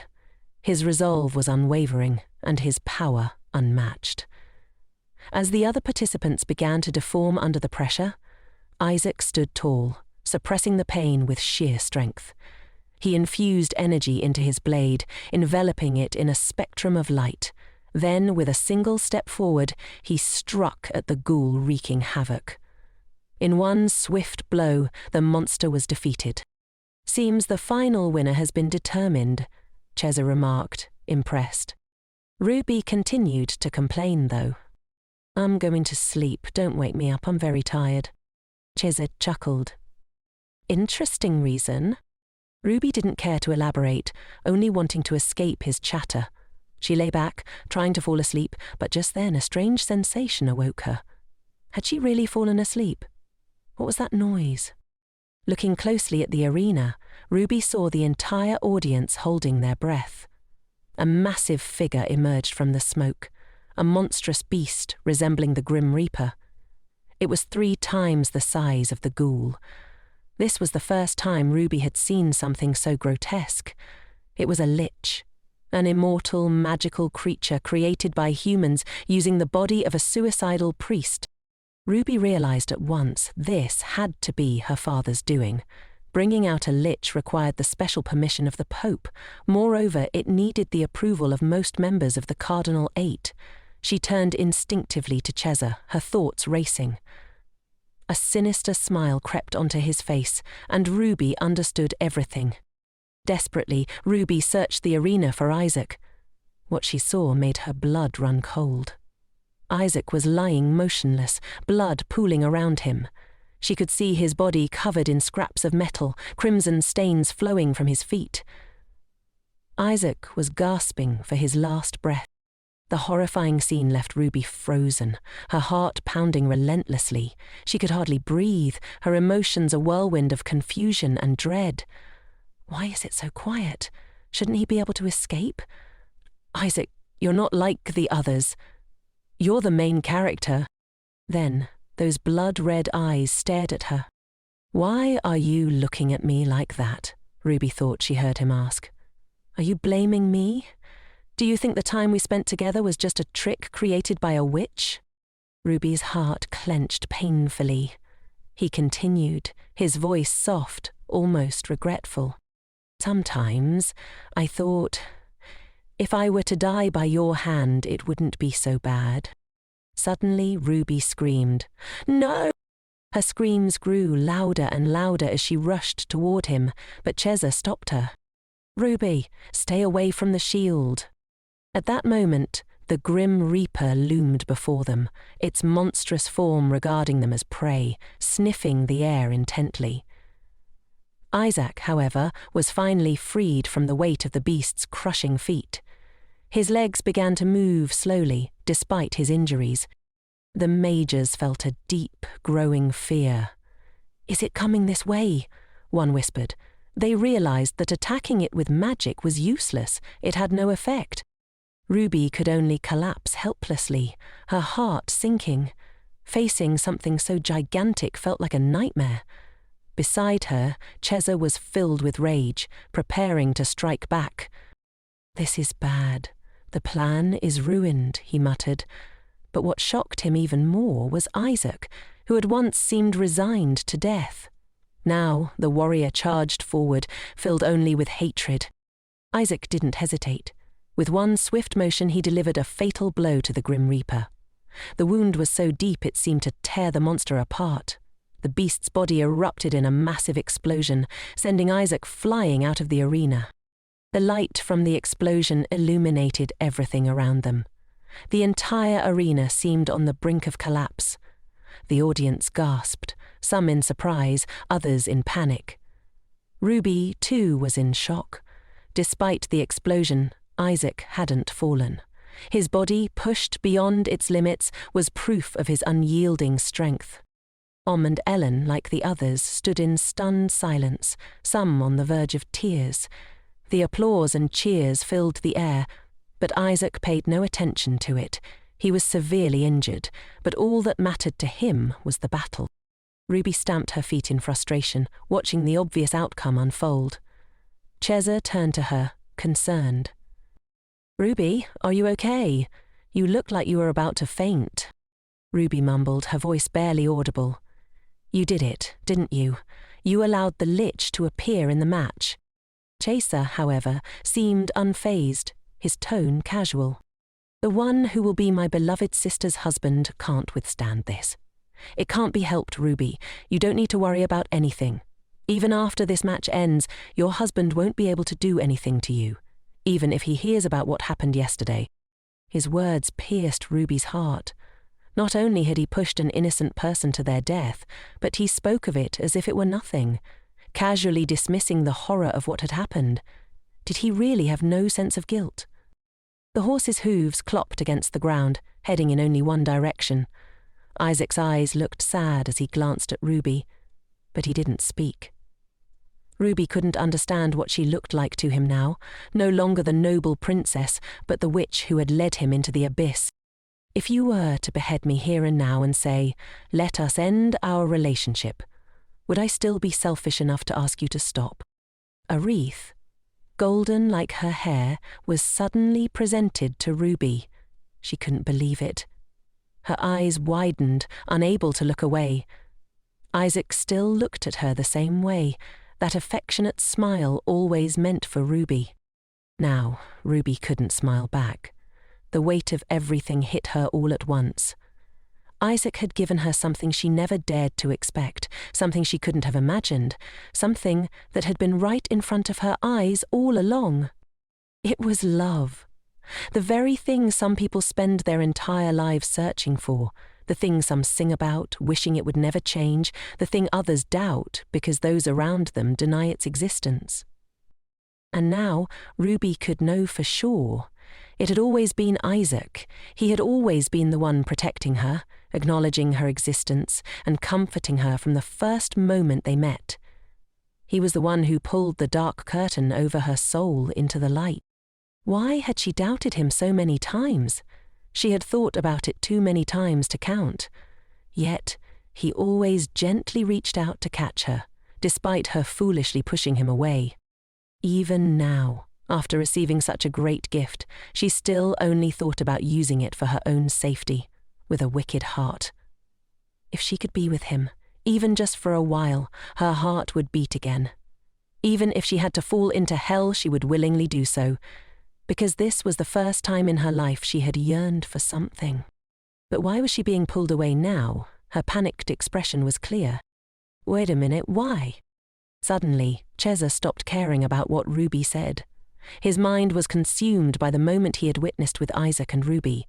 Ruby had been so happy to see Isaac. Chez's eyes showed nothing but surprise as Ruby's voice echoed in his memory. "Hey, where are you taking me?" That moment had been seen by Freya and her younger brother Lorenzo. Isaac and Ellen, too, had been so enchanted by the wit around them that they couldn't think straight.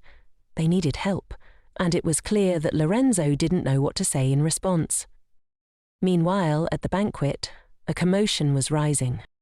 "No, I said no!" Ruby's voice rang out, and then she disappeared without a trace. Ivan clicked his tongue in annoyance, scolding loudly. "Lower your voice, Cam. There are too many people watching. You're the head of the escort team. Why weren't you keeping a closer watch on them?" Cam wiped the sweat from his forehead, flustered. "When we arrived at the palace, they were both clearly there. Could they have left the banquet hall? I don't know." Just then, Ellen rushed up to Ivan, a worried look on her face. "Princess, you haven't seen them either?" Ivan asked, surprised. Ellen shook her head, sadness clouding her expression. "No, I've searched everywhere. But why would they both disappear at a time like this?" Meanwhile, everyone was whispering Isaac's name. "Isn't the champion supposed to enter the banquet last with the king? How could he come in so badly injured?" Ian asked, astonished. "You were in that condition and still came here." But Isaac didn't answer. His eyes were fixed elsewhere. "Where's Ruby?" Everyone began searching for her, but no one had any news. Isaac turned his back and walked away, his steps heavy as he moved toward the door. Freya watched him, annoyed. "Aren't you curious where your beloved wife has gone? You clearly saw the scene of the two siblings holding hands and leaving the banquet hall." The room Ruby was in was shrouded in darkness. She frowned, looking around. "What is this? Why is there a room full of mirrors? How did you even know about this place? Do you have spies in the palace?" Chessa opened a window slightly. "It's not like that, Ruby. This place resembles the garden you were gifted. King Fennel created this room specially for the queen, who couldn't give up her dancing habit. The style seems rustic, but isn't it a wonderful symbol of love? King Fennel, a man born into an ordinary family, couldn't pass on the right of succession to the woman he loved, or their daughter. If he had been a more thoughtful king, he wouldn't have brought such a queen back and caused the collapse of the royal authority. He wouldn't have trembled before your childish husband." Ruby's eyes narrowed with disgust. "So what's your point?" Her hands clenched and her body trembled with anger. Cheza stepped in front of her. "I don't want you to live like a queen in this rustic place. Whether it's a greenhouse or a mirrored room, everything here is just a cheap imitation. There's only one place where you can truly become a queen. My kingdom." Ruby's face tightened. "Father probably won't live much longer." Cheza hugged Ruby tightly, his voice low and determined. "I'll speak of meaningless things later. For now, let's focus on what matters." Ruby angrily pushed him away. "Why should I do that?" Cheza's face darkened in disbelief. "What's wrong with you, Ruby? You're confused, that's why you're saying this, right?" She immediately retorted, her voice sharp. "The one who's confused isn't me, it's you. Normally you would have slapped me by now, but just because of a kiss, your eyes have changed when looking at me. What else did you say? Queen? You told me to become your wife. Since when have you been looking at me like that?" Chessa, stunned, asked, "Since when? How could you not know?" Ruby shook her head in disbelief. "No, we don't have time for this. Come with me and we'll talk later. We'll leave this place on the ship I've already prepared to return home." Ruby looked at him in confusion. "Are you taking me out of here now? Have you forgotten where this is? This isn't Romania." Cheza interrupted her, his voice cold. "Don't worry, Ruby. When we leave, this place will turn into a sea of fire." Ruby still didn't understand what he meant. "At least tell me what's going on. What's your plan that gives you so much confidence? If what you say is true, from the time we leave here until we board Elmo's ship, you've arranged something to distract all of Alendi. But what is it?" Outside, thunder and lightning rumbled. Cesare said, "Soon, the monsters will smell the magic stone and come here. When dusk falls, everything will officially begin. Ruby's face darkened. So what? You don't want me to be in danger? Chez's expression grew darker. You have to go, quickly. Ruby jerked her hand away. I don't want to. Not at all. I have no intention of leaving. Chez's face was full of anger. Is it because of him? Just because of a cheap crown you're wavering? How many times do I have to tell you? He doesn't truly love you. What others see in you is just your father's three-tiered crown and the power of gold. Ruby's face darkened with hurt. So, you mean the only one who truly loves me is you? Chez didn't deny it. That's right. Ruby shook her head vehemently. No, you're wrong. The feeling you're talking about is just a dirty obsession. Ruby's voice faltered with a bit of fear. You just a little displeased, and you're ready to hit me. Moreover, you arbitrarily sold me to others. Chester was speechless. His eyes showed no joy for a long time. It might be hard for you to understand now. I did that because I care about you. Ruby interrupted him harshly. That's not love. Chester's hand tightened in frustration. Ruby's eyes were fierce as she continued. Do you know when I'm happiest? It's when someone truly cares about me. Someone who empathizes with my pain, my tears, and holds me in their arms. You never did that. You only ever forced me to do things I didn't want to. Do you understand the difference between you and I? Chez's expression darkened as he remembered his father's words. Okay, but you must never disobey me. If you don't want to end up in the orphanage again, Ruby coldly replied.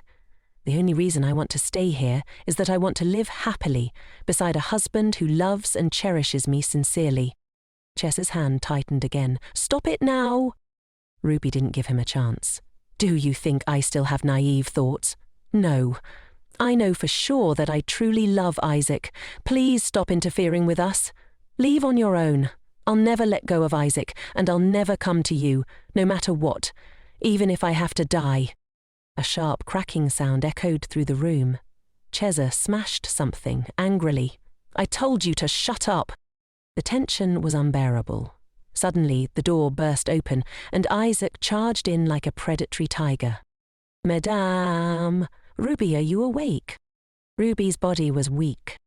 Ellen, with relief in her voice, said, Thank goodness everyone's here. Ruby didn't expect Freya to help her, but Ellen stopped her. Ruby, you can't get up. Isaac stopped her. No matter who he is, I won't let my brother kill him. If he does, he won't live in peace. Cheza blocked Isaac's sword, and bright red blood began to flow. The sword broke as Cheza slowly backed away. It was clear Isaac no longer cared about anything else. You bastard! Ian ran up too. Isaac's feet sparked with blue lightning as he rushed toward Cheza. The two were like opposing waves in the sea, neither willing to give in. No one could stop them now. Everyone covered their ears, unable to bear the pressure. Ruby, in panic, looked at Ellen. What's going on? Am I the only one who can't feel what's happening around me? Her hand gripped the bracelet, and it began to glow. I have to stop Isaac first, Ruby thought, her heart pounding. But Ellen suddenly grabbed Ruby's hand. Ruby, you can't go over there. It's dangerous. Ruby froze for a moment. Don't worry about me, Ellen, she said, but then let go of Ellen's hand and moved forward. Isaac shouted angrily, his voice full of contempt. You've gone this far and still consider yourself Ruby's family, you damn trash. It seemed like an explosion was about to erupt. Cheza also found it difficult to face Isaac. Then Omerta arrived, his voice full of disbelief. What's going on here? Why is Isaac's father here? The battle continued fiercely. Omerta intervened, his presence commanding attention. You brat! Have you forgotten that this man is the Pope's son? No matter what happens, you must not lose control. Omerta stood firmly in front of Isaac. Ruby's hand reached out to him. For my son. Isaac paused, startled by the words. And for my daughter-in-law too. Ruby continued, trying to stay calm. Isaac, please, I beg you, stop. Isaac gritted his teeth, still seething with anger. The battle wasn't over, but Ruby continued to hold him tightly. Slowly she opened her eyes, taking in the devastation around them.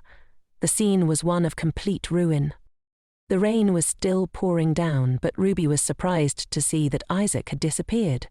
The sound of a sword clattering to the ground caught her attention, and she looked up to find Isaac standing before her. Without a word, he hugged her small body tightly. Ruby cried, her voice thick with emotion. "I'm sorry, Isaac."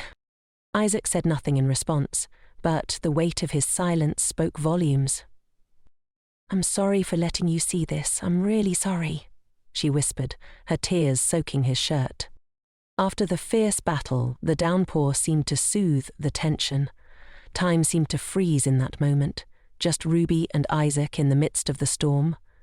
Ellen, who had witnessed everything they'd been through, felt a pang of heartache seeing them finally reunited. Ivan, who had always quietly supported the princess, noticed her mood and approached her. "Princess, are you all right?" She nodded. "Yes, I'm fine. But seeing Ellen like that, it really hurts." Suddenly, Ivan noticed the blood on his own face, and his expression softened. "Ivan, you're bleeding." Ivan smiled, the pain not diminishing his spirits. "I just got hit by a shard, it's nothing." The princess, worried, couldn't shake the guilt she felt seeing him injured while shielding her. "I'm sorry, it's because you were shielding me." "It's okay," Ivan reassured her, his smile still warm despite the injury. "This is a wound of glory." Ruby, still trembling, clung tightly to Isaac.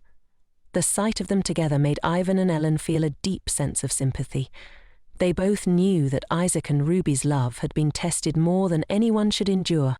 Isaac, still shaken, looked at the woman he loved, whom he had almost lost, and gently touched her cheek.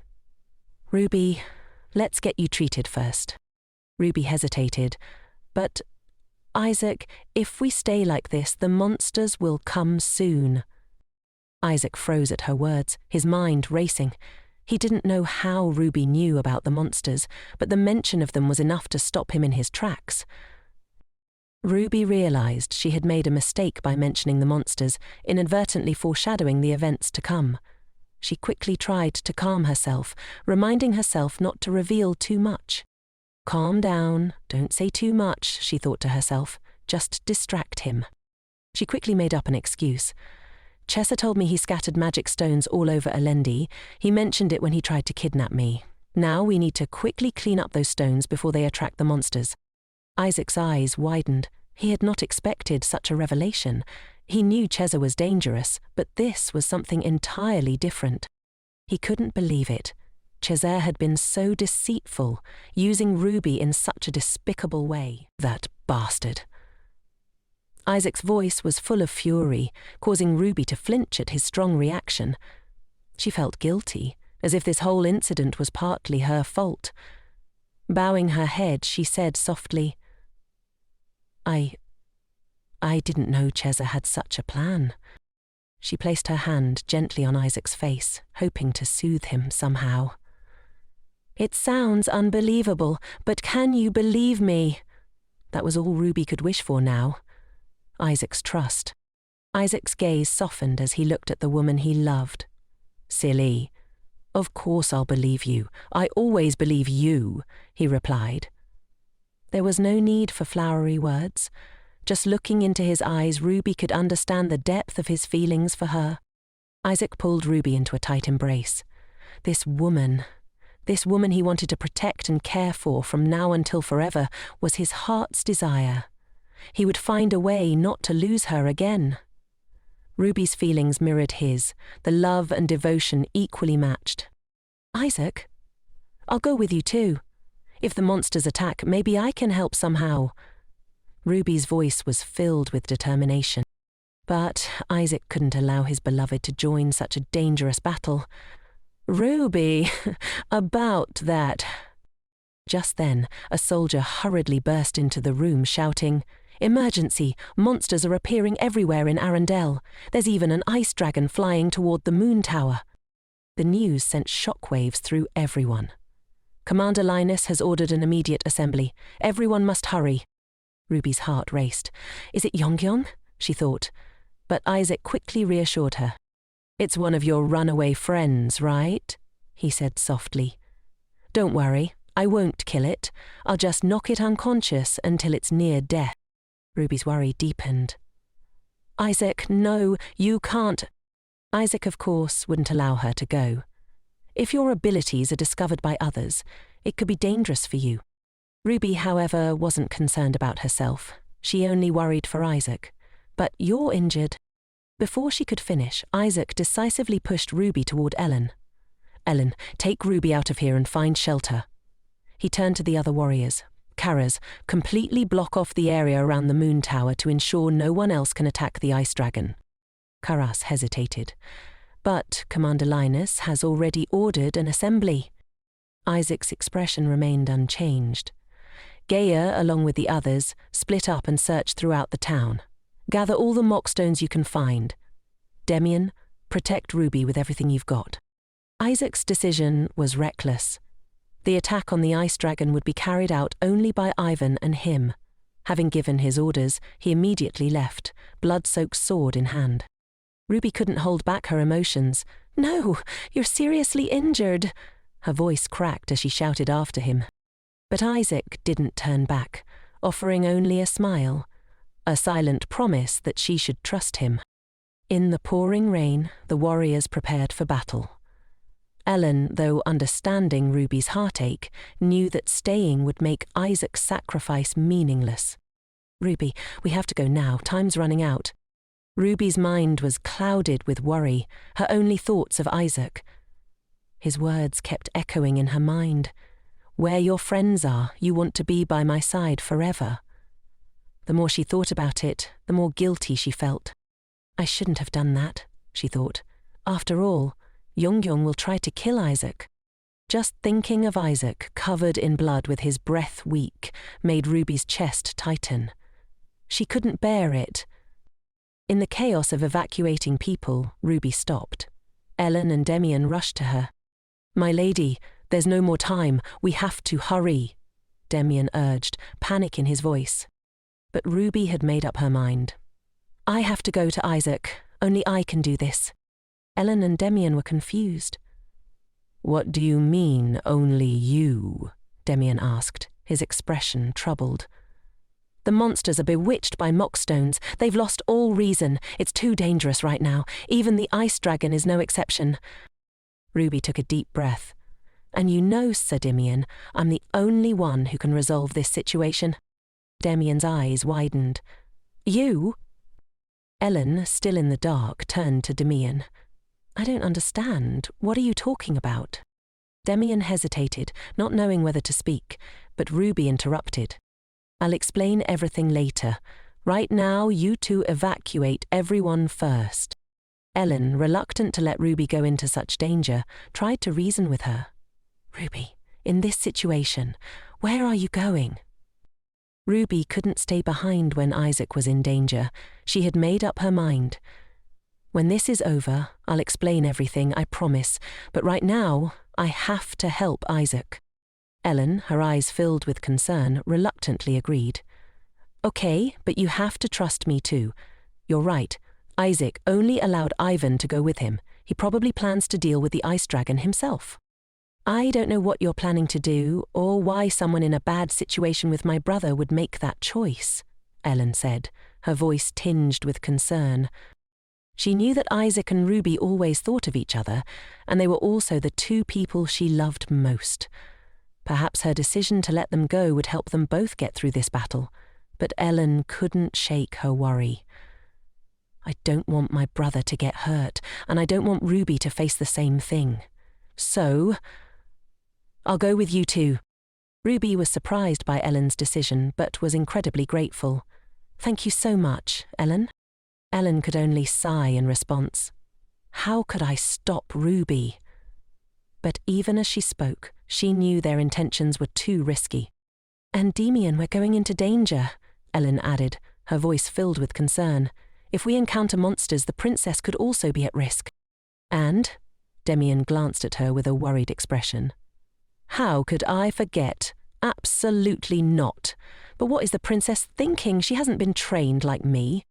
Before Ellen could respond, an earth-shattering roar echoed through the air. The monsters were getting closer. Ruby immediately recognized it. It's the ice dragon's roar, she said urgently. First, let's go back the way we came. Be careful. Without further delay, the two women pushed against the flow of evacuating people, making their way toward the danger. Demian stood frozen for a moment, torn between his duty and his growing concern. Can I protect both of them? His internal conflict was evident, but he quickly resolved himself. I'm Sir Isaac's man. There's nothing I can't do.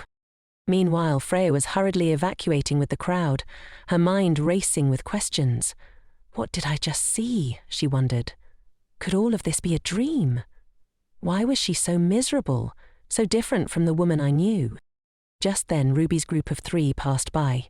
Freya's eyes widened as she saw Ruby running back in the opposite direction. Even Lorenzo was stunned. Why are they going back there? Freya knew something mysterious was at play. Ever since she saw Isaac and Ruby together, she had suspected there was more to their bond than she realized. Lorenzo, ever the pragmatic one, grabbed his sister's arm. If that's where she's headed, it's clear something's not right. I don't know what she's relying on, but this chaos. You don't want to sacrifice yourself in the sea of fire, do you? Freya's resolve hardened. I'm not like someone. I love myself more than anything. Meanwhile, the royal soldiers arrived at the moon tower in the pouring rain, the dragon's massive form looming above them. It's bigger than we imagined, someone murmured, fear in their voice. Damn it, the ice dragon's power is overwhelming, Karas said, watching the monster with grim determination. Amidst the thunder and lightning, the dragon's power crackled menacingly. Karas approached the guard, his eyes sharp. Is the entire palace blocked off? Completely, the guard confirmed. Karas's eyes burned with resolve. Good. All right, listen up. The 1st Legion will lead the Royal Guard and assist with evacuating the people. The 3rd Legion will handle the monsters throughout the village, and the 2nd Legion will blockade the entire area around the palace to prevent anyone from getting too close. He turned to Barnos. The 4th Legion will hide behind the moon tower. When the 5th Legion lures the ice dragon out, the 4th will use grappling hooks to pull it down and attack. I'll lead the 5th. Understood, Barnos replied. Karas felt conflicted. Isaac had given him strict orders to prevent anyone from approaching the moon tower. But why, Karas wondered. Isaac doesn't want to kill the dragon because it's his wife's friend. But if I follow the captain's orders... Damn it, Karas thought. Why does this feel so wrong? The voice of his comrade broke through his thoughts. Haven't you been listening to the captain's orders? We need to move. The situation is urgent. Karas could feel the pressure mounting. I can't keep stalling. He scanned the area and, seeing a bridge nearby, shouted, Look! The bridge is about to collapse. We have to revise the plan. His comrades looked at him skeptically. It looks fine to me. Karas persisted. The monsters have damaged it. We can't waste any more time. But his excuse didn't fool anyone. Damn it, he thought again. I wish Isaac were here. At least then I'd have an excuse for stalling. A crashing sound from behind pulled him out of his frustration. The monsters were attacking. Karas could only brace himself. What now? Just then, Ivan arrived at the scene, surveying the destruction.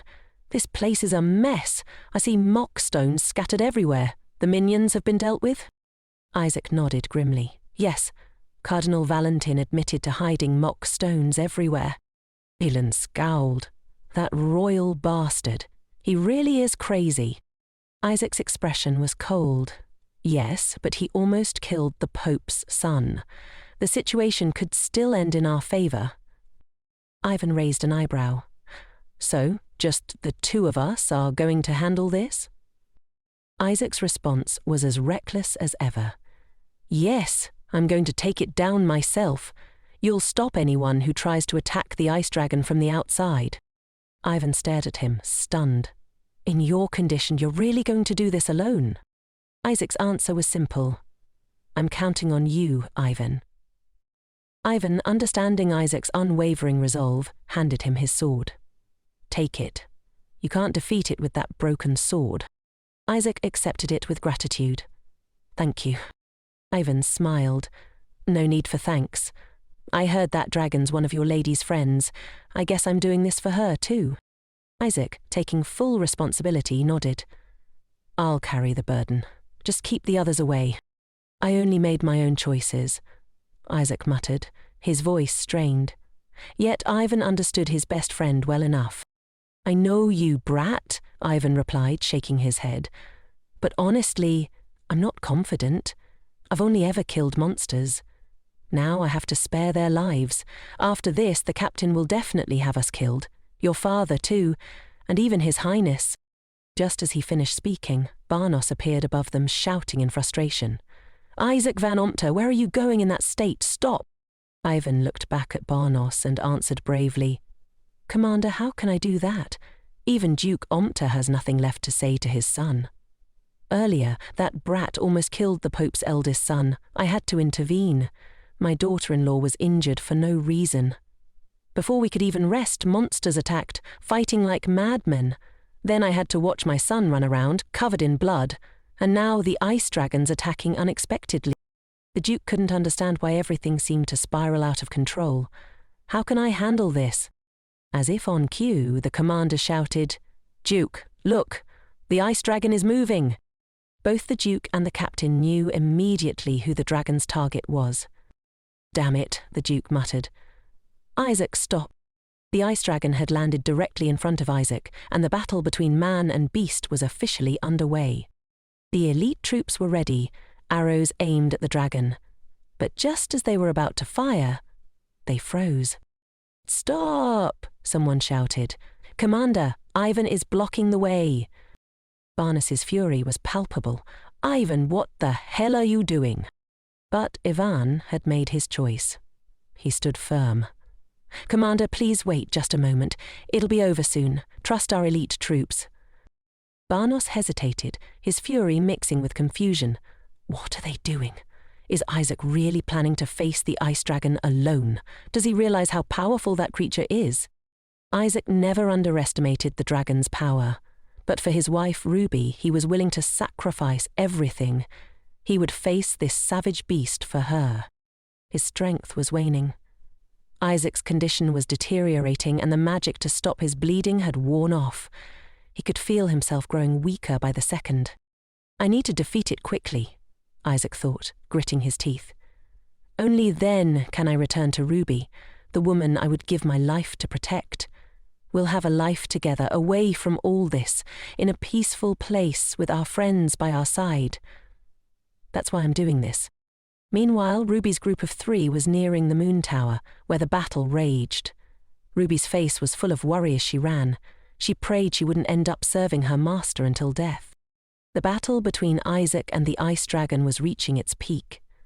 Isaac's condition worsened, but Ruby's heart burned with determination. She had to reach him. As she ran, the scene before her was almost too much to bear. Monsters soaring in the sky, the battle intensifying with each passing moment. Despite their best efforts, the monsters showed no signs of weakening. Just as Ruby and Ellen were about to exit the gate, the intensity of the battle outside grew even fiercer. A hand suddenly stopped them. It was Karaz. It's dangerous ahead. You two... Karaz froze when he saw them. Princess, my lady, didn't you two go to the shelter? What are you doing here? Ellen, what the hell are you doing? I don't have time to explain. Get out of the way. Hearing Ellen's sharp command, Kara still tried to stop them. Where are you going in this situation? This is a request from Lady Elle. Karaz's persistence felt inappropriate given the circumstances, but he couldn't stop himself. Monsters are constantly appearing. It's really dangerous here. His stubbornness made Ellen lose her patience. With a flick of her wrist, she summoned a small amount of her divine power, reducing a dying monster on the ground to ashes. Karis stared at her, wide-eyed. Did the princess just use divine power? "You don't need to worry, Sir Karis," Elle said, her voice calm. "But I think the most reassured people right now are probably Ruby and Andean." Both of them looked at Elle as if they had seen a goddess. One was so surprised their jaw dropped, while the other's eyes lit up like headlights. Ruby paused for a moment, remembering Ellen's words. "Have you forgotten that I'm also an Omerta?" It clicked. This was what Ellen had meant. Despite his worry, Karis still insisted, "I can't let you go out there." But Ruby, her eyes pleading, stayed silent. She didn't need to say a word. Her gaze was enough. Karis bowed his head, a long silence hanging between them. He finally relented. "All right, but you two have to get through quickly." Ruby clasped her hands together in gratitude. She understood. Karis had only stopped them out of concern for their safety. Just seconds ago, Karis had been touched by the clear sky, but now he turned sharply. "These bastards dare block the way of the young master and his wife." Before they were surrounded, he quickly barked orders. "Be ready to move to the designated location. We need to act fast." He led them to the bridge. "Go straight across this bridge, then take the long bridge to the right of the moon tower. After that, you'll find Isaac confronting the ice dragon." Ruby, Ellen, and Andean quickly departed, their mission clear. As they left, Karis stayed behind, watching their figures fade into the distance. "Hey, Ellen," Ruby asked quietly, "so you can use divine power?" "Yes," Ellen replied, her voice steady. "Because I am also an Omerta. The divine blood of Omerta still flows within me. After my mother passed away, my father taught me to protect myself, to survive in this harsh land." Ellen seemed like she wanted to say more, but her breath became shallow and her steps began to falter. Ruby immediately noticed the change. Within moments, Ellen's condition worsened. She stumbled and collapsed. "I'm fine," Ellen murmured, clutching her head. "It's just a side effect." "What side effect?" Ruby asked, her heart sinking. At this point, Ellen couldn't hide it anymore. To use divine power, I had to undergo the elf ceremony with the church, but I haven't performed the ritual yet. That's why I'm experiencing these side effects. Ruby's heart broke for Ellen. She knew the sacrifice it took to wield such power, and it hurt to see her so vulnerable. Suddenly, Ruby felt as though it was her fault. I'm sorry, it's my fault," she whispered, tears streaming down her face. Ellen held Ruby's hand tightly. "It's not because of you, Ruby. I did this because I have to protect my family." The more Ellen spoke, the harder Ruby cried. Ellen, gazing at her sister-in-law with affection, couldn't help but feel the weight of the situation. Meanwhile, far away in the rain, Petro was being tortured by Gilla's men. His body was bruised and bloodied, yet he remained defiant. Gilla drew his sword and pressed it to Petro's throat. "Where is the mock stone, Petro?" Petro's condition was grim, but he still refused to break. His face, battered and swollen, showed no fear. "Don't you dare hide it anymore," Gilla growled. "If you don't know, then who does?" Despite the beating and threats, Petro maintained a contemptuous attitude, continuing to deny every question. After several failed attempts to get answers, Gilla grew impatient. "No more beating around the bush," he said, putting away his sword. "You're coming with us, whether you like it or not. We know who your master is." But Petro, with a smirk, retorted, "Master? The Northern Knights? They're good for nothing. If I tell you that, you'll torture me for more, won't you? Well, go ahead. Waste your time." It was clear now that Petro wasn't just tough, he was skilled at playing mind games. His constant taunting was only buying him time. "It's pointless," one of Gilla's men muttered. "We should tie him up and throw him in the dungeon." The rain grew heavier. The distance from where they captured Petro to the dungeon was far, and, as the dark clouds loomed overhead, Petro recalled his master's warning. Remember, Petro, if anything happens, that place will be where your life ends. Your life belongs to me. Do you understand? Petro, bloodied and broken, slowly looked up at the sky. His eyes closed, tightly trying to block out the inevitable. He knew his time was running out. He coughed up blood but quickly wiped it away, steeling himself for what was to come. Back at the battlefield, Isaac was struggling to stand. The ice dragon, unharmed and enraged, charged toward him, ready to strike. Isaac, barely able to resist, seemed to have resigned himself to the inevitable. Then, just as the dragon closed in to devour him, a powerful force intervened. It was Ivan, arriving just in time. If he had been even a second later, Isaac might not have made it.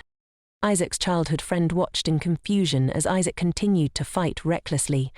Ivan had already wounded the monster with a powerful blow, but Isaac seemed determined to sacrifice himself. The monster, enraged, began spitting destructive orbs, intensifying the fight. Ivan knew this wasn't just a battle for survival, it was a battle that could end Isaac's life if he wasn't careful. Just then, Ruby, Ellen, and Andean arrived, and Ruby's heart sank at the sight of Isaac's struggle. Her voice broke as she called out his name, her worry evident. Isaac, despite his weakened state, heard Ruby's frantic calls. He responded, his voice faint but clear. Seeing his wife running toward him despite the danger only made Isaac's resolve stronger. Ellen and Andean tried to stop Ruby, but how could anyone stand by and watch their loved one in such a state? Ruby ran, every step driven by the urgency of the moment. Her shoes faltered, but she didn't care. Nothing mattered except reaching Isaac. From afar, Ivan's strength was waning, his divine power was depleted, and his shield, his last line of defense, shattered under the dragon's assault. "Sorry, Isaac," Ivan gasped, stumbling. "My divine power is exhausted. The shield broke." Isaac, barely able to stand, nodded. "I know." The ice dragon, now injured, saw an opportunity. Gathering its strength, it created a massive ice ball in its mouth. Isaac, summoning the last of his energy, leapt toward the dragon, aiming for its bleeding spot. The battle was reaching its climax. Isaac's strength was all but gone, and he knew prolonging the fight was a risk he couldn't afford. As he struck, the dragon roared in agony, trying to flee. Ruby, from afar, watched in terror as the dragon spiraled toward the ground. It seemed to be trying to shake Isaac off, but he held on with everything he had, his grip tightening on the sword. The dragon crashed to the ground, scattering ice shards everywhere. The smoke enveloped the area, and the once feared creature lay still. Ivan, hidden behind a block of ice, was unharmed. "Did it finally succeed?" Ivan murmured. But as he ran to check, he froze. Isaac was buried under the rubble. A shadow passed quickly in front of him, Ruby, rushing toward her husband. She frantically dug through the ice, calling Isaac's name, tears streaming down her face. "No, Isaac, please, wake up." But when she uncovered his face, Ruby stopped. Isaac's bloodied expression broke her heart. Her hands trembled as she reached for him, pulling him close, her cries growing louder with each passing second. She called out to Ivan, her voice desperate. "Ivan, quickly, get help!" Ivan nodded, his face grim. "Madame, I'll fetch a medic." As he ran off, Ruby stroked Isaac's cold face, her heart breaking for her husband. She felt helpless, her every thought consumed by the pain of not being able to protect him. Her warm hand touched his cheek, but it felt like nothing could ease the weight in her heart. Meanwhile, the ice dragon was struggling, growling in pain. Its anguished cries drew Ruby's attention. She turned quickly, her eyes locking with the dragon's, but this time, its gaze was not filled with the fury it had shown earlier. Ruby slowly approached the dragon, gently stroking its nose. "I'm sorry, young one," she murmured. "You're hurt too, aren't you? You've been forced into this. It's not your fault. Yet everyone wants to attack you." The dragon seemed to listen, its eyes softening. "You've been so obedient," Ruby continued, her voice filled with regret. "I'm truly sorry. From now on, I won't let anyone hurt you anymore. But you must promise me you won't threaten humans again, okay?" The ice dragon let out a few soft growls, as if understanding her words. It nuzzled Ruby gently, and for a brief moment it felt as if the world had paused. Ruby leaned her head affectionately against the dragon, whispering that she had missed it. When she opened her eyes, Ruby realized that soldiers had arrived and were now watching her, Isaac, and the dragon. A familiar voice broke the tension. Ruby turned and quickly ran to Isaac, who was now regaining consciousness. She supported him as he slowly sat up, his gaze fixed on the dragon. His eyes were filled with sadness, a sorrow that tugged at Ruby's heart. Isaac, despite his pain, tried to comfort his wife. "Everything's all right now," he said softly, his voice strained. "Don't worry about what people say."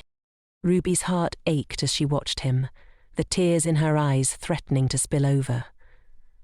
"Isaac, why are you like this?" she asked, her voice trembling.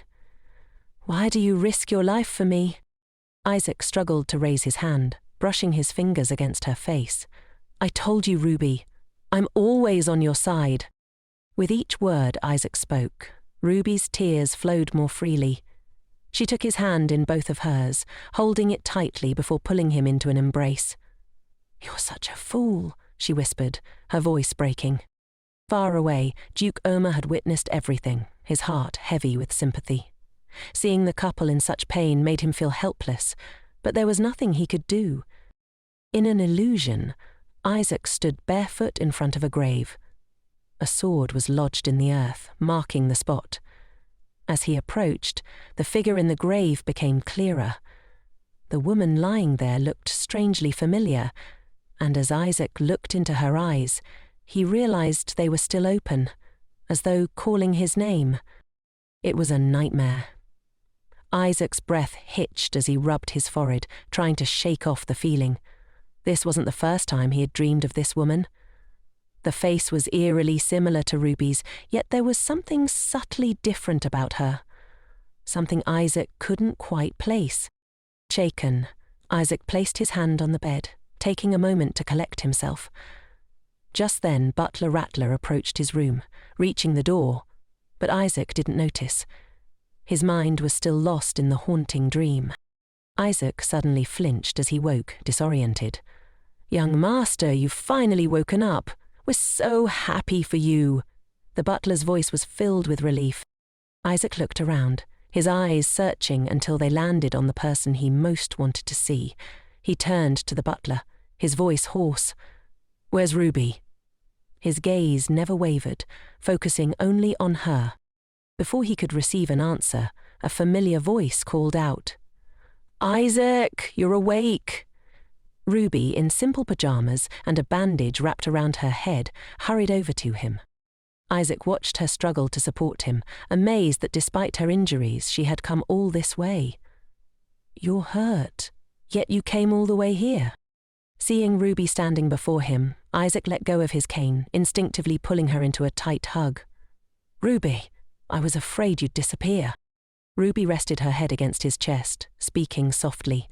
"I never left your side while you were sleeping.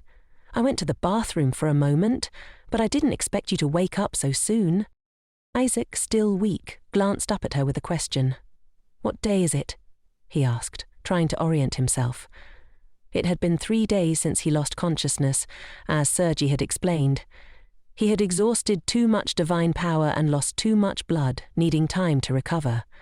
Even Isaac, strong as he was. Ruby continued talking, but Isaac's mind was far away, consumed by the memory of when he had collapsed. That moment had been terrifying. His hand reached up to gently stroke Ruby's hair. "Why haven't you told me about all of this?" Isaac's question was unexpected, and Ruby was caught off guard. She paused, unsure how to respond at first. After a moment she softly said, "I was afraid you'd change. Like everyone else. When those illusions faded, so did their feelings." They all turned away from me. Ruby had carried these words for so long, but never had the courage to voice them. She hadn't wanted to burden Isaac with her fears, but now she spoke them aloud. My family's notorious, and before all those rumours about me and Cheza, I was already hated by so many. I didn't want you to feel like them. Isaac listened in silence, taking in her words. Ruby couldn't bring herself to meet his gaze. She felt embarrassed, a flush creeping onto her cheeks. "Don't look at me like that," she murmured, trying to divert his attention. "It's not your fault." Isaac, sensing her unease, reached for her hand. "Actually, since we were in the stables, I had a feeling something was off, but I couldn't bring myself to ask you directly. I was afraid that if I pushed too hard, you'd vanish, and your feelings for me would disappear too. So I tried to figure it out on my own." Ruby's eyes were filled with sorrow as she listened. Isaac's voice trembled with raw emotion. "When I saw you in front of him, you seemed like a completely different person. It was like everything I felt until then had been a lie. Because you didn't seem worried. You didn't try to hide anything." Ruby's heart clenched as she heard his words, and for a moment she felt a pang of loss. "It's because I've endured so much because of Cheza, I reacted instinctively," she explained, her voice quiet. "Did you think I was pretending to like you?" Isaac's expression turned serious. Fear and affection are completely different things. But maybe I was just like everyone else, selfish, afraid of losing you. When I saw you smile in front of him, I felt a strange relief. I thought losing you would be worse than death, so I held on to that foolishness. But in doing so, I made you suffer." Ruby shook her head. "It's not like that, Isaac. You gave me the laurel wreath, even when it could have caused misunderstandings. You still trusted me." Isaac held her hand gently, his voice filled with tenderness.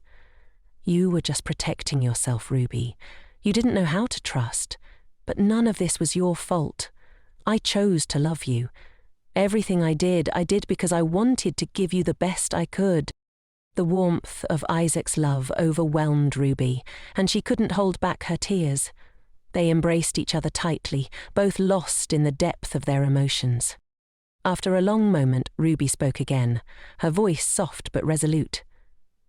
"Isaac, you've helped me break free from the chains I put on myself. You gave me a chance to start over, to be reborn. And now, the first person I want in this new life is you." Isaac's eyes shone with emotion as he looked at her. Finally, after so much hardship, Ruby was by his side, safe and whole. "Ruby, being the first person you want in your life is my honor. My life only has meaning with you in it." He held her tightly, as if to promise he would never let go. "I swear, before God, I will do everything in my power to make you happy, so that the only tears you shed are tears of joy. I swear to protect you until my last breath." And so, despite all the trials and challenges they had faced, Isaac and Ruby's love became a force that could not be broken. What had started as a forced marriage ended in a love more powerful than either of them had ever imagined. Thank you for listening to the story. If you enjoyed, please give it a like, and subscribe if you want to see more manhwa recaps. Let me know what stories you'd like to see next. And one last big thank you to everyone that left some really nice words of encouragement and really kept me motivated to keep posting these stories for everyone to enjoy. Until next time, bye-bye.